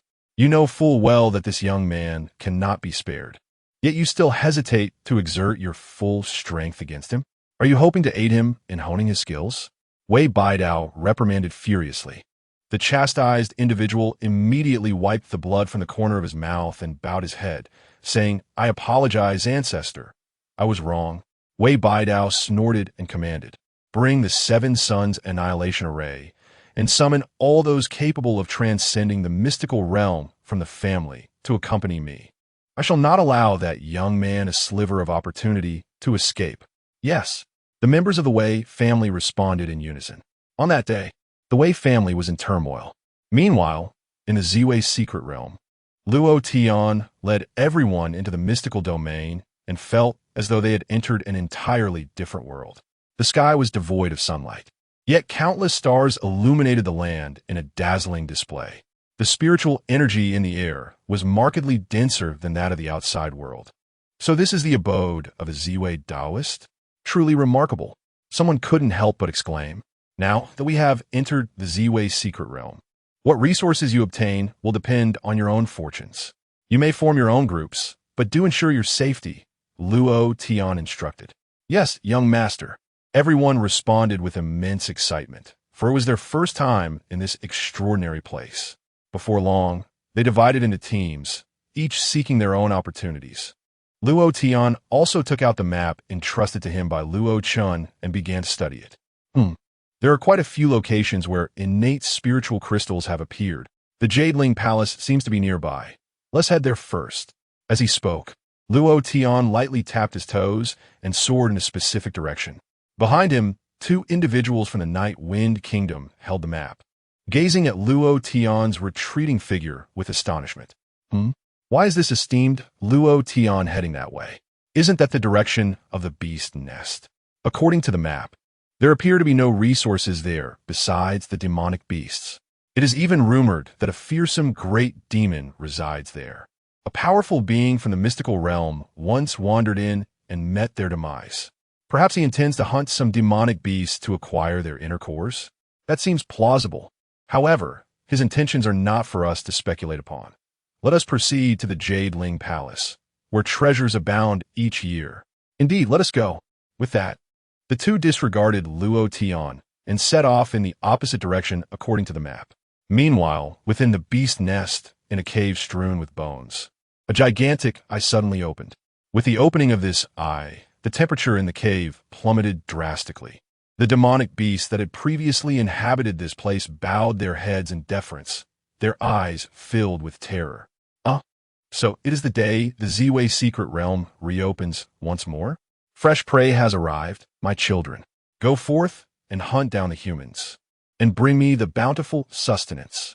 The master of the singular, I proclaimed.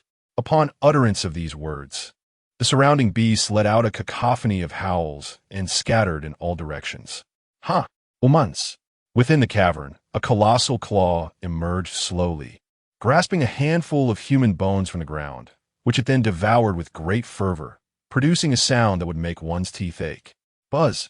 Deep within the cave, a crimson glow suddenly illuminated the darkness. It is nearly complete. Just a little more potent flesh and blood, and it shall be activated. At that moment, the voice of the master of the eye became submissive, as if addressing an esteemed presence.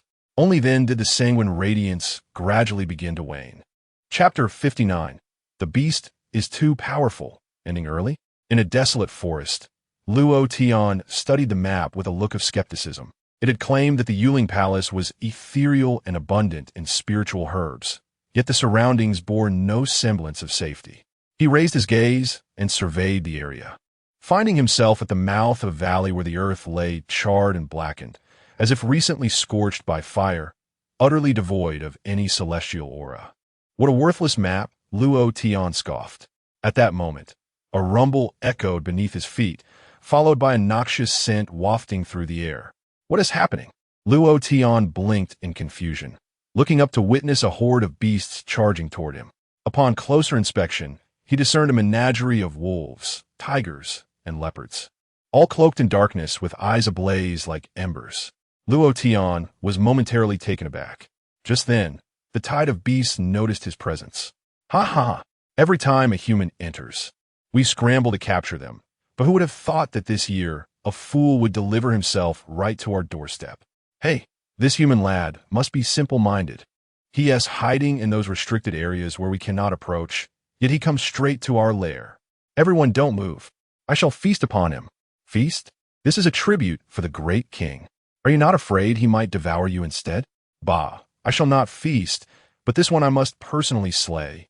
It has been years since I last took a life. A black wolf growled. Fine, it's yours. The other beasts retreated, allowing the black wolf to advance toward Luo Tian. As the black wolf approached, Luo Tian regained his composure. Hey, black dog, where is the innate spirit crystal? He inquired. The utterance stunned the surrounding beasts. Black dog? This human lad is doomed. He dares to call the black wolf leader a black dog. The black wolf leader, notorious for his disdain towards such a name, glared with a flicker of icy malice. Human, I shall slowly torment you until you wish for death. With that, he transformed into a streak of black lightning, hurtling toward Luo Tian at breakneck speed. In midair, the black wolf leader's form morphed, his maw expanding to a grotesque size, akin to a city gate, intent on swallowing Luo Tian whole. However, get lost. With a swift motion, Luo Tian raised his hand, striking the black wolf aside with a forceful slap. Illo! The black wolf leader howled in anguish, struggling to rise without success. On the other side, Luo Tian dusted off his hands, a look of disdain crossing his face. Foolish black dog, what if you bite me? Where would I go for a rabies vaccine? You despicable creature. Everyone, this lad is peculiar. Let's strike together. The black wolf leader finally managed to stand, his expression one of fury. Goodness, this lad's power seems formidable. If we slay him, his flesh alone would be worth that of hundreds, remarked a nearby wolf. Indeed, eliminate him and bring his remains back. The sovereign shall be most pleased. A horde of ferocious beasts began to close in on Luo Tian. In that moment, Luo Tian furrowed his brow. What is your purpose? I merely seek directions, he stated. He was not one to revel in bloodshed, even in the face of monstrous adversaries. A black tiger across from him sneered, Human, you truly are exceptionally foolish. Did your elders not enlighten you about our existence before you entered this secret realm? Your existence? Who are you? Luo Tian replied, his confusion evident. Howie, we are the sovereigns of this secret realm, the hunters of your kind. Not just you, but all humans who dare to tread here are our prey. We shall eliminate every last one of you and offer your lives to our great king. And you shall be the first unfortunate soul to perish this year, declared the black tiger. Upon hearing this, a chilling glint appeared in Luo Tian's eyes. You intend to kill me? Are you certain? He inquired. What's wrong? Are you frightened now? If you kneel, I might consider granting you a swift death, the black tiger taunted. The encroaching beasts erupted in derisive laughter. Luo Tian observed the tiger and gradually bent his knees. Oh, you truly kneel? No wonder the human race is so feeble. The mocking laughter intensified. Yet in the next instant, Luo Tian picked up a stick from the ground. You. The black tiger was taken aback. In the blink of an eye, Luo Tian swung the stick, sending the black tiger soaring into the sky. Damn it, what a misfortune today. Humans and dogs alike wish to provoke me. You desire my demise? Let me show you what your grandfathers are capable of. Luo Tian roared, bringing down the stick once more. Clang! Sword energy erupted from the stick, and in an instant, hundreds of beasts were reduced to mere pulp. What is happening? This human is dangerous. The beasts initially contemplated resistance, but the moment they dared approach Luo Tian, they were obliterated by the terrifying sword energy, leaving no remnants behind. In an instant, fear gripped every creature. "Flee!" cried one beast, and soon all began to flee in a desperate stampede.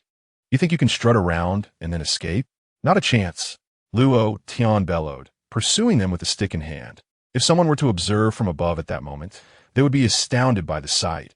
In a vast gorge, a lone human was relentlessly pursuing tens of thousands of beasts, with numerous creatures meeting their end at the hands of a stick. One might wonder who the true beasts were. Meanwhile, outside the den of the 100 beasts, a row of formidable figures from various factions stood solemnly, gazing towards the den with grave expressions. Beside them, Luo Tian bowed respectfully. "Thank you, esteemed seniors, for coming to assist in repelling the beasts from the 100 dens," Luo Tian expressed. "Ah, young Luo Tian, no need for such formality. The youth shall focus on resource acquisition, while we, the elders, shall fend off the beasts." This was all agreed upon long ago. An elderly man stroked his beard and remarked, "Indeed, the beasts of the 100 beast den are excessively ferocious. If they were to disturb the young disciples, I shudder to think of the casualties that might ensue." Another elder added, "Do not underestimate the beasts of the 100 beast den. Those at the commanding level possess combat prowess nearing the transcendence realm. I recall that during the last opening of the Ziwei secret realm, 6 beast commanders emerged in quick succession, resulting in several injuries among us." A middle-aged woman interjected, "By the way, Luo Tian, your Guyuan sect's 100 beast map should indicate the number of beast commanders present here, correct?" Long Yingqiu inquired, looking towards Luo Tian. Luo Tian nodded and replied, "Indeed. I shall retrieve it for your perusal." With that, he produced the 100 beast map and infused it with a surge of spiritual energy. In an instant, Luo Tian's expression shifted dramatically. "What? Impossible!" he exclaimed in shock. "What's the matter? Let me see." Long Yingqiu approached for a closer look, only to have his countenance change abruptly. 40? 40 beast commanders? What? The others also grew alarmed. That signifies there are 40 beasts at the Transcendence realm level. What on earth is happening this year? Why have so many appeared? What has transpired within the 100 beast den? How infuriating. Our combat strength at the Transcendence realm amounts to merely 12 individuals. Can we withstand such an onslaught? Luo Tian, we must conclude the Ziwei secret realm promptly. Otherwise, we shall face dire consequences, someone proposed. Indeed, the presence of 40 Transcendence realm beasts, coupled with thousands of lower-tier beasts, was beyond the capacity of their small group to repel. It seemed imperative to conclude the trial, just as Luo Tian was about to make a decision. The 100 beasts map underwent a sudden change. What is happening? Luo Tian stood in bewilderment. "What do you mean? Hurry and decide. This is no jest," Long Yingqiu urged, frowning deeply. Yet, in the next moment, he too was taken aback, for the map now indicated that only 35 beast commanders remained. Chapter 60. Surely, it must be an unparalleled beast. 5 beast leaders have perished? An elder exclaimed in astonishment. It is well known that beast leaders possess combat prowess on par with the Transcendence realm, nearly equal to their own strength. Yet, in the blink of an eye, 5 of them have met their demise. As confusion enveloped the group, the beast chart underwent another transformation. 2 more beast leaders have fallen? Long Yingqiu gasped in disbelief. The rapidity of these events was staggering. Moreover, observe the diminishing numbers of low-tier beasts beneath them. Someone shouted. Only then did the crowd shift their focus from the beast leaders to the lower-tier beasts. Initially, the beast chart had displayed over 60,000 low-tier beasts. Yet, in mere moments, this number had dwindled to just above 50,000. In such a brief time frame, over 10,000 beasts have perished. The group exchanged glances, each reflecting their shock. Clearly, an earth-shattering event was unfolding within the beast nest. A monk from the demon suppression temple remarked, "This cannot continue. We must close the Ziwei secret realm in advance." To close it early, another elder lamented, for it was rumored that this year's Ziwei secret realm would unveil the legacy of the Ziwei Taoist. "Everyone, I believe we should first ascertain what is transpiring within the beast nest before making any decisions," Long Ingxiu insisted, unwilling to relent. Indeed, I concur. Even if we must seal the Ziwei secret realm, we must understand the situation first. Another echoed. After a moment of contemplation, the monk from the demon suppression temple declared, "Very well, we shall split into 2 groups. Let us select 3 individuals to venture into the beast nest for investigation. The rest will go to summon others within the secret realm. Ah, Luo Tian, you must find young master Luo Tian.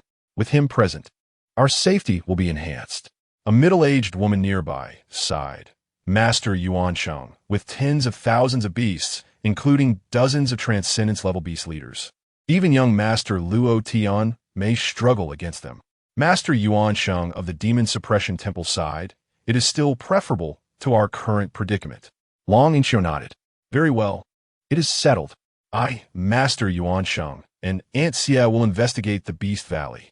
Should we sense danger, we will retreat immediately. The rest shall handle the remaining matters." "Understood," the group affirmed, dispersing, leaving only Long Ingxiu and the 2 others. "Alas, let us proceed. I wonder what truly transpires within the beast nest," Long Ingxiu mused, gazing towards the ominous beast nest. Meanwhile, within the depths of the beast nest, "Help! There are monsters!" A black panther cried out in anguish as it fled. Not far behind, a figure wielding a stick with a grotesque expression pursued it.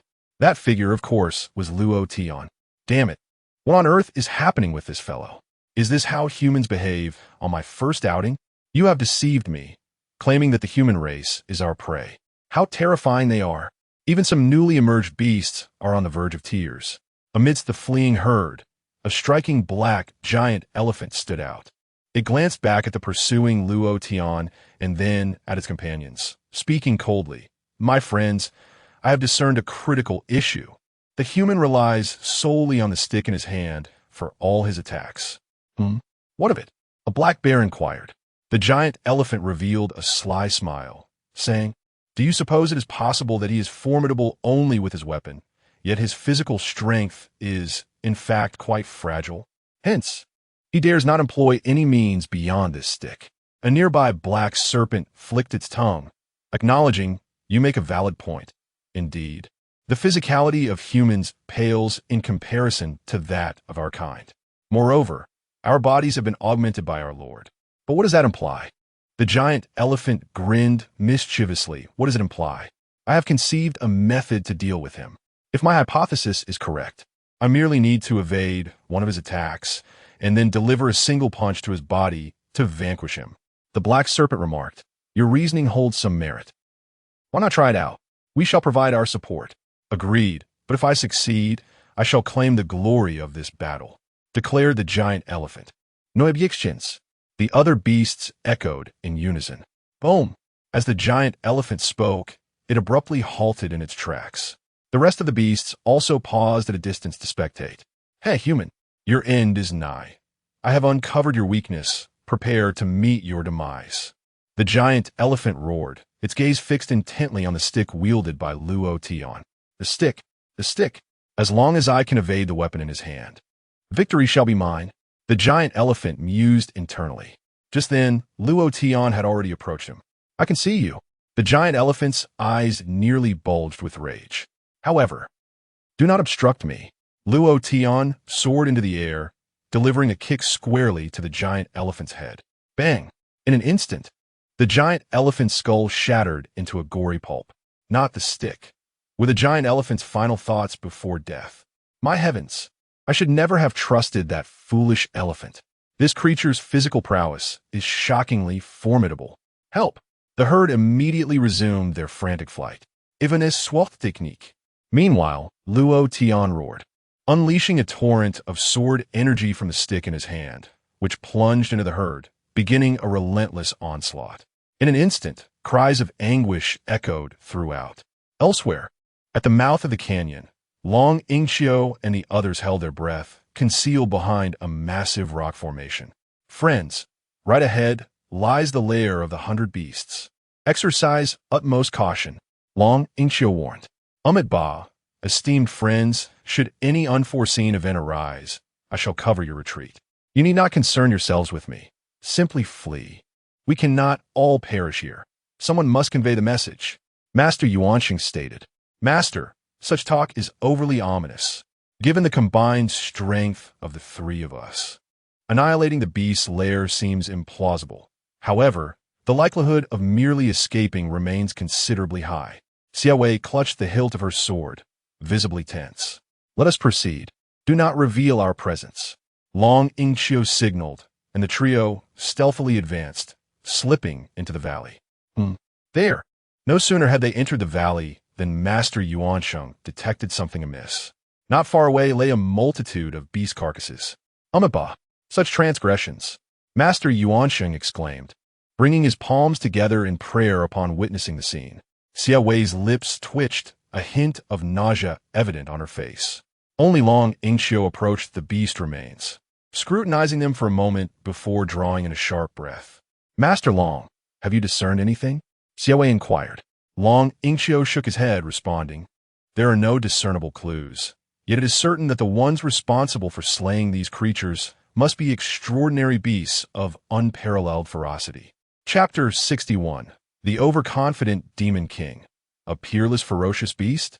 Xiaowei felt her legs weaken. The ordinary demonic beasts in the beast's nest were already causing her considerable distress. Now, with the emergence of a peerless ferocious beast, how formidable could this creature possibly be? She inquired. It's hard to say. Let us delve deeper, Long Yingqiu suggested. Bah, let us proceed. Master Yuanxing concurred, though Xiaowei was somewhat reluctant. She refrained from voicing further objections. The deeper they ventured, the more apprehensive they became, for the number of demonic beast corpses along the path was steadily increasing. Moreover, the direction in which these corpses faced before their demise evidently pointed inward towards the heart of the beast's nest. What could this possibly mean? Shouldn't these demonic beasts be fleeing outward? Xiaowei pondered, her brow furrowed as she surveyed the remains. Perhaps the peerless ferocious beast is an outsider? Long Yingqiu hypothesized. That seems likely. Otherwise, a ferocious beast born within the beast's nest would not so mercilessly slay its fellow beasts, Master Yuanxing added. So, is this indicative of the beast's strength? Xiaowei asked. Master Yuansheng hesitated, opting not to elaborate. At that moment, Long Yingqiu suddenly exclaimed, this cannot be. He swiftly approached a massive, headless beast carcass.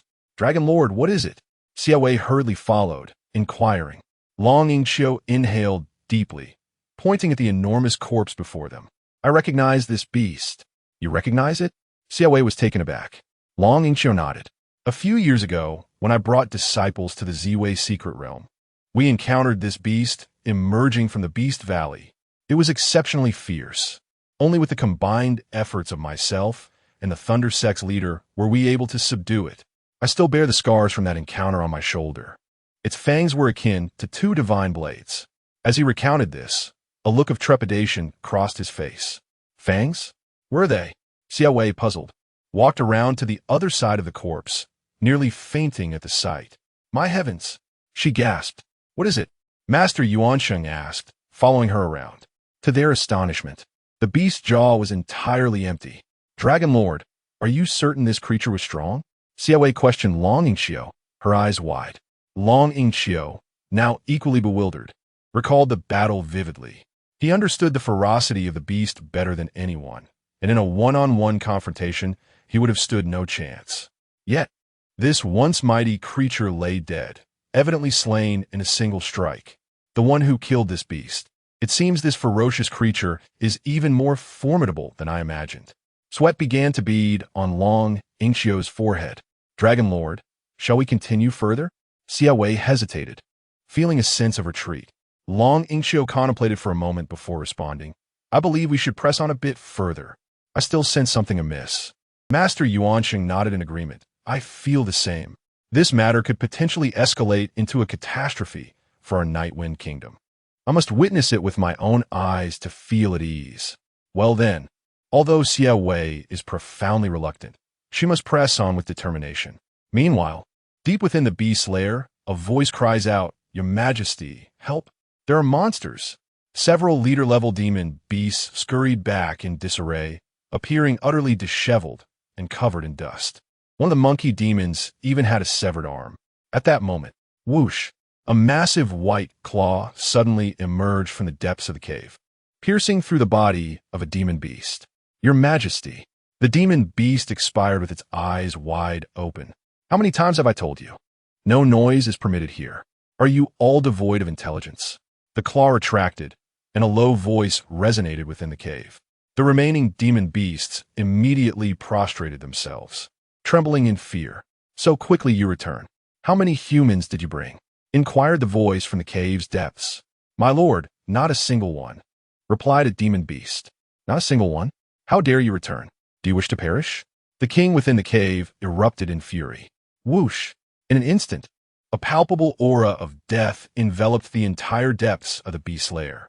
A group of demon beasts immediately knelt, fervently pleading for mercy. My lord, this is truly not our fault. We encountered a monster. Most of my brethren have been slaughtered. One demon beast managed to say amidst the oppressive atmosphere. Whoosh! At that moment, the murderous aura began to dissipate. A monster? What manner of monster? The king's voice displayed a hint of confusion. Is a human? A human? The king's voice reflected astonishment. You were pursued by a human? What level is that individual? Is it a returning ruins? Could it be akin to the ancient ZY? As he spoke, the king's voice grew increasingly frantic. Just then, footsteps echoed outside the cave. The demon beasts huddled on the ground, nearly lost control of their bladders upon hearing the sound. My lord, he is coming. Several demon beasts scrambled to hide. You useless lot. The voice bellowed in anger, but it paid them no mind. Within the cave, a giant eye opened, fixated intently on the direction from which the footsteps came. Did those few just run here? Is this the Yuling Palace? Why does it reek so? The newcomer was none other than Luo Tian. Humans, the spiritual energy is dispersed, not gathered into a sea. Is it merely the body refinement stage? The giant-eyed demon king appeared somewhat astonished. Buzz. At that moment, a blood-red glow surged within the cave where the giant-eyed demon king resided. He glanced around, his eyes narrowing slightly. Interesting.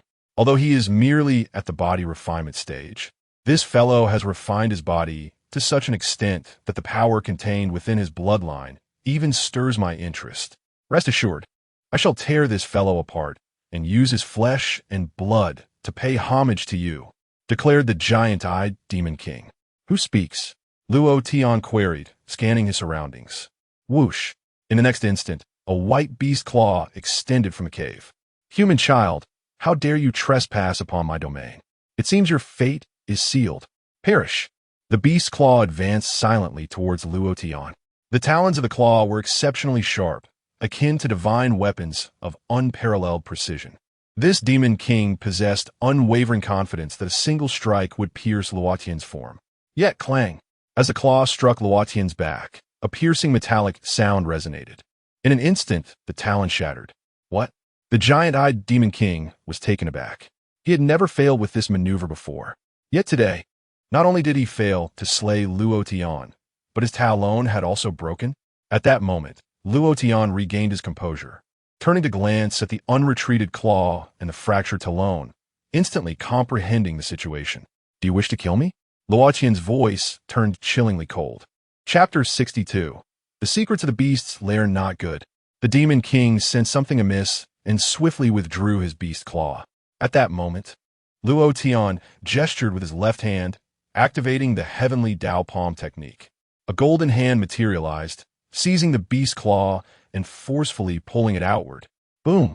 The cave collapsed, and the demon king was yanked out. At this moment, the true form of the demon king finally emerged. However, this creature's form was rather peculiar, resembling a colossal mass of flesh adorned with two enormous eyes, surrounded by numerous beast claws that lunged toward Luo Tian. Meanwhile, Luo Tian clenched his other fist, condensing his fist strength into a dragon shape, poised for action. Heavenly Dao Scripture Technique. Boom!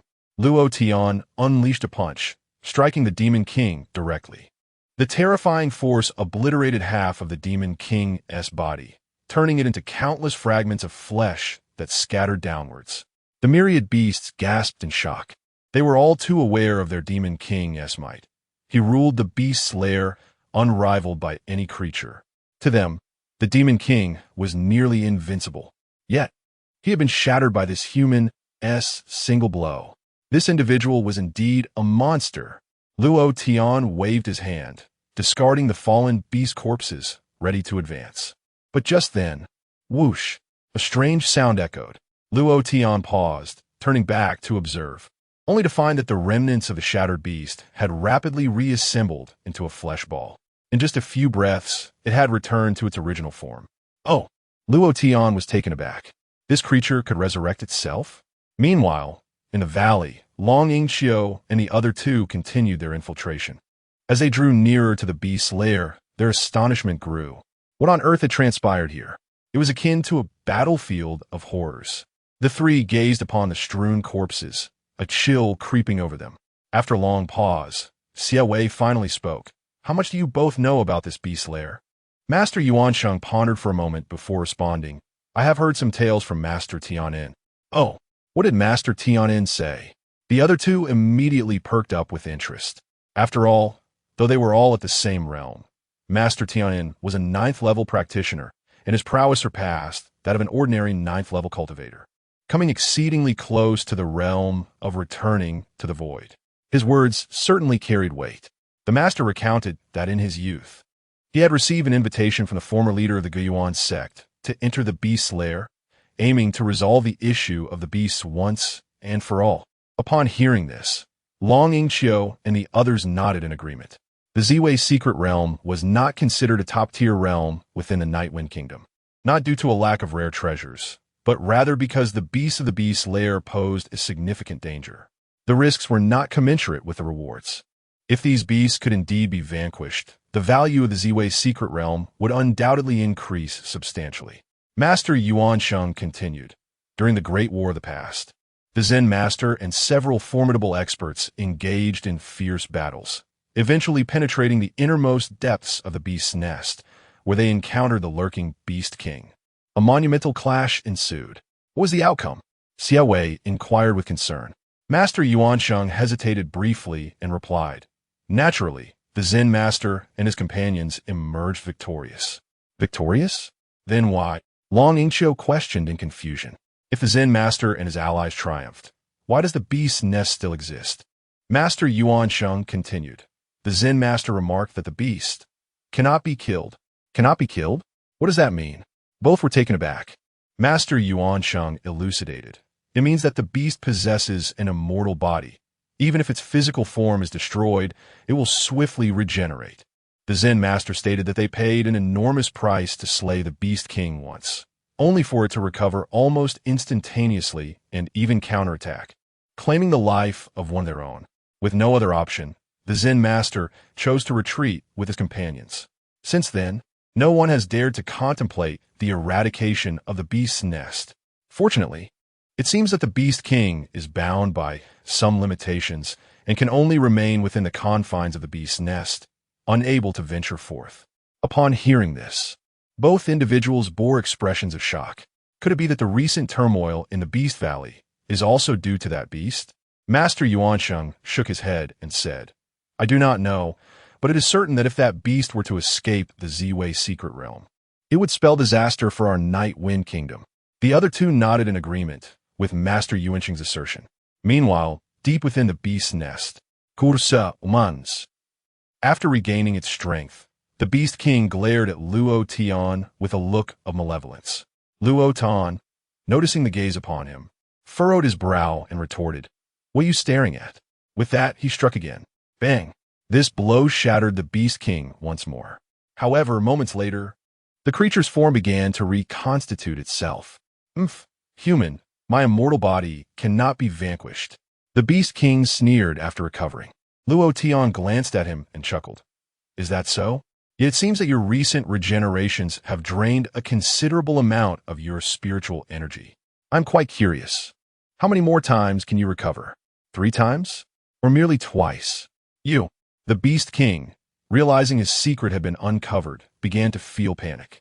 Indeed, he was not truly immortal. Each regeneration consumed vast amounts of spiritual energy. Moreover, the greater the damage inflicted, the more energy was required. Against ordinary foes, The damage dealt during their encounters was limited. He could fight while replenishing his energy, effectively creating the illusion of immortality. However, before him stood Luo Tian, whose strikes were lethal. After just those 2 blows, his energy reserves were nearly depleted. If he were to endure another 2 strikes, he might genuinely face death. Cursed fiend. Sweat began to bead on the Beast King's brow. Just then, allow me, a voice emerged from within the ruins of the cave. It is the Master. The Beast King rejoiced, swiftly dashing into the rubble. Luo Tian was momentarily taken aback, unable to comprehend the actions of the creature before him. At that moment, the Demon King shattered a desolate ruin, retrieving a segment of black and white bone. Upon this bone, a flickering emerald flame danced gently. Human brat, prepare to meet your demise, exclaimed the Demon King, raising the bone aloft. In an instant, the green flames coalesced into a shadow, lunging towards Luo Tian. Observing the imminent threat, Luo Tian swiftly struck out with his palm. However, the force of his strike passed through the shadow, inflicting no harm whatsoever. Instead, the apparition latched onto Luo Tian, its lower half coiling around him like a serpent, while its upper half sank its teeth into his shoulder. Such delectable flesh and blood, such a potent aura. Once I consume you, I shall be able to reconstruct my corporeal form, the Emerald Spectre declared with glee. Chapter 63. Why is he so composed? Congratulations, my lord. You are about to regain your freedom. The Demon King in the distance knelt on the ground, his demeanor one of obsequiousness. My lord? Freedom? What nonsense is this? Luo Tian furrowed his brow. Seeing that Luo Tian was ensnared, the Demon King, aware that the situation was irreversible, chuckled. You brought this upon yourself, young man. Nevertheless, since you are on the brink of death, I shall grant you an understanding before your demise. This place is the sanctuary of the Ziwei Taoist. A millennium ago, the Ziwei Taoist, in his reckless pursuit of enlightenment, foolishly infiltrated the Tianlong burial ground to excavate the essence of the dragon path. However, as soon as he stepped into the Tianlong burial ground, he nearly met his end. Yet, fortune smiled upon him. Not only did he escape with his life, but before departing, he unearthed a piece of dragon bone. Upon returning from the Tianlong burial ground, he recuperated for some time before seeking to study this dragon bone, hoping to utilize the lingering essence of the true dragon within to aid his ascension. Alas, he was blissfully unaware that this dragon bone had a master prior to him. My master.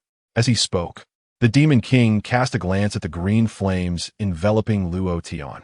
My master is a malevolent spirit born from the Tianlong burial ground, formed from the grievances of deceased dragons, far more formidable than ordinary malevolent spirits. The old man, Ziwei Taoist, oblivious to the depths of his peril, was nearly overpowered by my master in a surprise attack, just shy of successfully seizing his body. What a pity it is that had he succeeded, we would not have had to wait so many years. The strength of the old man was indeed formidable. In such dire circumstances, he managed to evade my master's onslaught. Sadly, my master, being a malevolent spirit, was impervious to conventional methods of harm. Thus, even though the Ziwei Taoist harbored a deep-seated hatred for my master, he could only temporarily seal him along with the dragon bone and summoned numerous demon beasts from the outside world to guard the seal. However, the old man's lifespan was nearing its limit, forcing him to recklessly attempt a breakthrough in search of a glimmer of hope. Regrettably, his innate talent was already limited, and compounded by sustaining severe injuries on 2 separate occasions, success was utterly unattainable. Hence, he perished. Yet, he had not anticipated that my master, with his remarkable prowess, could not be contained by his feeble seal. A year after his demise, my master unshackled the seal. Furthermore, my master harnessed his power to extract the essence of the dragon clan, refining our bodies, enabling us, the demon beasts guarding the seal, to grow stronger at an astonishing pace. Without my master, we ordinary demon beasts would never have attained such power in our lifetimes. Upon hearing this, Luo Tian nodded. I see. No wonder your strength is formidable, yet distinctly different from those demon beasts outside. This realization struck Luo Tian long ago. The simplest observation was that although these demon beasts had awakened their intelligence, some commanding level beasts possessed power and speed comparable to the Xian realm. They were entirely incapable of flight. Now he understood the reason behind it. The demon king snorted and continued. However, although our master resides within the dragon bone, he ultimately lacks a physical form, rendering further advancement impossible. Thus, we exploit each instance of the secret realm's opening to hunt humans, extracting the essence from their blood and flesh to refine the dragon bone. Initially, our plan required several hundred years to fully harness the power within the dragon bone and identify a suitable host for our master to attain complete freedom. Yet, your arrival has truly taken us by surprise, the demon king said, unable to restrain his gaze upon Luo Tian. Such a formidable physique, such pure energy. I have only sensed such vigor in the venerable Ziwei. Moreover, your age and vitality far exceed those of Ziwei.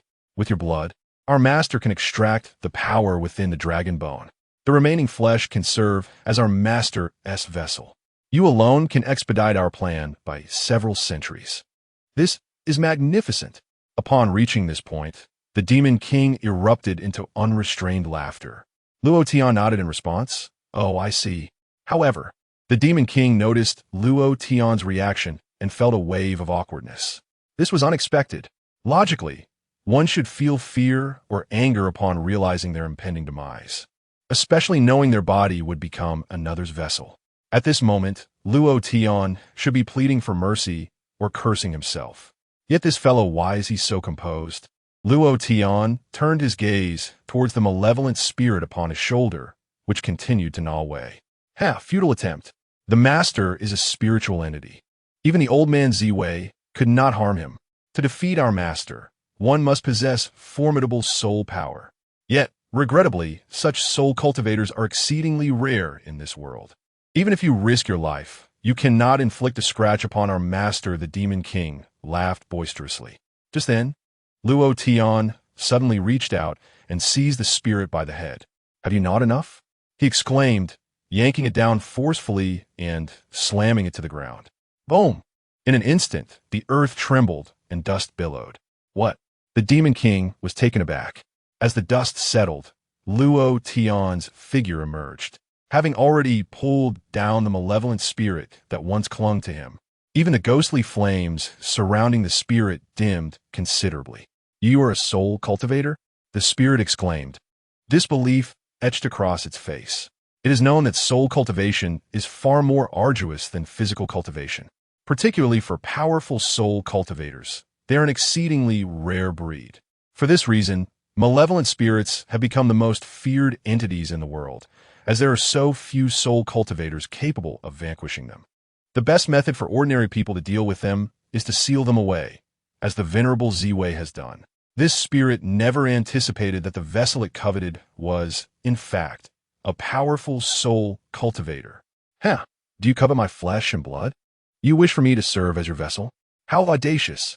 Luo Tian fixed his gaze upon the malevolent spirit before him and lightly snapped his fingers. In an instant, dozens of soul-binding nails materialized behind him. Soul-binding nails?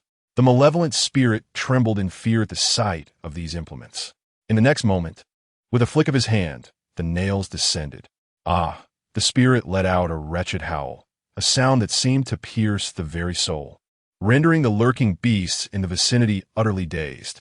You vile wretch, your soul-binding nails may injure me, but they cannot slay me. As long as I draw breath, I shall one day hunt you down and subject you to 1,000 tortures, reducing your bones to ashes. The malevolent spirit glared fiercely at Luo Tian. Cursing with venomous rage, Luo Tian furrowed his brow and replied, Is that so? Then, if the soul-binding nails will not suffice, how about this? As he spoke, he concentrated his spiritual energy. Clang! A curved blade materialized before him. Chapter 64. The original power of the Dragon Clan with the emergence of the curved blade. The body of the malevolent spirit trembled incessantly, as if it were on the verge of disintegration. The evil spirit, upon catching sight of the blade, let a terrified shriek. The soul-cutting blade? How can this be? Release me, and let us coexist in peace from now on. This time, the malevolent spirit was genuinely frightened. However, release you? It is too late. Without a moment's hesitation, Luo Tian swung down the blade. Boom! The formidable soul energy emanating from the soul-cutting blade instantly obliterated the evil spirit's form. Damn it! I refuse to accept this. I barely escaped from the dragon's tomb. I fought hard to break free from the seal, and I was so close to succeeding, the malevolent spirit wailed. Yet it was all in vain. Unveils. The spirit completely dissipated into the ether, leaving nothing behind, as if it had never existed. With a wave of his hand, Luo Tian dismissed the soul-cutting blade and the soul-subduing spike, and then turned to face the Demon King not far away. The Demon King, who a moment ago felt assured of victory, now stood aghast. Everything had changed in an instant. His greatest reliance, his master, the evil spirit, was dead.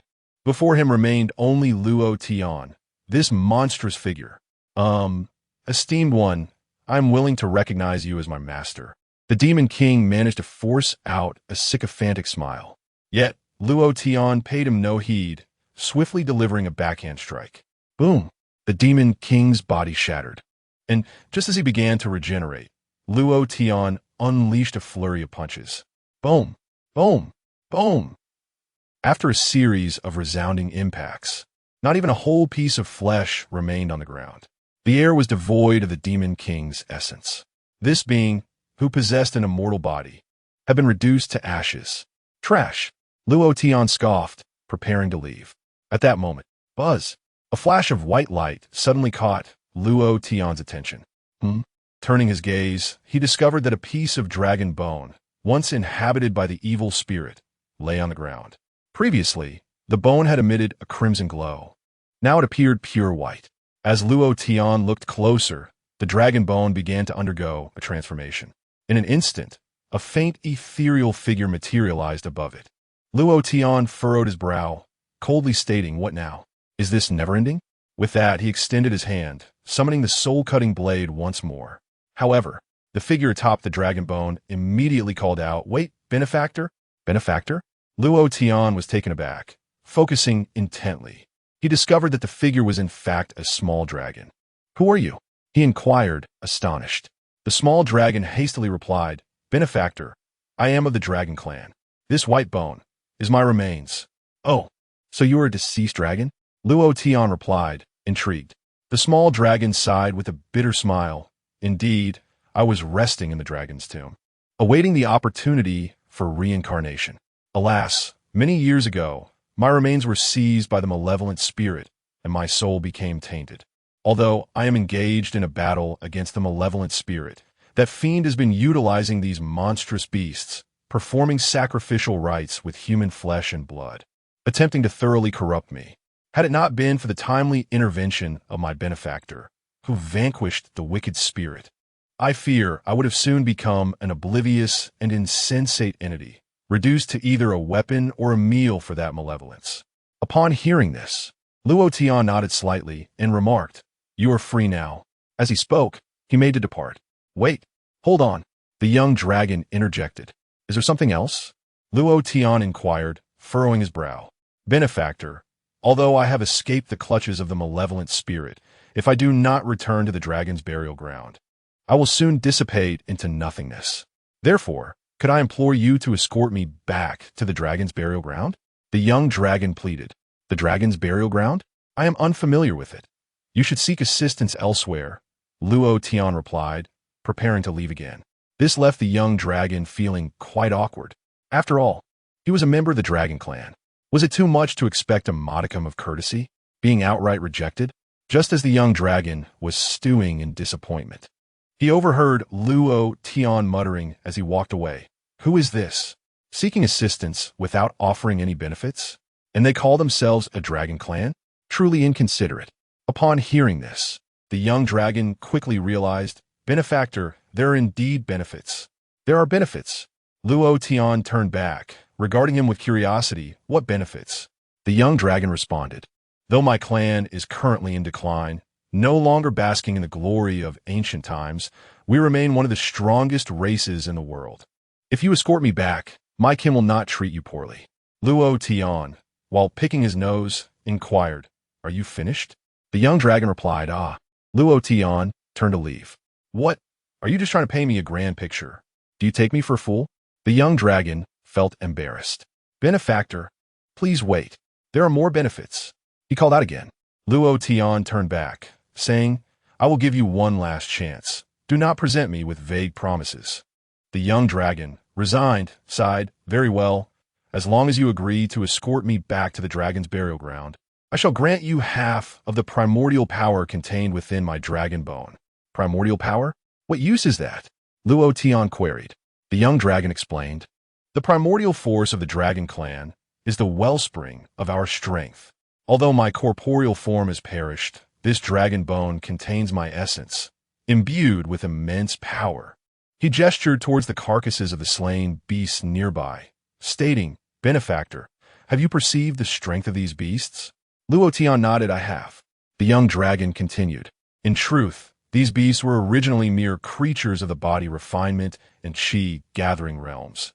Even that beast king was merely at the spirit transformation realm, with little hope for further advancement in this life.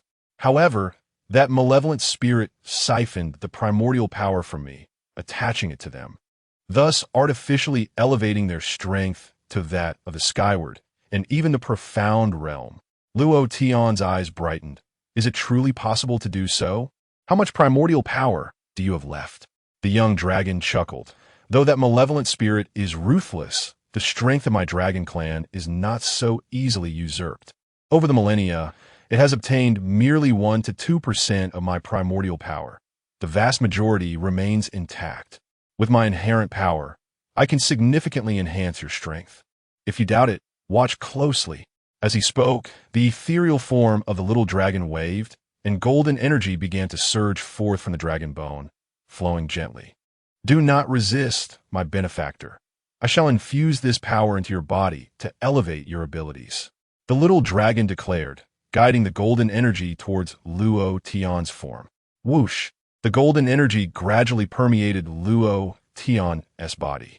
"My benefactor, this is merely 1/10 of my primordial energy. If you can refine it, your strength will surely ascend to a new level.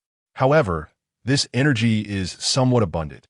It may take you several years to completely refine it," the little dragon explained with a smile. Yet, Luo Tian paid him no heed.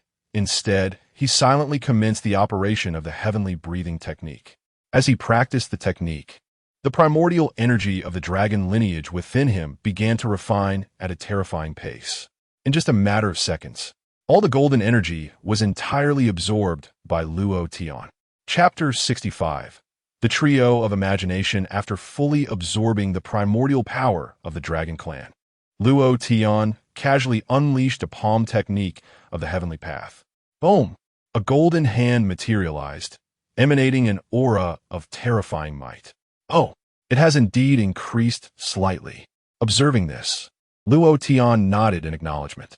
Meanwhile, the young dragon, witnessing this scene, was completely stunned. After absorbing such a significant amount of his clan's primordial essence, the enhancement was merely slight. The most astonishing aspect was the speed at which Luo Tian refined it. Truly frightening.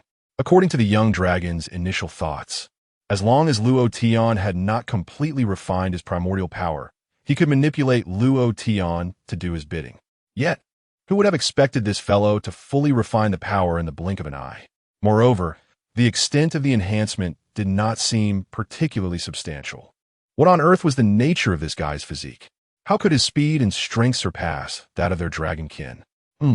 While it may not serve much purpose for me, it should still hold some value for others, Luo Tian remarked. He understood that this power could significantly bolster the strength of his kin. He was well aware that to thrive in this world where strength reigns supreme, one must not only possess formidable personal power, but also cultivate a sufficiently powerful faction to act on their behalf. Presently, nurturing his family lineage appeared to be the most prudent course of action. "All right, I accept your request. Where is the dragon burial ground located?" Luo Tian inquired. "In the realm beyond the heavens," the young dragon replied. "Huh, what kind of place is that?" Luo Tian furrowed his brow. The young dragon said, well, I cannot quite explain it now. The dragon burial ground is a mysterious locale for our clan, and it only opens at specific temporal junctures. Luo Tian asked, when will the next opening occur? The young dragon smiled wryly. I cannot specify. It could be in a few years or perhaps hundreds of years. Luo Tian, frowning, exclaimed, what kind of answer is that? The young dragon hurriedly added, while the exact timing of the dragon burial ground's opening remains uncertain, all dragons will sense its awakening 3 years in advance. Upon hearing this, Luo Tian nodded and said, very well, assist me in nurturing my kin, and I shall ensure your entry when the time comes. Thank you, benefactor. The young dragon expressed profound gratitude. Luo Tian carefully stored the dragon bone, and the young dragon naturally returned to the bone, resuming his slumber. After all, he was merely a soul, and having suffered significant injuries due to the evil spirit, he required an extended period of rest to regain his strength. Once this was accomplished, Luo Tian searched extensively within the beast nest, but found no trace of the innate spirit crystal. Reluctantly, he chose to retrace his steps. Meanwhile, in the canyon, Long Yingxiu and his companions crouched behind a massive stone, suppressing their auras to the lowest possible level, hardly daring to breathe. Just moments ago, they had sensed a terrifying wave of energy emanating from deep within the beast nest. That dreadful aura instilled a sense of dread, even among the 3 formidable entities of the profound realm. In that fleeting moment, the 3 individuals felt an overwhelming threat to their very existence, retreating to a corner in fear of being detected by the dreadful entity emanating from the source of the disturbance. However, after that unsettling wave, a considerable time passed without any further signs of activity, allowing the trio to regain a semblance of composure. What do you think that was? Long Yingxiu inquired in a hushed tone, mustering his courage. I cannot say for certain, but one thing is clear. It was undoubtedly a terrifying presence. Perhaps it was the immortal Demon King. Xiaowei replied. That must be it. Furthermore, the unparalleled beast that previously hunted the demon creatures should also be him. Master Yuansheng added. The expressions of the 3 darkened significantly. What do you think his strength is like? Long Yingxiu pressed on. Xiaowei felt her hands trembling as she stammered. It is beyond estimation, but one thing is certain. If that creature were to target the 3 of us, we would be annihilated in an instant. The other 2 nodded in agreement. As the trio whispered among themselves, the stillness of the valley was abruptly pierced by the sound of footsteps. They froze simultaneously, paralyzed with fear. The footsteps were slow, yet each one resonated like a death knell, echoing ominously in their hearts. In that instant, they felt their blood turn to ice. Undoubtedly, the owner of those footsteps emerged from the depths of the beast lair. It was the unparalleled beast. But why did the sound of its steps resemble that of a human? The 3 exchanged glances, yet none dared to utter a word, as the footsteps drew ever closer. Beads of sweat trickled down their foreheads. Among them, Xiaowei, positioned at the edge, accidentally kicked a stone due to her overwhelming anxiety. The stone rolled away, creating a considerable noise. Xiaowei's face turned pale, while the other 2 shot her menacing glares. Yet, silence reigned among them, hoping that the formidable beast had not heard the sound. But, suddenly, the footsteps ceased nearby. The 3 felt a wave of dread wash over them.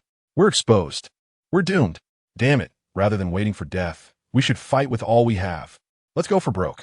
Long Yingxiu could no longer contain himself and drew his sword. Amipa, let us do this. Master Yuansheng shouted as well. Xiaowei let out a piercing scream, turning to confront the unparalleled beast in a desperate fight. However, what are you 3 doing? Playing hide and seek? A voice interrupted them, belonging to Luo Tian. Huh, young Master Luo Tian? The trio was taken aback. Before them stood none other than Luo Tian.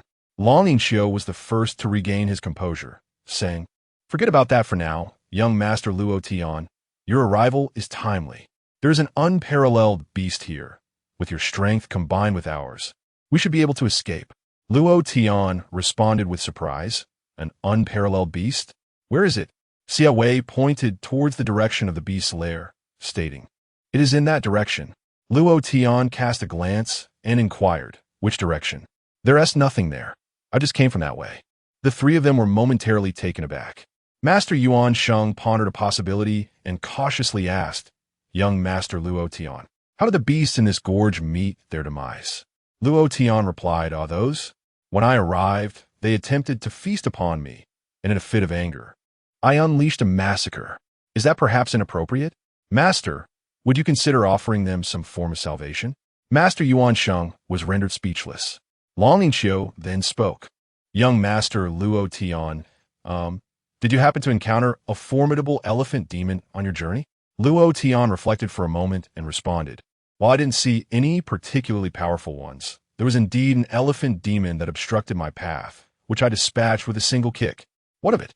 Surely that wouldn't be one of your acquaintances, would it?" Chapter 66. Are you misunderstanding weakness? Certainly not. Long Inqiu shook his head vigorously.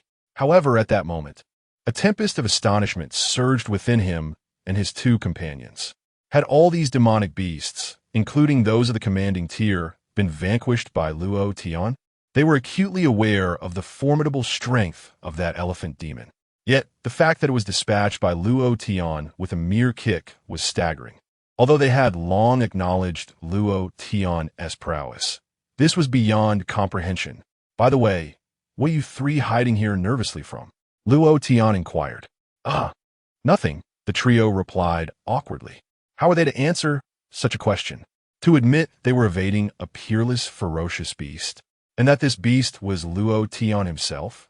That was simply unspeakable. Master Yuansheng suddenly interjected. "By the way, young Master Luo Tian, did you encounter the Demon King after heading in that direction?" Luo Tian nodded affirmatively. Master Yuansheng pressed on. "Where's the Demon King now?" Although Luo Tian had essentially eradicated the demonic creatures, the Demon King lurking deep within the beast nest remained a grave concern. After all, that being was said to possess an immortal body. "I killed it," Luo Tian stated nonchalantly. "What?" The three were taken aback. "Young Master Luo Tian, wasn't he, that Demon King, supposed to be immortal?" Xiaowei queried. Luo Tian nodded and replied, "Indeed, it appeared to possess immortality, yet it was not truly invulnerable. It had its weaknesses." "Weaknesses? Please enlighten us, young Master Luo Tian," Long Inqiu implored. Even though that demon beast had perished, what if it still had kin? Luo Tian earnestly elucidated. "It's quite simple. Its immortality is limited. If you strike it dead 3 consecutive times within 10 seconds, it cannot recover in time." The trio was left speechless. Was this truly simple? In the past, the Night Wind Kingdom had assembled numerous top-tier experts to besiege it, incurring monumental costs, only to barely slay that Demon King once. Yet, Luo Tian asserted that its weakness resided in being struck down 3 times within 10 seconds. Did he harbor some misunderstanding about the concept of weakness? "What troubles you?" Luo Tian observed their expressions, perplexed. Nothing at all," Long Inqiu stammered while wiping his brow. Xiaowei then smiled and remarked, "Regardless, young Master Luo Tian has made an immense contribution by exterminating the demonic beasts of the beast nest for us cultivators of the Night Wind Kingdom.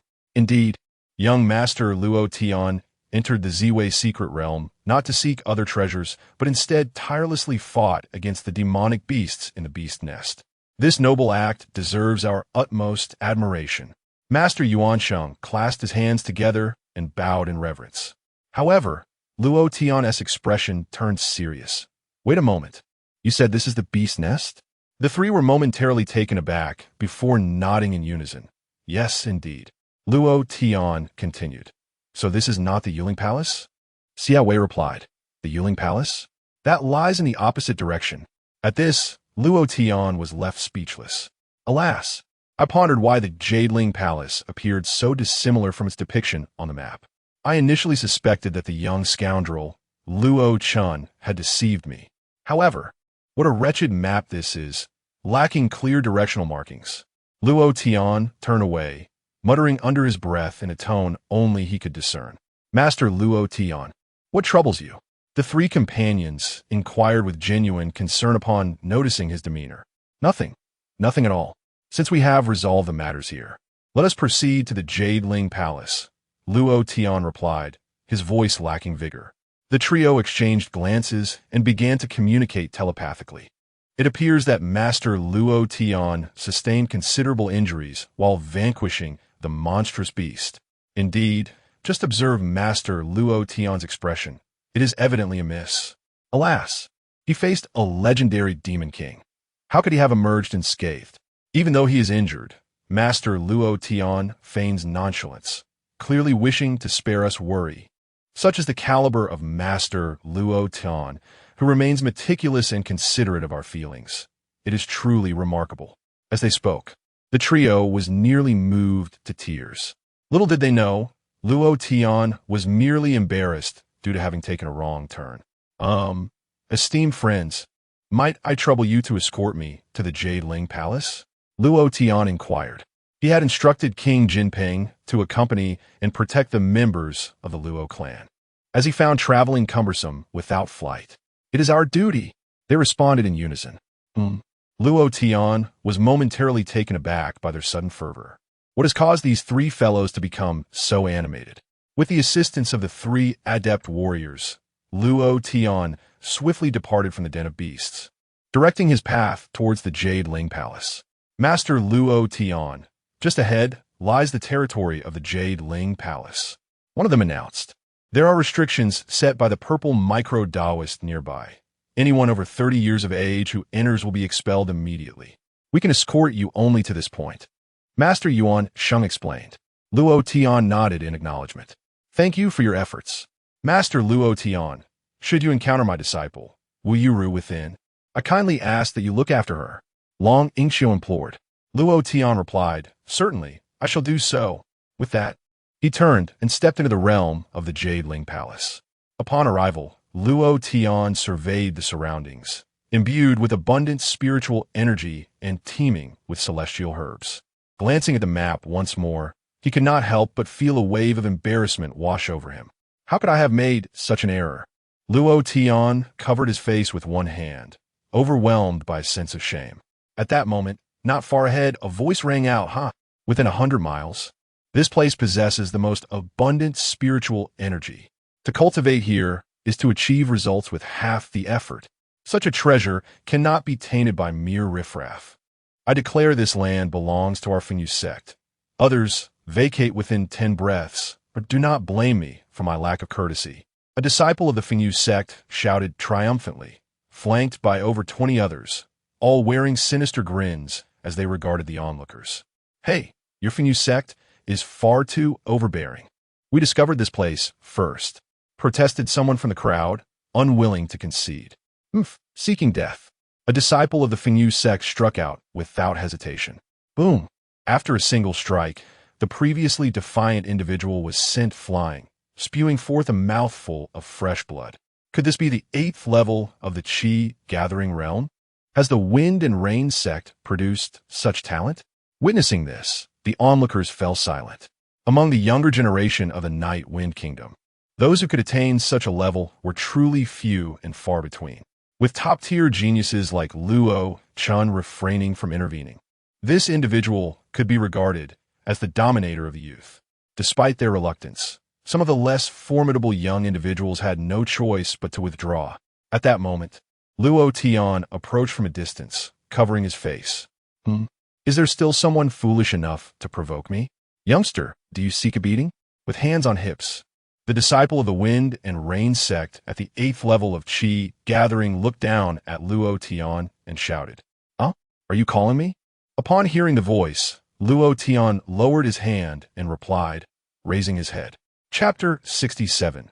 The Ziwei List. As Luo Tian raised his gaze, the members of the Wind and Rain sect beheld his visage. In an instant, all of them froze. Particularly, the leading disciple at the 8th level of Qi gathering exhibited an especially remarkable expression.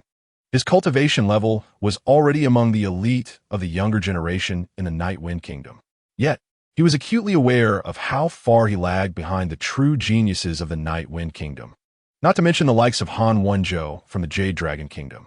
The notion of inheriting the legacy of the Ziwei Daoist was utterly beyond his reach. Even with other top-tier treasures, he lacked the confidence to vie for them. Thus, he had brought his fellow disciples to pillage some ordinary resources and bully the common folk. Who could have anticipated that? With a mere kick, he would stumble upon the mightiest iron plate of the Night Wind Kingdom. Lord Luo Tian, he forced a smile, attempting to speak. What did you just say? That I lack the face to meet others and that you wish to strike me? Luo Tian stared coldly at him. The disciple felt as though he were in a stupor. Who was Luo Tian? A terrifying figure capable of effortlessly dispatching transcendent realm experts, and even slaying those of the returning ruins realm. Had he truly just threatened him? The more he contemplated, the more fear engulfed him. Under Luo Tian's piercing gaze, he finally cracked, his eyes rolling back as he fainted, spewing forth froth from his mouth. Is he already unconscious? Luo Tian observed him with a look of disdain. Hey, you there! Luo Tian pointed at another disciple of the Wind and Rain sect. Me? The indicated disciple trembled like a leaf, fearing that Luo Tian might strike him in the next moment. Indeed, the Jadeling Palace is in that direction, correct? Luo Tian sought to confirm, anxious about losing his way again. Oh, indeed. Just proceed a little further, and you'll reach the Jadeling Palace. The disciple nodded affirmatively. Thank you, Luo Tian remarked, then set off in that direction. Watching Luo Tian's departing figure, the members of the Wind and Rain sect finally exhaled in relief. Senior brother. They rushed to the fainted disciple, shaking him vigorously. Hurry, let us take senior brother away from here. If Luo Tian returns and is displeased, it could. Exactly. Let us flee.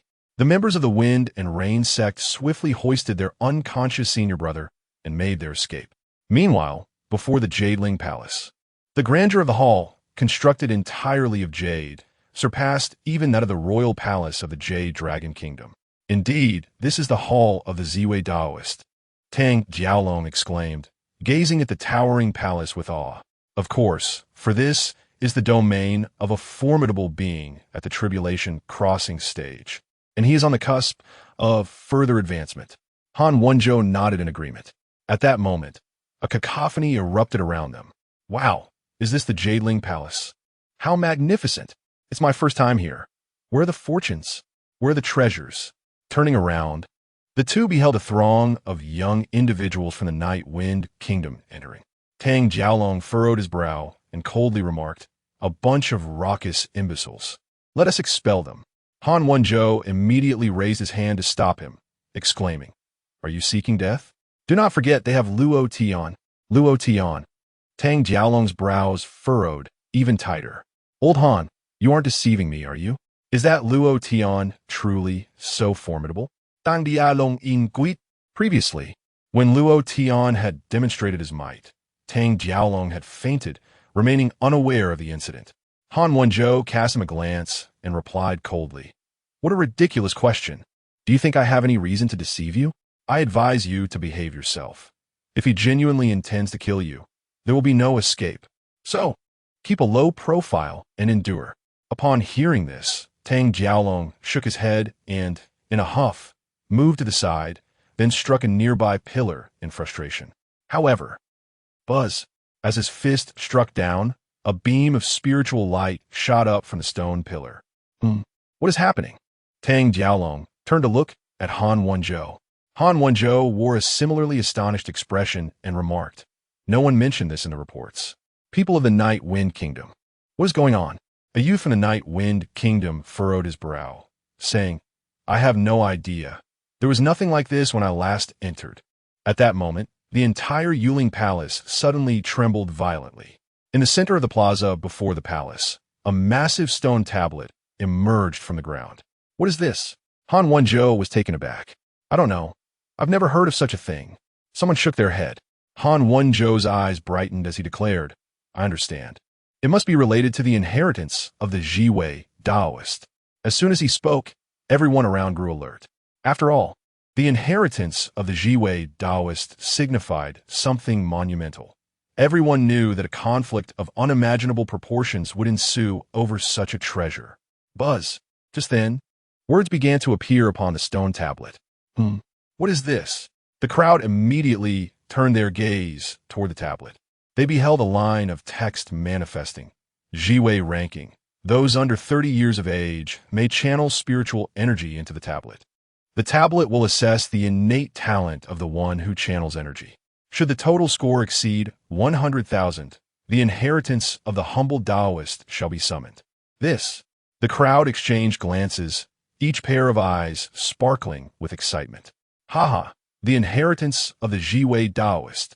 It is indeed true. The rumors were accurate. Good heavens, if I could obtain the inheritance of a transcendent being. Haha, dream on. With your meager talent, how could you possibly receive the inheritance? A few individuals began to argue among themselves. Silence. Unveils Angeli.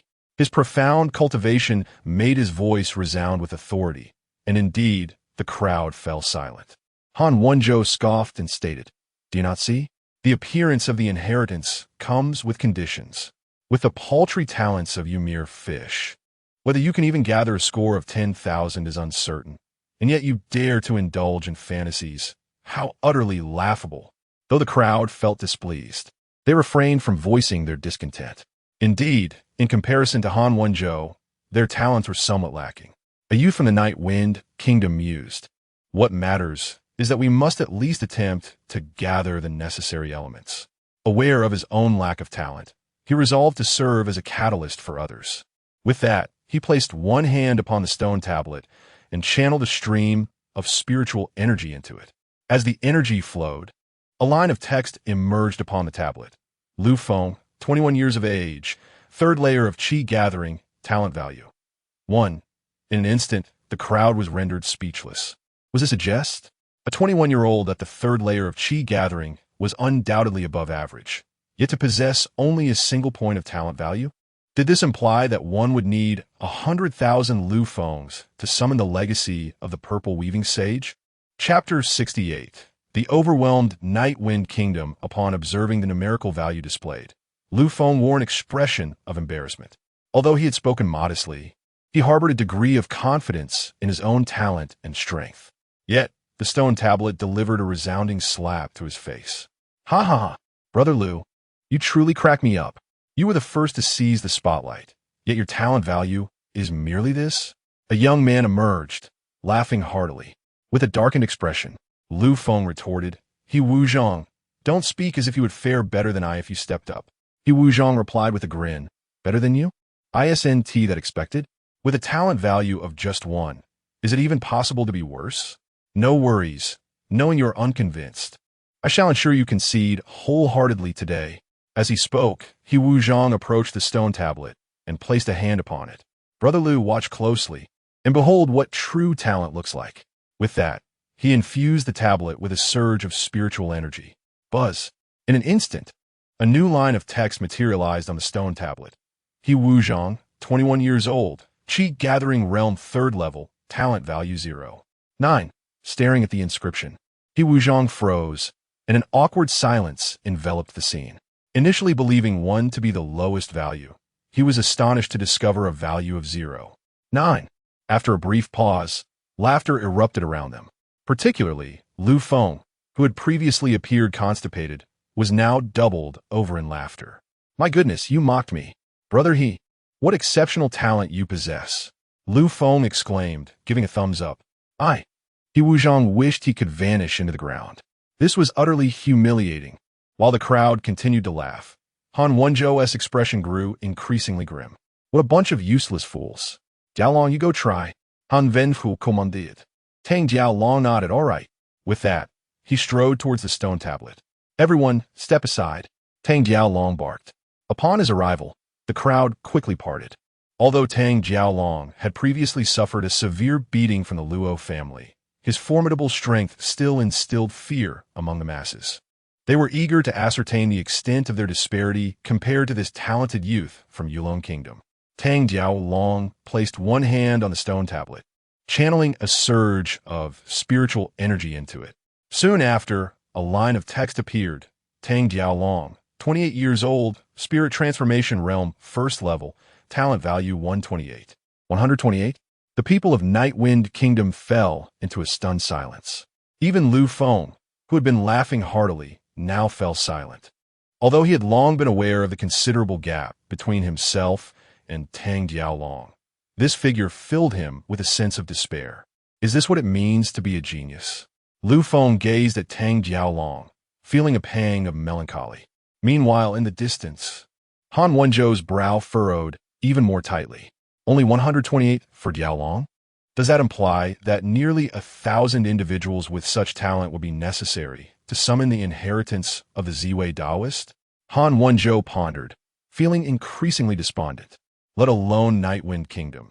Even with Yulong Kingdom included, it would be impossible to find such a multitude of geniuses. Could it be that the so-called legacy of the Ziwei Taoist is ultimately nothing more than a fleeting illusion? Han Wenzhou sighed inwardly. Everyone, do not merely observe. Quickly channel your spiritual energy. Once our talent levels are full, we shall be able to summon the legacy of the Ziwei Taoist. Indeed, do not be disheartened. Though our strength may be lacking, it does not imply our talents are low. Perhaps we possess exceptional gifts that have yet to be recognized. Yes, at the very least, we can gauge the disparity between ourselves and the truly gifted. I shall go first. As the voice resonated, an increasing number of individuals approached the stone tablet, channeling their spiritual energy. One by one, numbers began to emerge upon the tablet. 1, 3, 1, 2, 1. The crowd gazed at those figures, their expressions rife with disappointment. Many talented youths from the Night Wind Nation were present, yet their innate abilities were profoundly overshadowed by those of the Jade Dragon Nation. In the blink of an eye, over 100 had passed, and the highest talent value from the Night Wind Nation was merely 7. The gap compared to Tang Jiaolong was staggering. Haha, this is hilarious. The Night Wind Nation truly deserves its title as the weakest nation. Their youth possess such meager abilities. Someone in the crowd remarked with derision. Who is that? The crowd turned to see the speaker, a stranger clad in coarse clothing, whose appearance seemed unremarkable. If he had not spoken, few would have noticed him. Hey, you, what do you mean by that?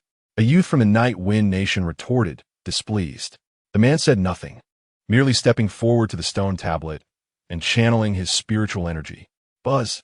The tablet displayed another line of text. Spittoon, 25 years old. First realm of the spirit transformation stage. Talent value 206. Boom. The crowd erupted in astonishment. What is going on? There exists such a genius here? A 25-year-old at the first realm of the spirit transformation stage? More formidable than those two from the Jade Dragon Nation? Who is this individual? Confusion painted the faces of the onlookers. Old Han? Tang Jiaolong furrowed his brow, glancing at Han Wenzhou. Han Wenzhou's lips twitched slightly as he replied. I have long said that the matter of the Ziwei Taoist's legacy cannot be known solely by our factions. Other forces must have come as well. Is this not evidence of that? Saying this, he cupped his hands toward Spittoon. From the Spittoon family of the Black Feather Nation, you are indeed a distinguished lineage, possessing such remarkable talent. I am curious, where do you rank among your family's youth? Spittoon smiled and replied, you seem well informed. I am Spittoon, ranked 7th among the younger generation of my family. 7th, a shadow loomed over Han Wenzhou's heart. If 7th possesses such talent, how formidable must the first be? Old Han, if even the 7th of the Spittoon family is this strong, what shall we expect in the upcoming Tianwu battle in half a year? Tang Jiaolong's expression turned grave. Han Wenzhou sighed. There is nothing to be done. We must leave it to fate. Following Spittoon, the others continued to channel their spiritual energy, yet the talent values from the Night Wind Nation remained dismal. The strongest among them barely surpassed 10. Conversely, a few seemingly inconspicuous individuals broke through the 100 mark with ease. These individuals hail from forces beyond the Night Wind Kingdom. Much like the few from the Jade Dragon Kingdom, they too have come quietly upon hearing the news of the Ziwei Taoist legacy, hoping to seize an opportunity. The leading positions on the stone tablet have all been occupied by these newcomers. Nevertheless, there remains a significant gap to the coveted threshold of 100,000 in aptitude. It appears that this year, the legacy of the Ziwei Taoist shall not be summoned. However, it is not without merit. Now that we are aware of the secrets surrounding the Ziwei Taoist inheritance during the next opening of the Ziwei Secret Realm, It will not be a daunting task for each of you to bring along more of your talented individuals and gather the requisite 100,000 aptitude points. A young foreigner chuckled as he gazed at the stone tablet. Situ Xian nodded in agreement, stating, "Indeed, this year holds no promise. However, while I have long heard of the Night Wind Kingdom's weakness, I did not anticipate it to be to such an extent aside from the Luo family. Are all your young talents mere wastrels?" As his words left his lips, the young people of the Night Wind Kingdom felt their faces flush with indignation. Yet they found themselves at a loss for words to retort. After all, the cold, hard figures were inscribed plainly on the stone tablet for all to see. Just then, who says all of us from the Night Wind Kingdom are wastrels? A voice rang out from beyond the crowd. Chapter 69. The talent of Luo Tian. As the crowd turned their attention towards the source of the voice, they beheld a strikingly beautiful young woman standing solemnly at the back of the throng. Who is she? From which esteemed family does she hail? Judging by her attire, she appears to be from the Jiu sect. The Jiu sect? Is that a second-rate sect? I have heard that there is a prodigy named Wu Yuruo from this generation of the Jiu sect. Could she be the one? A prodigy? Can she possibly be as formidable as Luo Tian and his peers? Uncertain. Amidst the murmurs of the crowd, Wu Yuruo gracefully approached the stone tablet. Situ Xian observed her, his eyebrows arching slightly in intrigue. Ah, it seems that apart from the Luo family, there are indeed other talents in the Night Wind Kingdom, he remarked with a smile. Wu Yuruo paid him no mind and directly infused a stream of spiritual energy into the stone tablet. Buzz! In the next instant, a line of text emerged on the surface of the tablet. As the crowd deciphered the inscription, an uproar erupted. Wu Yuruo, 17 years old. First level of the spirit transformation realm. At just 17, she has attained the spirit transformation realm. To think that our Night Wind Kingdom boasts such an individual. My heavens! At 17, I was still in the body refinement realm. She has already reached the spirit transformation realm. Moreover, look at her talent score, an astounding 583. That score is simply excessive. The likes of the Yulong Kingdom and the Heir Kingdom cannot even compare. Ha ha! With such a genius in our Night Wind Kingdom, who dares to claim we are lacking?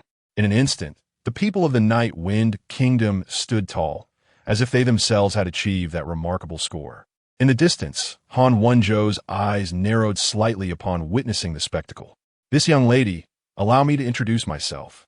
I am Han Wenzhou from the Tian sect of the Yulong Kingdom. Might I inquire if you'd be interested in joining our Tian sect? Yes, you. Upon entering our ranks, you will have access to superior cultivation resources. Be it martial techniques or spiritual stones and elixirs, there shall be no restrictions. Han Wenhu proclaimed. Before Wu Yuruo could respond, Situ Xian interjected, Brother Han, are you outright poaching talent? Allow me to make my own offer. Miss, my Situ family can provide you with the finest cultivation resources. Our Situ family possesses strength surpassing that of the Tian sect. All you need do is bear the title of a guest elder in our family and lend us your strength when necessary. Situ Xian, what do you mean by that? Tang Diaolong seethed in anger. Hell, what do you mean? If you may recruit, why can't I? Situ Xian retorted defiantly. You. Tang Diaolong made a move as if to strike, but at that moment, Wu Yuruo shook her head and said, Gentlemen, there is no need for further contention. I am a member of the Jiu sect and will not betray my sect. Such matters should not be mentioned again. Upon hearing her words, Situ Xian furrowed his brow. Very well, since you have stated it so, I shall not press the issue. However, the doors of my Situ family shall always remain open to you. Situ Xian declared. The Tian sect shall also extend the same offer. Han Wenzhou added. Thank you. Wu Yuruo stepped aside, choosing to remain silent.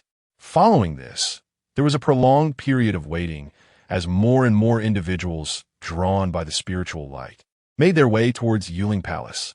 Among them were individuals from the Night Wind Nation, as well as some foreigners. Yet those with a talent score exceeding 100 were exceedingly rare, rendering the atmosphere rather mundane. Only when the members of the Luo family arrived did a stir ensue. Luo Da and his companions, upon taking the stage, achieved talent scores surpassing 500, outshining Situ Xian and others. though slightly inferior to Wu Yuro. However, the four who had fully grasped the principles of the Heavenly Dao, namely Luo Yu and his companions, were an entirely different story. Each of them earned talent scores exceeding 1,000, with Luo Rong boasting the highest score, an astonishing 1,004. They stood out distinctly among the crowd. Currently, the stone tablet displayed the Luo family members at the forefront, followed by Wu Yuro, then the remaining members of the Luo family, and lastly, Situ Xian and other foreign prodigies. Observing this list, Situ Xian's expression darkened. The Luo family was indeed formidable. I fear that even our strongest member from the Situ family may not surpass them. Situ Xian lamented. Alas, including the Luo family, the total talent score barely surpassed 10,000. It appears that this year, achieving a total of 100,000 talent scores to successfully summon the legacy of the purple micro-Daoist is out of reach. We must await the next opportunity. Invincible sight. Next time, with this event spreading, when the purple micro-secret realm opens again, it will surely attract countless prodigies. Do you think that with our talents, we stand a chance against those true geniuses? Someone remarked.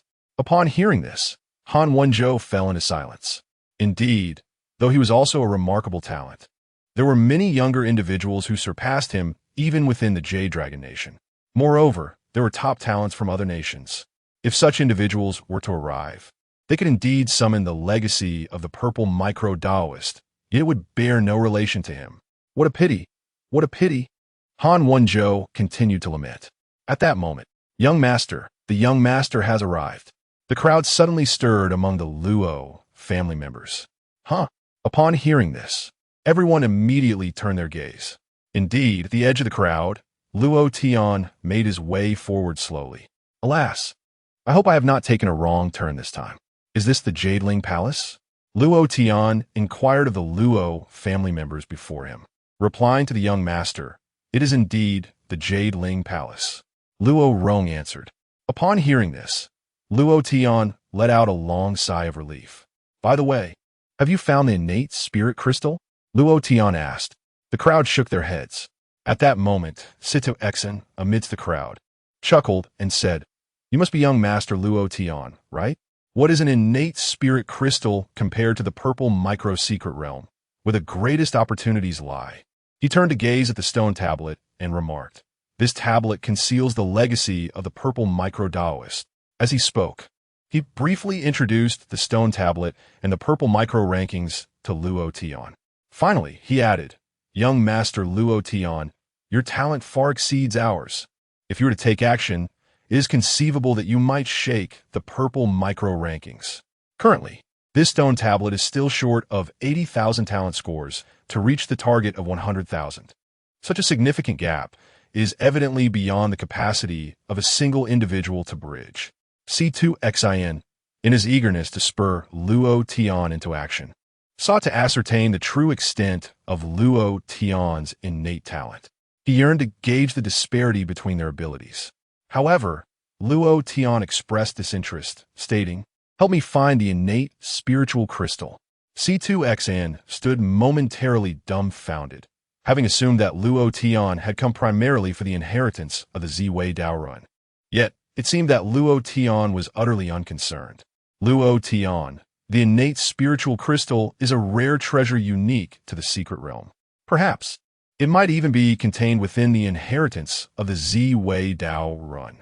Han Wenzhou interjected with a smile, sharing C2 Xian's curiosity and hoping to uncover Luo Tian's true capabilities through this opportunity. Is that so?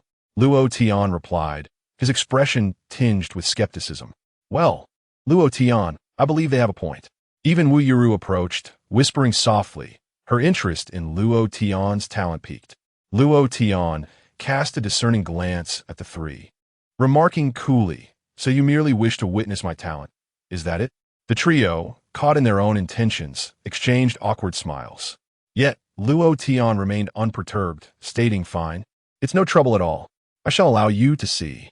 With that, he raised his hand, channeling a surge of spiritual energy into the stone tablet. Chapter 70. One man breaks 10,000. As Luo Tian raised his hand, all eyes converged upon him. After all, who would not wish to ascertain the true strength of such a prodigy? Old Han, what do you believe Luo Tian's talent level is? Dang dia long in quit? His voice a whisper. The members of the Luo family had already surpassed 1,000. Naturally, his would be even higher. Even higher? Could it possibly exceed 10,000? Dang dia long question. Han Wenzhou nodded. I am certain it will surpass 10,000, and perhaps even reach 50,000. 50,000? That seems rather exaggerated, Tang Jiaolong replied, still skeptical, turning his gaze back to the stone tablet. At this moment, Luo Tian's spiritual energy had already melded into the stone tablet. Buzz! The stone tablet shimmered once more with spiritual light. Previously, whenever anyone infused their spiritual energy, the tablet would swiftly reveal its information. However, this time is different. The light upon the tablet flickered and intensified, ultimately becoming so radiant that it was nearly blinding. What is happening? What is this situation? Surely, the stone tablet is not malfunctioning? Perhaps, given that the Ziwei Taoist has been deceased for so many years. The crowd murmured in confusion. After what felt like an eternity, the brilliance of the stone tablet finally faded, prompting the onlookers to open their eyes. Well, what is the result? What is his talent level? The crowd immediately turned their gaze to the tablet. Upon seeing it, everyone was struck dumb. The tablet, at that moment, had lost all its luster. It appeared as a mere ordinary stone slab, devoid of any inscriptions. What? Could it truly be broken? What is going on here? How absurd! The Ziwei Taoist is utterly unreliable. The crowd erupted in chaos. Even Luo Tian felt a touch of embarrassment. What had happened? Had he truly ruined it with just a single infusion of spiritual energy? He surveyed the crowd, noticing that their gazes had shifted, filled with a mix of disappointment and incredulity. It was only natural. This was a monumental opportunity, now seemingly squandered by his actions.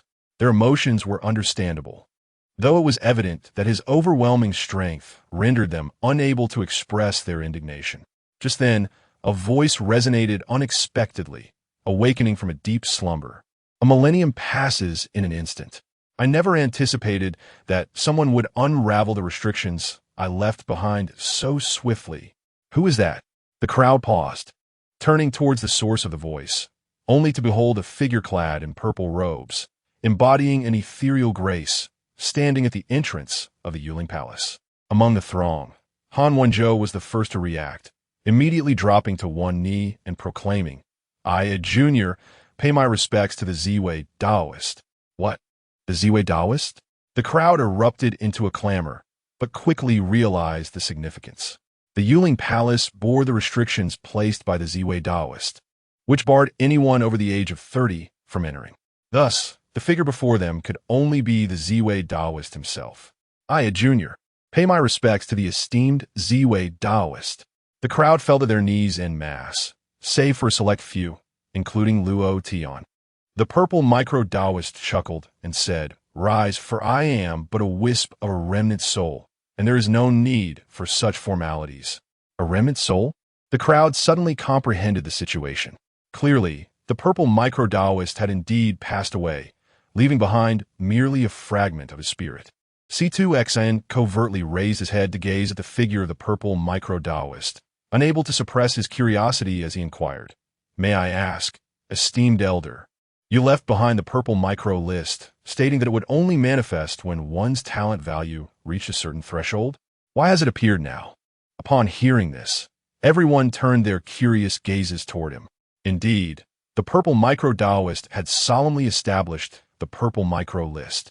How could it suddenly appear when the talent values were still so lacking? However, this question left the purple micro-Taoist momentarily stunned. What did this mean?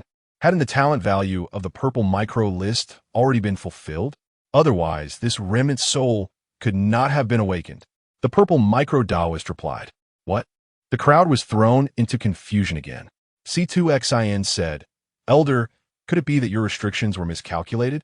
Just moments ago, when the last individual entered the spiritual energy, the talent value of the purple micro list was still lacking over 80,000. The purple micro-Taoist furrowed his brow tightly and floated towards the stone tablet, gazing intently for a long while before exclaiming, Why is this happening? The crowd exchanged glances. Witnessing the Taoist demeanor, it seemed that the restrictions indeed had issues.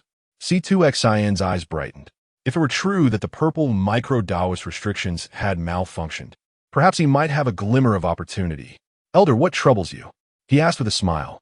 The purple micro-Taoist, astounded, turned back and surveyed the crowd, inquiring, "May I ask, who is Luo Tian?" Huh? C2XIN's smile froze on his face. The crowd all turned their gazes towards Luo Tian. "I am Luo Tian," he replied. The purple micro-Taoist stared at Luo Tian in astonishment, murmuring, "In my time, I set this restriction, intentionally leaving a limit of 100,000 in talent value, so that more young geniuses could come forth for me to choose the best successor. However, I never anticipated that there would truly be someone in this world whose talent value exceeds 100,000. Upon his declaration, an oppressive silence enveloped the surroundings. One person's talent value surpassing 100,000? Surely a jest. The attendees, especially those with single-digit talent values, regarded him with expressions of disbelief. Though they were all human, it felt as though they belonged to different species. The purple micro-Taoist, too, was profoundly moved. He circled Luo Tian, nodding repeatedly. "What a heroic youth. May I inquire, would you be willing to accept my legacy and become my disciple? If you agree, from this moment forth, you shall solely cultivate my techniques, and I assure you that within a century, you will surely ascend to the tribulation realm. Within a millennium, you shall reach even greater heights." The moment these words left his lips, it felt as though countless hearts shattered within the Jade Ling Palace, especially for C2XIN and the others. Their eyes turned red. After traveling such a great distance to the Night Wind Kingdom, was this the conclusion they had come to? Yet, even amidst their jealousy, they found themselves powerless to act.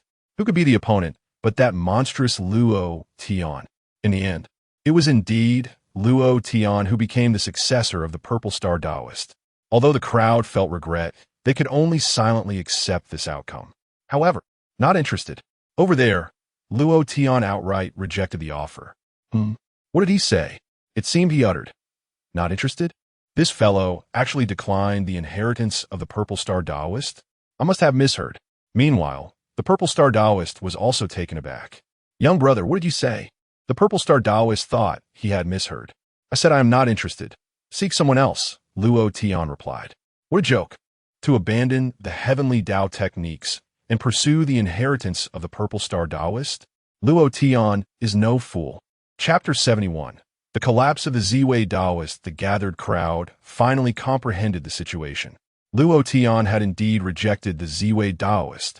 What could possibly be going through his mind? This is somewhat understandable, for what I have observed.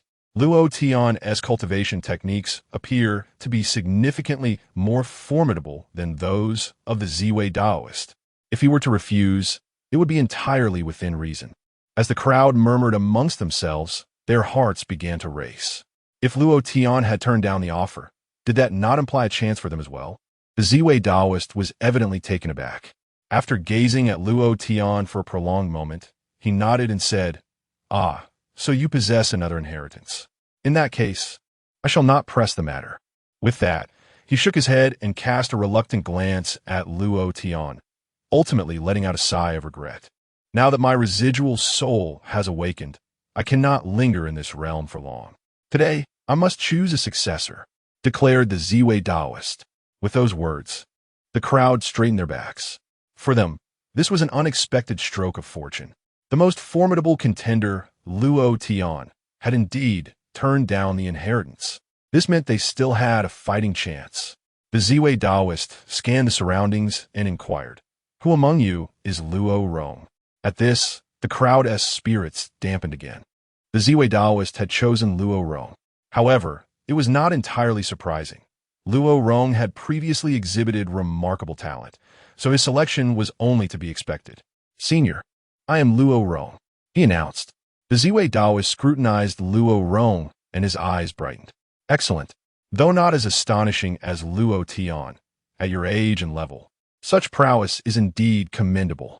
Do you wish to forsake all your current techniques to solely cultivate my inheritance?" He posed. The crowd turned their gazes toward Luo Rong. filled with envy and resentment. Yet, Luo Rong shook his head resolutely and replied, I am unwilling.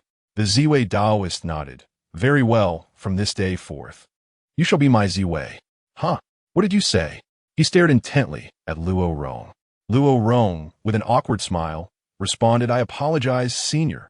The techniques I cultivate were imparted to me by our master, Luo Tian, and I do not wish to relinquish them. The corners of the Ziwei Taoist's mouth twitched as he cast a glance of deep sorrow toward Luo Tian, ultimately resigning himself to the situation. It was evident to him that Luo Tian's techniques surpassed his own. Luo Rong's refusal was, therefore, entirely reasonable. Very well, it seems fate has eluded us. Next is Luo Yu. The Ziwei Taoist continued searching down the Ziwei rankings. However, before he could finish his sentence, a youth emerged from the crowd, cupping his hands in gratitude. Thank you for your kind intentions, senior, but I too am unwilling to abandon Master S techniques. It was of course Luo Yu. The Ziwei Taoist was rendered speechless. Had he not once been a figure of notable authority? What was happening today? All he sought was a successor. Yet he had been rejected consecutively by 3 individuals. Not only he, but the others present were equally bewildered. The inheritance of the Ziwei Taoist was an opportunity of immense magnitude. No matter the country, a fierce battle must ensue. Yet today, to my astonishment, I faced refusal after refusal. Luo Ning, the Purple Star Taoist, suppressing his frustration, continued his search for a successor.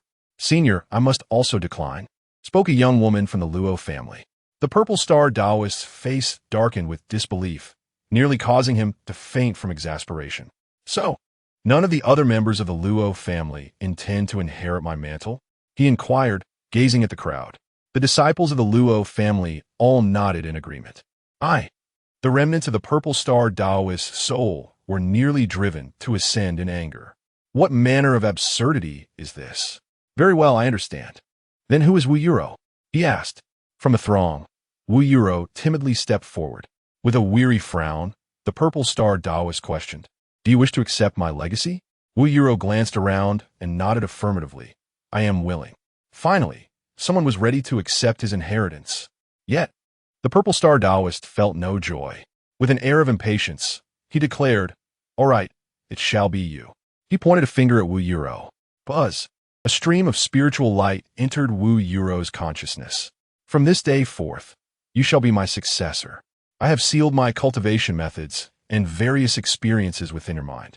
You may absorb them at your leisure. Just ensure that my legacy does not cease. As for the treasures within this Jade Ling Palace, aside from a few items meant for my disciple, the rest may be freely taken by all present as a gesture of goodwill. I only hope that in times of need, you will assist my disciple, ensuring that my lineage does not perish. With that, the Purple Star Taoist's essence was entirely depleted, dissipating into the ether. Thank you, Master. Wu Yuro bowed in reverence to the fading essence. Strangely, despite acquiring the Purple Star Taoist's legacy, a cause for celebration, Wu Yuro felt an inexplicable sadness welling within her. Simultaneously, the grand entrance of the Jade Ling Palace slowly opened. An overwhelming aura of spiritual energy began to waft outward, clearly indicating treasures lay within. What are you waiting for? Hurry and seize them. The treasures left by the Purple Star Taoist are first come, first served. After a moment's hesitation, the crowd surged into the hall with wild abandon. Luo Tian, naturally, was not one to lag behind. Primordial spirit crystals. Luo Tian's eyes widened as he spotted the numerous primordial spirit crystals formed within the hall due to the dense spiritual energy. He swiftly plucked one from its resting place. Meanwhile, others began to ransack the hall with fervor. The celestial martial Xianming Palm? This martial art has been lost for ages. How fortunate to find it here. A 5th-tier magical artifact? Malasia Avins. With this, who would dare to challenge me? And this is a 6th-tier elixir? The concentration of spiritual energy is truly terrifying. If consumed by the ancestor, it might very well aid him in transcending to the realm of return. Within the Jade Ling Palace, everyone revels in their respective gains, filled with unparalleled joy. Clearly, The opening of the ZY secret realm this time surpasses any previous year's opportunities by an immense margin. Young Master Luo Tian. At that moment, Wu Yuruo cautiously interjected from behind Luo Tian. Is there something amiss? Luo Tian turned to regard Wu Yuruo. At that moment, she held a long sword with a worried expression. Young Master Luo Tian, this sword is the heirloom of my master, the ZY Taoist. I wish to present it to you, Wu Yuruo declared. Why is that? Luo Tian gazed at her, clearly perplexed. Chapter 72. The levels of Qi in response to Luo Tian's inquiry. Wu Yuruo appeared somewhat embarrassed as she said, Young Master Luo, although I have inherited the teachings of my master, both my family and the strength of our Jiu sect are rather meager. If outsiders were intent on seizing what I possess, I would be utterly incapable of safeguarding this inheritance, ultimately finding myself in a dire predicament where survival becomes impossible. As she spoke, she cradled her sword in both hands and continued, I wish to gift this item to you, young master, in hopes of securing your protection. Luo Tian instantly comprehended her intentions. Seeking a protector, indeed. It must be acknowledged that Wu Yuruo's mind was remarkably clear. Although he himself held little regard for the inheritance of the purple micro-Taoist, it did not imply that others would share his indifference. Observing the Wei family of Yulong Nation and the Tian sect, one could discern the potential implications. A second-rate force from Night Wind Nation obtaining the inheritance from the purple micro-secret realm would not be deemed a fortunate opportunity, but rather a calamity if the news were spread. Very well, I shall shield you and your Jiu sect, declared Luo Tian. Upon hearing this, Wu Yuruo was filled with joy. Ever since she had received the inheritance, she had been consumed with worry. Now, with Luo Tian's promise, her previously anxious heart found solace. Thank you, young Master Luo. Please accept this sword, Wu Yuruo implored. Luo Tian glanced at it, but shook his head, saying, having taken a piece of the purple micro-Taoist's innate spirit crystal, I owe him a debt of gratitude and should rightfully protect his descendant. As for this sword, whether it be a divine weapon or a mere stick, it matters little to me. Wu Yuruo felt warmth in her heart upon hearing this. Meanwhile, Luo Tian began to retrieve the materials he had prepared for his breakthrough. Young Master Luo, what are you? Wu Yuruo inquired. Luo Tian replied nonchalantly, I'm about to break through. Wu Yuruo was astonished. I have read in ancient texts that certain special techniques or physiques require unique materials or opportunities for breakthrough at higher realms. But I have never witnessed it in reality until now. What realm are you aiming to break through? To the Qi gathering realm, Luo Tian answered casually. The Qi gathering realm? Young Master Luo, are you truly only at the body refinement realm? Wu Yuruo gazed at him in shock. Although she had heard the Luo family speak of Luo Tian's rank, she had always been skeptical, believing it to be mere exaggeration. However, hearing Luo Tian admitted himself altered everything. She was convinced that he had no reason to deceive her. At that moment, Luo Tian suddenly recalled something and looked up at Wu Yuruo, asking, by the way, you are at the spirit transformation realm, correct? Wu Yuruo nodded earnestly. Yes. Luo Tian continued. Is there anything I should be cautious of when breaking through to the Qi gathering realm? He felt a twinge of nervousness, for this was indeed his first attempt at transcending a significant realm. Upon hearing Luo Tian's question, Wu Yuruo promptly explained, to gather Qi, one must first establish the Dantian Qi. Generally speaking, the larger the Qi, the more abundant the spiritual energy, allowing for sustained combat effectiveness. Furthermore, the sturdier the Qi, the higher the concentration of spiritual energy it can hold, thus enhancing the power of the martial techniques employed. Luo Tian nodded and said, so, it means that one's Qi must be both vast and resilient. Wu Yuruo nodded in agreement. Indeed, generally speaking, the larger the Qi, the more robust it becomes. Thus one can assess a person's innate talent merely by the size of their Qi. For instance, ordinary individuals, upon breaking through to the gathering Qi realm, typically possess a Qi that resembles a pond roughly 3 zhang in size, which is the most common scenario. In contrast, disciples from formidable sects, when observing with their spiritual consciousness, often have Qi akin to a 10 zhang pond. Furthermore, The true disciples from various sects and the martial prodigies from prestigious families can manifest qi seas resembling 100 zhang lake.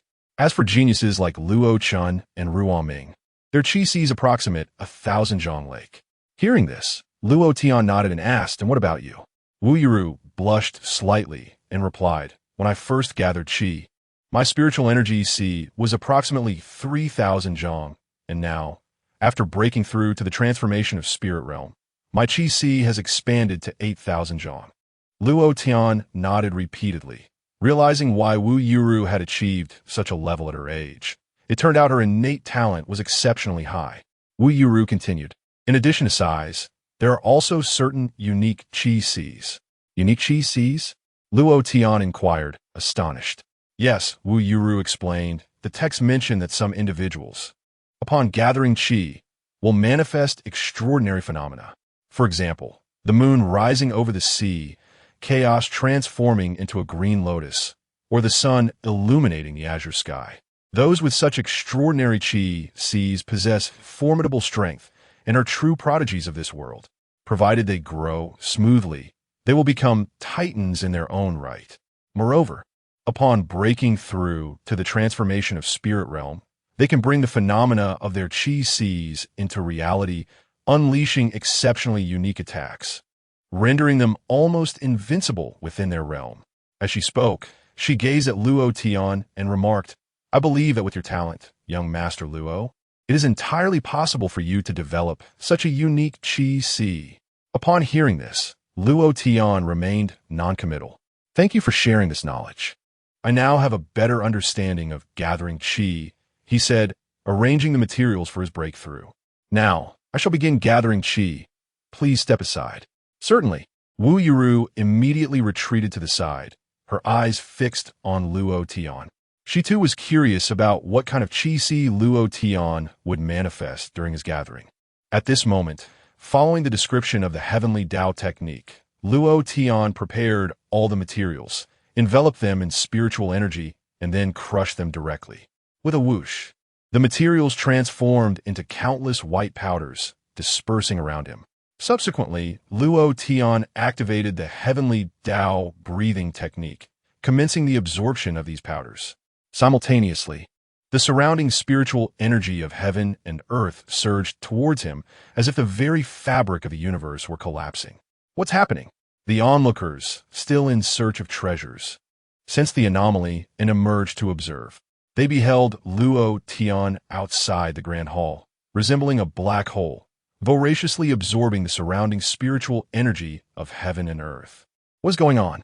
"The spiritual energy within me is leaking out. Me too. This is bad. We must distance ourselves from him, or we shall be drained." The crowd, initially hesitant, suddenly fled in a frenzy from Luo Tian. "What on earth is he doing?" "It appears he is attempting a breakthrough." "A breakthrough? Who achieves such a feat with such grandeur?" Has the concentration of spiritual energy around us diminished?" "It seems so. This is the Z-Way secret realm. The internal spiritual energy should be ceaseless. How could it? Look, the sky appears to be collapsing." "The sky is collapsing?" "No, it is the Z-Way secret realm that is disintegrating." "What? Surely not. Is he merely breaking through a realm, or is he intent on draining an entire secret realm?" "A monster." The crowd was astounded. Yet, Luo Tian, caught in the vortex, remained utterly oblivious. Delving within his consciousness, he pondered the potential expanse of his qi Si.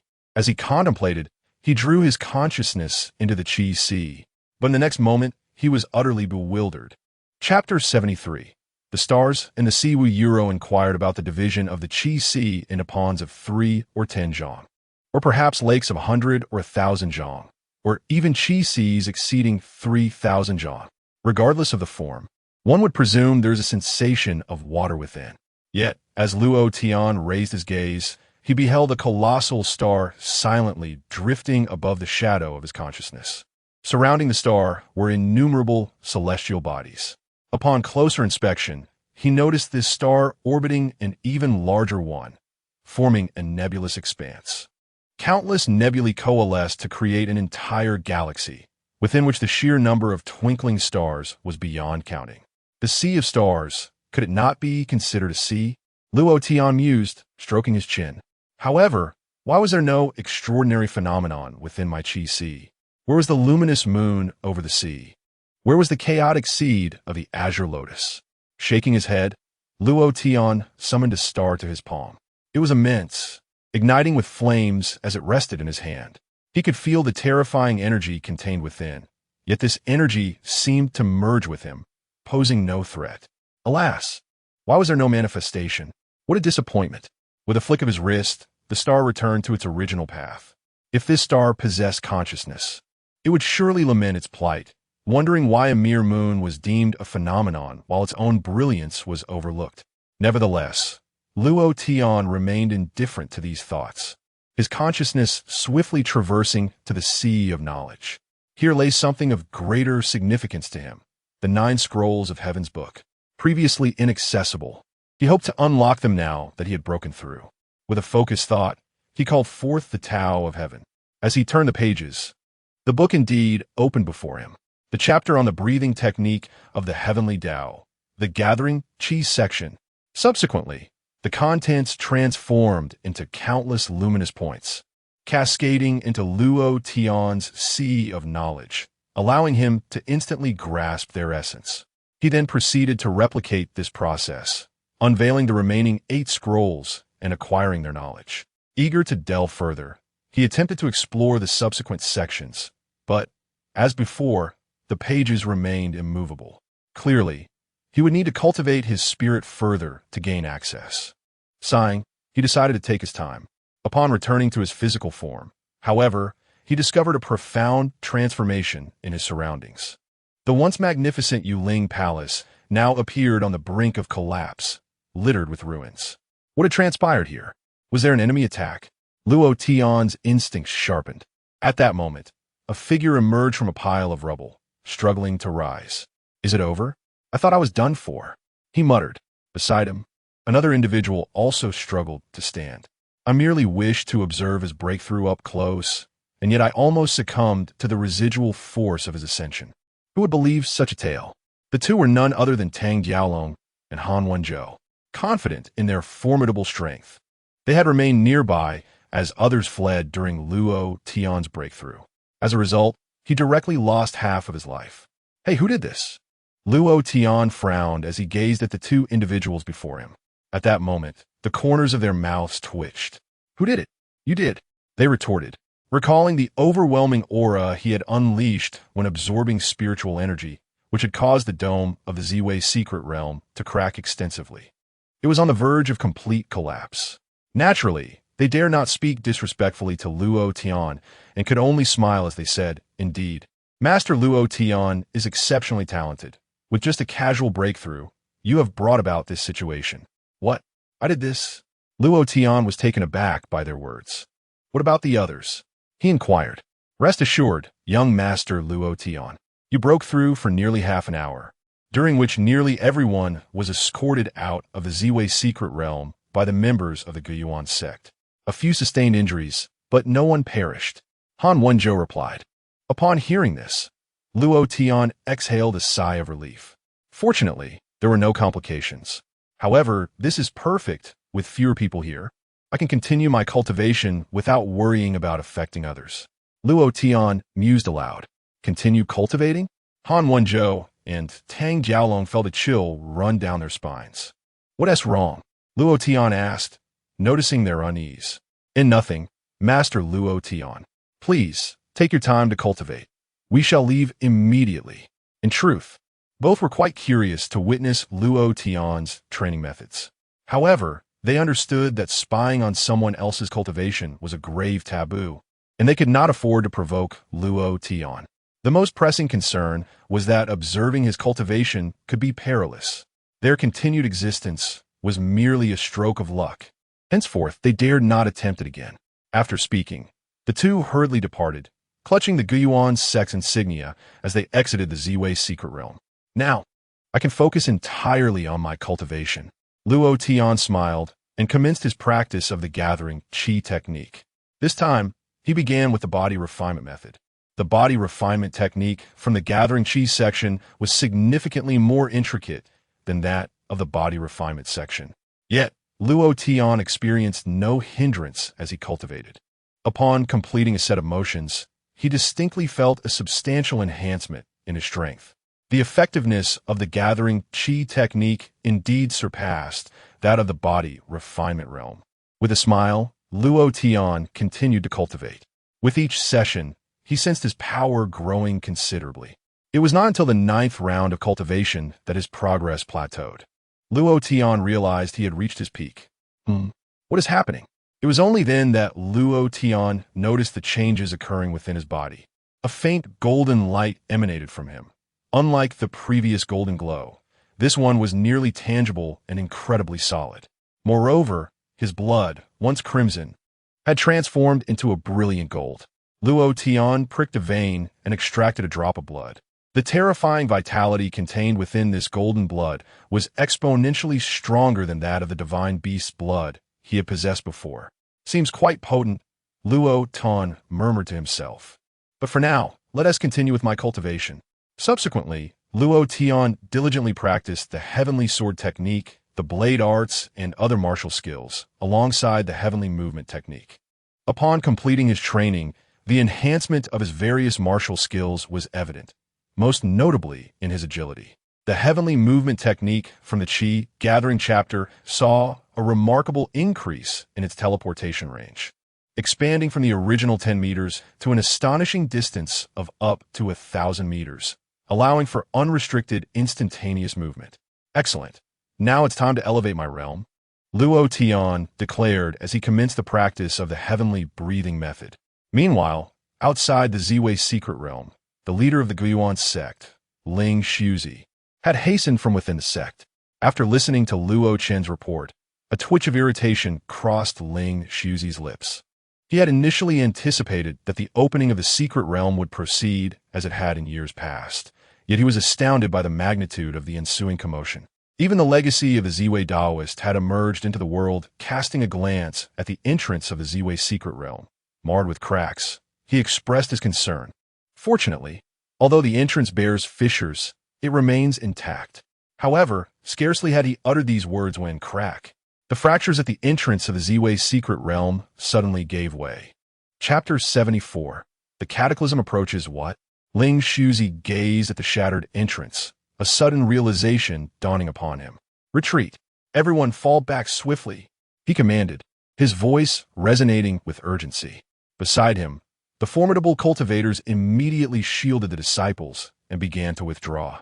Before the crowd could regain their composure, a thunderous explosion erupted from the entrance of the Ziwei secret realm. Almost immediately, the surrounding space warped, and countless mountains, trees, and remnants of walls were violently expelled from the distorted void. Master, what is happening? Luo Tian inquired, his face a mask of shock. Ling Shuzi's lips twitched as he replied, the Ziwei secret realm has been utterly destroyed. What? How is that possible? Luo Tian exclaimed in disbelief. Ling Shuzi sighed. The Ziwei secret realm was a minor domain established by the Ziwei Daoist in the vast world. To create a stable, small world there, it requires a substantial concentration of spiritual energy to withstand the immense pressure from the overarching world-S rules, preventing annihilation. Now that the Ziwei secret realm has been obliterated, there can only be one explanation. The spiritual energy within has been completely drained. Luo Chen's expression darkened as he said, Young Master Luo Tian single-handedly drained an entire secret realm? Is that true? Ling Shuzi wiped the sweat from his brow and replied, Were it anyone else, I would dismiss it outright, but considering his past exploits. Both men fell into a contemplative silence. A full half an hour passed before the entrance of the Ziwei secret realm finally settled into tranquility. However, the area within a radius of several miles around the entrance lay in utter disarray. In the midst of the rubble stood a rather awkward figure, Luo Tian himself. At this moment, he too wore a bewildered expression. What on earth is happening? Just moments ago, I was at Yuling Palace, merely cultivating the Heavenly Dao Scripture and breaking through a few minor realms. How did the surroundings transform into this? As he looked up, the celestial dome of stars had vanished, replaced by a clear azure sky. It was evident that he had exited the Ziwei secret realm. Congratulations, young master Luo Tian, on your breakthrough. Ling Shuzi floated over, glancing at the debris with a pained expression. You must be the head of the Guiyuan sect, correct? Are you the one who pulled me out of the Ziwei secret realm? Luo Tian queried, a hint of displeasure in his tone. The spiritual energy in the Ziwei secret realm was so dense. It was far more comfortable for cultivation than out here. I merely absorbed a bit of energy, and you pulled me out? How stingy. Ling Shuzi's heart trembled as he looked at Luo Tian. The Ziwei secret realm no longer exists, he stated gravely. What? Why? Luo Tian asked, astonished. Ling Shuzi sighed and recounted the events leading to this calamity. Upon grasping the full context, Luo Tian once again felt a wave of embarrassment wash over him. Oh dear, sect master, I apologize. It was not my intention. I simply broke through a realm at random. Who would have thought this secret realm was so fragile? Luo Tian chuckled sheepishly, scratching the back of his head. Fragile. Ling Shuzi felt a surge of blood rising in his throat. You have ruined your secret realm. Logically, compensation should be in order. However, I lack the funds. Perhaps we can arrange it this way. In the future, should your Guiyuan sect encounter any troubles, I shall lend my assistance once, free of charge. Lin Shuzi, his expression darkening, replied, Young Master Luo Tian, that is a significant secret realm. You must understand the revenue we accrue each time it opens. One instance of assistance? No, that is insufficient. It must be 9 times. 9 times? That is excessive. How about 3? Luo Tian countered. I will concede a step back. 7 times? Lin Shuzi declared. 5 times. That is my final offer. Luo Tian insisted. Agreed. Lin Shuzi responded. After all, with the legacy of the Ziwei Daoist taken away, the value of the Ziwei secret realm had diminished considerably. Trading for 5 instances of assistance from Luo Tian was not too great a loss, especially given that, according to Luo Tian, Luo Tian possessed the power of a Guishi realm expert. While they were engaged in their negotiations, the sky abruptly darkened. The crowd looked up to see that the heavens had been shrouded in dark clouds, which had formed a colossal vortex, swirling ominously and growing ever larger. At the center of the clouds, flashes of lightning illuminated the atmosphere, exuding a terrifying pressure. Is it going to rain? Luo Tian murmured to himself, gazing at the sky. Yet Lin Shuzi's face turned pale, his legs trembling in fear. He stared at the heavens, stuttering, Tianjia? How could this be? Celestial tribulation? Is this truly a celestial tribulation? Luo Tian exclaimed in astonishment. Lin Shuzi swallowed hard and said, This should not be happening. A celestial tribulation typically only occurs when a practitioner at the tribulation crossing realm is breaking through, or when something defies the laws of heaven and earth appears. But now, at that moment, a formless yet palpable energy locked onto Luo Tian, its source emanating from the ominous clouds. Realization dawned upon Lin Shuzi. This celestial tribulation had arisen in response to Luo Tian. Clearly, Luo Tian's realm had not yet reached that of tribulation crossing. It appeared that his prodigious talents had provoked the heavens' jealousy, seeking to obliterate him. Upon contemplating this, Lin Shuzi succinctly conveyed his deductions to Luo Tian. Upon hearing this, Luo Tian became increasingly exhilarated. Oh, such a phenomenon exists? How intriguing. He laughed. Lin Shuzi, with a grim expression, cautioned, Young Master Luo Tian, you must not be careless. Although I have never witnessed one, I have heard numerous tales regarding celestial tribulations. Their might is extraordinarily fearsome. Even formidable experts in the tribulation crossing realm have perished beneath their power. A single celestial tribulation can surpass the full force strike of a tribulation crossing expert. However, Luo Tian grew even more enthusiastic, exclaiming, Is it truly comparable to a full force strike from a tribulation crossing expert? Splendid. This will be an excellent opportunity to test my current strength. Lin Shuzi was at a loss for words. It was evident that Luo Tian did not take the celestial tribulation seriously at all. Meanwhile, the ominous clouds in the sky coalesced, poised to unleash their fury. Sensing the impending danger, Lin Shuzi clasped his hands together and said, Young Master Luo Tian, may you seek your own fortune. Having spoken, he turned and fled without a backward glance, disappearing in an instant, covering dozens of miles. Master, what is happening? Luo Tian was bewildered. The heavenly tribulation. It is the heavenly tribulation. Ling Shuzi gasped. What? The heavenly tribulation? The one for those in the tribulation crossing stage? Someone inquired. Upon receiving Ling Shuzi's affirmative response, the crowd was instantly thrown into disarray. Is this for real? Isn't that something only those of the tribulation crossing stage encounter? This is the first time in my life I've seen someone facing a tribulation. Chuckled another. This Luo Tian is truly extraordinary. Even the heavens cannot tolerate him. Coming to claim him early, even if he is Luo Tian encountering a heavenly tribulation at this level. It seems this may be the end. Chapter 75. The heavenly tribulation. Is this it? Who dares to spread malicious rumors and defame our young master? Do they wish for their own demise? In the crowd, Luo Rong bellowed in anger. The man who spoke earlier sneered. I haven't said anything untrue. Luo Tian is indeed a genius, possessing strength that rivals even that of the returning ruins realm at such a young age. Yet, this is the heavenly tribulation, a trial that even seasoned experts may not survive. One must understand, the chasm between the returning ruins realm and the heavenly crossing realm is vast beyond imagination. Others chimed in, indeed, although Luo Tian is exceptionally talented, this is where it ends. Alas, throughout history, how many brilliant talents have been thwarted by the heavens, meeting their untimely demise. Yet, in the grand scheme of eternity, Luo Tian may be one of the most extraordinary figures. What a pity. Sighs echoed through the crowd. You all. Luo Rong's face turned pale with fury. Enough, Brother Rong. Have faith in our young master. Someone consoled him from behind. With no other choice, Luo Rong turned away. Meanwhile, Luo Tian stood behind Ling Shuzi, whispering, Sect Master, do you truly believe Luo Tian can endure this?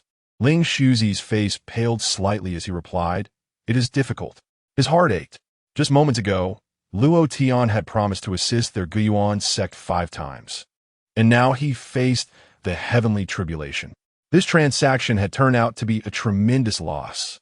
On the other side, beneath the heavenly tribulation, Luo Tian gazed at the gathering thunderclouds above, gradually adopting a serious demeanor. The texts indicated that the heavenly tribulation was fraught with danger.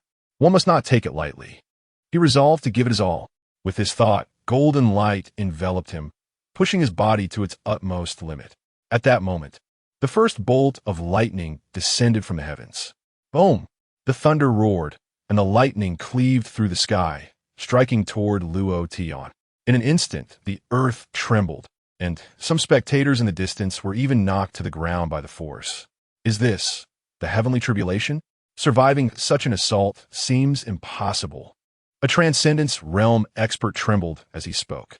I believe it is better not to pursue breakthroughs. Surviving is quite sufficient. Another echoed, also shaking with fear. The two individuals, having merely glimpsed the heavenly tribulation, had already lost their resolve. Ling Shuzi, too, was profoundly shaken. The power of this heavenly tribulation exceeded his expectations. Meanwhile, hundreds of miles away, a group of several dozen hovered in the air. They were none other than the Wei family from the Yulong kingdom. After his avatar was destroyed, Wei Baidao had immediately brought his people to the Night Wind kingdom. With his returning ruins realm cultivation, even with numerous powerful allies, they had reached the vicinity of the Ziwei secret realm in just half a day's time. Heavenly tribulation? Wei Baidao gazed at the ominous cloud from afar, his heart filled with shock. What? Someone in the Night Wind kingdom is undergoing a tribulation? The Wei family members' faces changed dramatically upon hearing this. Wei Baidao shot them a disdainful glance and said, Use your brains. Could there possibly be such experts in the Night Wind kingdom? Then what is this? The Wei family members were perplexed. A faint smile played on Wei Baidao's lips as he declared, without a doubt, it is the emergence of the legacy of the Ziwei Daoist. Only the remnants left by individuals of such extraordinary caliber have the potential to invoke the tribulation of heaven. Upon hearing this, the crowd suddenly came to a profound realization. The legacy of the purple micro-Taoist. Could it be that some individual's eyes sparkled with enlightenment? Weibaicheng threw his head back in laughter, exclaiming, "Excellent. Truly splendid. Initially, I sought merely to avenge that child Tianni, yet I never anticipated stumbling upon this opportunity. Fortuitously, I have come in person. Who in the Night Wind Kingdom can stand against me at this moment? Whether it be the Luo family's inheritance or the purple micro-Taoist legacy, they shall all be mine. It seems that destiny favors the Wei family. Our rise is imminent." The members of the Wei family chorused, "Congratulations, ancestor! Congratulations, ancestor!" Weibaicheng waved his hand, saying, "Let us refrain from such praises for now. We must not draw too near, lest we be caught in the tempest of heaven's wrath. The power of this tribulation is not to be trifled with. Once it concludes, we shall act without hesitation." "Yes," the Wei family echoed in unison, then moved cautiously towards the direction of the purple micro-secret realm. At that moment, beneath the impending tribulation, Luo Tian wore a look of utter shock. "Is this a joke? This is the tribulation of heaven?" He gazed upward at the gathering storm clouds, disbelief etched across his features. "Damn, I expected it to be a severe trial, yet it feels more like a mere tickle."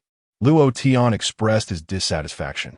The previous bolt of tribulation had struck him directly. He prepared to defend with all his might. Yet the bolt merely dissipated without even breaking through his protective golden light.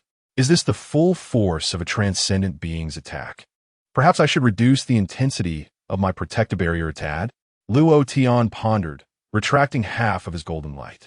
At that moment, the second bolt of heavenly lightning descended. Boom! With a resounding crash, Luo Tian stood unharmed. Not even a fraction could penetrate. This is hardly a trial at all.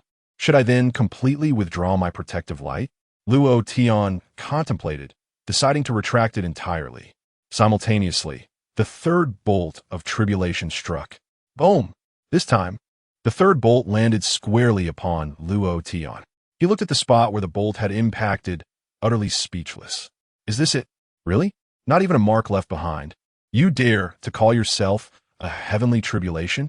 Luo Tian placed his hands on his hips and gazed defiantly at the heavens. As if sensing Luo Tian's derision, the storm clouds above began to rapidly constrict. Concurrently, the pressure emanating from the center of the clouds intensified. From a distance, Ling Shuzi and the others watched in astonishment. What is happening? Are the storm clouds undergoing a transformation? Could it be a mutated tribulation? What is a mutated tribulation? It is one that deviates from the ordinary, such as this instance, where it seems the tribulation plans to unleash subsequent bolts all at once. What? All at once? Wouldn't that amplify the power exponentially? Indeed, the texts state that those who survive beneath a mutated tribulation are exceedingly rare. Thus, Luo Tian is surely facing a dire fate. Alas, how cruel fate can be to the talented. The crowd sighed in unison. Young master, the members of the Luo family found themselves devoid of resolve. Clearly, even they were shaken. Thunder rumbled ominously. At that moment, the storm clouds above coalesced, and all the heavenly thunder converged into one formidable bolt, striking down from the sky. Unlike any thunder that had come before, this bolt transformed into a vague silhouette of a figure in midair, descending upon Luo Tian with a forceful palm strike. Luo Tian gazed at the apparition, his countenance filled with astonishment. What is happening? Could it be that this tribulation is being manipulated by someone? His mind was awash with questions, yet he had little time to ponder. The heavenly tribulation loomed above, and he retaliated with a palm strike of his own. Boom!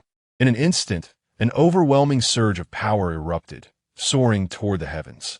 The heavenly tribulation merely grazed the force of Luo Tian's palm before disintegrating into nothingness. Not only that, but the momentum of his strike continued unabated, piercing through the storm clouds above. Is this all there is to the heavenly tribulation? Luo Tian remarked nonchalantly, brushing off his hands with a look of disdain. Chapter 76. The Hidden Threat? Is it truly over? In the distance, a figure emerged from the rubble, his face etched with terror. Is this the fabled heavenly tribulation? Its power is utterly terrifying. Another voice trembled in response. Indeed, especially that last blow. Could such a force truly belong to this world? Goodness, I never would have believed in such immense strength before. But what of Luo Tian? Has he succeeded? Are you out of your mind? Under such tremendous force, how could anyone possibly survive? True, what a pity for our Night Wind Kingdom. We finally had a genius, only for him to meet such an untimely end. The crowd murmured among themselves. Meanwhile, members of the Luo family bore expressions of profound distress. Although they had faith in Luo Tian, the might of that final strike had plunged them into despair. Young master, Luo Rong knelt on the ground, sobbing uncontrollably. The others from the Luo family were also wiping away tears. Observers from various factions regarded the Luo family with mixed emotions. Secretly, several individuals were preparing to act, intending to abduct a few members of the Luo family to uncover their secrets. Just then, why the morning? I'm not dead yet. A voice rang out beside them. Huh? Luo Rong and the others looked up to see Luo Tian slowly emerging from the wreckage. What? It's Luo Tian? This must be a joke. He survived such an assault? This fellow must be a monster. The crowd gazed at Luo Tian in sheer astonishment. Young master, you're alive.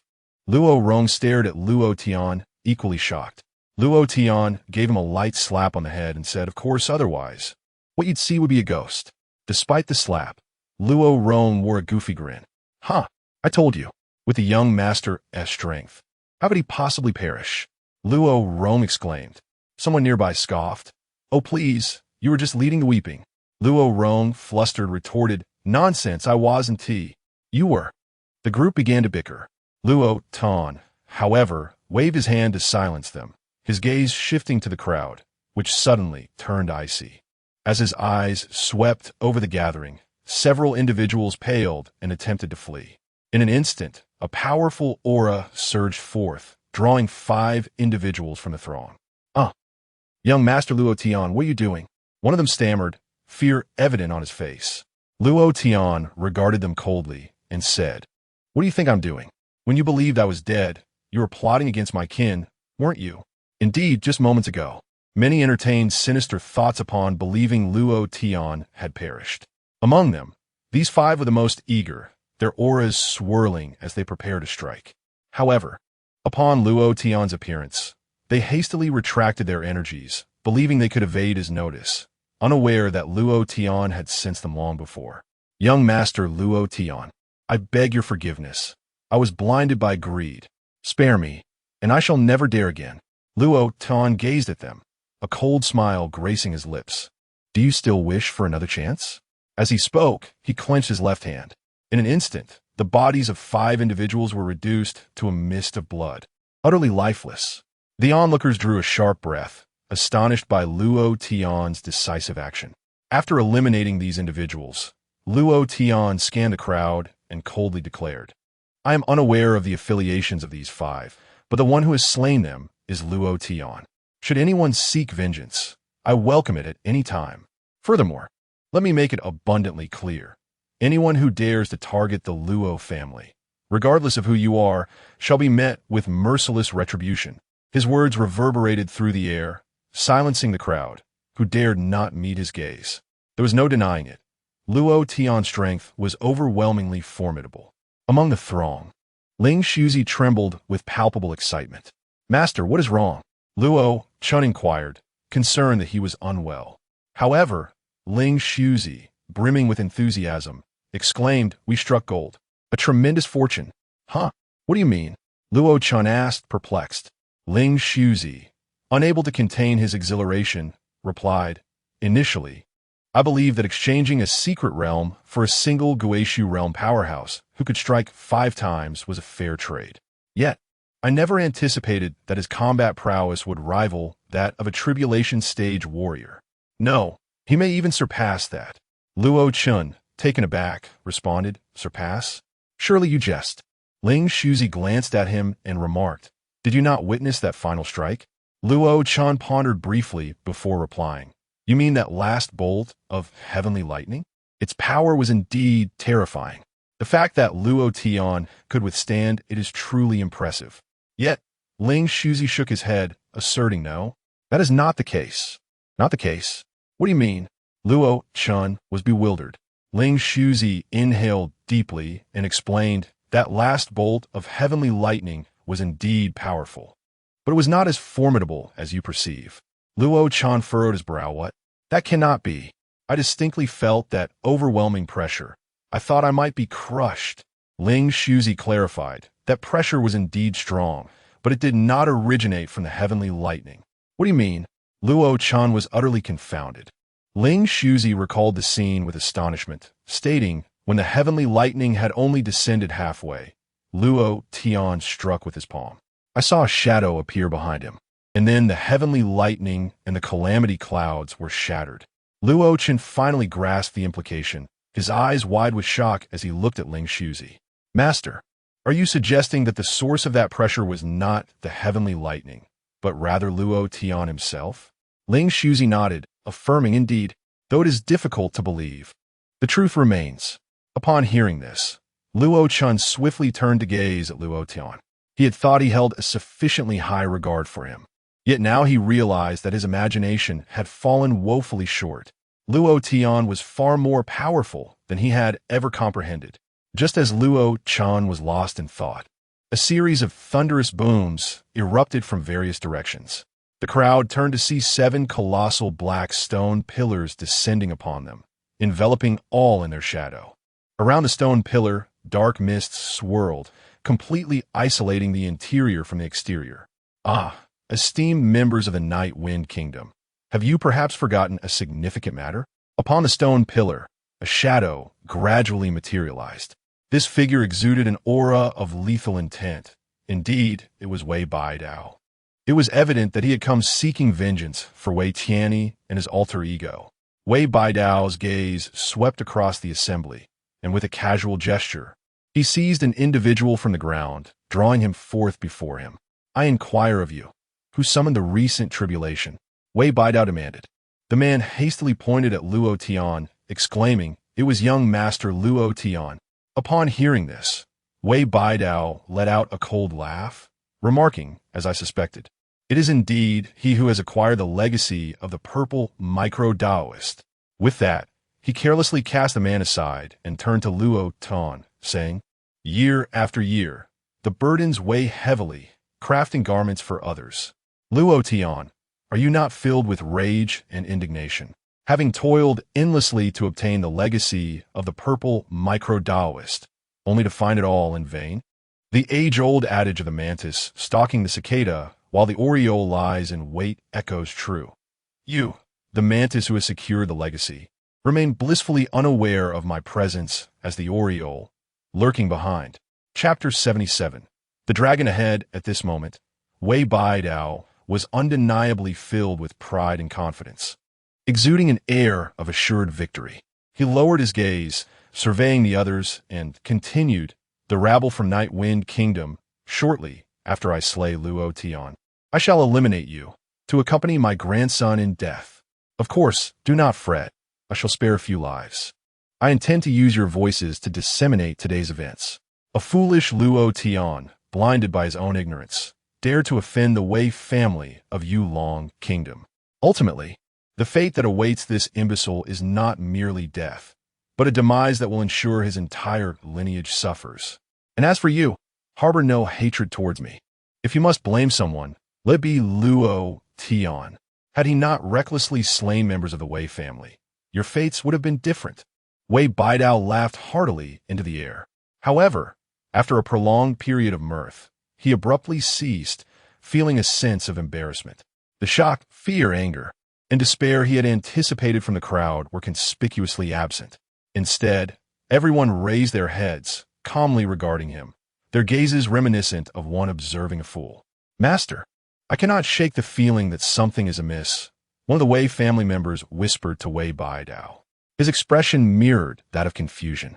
Uncertain of what was transpiring, he turned his attention once more to Luo Tian amidst the crowd. As he fixed his gaze upon Luo Tian, an instinctive sense of unease washed over him. Although his previous avatar had been utterly defeated in combat against Luo Tian, that had merely been a projection. At that time, Bianbeicheng had been able to accurately assess Luo Tian's strength. He was confident that his true self could easily vanquish Luo Tian. Yet now, upon observing Luo Tian again, he found himself unable to discern any clarity. Instead, he sensed an overwhelming aura of innate fear emanating from the other. What could possibly account for this? Suddenly, Bianbeicheng's eyes fell upon Han Wenzhou and Tang Jiaolong within the crowd. The younger generation of Tian's sect? I have a history with your ancestors, and I shall not trouble you this time. You may leave shortly. Bianbeicheng paused before adding, moreover, what is the meaning of this gathering? Bianbeicheng was genuinely perplexed. Faced with his impending doom, why did these individuals remain so composed? Han Wenzhou and Tang Jiaolong exchanged knowing glances, sharing a wry smile. Subsequently, Han Wenzhou clasped his hands in gratitude. Thank you for your kind intentions, esteemed elder. As for your inquiry regarding the demeanor of this assembly, have you ever considered that perhaps you are merely the yellow bird behind, while a dragon lies ahead? A dragon ahead, a yellow bird behind? What use is the yellow bird then? Bianbeicheng discerned Han Wenzhou's implication, his brow furrowing in an instant. A dragon ahead? Who do you speak of? Could there be other formidable figures present? Bianbeicheng's senses heightened with alarm. If indeed a powerful presence was among them, they might be in serious trouble. As Bianbeicheng stood there, he still sensed no particularly formidable aura. This situation seemed to suggest only one possibility. The opponent's cultivation level far surpassed his own. Contemplating this, a bead of sweat trickled down Bianbeicheng's forehead. Who might this divine being be? I, Wei, have just spoken and may have inadvertently offended you. However, I have my own grievances. My descendants have been wronged by petty villains, and my thirst for vengeance has compelled me to resort to this desperate measure. I humbly request your presence, Bianbeicheng said, clasping his hands in respect. Yet, the surroundings remained eerily silent. Bianbeicheng scanned the area, frowning as he remarked, "It is rather unbecoming of you to be so petty. I must forewarn you, you are currently ensnared within my 7 solar annihilation formation. I personally control this array. A being of the returning ruins realm is undoubtedly doomed. Even a transcendent being in the tribulation stage would face near certain demise. Should you reveal yourself again, and I inadvertently harm you, do not hold it against me." However, upon finishing his words, Bianbeicheng still awaited the arrival of the esteemed figure. At that moment, Luo Tian emerged slowly from the crowd. Bianbeicheng, cease your search. There are no exalted beings here. The giant dragon he spoke of is me, Luo Tian declared. What? Bianbeicheng was taken aback, then turned to Han Wenzhou, who offered a bitter smile and nodded. Bianbeicheng narrowed his eyes, glaring at Han Wenzhou, and coldly stated, "You dare to deceive me, young one. Very well, I had intended to spare your life, but since you have chosen this path, after I vanquish Luo Tian, you shall be next." With that, he abruptly fixed his gaze upon Luo Tian. "You think to toy with me?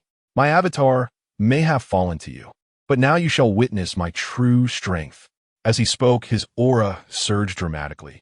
"True strength, you say? Very well, I shall remain here, unmovable, and allow you to strike me 3 times. Should you manage to injure me even slightly, I shall concede defeat." Luo Tian replied. "What did you say?" Bianbeicheng's brows shot up in disbelief. This fellow was exceedingly arrogant. He was a formidable entity of the 7th level of the returning ruins realm. Even in the Jade Dragon Kingdom, none dared to claim they could best him in 3 strikes. Yet, here was Luo Tian, openly uttering such words before all. This was nothing short of humiliation. "Fine. Very well. Young man, since you seek death, I shall oblige," Bianbeicheng declared, his aura erupting as his wild hair danced in the tempest. Boom! He pressed his palms together, and a tumultuous wave of black energy surged from behind him. The ancestor is serious. The Wei clan members gasped in astonishment, realizing Bianbeicheng was prepared to unleash his full power. "Prepare to perish," Bianbeicheng shouted, striking with a palm. Boom! In an instant, the sky filled with black energy, coalescing into a massive black serpent that lunged toward Luo Tian with its gaping maw. Yet, Luo Tian remained unperturbed, standing with his hands clasped behind him, allowing the assault to unfold. However, just as the black serpent was about to make contact with Luo Tian, a flash of golden light enveloped him. Buzz! In that moment, the serpent disintegrated like summer snowflakes, shattering into countless fragments. With a single motion, Luo Tian stood firm, unyielding. The Wei clan members were left utterly bewildered. What has transpired? He actually managed to withstand the full might of the Ancestor-S strike. Could this be possible? What is the true nature of this individual? It was only at this moment that they realized the gravity of the situation. Meanwhile, Bianbeicheng felt a twitch at the corner of his eye, comprehending that something was amiss. The strength of Luo Tian was starkly different from his previous assessment. Had it not been less than a day, what had transpired with Luo Tian? Everyone, return to the formation's eye. Bianbeicheng suddenly commanded. Ancestor, do you intend to? The Wei family members were taken aback. Bianbeicheng replied coldly. We shall harness the power of the 7 solar annihilation formation. Today, I will surely obliterate him. Indeed, the others recognized the seriousness of the matter, and in an instant, they all returned to their respective positions within the formation. Buzz! In that moment, a chilling wind swept through the surroundings of the formation. Above in the sky, 7 black suns materialized. Bianbeicheng narrowed his eyes, gazing at Luo Tian, and declared, Luo Tian, you are indeed formidable, but alas, all of this is about to come to an end. Chapter 78. The Mad Bianbeicheng proclaimed. The 7 Suns Annihilation Array is the treasure of my Wei family. When this formation is unleashed to its fullest extent, it is impenetrable beneath the realm of the void returning stage. Even those in the tribulation stage shall taste defeat. This is the first time I have deployed this formation against an adversary since it came into my possession. To perish under such might is a testament to your pride. With a flourish of his hand, Bianbeicheng called out, 7 Suns Annihilation. In an instant, 7 obsidian suns emitted beams of dark light, striking towards Luo Tian. Boom! As the black rays descended, dust and debris erupted into the air. It is over. Even you cannot survive this strike, declared Bianbeicheng. He then turned to survey the other members of the Night Wind Kingdom. Surely, after witnessing his decisive blow against Luo Tian, they would be thrown into disarray? To his astonishment, however, the crowd remained indifferent, with some even standing with hands on hips, engaged in casual discussions. Brother, what do you think of this move? What is this even worth? Such feeble power. I wonder why the Wei family is putting on such a show. Indeed, even the first lightning tribulation was far more formidable than this. How can this be considered a signature move of the Wei family? I expected much more from the Wei family of the Yulon Kingdom, but it seems they are rather uninformed. Yes, with such feebleness, even dogs would scoff. Come now, do not be so harsh. You only perceive the Wei family's technique as lackluster because you have witnessed the strength of Luo Tian and the recent tribulation. In truth, the Wei family's move has its merits. Just to be clear, the formidable one here is Luo Tian, not you. The murmurs of the crowd reached Bianbeicheng's ears, leaving him utterly bewildered. What was happening? Was everyone from the Night Wind Kingdom insane? The few who spoke had unimpressive strength themselves. How dare they mock the 7 Suns Annihilation Array? What do they mean by saying it was worthless? What was going on? At that moment, a member of the Wei family trembled and exclaimed, Ancestor. Bianbeicheng followed the direction of the man's gaze. There stood Luo Tian, unmoved, radiating a subtle golden light. Not a single thread of his attire was torn. What? Panic seized Bianbeicheng. In that fleeting moment of his attack, he had clearly struck Luo Tian. This move drew upon the full force of the 7 Suns Annihilation Array. In any case, it should have guaranteed death. But Luo Tian? He appeared completely unscathed. What was the meaning of this? Prepare for the second strike, Bianbeicheng. You have one final chance. After this next move, your life shall end. Luo Tian stated calmly from the ground. Bianbeicheng's eyelid twitched incessantly. At that moment, fear began to seep into him. The dragon mentioned by Han Wenzhou? It was indeed Luo Tian. Indeed, how could this mere yellow bird hope to shake the mighty dragon? Should I fail to secure victory in the next move? Then the Wei family. At this moment, Bianbeicheng was engulfed in profound regret. Although Wei Tianyi was his most cherished descendant. What was one individual in comparison to the entire Wei clan? An elder of the Wei family, realizing the gravity of the situation, glanced at him with growing anxiety. It was then that Wei Baidao regained his composure. His gaze wandered momentarily before resolutely fixing upon those around him. "Do not blame me," Wei Baidao proclaimed. "What do you mean, ancestor?" The members of the Wei family inquired, perplexed. Taking a deep breath, Wei Baidao continued, "This is for the good of the Wei family. If we cannot weather this crisis, our clan will face utter annihilation." Thus, his eyes swept over the assembly. In that instant, the members of the Wei family began to grasp the gravity of his words. "Ancestor, please. My son is still young. I cannot perish here. Ancestor, reconsider. Perhaps there are alternative solutions." "Ancestor." The Wei family members were thrown into a state of panic. With a heavy sigh, Wei Baidao declared, "If it were not absolutely necessary, I would not proceed. However, there is no other recourse. Once this crisis has passed, I shall erect a monument for each of you within the ancestral hall." Saying this, he brought his hands together in prayer. Suddenly, the 7 stone pillars surrounding them began to tremble violently. From the 7 dark suns above, dozens of chains emerged, ensnaring the members of the Wei family. "Ancestor, no. Ancestor, stop!" They cried out, but Wei Baidao remained unfazed. As the vital energies of the Wei family members dwindled, one of them, filled with resentment, addressed Wei Baidao directly by name. "What is happening?" Someone below questioned in confusion. Ling Shuzi squinted, observing Wei Baidao in the air, and finally comprehended the dreadful truth. "This individual is truly malevolent." He murmured, "What is occurring, Sectmaster?" Luo Tian asked, bewildered. Ling Shuzi explained, "Wei Baidao is employing an exceedingly wicked sorcery. He has implanted soul seeds within those of his bloodline, which he intends to detonate at a crucial moment, siphoning the life force and cultivation of his kin to elevate his own realm."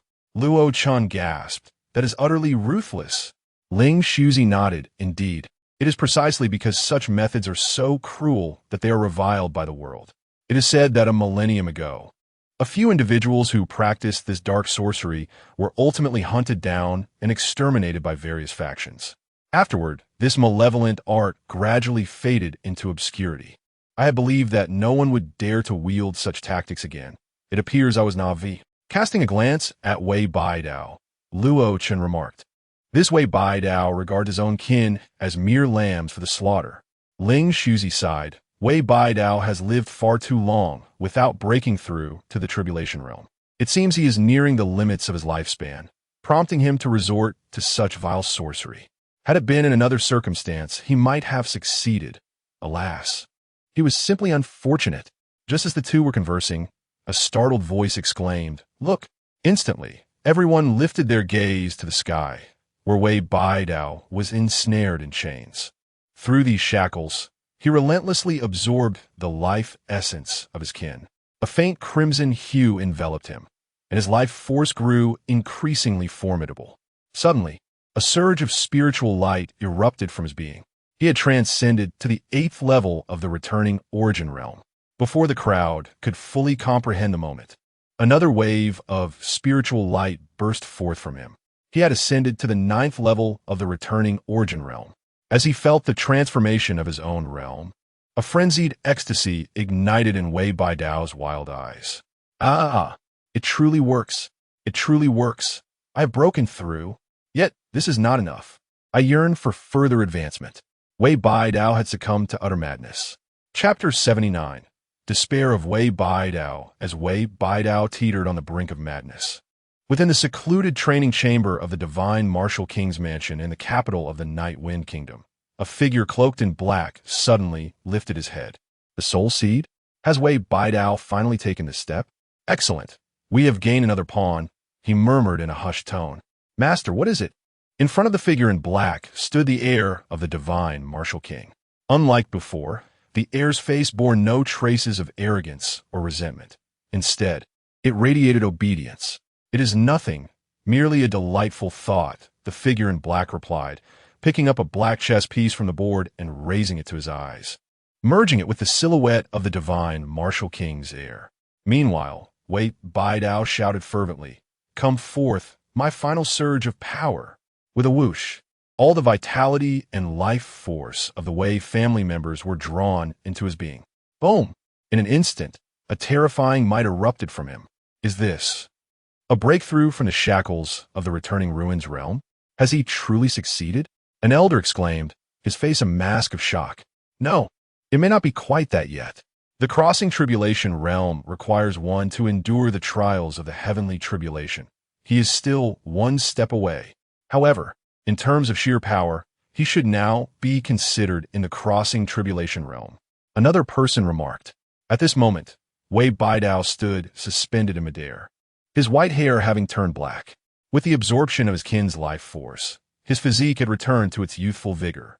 He gazed down at his hand, feeling a surge of strength that filled him with indescribable exhilaration. Ha! That cloaked fellow truly did not deceive me. This technique has indeed allowed me to break through. Alas, I was too soft-hearted, hesitating for so long before taking action. He then cast his gaze upon the lifeless bodies of his kin and fixed his eyes on Luo Tian. Do not blame me. Were it not for Luo Tian, I would not have arrived at this juncture. Thus, it is Luo Tian who has brought about your demise, and I shall avenge you.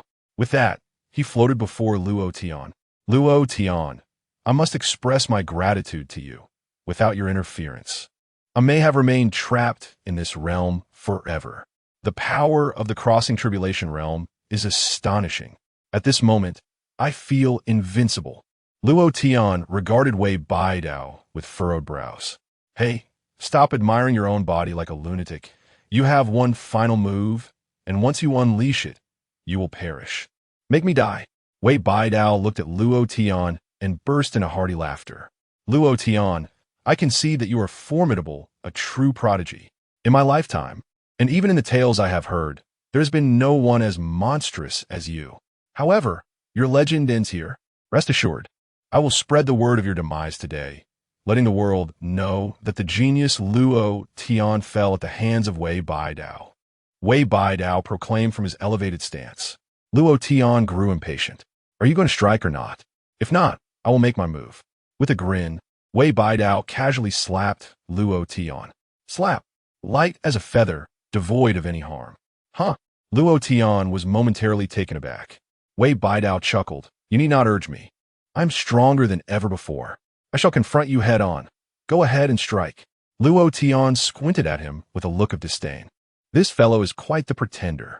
Are you certain? Luo Tian inquired. Absolutely, Wei Baidao replied with a grin. Taking a deep breath, Luo Tian launched a punch. Wei Baidao, observing Luo Tian's movement, laughed. Previously, I could hardly comprehend your boxing technique. But now, with my elevated realm, I can effortlessly discern your fists. Even the trajectory of your strike lies within my grasp. As he spoke, he reached out to seize Luo Tian's fist. In his estimation, a mere grasp would assuredly capture Luo Tian's punch. However, crack! The instant his hand made contact with Luo Tian's fist, an unimaginably potent force distorted it, causing it to twist and shatter. This, Wei Baidao watched in horror as his fingers contorted and crumbled before his very eyes, leaving him no time to react. Boom! In the next moment, an immense force propelled him away, sending him crashing like a meteor into the distant mountains, where a mushroom cloud erupted. How dare he flaunt his arrogance before me? Luo Tian clenched his fist, a fierce expression on his face. His own unparalleled martial skills paled in comparison to Wei Baidao's pretense. From the rubble, Wei Baidao emerged, one of his arms bloodied and mangled, nearly rendered useless. Impossible. How can this be? I have attained the tribulation stage. Why can I not vanquish you? Wei Baidao couldn't believe his eyes.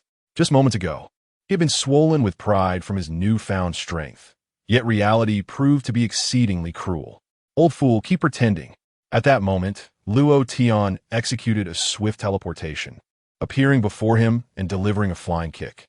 Thud! Once again, Wei Baidao was unexpectedly sent hurtling through the air, spewing blood until he crashed into two mountain peaks, barely managing to halt his descent. Damn it, Seven Suns Absolute Killing Formation. Bianbeicheng, with his remaining hand, activated the formation. Buzz. The seven suns in the sky unleashed beams of light towards Luo Tian. However, with another teleportation, Luo Tian vanished from his original position, reappearing beside a black sun. "Get lost," he proclaimed, striking the black sun with a powerful fist. Boom! In an instant, the black sun was sent flying, crashing heavily into the foundational pillar of the formation, shattering it to pieces. "No!" Bianbeicheng's expression turned to one of sheer terror. Bang! In the next moment, the formation space ruptured, and the Seven Suns Absolute Killing Formation was dismantled. Why is this happening? The Seven Suns Absolute Killing Formation, and I cannot slay this fellow. Is he a monster? Despair etched itself across Bianbeicheng's face. Thunder rumbled ominously as dark clouds gathered in the sky, heralding the return of the tribulation. Huh? Another heavenly tribulation? This is the heavenly tribulation of Bianbeicheng. After breaking through the tribulation realm and emerging from the spatial formation, he was sensed by the laws of the grand world, which summoned the heavenly tribulation. However, the scope and pressure of this tribulation are less than 1/10 of that faced by Luo Tian. After all, who can compare to that monster? The crowd murmured in discussion. At this moment, Bianbeicheng gazed at the heavenly tribulation in the sky, a flash of fierce determination flickering in his eyes. With a swift motion, he soared directly to Luo Tian, seizing his ankle with one hand. "Luo Tian, I admit my defeat, but in death I shall drag you down with me. Let us perish together beneath the heavenly tribulation," Bianbeicheng declared in madness.